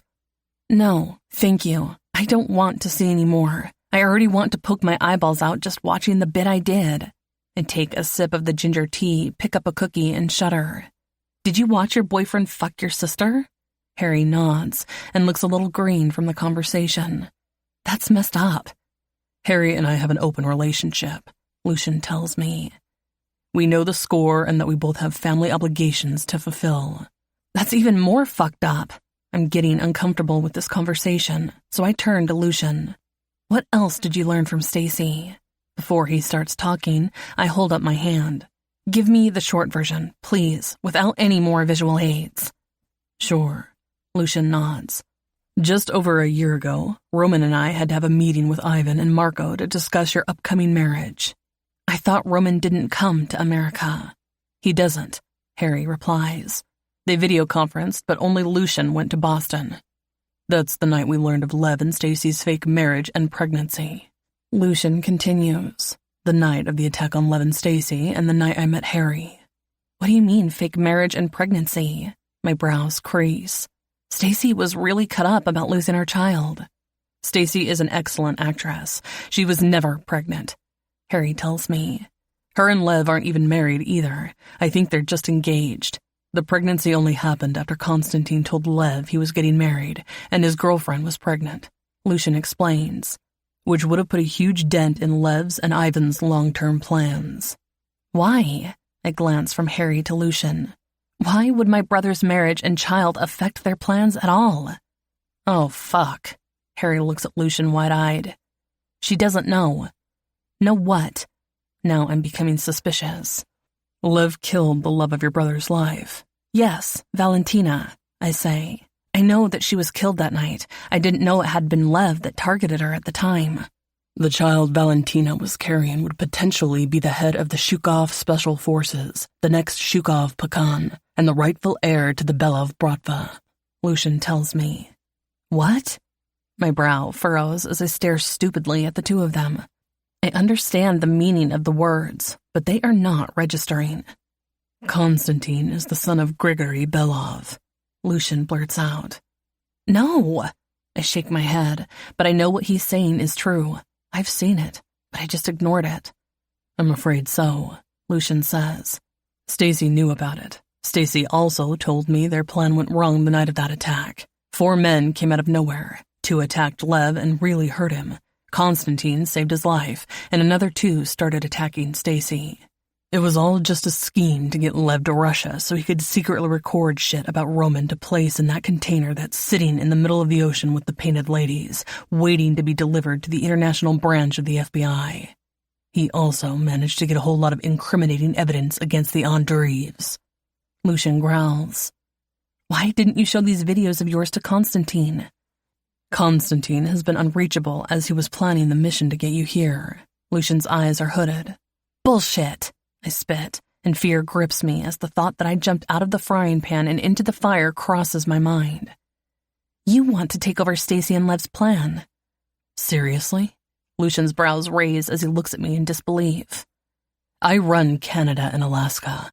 I have the backing of the Shukovs. He shakes his head. I do not need to take over the blip on the radar, which is the East Coast.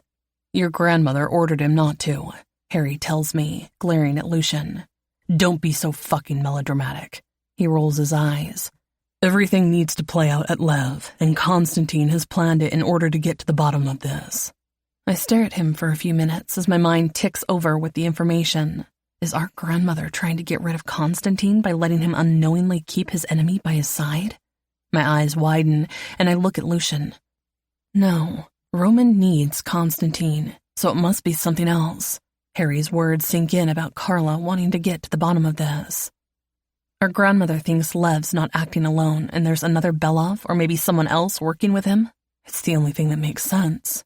Oh my God, does she think it's Konstantin? No, Lucian shakes his head. We know it's not Konstantin, but it's definitely a Belov, Moretti, or... James. My eyes widen even more. No fucking way. You're crazy. The only 3 people we've ruled out are you, Ginevra, and Davy. Harry tells me. Shit, Davy? I snap my fingers. My dogs. Where are my dogs? With our grandmother. Lucian tells me, grinning. She loves them, by the way, and I think you're going to have to fight with her to get them back. He laughs at the horrified look that must be on my face. She loves dogs, especially Cane Corso. She was the one that gifted Titan to you right after your mother died. Harry tells me.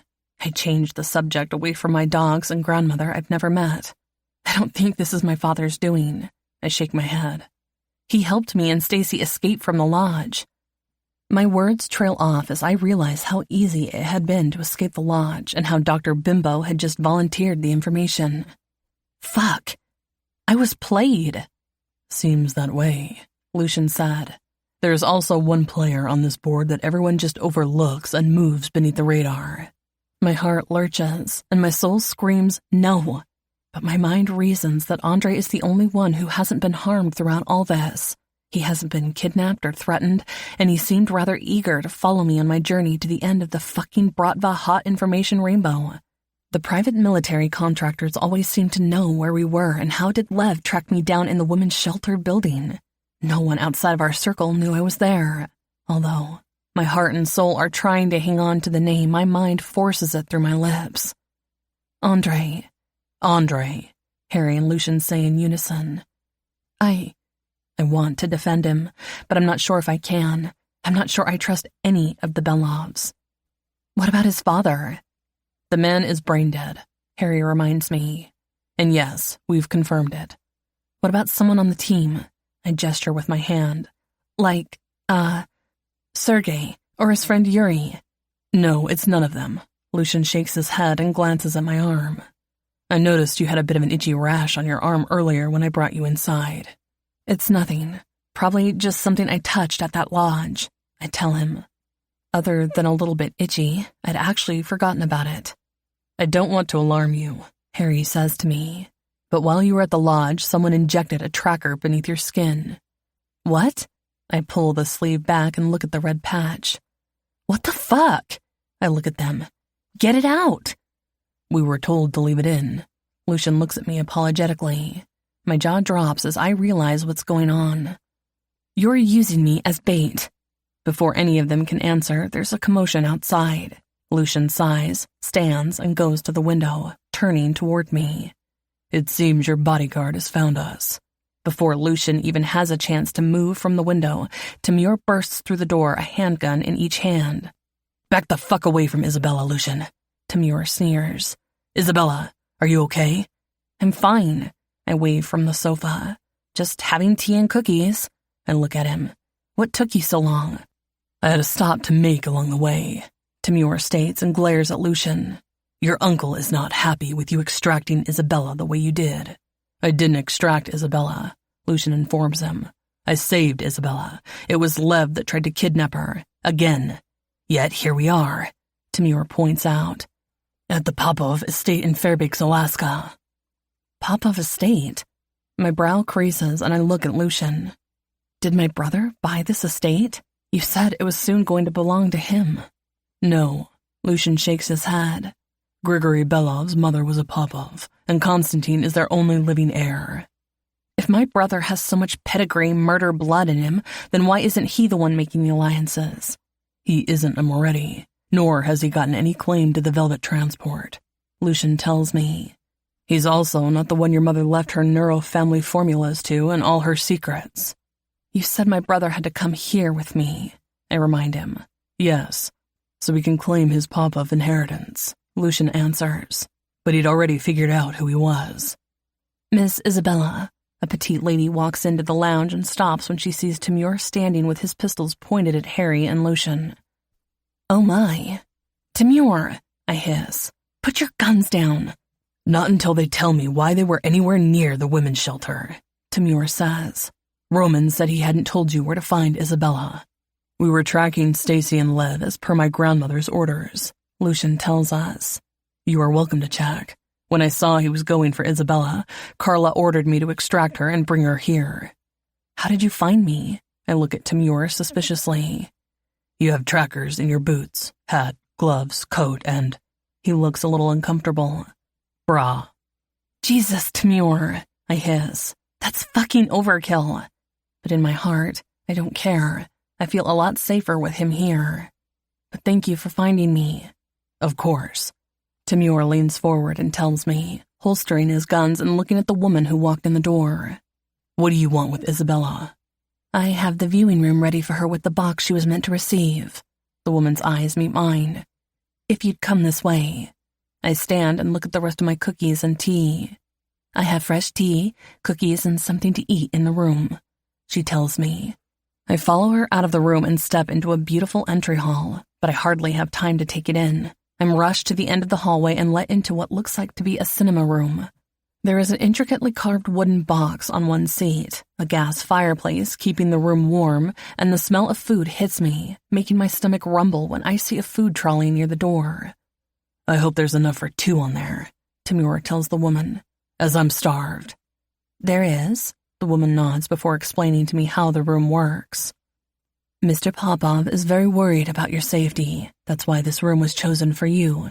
If there's any trouble, you hit this button. She picks up a remote off the cabinet and hands it to me. The room locks into a panic room. There is a fridge in the small kitchen off to the back that is fully stocked and a linen closet with blankets. She points to another door off to the side. Through there is the bathroom. It has everything you need in it. She points to the line of small monitors on the back wall. Those are the security monitors that allow you to see the entire property. Thank you, Simone, she answers and smiles. If you need anything, you can call me on the phone on the wall over there. She walks to the door. Mr. Popov doesn't want you to lock the room while you're viewing and has left you a laptop. She points to a table at the back of the room and her smile broadens. As Simone leaves, Tamir closes and locks the door. I look around the room. I wanted my father to build a cinema room. I'd rather go to the cinema, Tamir tells me. It's a nice outing instead of being cooped up in your house all day. I nod and walk to where the box is. My heart is hammering like a wild bird trapped in a cage as I sit down beside it. I run my hand over the carvings and frown. The box looks so familiar. I think I remember this box, I tell Tamir, picking it up. It's one of my mother's puzzle boxes. Great, Tamir says, exploring the food trolley. Maybe you should come get something to eat before you get stuck into that. I look up at him. Would you dish me up whatever it is? I'm not sure what you eat. Tamir looks at me.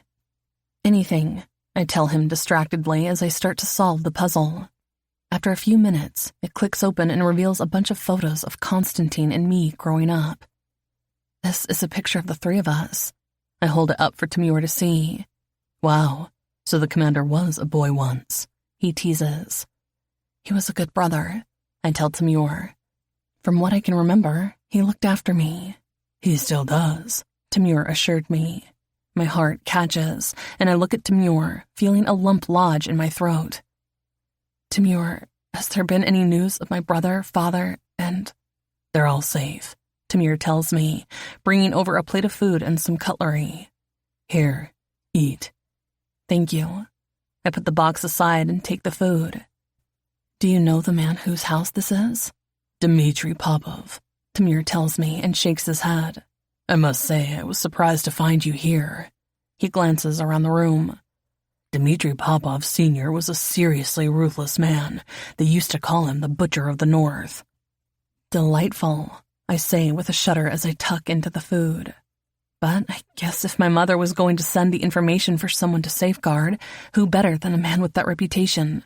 Your mother sent it to Dmitry's grandson, Tamir tells me. I believe this is his farm now. Farm? I glance around the room. This doesn't look like a typical farmhouse to me. It's not a typical farm, Tamir tells me. Do they actually grow or farm anything on the farm? Automatic and hard-to-find military weapons, Tamir tells me as he eats. How awesome, I say with a sigh as I find another small puzzle box. Look here. My eyes widen with excitement. I found it. Tamir's eyes mirror my excitement. Finally, the box pops open, and it's a thumb drive. That must be what your father, Ivan, and Lev have been after, Tamir states. He gets up and fetches the laptop and set of headphones he finds next to it. Here, he smiles. Watch whatever it is your mother sent you. He picks up the remote and switches on the security monitors. I'll keep watch. Is that? I stare at the security monitor Tamir is fixated on, and my heart drops into my stomach. Lev and Stacy burst through the gates with 3 SUVs roaring behind them like a pack of wolves on the hunt. My eyes dart to my arm. They've got a tracker in my arm. I gasp. Panic setting in as I pull up my sleeve to show him the itch patch on my arm. Tamir whips his head toward me, his eyes wide. Son of a bitch, he snarls, and in a flash he's slamming his hand against the lockdown button. The room seals with a metallic hiss. He storms out of the room, his footsteps heavy with urgency, and I hear him tearing through drawers and cabinets in the kitchen. Moments later, he is back with a first aid kit in one hand and a cold, determined look in his eyes. Isabella, I'm sorry, but we've got to get rid of it. Now. His eyes look pointedly at my arm. How? My voice trembles as I see him unsheath a knife, the blade gleaming ominously under the soft lights of the room. My heart pounds so hard it feels like it might burst from my chest. We have to cut it out. He looks at me apologetically. This is how they've been finding you. He kneels beside me, taking my arm. Hold still, he mutters. Before I can fully comprehend what's happening, the blade slices into my arm. A white-hot pain shoots through me, and I bite back a scream, my nails digging into the armrest. The pain intensifies as he digs deeper, his focus unwavering. There it is, Tamir breathes, his fingers carefully prying out the small device nestled beneath the layers of flesh. My vision blurs with tears, but I blink them away, watching as he finally manages to grip the tracker with a pair of tweezers. With a quick, precise motion, he pulls the device out, a tiny, bloody chip now held between the metal prongs. A gasp in relief, the intense pain subsiding into a dull throb as Timur tosses the tracker onto the floor and crushes it beneath his boot. "Are you okay?" Timur asks, his hands steady as he quickly bandages the wound. "Well, you just sliced into my arm," I snap through gritted teeth, the pain throbbing. "And two psychopaths with their private military army have just stormed the house. So how do you think I'm doing?" "I'm going to take that angry outburst to mean you're okay," Timur tells me, a flash of amusement in his eyes as he turns back to watch the drama unfold on the monitors. I glance back at the monitors, and my blood runs cold as I see Lev and Stacy's mercenaries swarming the farm, guns drawn, the situation spiraling out of control. The dull throb in my arm reminds me of what Lucian told me. Lucian must have left the tracker in me on purpose, to lead Lev right to us. "Lucian's a fucking idiot," Timur growls, looking at my arm. "He's playing with fire, and he's going to get burned by your brother, your uncle, and even your grandmother." I can't believe they tagged me like some kind of animal. Rage flares within me, boiling over as I turn back to the monitors, my eyes narrowing. And I'm even angrier at myself for not seeing through Stacy's lies. I look up at Timur, the betrayal cutting deep. She deceived me at every turn. "She's a damn good actress," Timur says, shaking his head.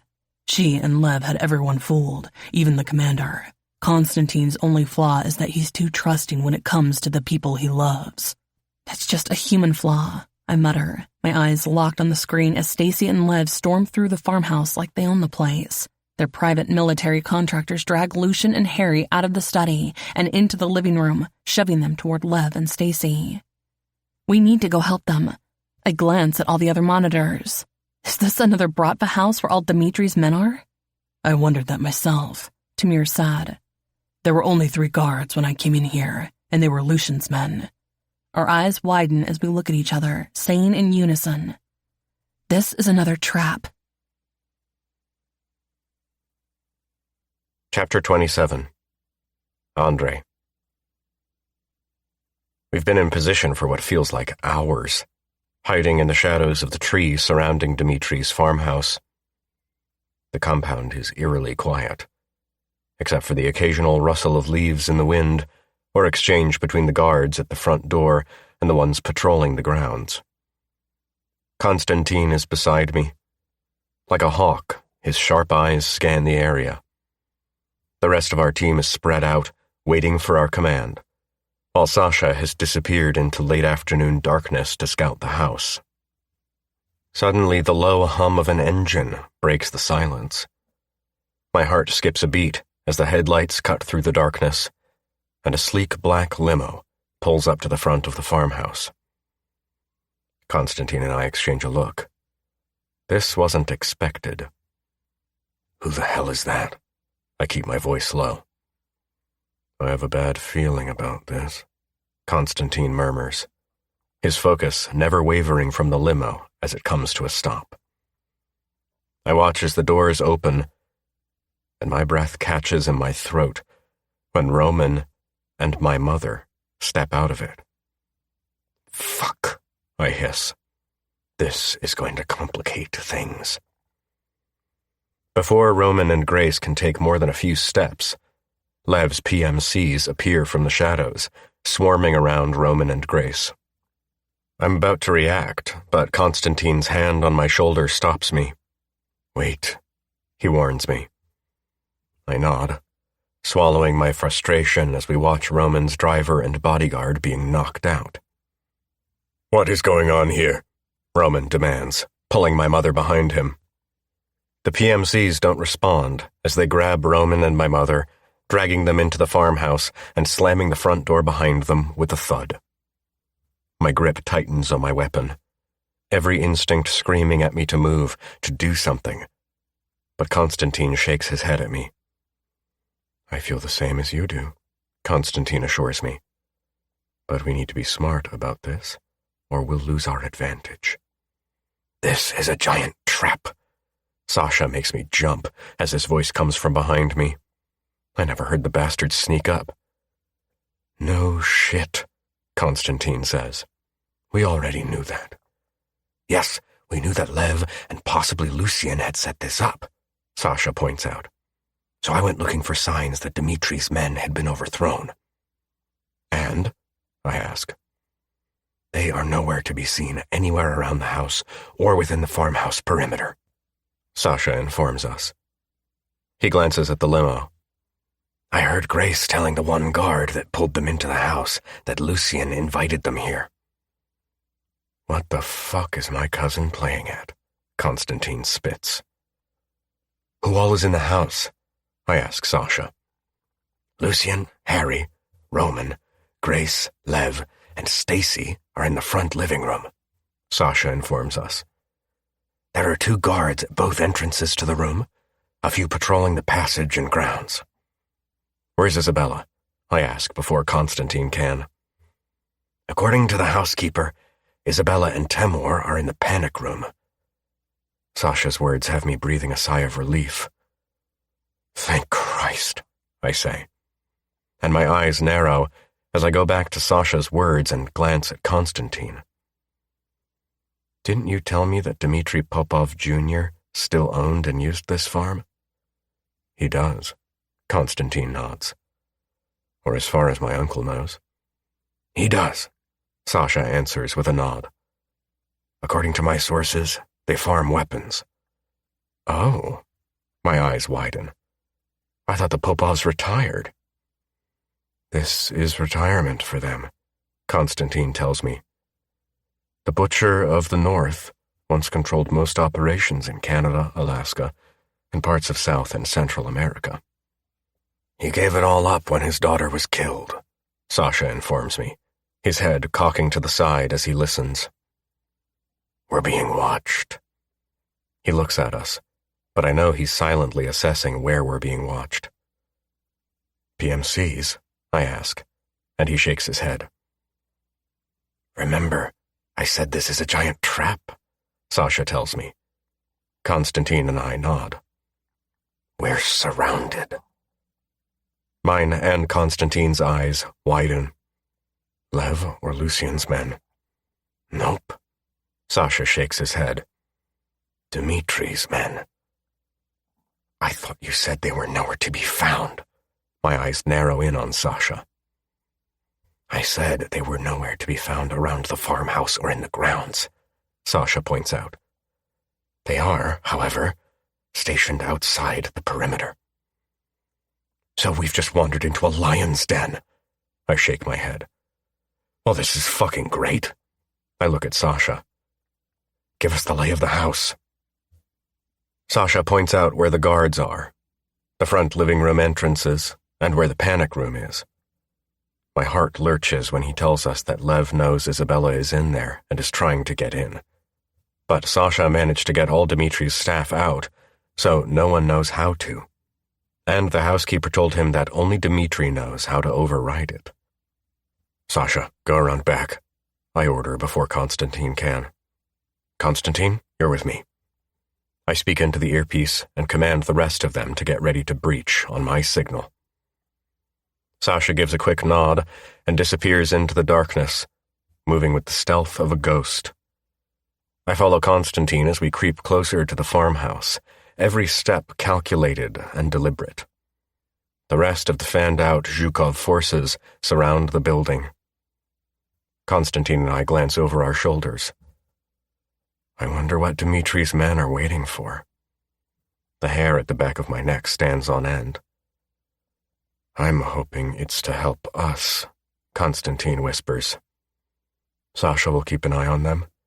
Let's get inside and take down your brother and my cousin. We don't know for sure if Lucien is involved, I remind Constantine. Your grandmother, who is a rather daunting woman for her age, was very adamant about that. Lucien's her baby. Constantine's shoulders stiffen. Grandmother coddles him. I, on the other hand, will gladly snap his fucking neck if anything happens to Isabella. You'll have to get in line, I tell him as we reach the front of the farmhouse. We fall silent, and Constantine signals for us to hold. I can hear the faint murmurs of voices inside. Lev's men, no doubt, discussing what to do next. They're confident, but they don't know we're here.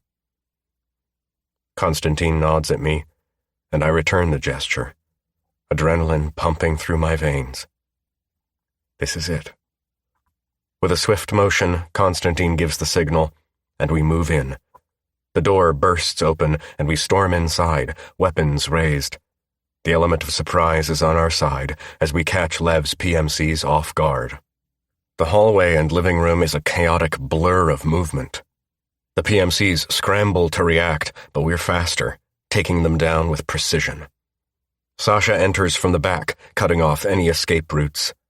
The fight is brief but intense, and in a matter of moments, we have the upper hand. I scan the room, breathing hard. Roman and my mother are standing near the center, their expressions a mix of shock and relief as they realize what's happening. Constantine strides forward, taking control of the situation. "Roman, Grace, stay where you are," Constantine commands, his voice leaving no room for argument. I turn my attention to Lev and Stacy, who are standing off to the side, surrounded by the last of their men. Lev looks furious, but there's a flicker of fear in his eyes as he realizes how badly this has gone for him. "Drop your weapons," I bark at them, keeping my gun trained on Lev. There's no hesitation. They know they've lost. The guns hit the floor with a clatter, and Lev's men back away, raising their hands in surrender. Constantine's men move in, quickly disarming and securing the remaining PMCs. Within seconds, the farmhouse is ours. The tension in the room is thick as our men finish rounding up the rest of the PMCs. "Andre?" My mother's voice is filled with panic as our eyes meet. "Thank God you're here." "Lev," Stacy whines. "What's happening? You said that you're—" "Shut the fuck up, Stacy," Lev hisses. I see her back from being beaten to death. My voice drips with contempt. I see the bruise on her chin. Did Lev do that? "No," Stacy spits and glares at Harry. "That fucker did." "She was trying to kidnap Isabella." Harry defends his actions and shrugs. "Stacy's had that coming for years." "You fucking bastard!" Stacy seethes and starts to laugh. "Oh, you are in for a—" "Shut up!" Lev growls, grabbing her by the hair. "You're hurting me!" Stacy groans, and Lev lets go of her hair. I frown. Something's not quite right here. Lev and Stacy seem a little too at ease after just having their plan to get Isabella, which has been thwarted. My eyes scan the room and meet Constantine's. I can tell he's thinking the same thing as I am. We start to back up so we can see everyone in the living room in sight. "Let's all just drop our weapons," my mother says. "For goodness sake, I'm standing between my two sons with guns aimed at each other." Her eyes are filled with tears as she looks pleadingly at me. "Andre, please, he's your brother. Can't we just sit and discuss this?" She turns to look at Lev. "My boy's home, back from the dead." "Grace," Roman's voice drops. "You know he can't do that. Lev can't go unpunished. He not only killed his father, he caused unrest in the crime world." His jaw clenches. It was like he was trying to recreate a modern version of 29 years ago. He smiles lovingly at her. "You and I both know how that ended." "She most certainly does." Isabella's voice booms from the door behind Lev and Stacy. I look at her, and my heart lurches. She's standing with a weapon in her hand, pointed at Lev. "Isabella?" Stacy shouts, turns, and starts moving toward her. "Stop!" A male voice calls from behind her, and Temur steps into the room. Stacy ignores him and starts to walk slowly toward Isabella. "Bella, please let me explain." Stacy holds up her hands as she inches forward. "I was forced to take you to Lev. She swallows. "He was going to kill me." I'm about to tell Isabella that she can't believe anything that comes out of Stacy's mouth, But Isabella answers her. It must be tough to be in love with a man like him. Her voice is soft, but there's an edge to it. Oh, Bella, you don't know what I've been through, Stacy wails. The fucking bitch is a first-class actress, I'll give her that. I'm about to storm over there, but Constantine stops me and inclines his head behind us. I turn, and my eyes widen. There are 4 massive brutes with automatic weapons behind us. What the fuck? I believe they're Dimitri's men, Constantine says in a low voice. Now I know what they were waiting for. Care to fill me in? They were waiting for Isabella's orders. I don't know whether to be comforted or scared shitless that Dmitri Popov loaned Isabella his army. Dmitri Popov wasn't known as the Butcher of the North for nothing, and his men were rumored to be just as bloodthirsty and ruthless as the old bastard was. Before I can ponder it, the scene between Isabella and Stacy catches my attention. Oh, Stacy, that's truly awful for you. Isabella smiles warmly and opens her arms to Stacy. Anger boils through me that Stacy had managed to get to Isabella. I'm about to step in, not giving a fuck about Isabella's own army surrounding us, but stop in my track at what unfolds. Stacy lunges forward, but before she can get to Isabella, Isabella swings the butt of the gun, connecting with Stacy's jaw. Stacy goes down, and Isabella stands over her, aiming the gun at her head. That's for my dog, Titan, whom I believe you killed. Stacy starts laughing.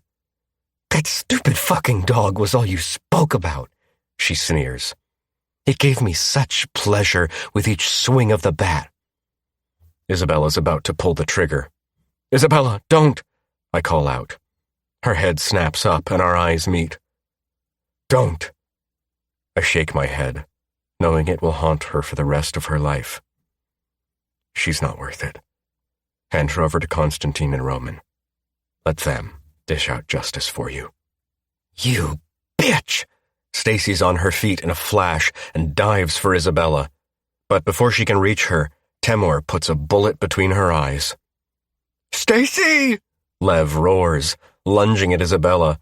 But before he can reach her, Temur intercepts, shoving him back into the living room with a powerful thrust. Everyone stay calm, Temur tells us, and turns as a man drags Sasha into the room and pushes him toward us. Constantine and Andre, drop your weapons and kick them to the door. What the hell is going on, Isabella? Our eyes meet, and I suck in a breath as I see hers brimming with anger and unshed tears. We have Lev and Stacy. Why are we being held hostage still? Yes, Isabella, I'd like to know too, Roman growls. Because, dear uncle, Lucian cuts in with a smirk, eyeing Isabella. My cousin has finally pieced together the fragmented puzzle. Then why are we still being held like this? My mother snaps, her voice sharp. Isabella strides into the room, her gun trained on my mother, her gaze cold and unyielding. Because Lev isn't the mastermind, and he didn't kill my mother. Ivan and your father killed your mother, my mother retorts, her eyes narrowing. Because they were covering up their crimes against their older brothers. That's a lie, isn't it? Isabella's voice drips with controlled fury. Ivan and my father weren't the monsters she was fleeing from. It was someone else. Someone who slaughtered their entire family to seize power and made a deal with a like-minded devil to make it happen. Is that what the recording said? My mother sneers. Because Karina probably doctored it to spite me for breaking her brother's heart. You'd better tread carefully, Isabella, I warn, my voice cold as steel. Whether your accusation is true or not, this will end with someone paying a heavy price. Either my mother's crimes will demand justice, or you'll face the wrath of our world for daring to falsely accuse her. One of us will lose everything. Trust me, Andre.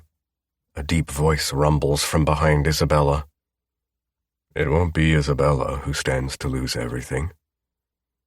A tall man who is slightly stooped and leaning on a cane steps into view behind Isabella.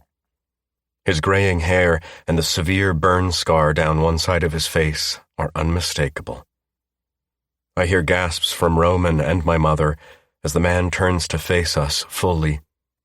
My eyes widen in disbelief as I recognize the face I've seen in a portrait on my father's study wall. Grigory Belov. Grigory, my mother's whisper confirms my worst fears. How? It's Dmitri Popov Jr. now, he corrects her, his voice dripping with bitterness. If you're wondering how I escaped the burning barn, you and my stepmother had her Irish mob family lock us in. He glances at Temur. Vasily, Temur's father, managed to pull me out. I was left for dead and endured years of suffering from my injuries. Isabella's eyes meet mine, and at that moment, I know with absolute certainty that whatever trust or connection we had is shattered beyond repair. Chapter 28. Isabella. 8 weeks later, a small island in the Caribbean. 2 months have passed since that day, since everything changed. The memory is still vivid, seared into my mind like a brand that will never fade. I remember the coldness in Grace's eyes as she stood in Dimitri's living room, her voice calm and venomous as she laid out her plans for all to hear.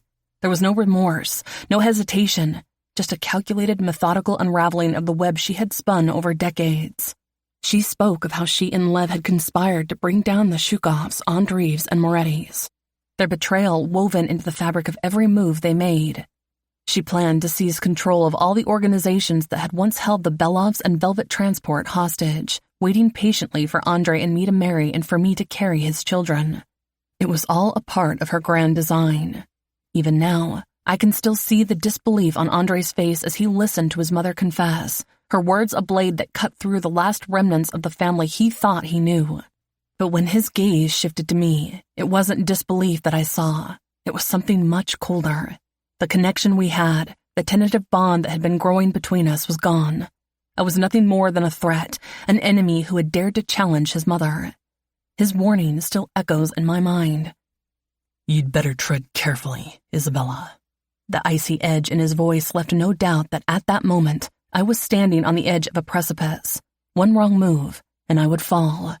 But I couldn't stay, not after everything that had been revealed, and certainly not after seeing the man Andre had become in defense of his mother. With Timur's help, I slipped away that night. He and his wife Alex and their children had helped me with my escape plan. While the Belovs, Moretti, Andreevs, and Shukovs had finally gotten their closure from a 29-year-old gaping wound and stopped the monster that had killed my mother and conspired to take over as much as she could, what I didn't give them was the paradise my mother had left to me. Guilt slices through me when I think of my brother. I'd left without even a word to him. While they'd all thought they knew my mother's escape plans for me, they didn't. My mother had secretly bought this small island for me. To my surprise, it had been maintained by Maggie from the diner, a woman whom my mother and grandmother had helped out of an abusive relationship years before I was born.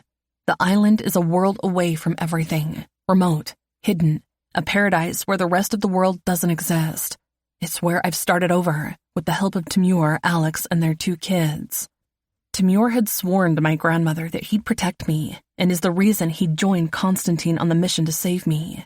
My heart tugs for Timur to learn of how his father died, saving the life of another man. It's what made me see that no matter what world you live in, there will always be good and bad, but most importantly, there are heroes like Timur's father. I've tried to put the past behind me, but it's not that simple. As I sit on the porch, feeling the warm Caribbean breeze against my skin, my hand instinctively moves to my belly. The babies are really strong kickers, a reminder that 2 new lives are growing within me, lives that Andre will never know. A tiny sliver of guilt threads through me, knowing that he's missed 2 months of this pregnancy. But I quickly push it aside.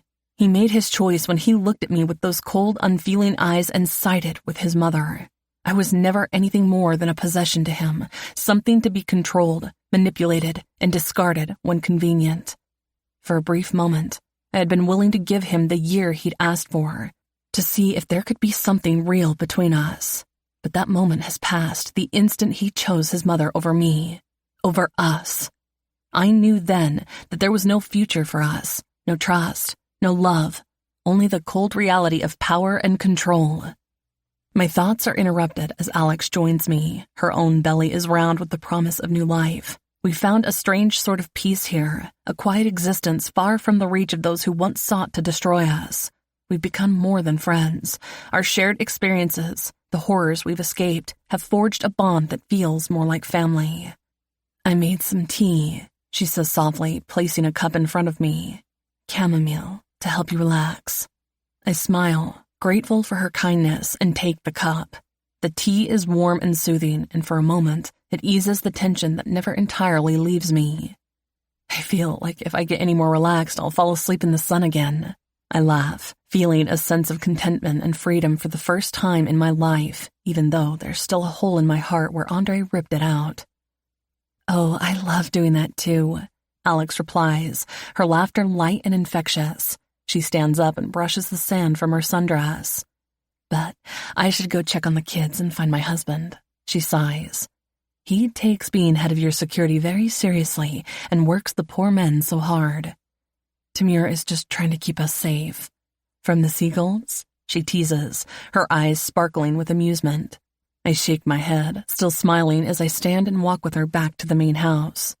The path from the beach is a short one, winding through the lush tropical gardens that border the sandy beach and surround the house, my sprawling beach villa.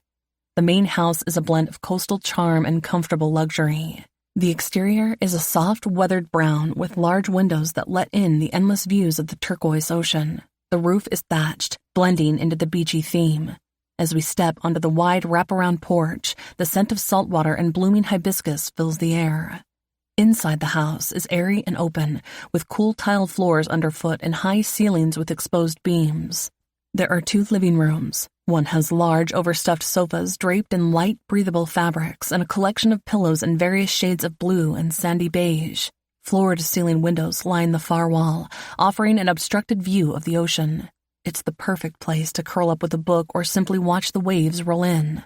The second living room is more intimate, with a cozy fireplace and soft rugs underfoot. It's where we gather on cooler evenings, the crackling fire providing warmth and a sense of home. The walls are lined with bookshelves filled with novels, travel guides, and the occasional photo album, a testament to the life we've started to build here. The kitchen is a chef's dream, spacious and bright, with state-of-the-art appliances and a large island that serves as the heart of the home. The countertops are a pale, polished stone, and the cabinets are painted in a soft coastal blue. It's where Alex and I spend our mornings, preparing breakfast and chatting over coffee as the sunlight streams through the windows.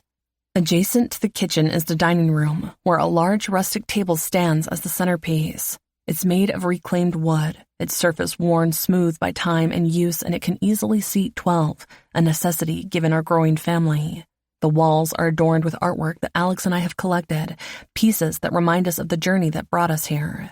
Leading off from the main house are 4 bungalows, each connected by covered walkways that provide shade from the Caribbean sun. Each bungalow is its own little oasis, designed for privacy and comfort. Timur's bungalow is the largest, with 4 bedrooms to accommodate his family. My bungalow is smaller, but no less comfortable. It has 3 bedrooms, perfect for the new life growing inside me and whatever future we might create here. The primary bedroom is my haven, with a bed that faces the ocean and a soft gauzy canopy that sways gently in the breeze. The second bedroom is already prepared for the twins, with cribs and soft blankets in shades of blue and white. The third has a queen-sized bed in it, and I have yet to do much with it, but I intend to get to it in the near future. A small living room offers a quiet space to relax, with a comfy chair by the window where I often sit and feel the babies kick, dreaming of the day I'll hold them in my arms. Surrounding the house and bungalows is the island itself, a paradise of white sandy beaches, swaying palm trees, and the endless blue of the Caribbean Sea. It's a place where time seems to slow down, where the worries of the world feel a million miles away. Once a week, all of us hop in the boat and we go to the main island to shop and have lunch. Alex and I go to see the local doctor for our checkups. I love going into the village and wandering the street markets with the unrushed bustle of the locals. I think I need to take a nap, I say, stretching and hiding a yawn behind my hand. I didn't get much sleep last night. These two were quite active. Alex smiles knowingly, her hand resting on her belly. Growing little ones will do that to you. Go rest. I'll call you when it's dinner time. Thank you, Alex. I enter my bungalow and sink into the bed. The cool covers a welcome relief against my tired body. As I close my eyes, the last thing I feel is the gentle movement of the babies inside me, a reminder that the future is full of possibilities. Isabella! Alex's frantic voice pulls me from my sleep. Isabella, wake up! I sit up, wiping the sleep blur from my eyes. What is it? My heart jolts when I see the panic in her eyes. Are the kids okay? The kids are fine, but there are people here. Alex's face is pale. Come quick, or I'm afraid Timur will do something stupid. What? My brain is still fuzzy from sleep as I throw my legs over the bed and slide my feet into my sandals to rush after Alex. Rushing after Alex, my heart pounds as I struggle to shake off the remnants of sleep, and my mind ticks over with thoughts of who could be here. When we reach the courtyard, I come to an abrupt halt, my breath catching in my throat. Timur and his men have Konstantin and Andrei standing in the center, their arms pinned behind their heads, surrounded by a ring of armed guards. Andrei's eyes meet mine, and for a moment, everything else fades away. The pull between us is undeniable. That same magnetic attraction that's kept drawing us together before is still strong. His gaze runs over me, lingering on my swollen belly, and I can see the flash of something in his eyes. Regret? Pain? I swallow and shut down the feelings my heart is trying to throw at me. It's too late for that now. I desperately try to convince myself. The men caught these two sneaking onto the island. Timur turns to face me, his expression hard but searching for my reaction. Isabella, Konstantin and Andrei say in unison. You're looking well. Andrei's voice is soft, but his expression is guarded. Sister, Konstantin's eyes are wide with relief. We've been looking for you for months. How did you find us? I skip past the pleasantries. My mind races in a panic that I school from my features as I go over Plan B that Timur has devised in case our paradise was invaded.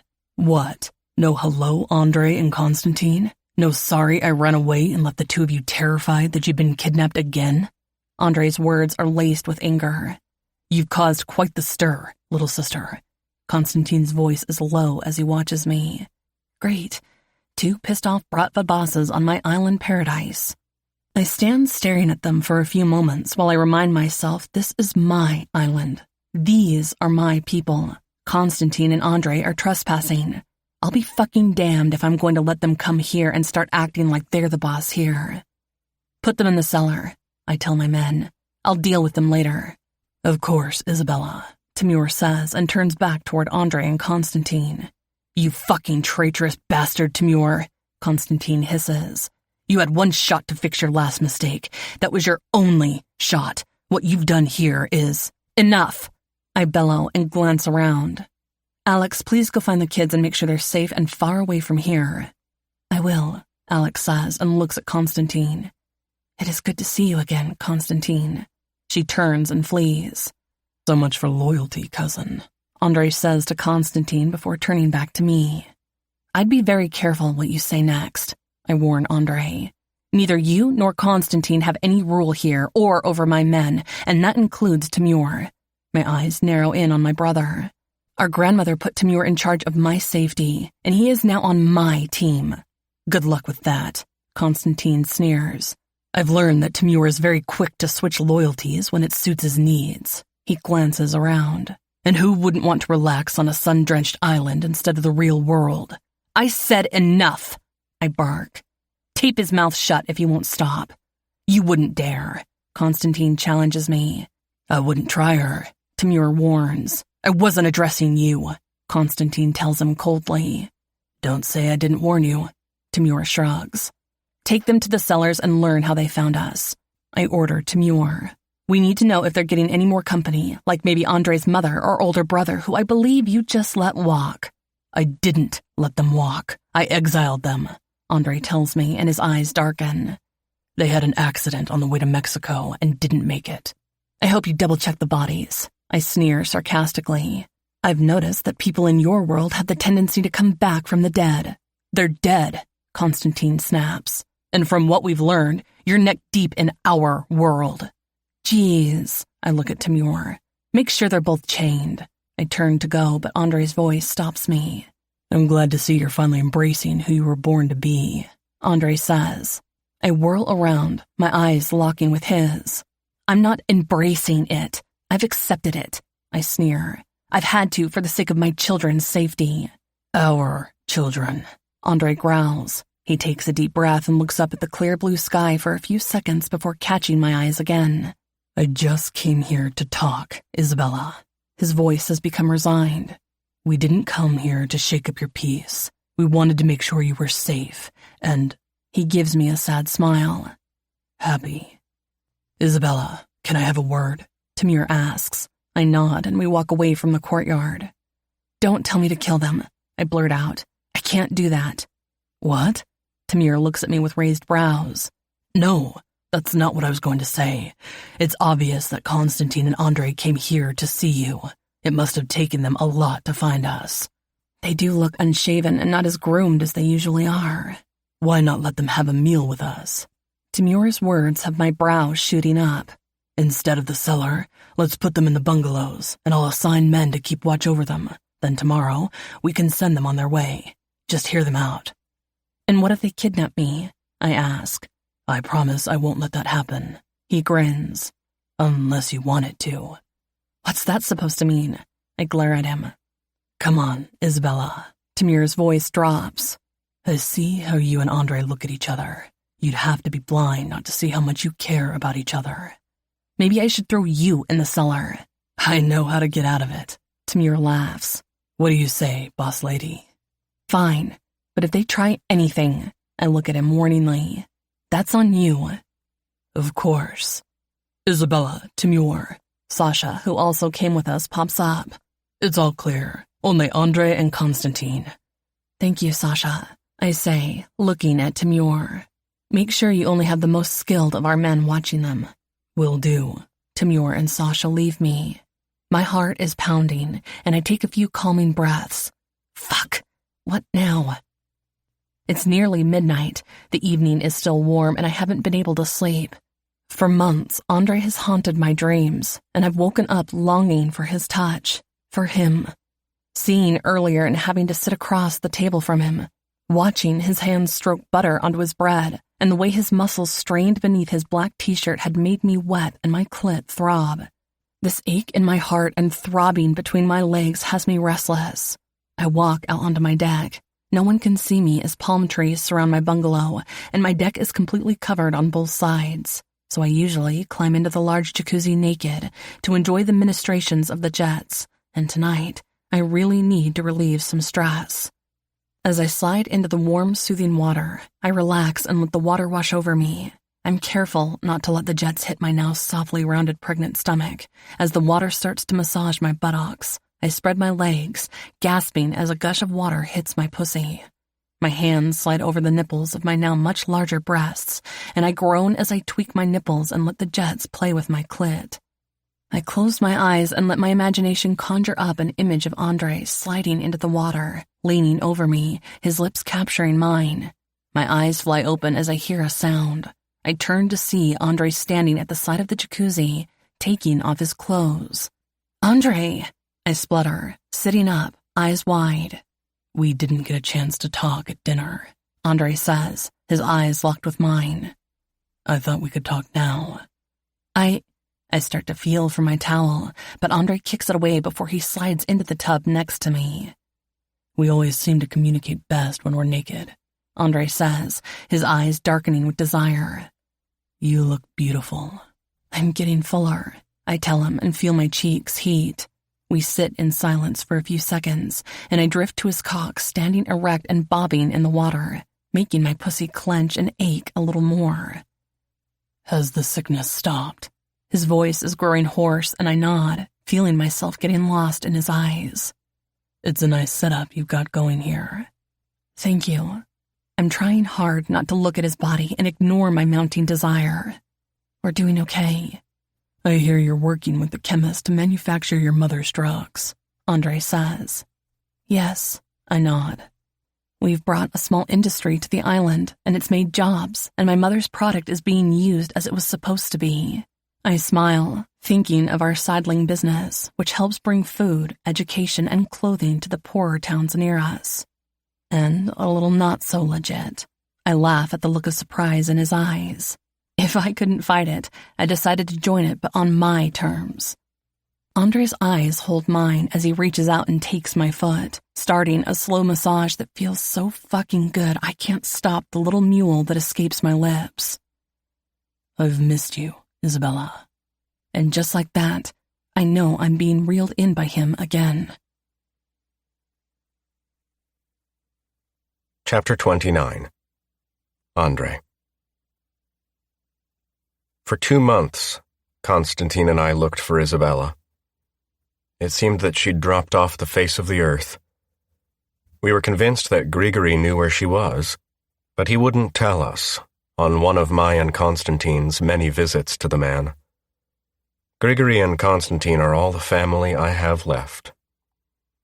I'm still trying to wrap my head around the weird dynamic of my relationship with Constantine as well. He's my brother-in-law and cousin. I'm not sure how I'm going to explain that to my kids. My eyes land on Isabella's bump, and I feel my heart tug. Fuck. She's even more beautiful with my children swelling her belly and her breasts. I sigh. I swallow. Finding out that my mother had been the one to orchestrate what happened 29 years ago had been an awful shock. It still floors me that my beautiful, composed, and compassionate mother was capable of doing what she did. She'd killed her own family just to have control of Velvet Transport. Got rid of Grigory so Ivan could be Pecan. And then when that had backfired and Roman had claimed the major portion of her company and had the squeeze on the Belov, my mother had to come up with another plan to claim what she deemed was her right. I couldn't believe all the venom that had been bottled and covered by the facade my mother wore so well. It still just doesn't quite fit, seeing her as a heartless murderer who got my grandmother killed my father, and then was going to get rid of Lev as soon as she could control me. She'd planned to do that by ensuring Isabella met with a tragic accident after the twins were born, and using my grief to manipulate me. I shake the dark thoughts off. My mother and brother were now gone, along with my father. And I'll never know if he was in on it or not, as my mother nor brother had said. My eyes meet Isabella's, and all thoughts of my fucked-up family fades as my heart swells. I'm so sorry, Isabella, I say, my voice rough with emotion. I was a fucking asshole for what I said. You had every right to give my mother the same treatment she gave yours. Isabella pulls her foot from my grasp and rises, her naked body glistening with water droplets as she crawls towards me on her knees through the bubbling jacuzzi. I get it, she tells me, her eyes locked on mine. It hurt like fuck when I saw that look in your eyes. I was caught off guard by your words. But I've had a lot of time to think about it, and if our roles were reversed, I'd probably have done the same damn thing. She stops between my legs and takes my hands, placing them on her belly. Your kids are kicking up a storm in there. Do you want to feel? I can't form words, so I nod. The moment I feel the tiny movements beneath my palms, my eyes fly to hers and Isabella grins. Meet your son and daughter, she says, her voice low and smoky. My hands fly off her stomach and grip her face, pulling her towards me. Our lips crash together as I kiss her fiercely, my cock instantly hardening into a rigid rod. My hands slide down her body, feeling every inch of her like a man possessed. I've missed you too, Andre, she whispers against my lips, her hands starting to explore my body. Her soft fingers wrap around my cock, and my fingers find her clit. Oh, fuck. I've longed to feel your fingers in me. She bites her lip and groans as I massage her nub, sliding one digit into her wetness while her hand starts pumping my shaft in response. Our breaths come faster as we please each other with our hands, our bodies moving in sync. I slide another finger into Isabella, curling them upwards to hit her G-spot. She gasps and grinds against my hand, her hips bucking wildly. You like that, baby? I growl, my thumb rubbing circles around her clit. Oh, yes, yes, she moans, her hands pumping my cock in time to me finger-fucking her. Don't stop, please. I increase the pace of my fingers, jamming them in and out of her as my thumb continues to work her clit. She cries out, her body shaking as she comes apart in my arms. I pull her closer, her hands sliding to my shoulder, and my cock presses against her pussy as I pull her to me, kissing her deeply. I need you, Isabella, I say, my voice hoarse with desire. I need you now. She nods, her eyes dark with lust as she reaches down and guides my cock into her. We both groan as I slide into her wetness, filling her completely. I start to move, my hips thrusting into her as she meets me stroke for stroke. Our bodies crash together, the water sloshing around us as I drive into her tight pussy. I grip her hips, pulling her harder onto my cock as she cries out my name as I start to near the edge. I can feel her tightening around me, her muscles clenching as she comes again. That's it, princess. Come all over my cock for me, baby. I growl as I give a few more powerful thrusts and follow her over the edge, my own release tearing through me like a freight train. Oh, fuck. I empty myself inside her, my cock pulsing as I fill her with my seed. We collapse against each other, our bodies slick with sweat and water as we catch our breath. I pull her close, and she snuggles into me, my cock still buried inside her, connecting us. I love you, Isabella, I say, my voice soft as I kiss her forehead. I don't want to live another day without you. I love you too, Andre, she whispers, her arms wrapped tightly around me. Can you live in my world? I kiss the top of her head. It's our world, she says softly. And as long as I'm with you, I don't mind which world I'm in. This has been a Podium Audio production. If this audiobook fulfilled your fantasy, we would love for you to rate and review it. The audiobook might be over, but the heat isn't. Check us out at podiumentertainment.com and join our newsletter for your next love story. Also, don't forget to stalk us on Instagram, TikTok, and Facebook. We hate to watch you go, but love to watch you leave. Until next time.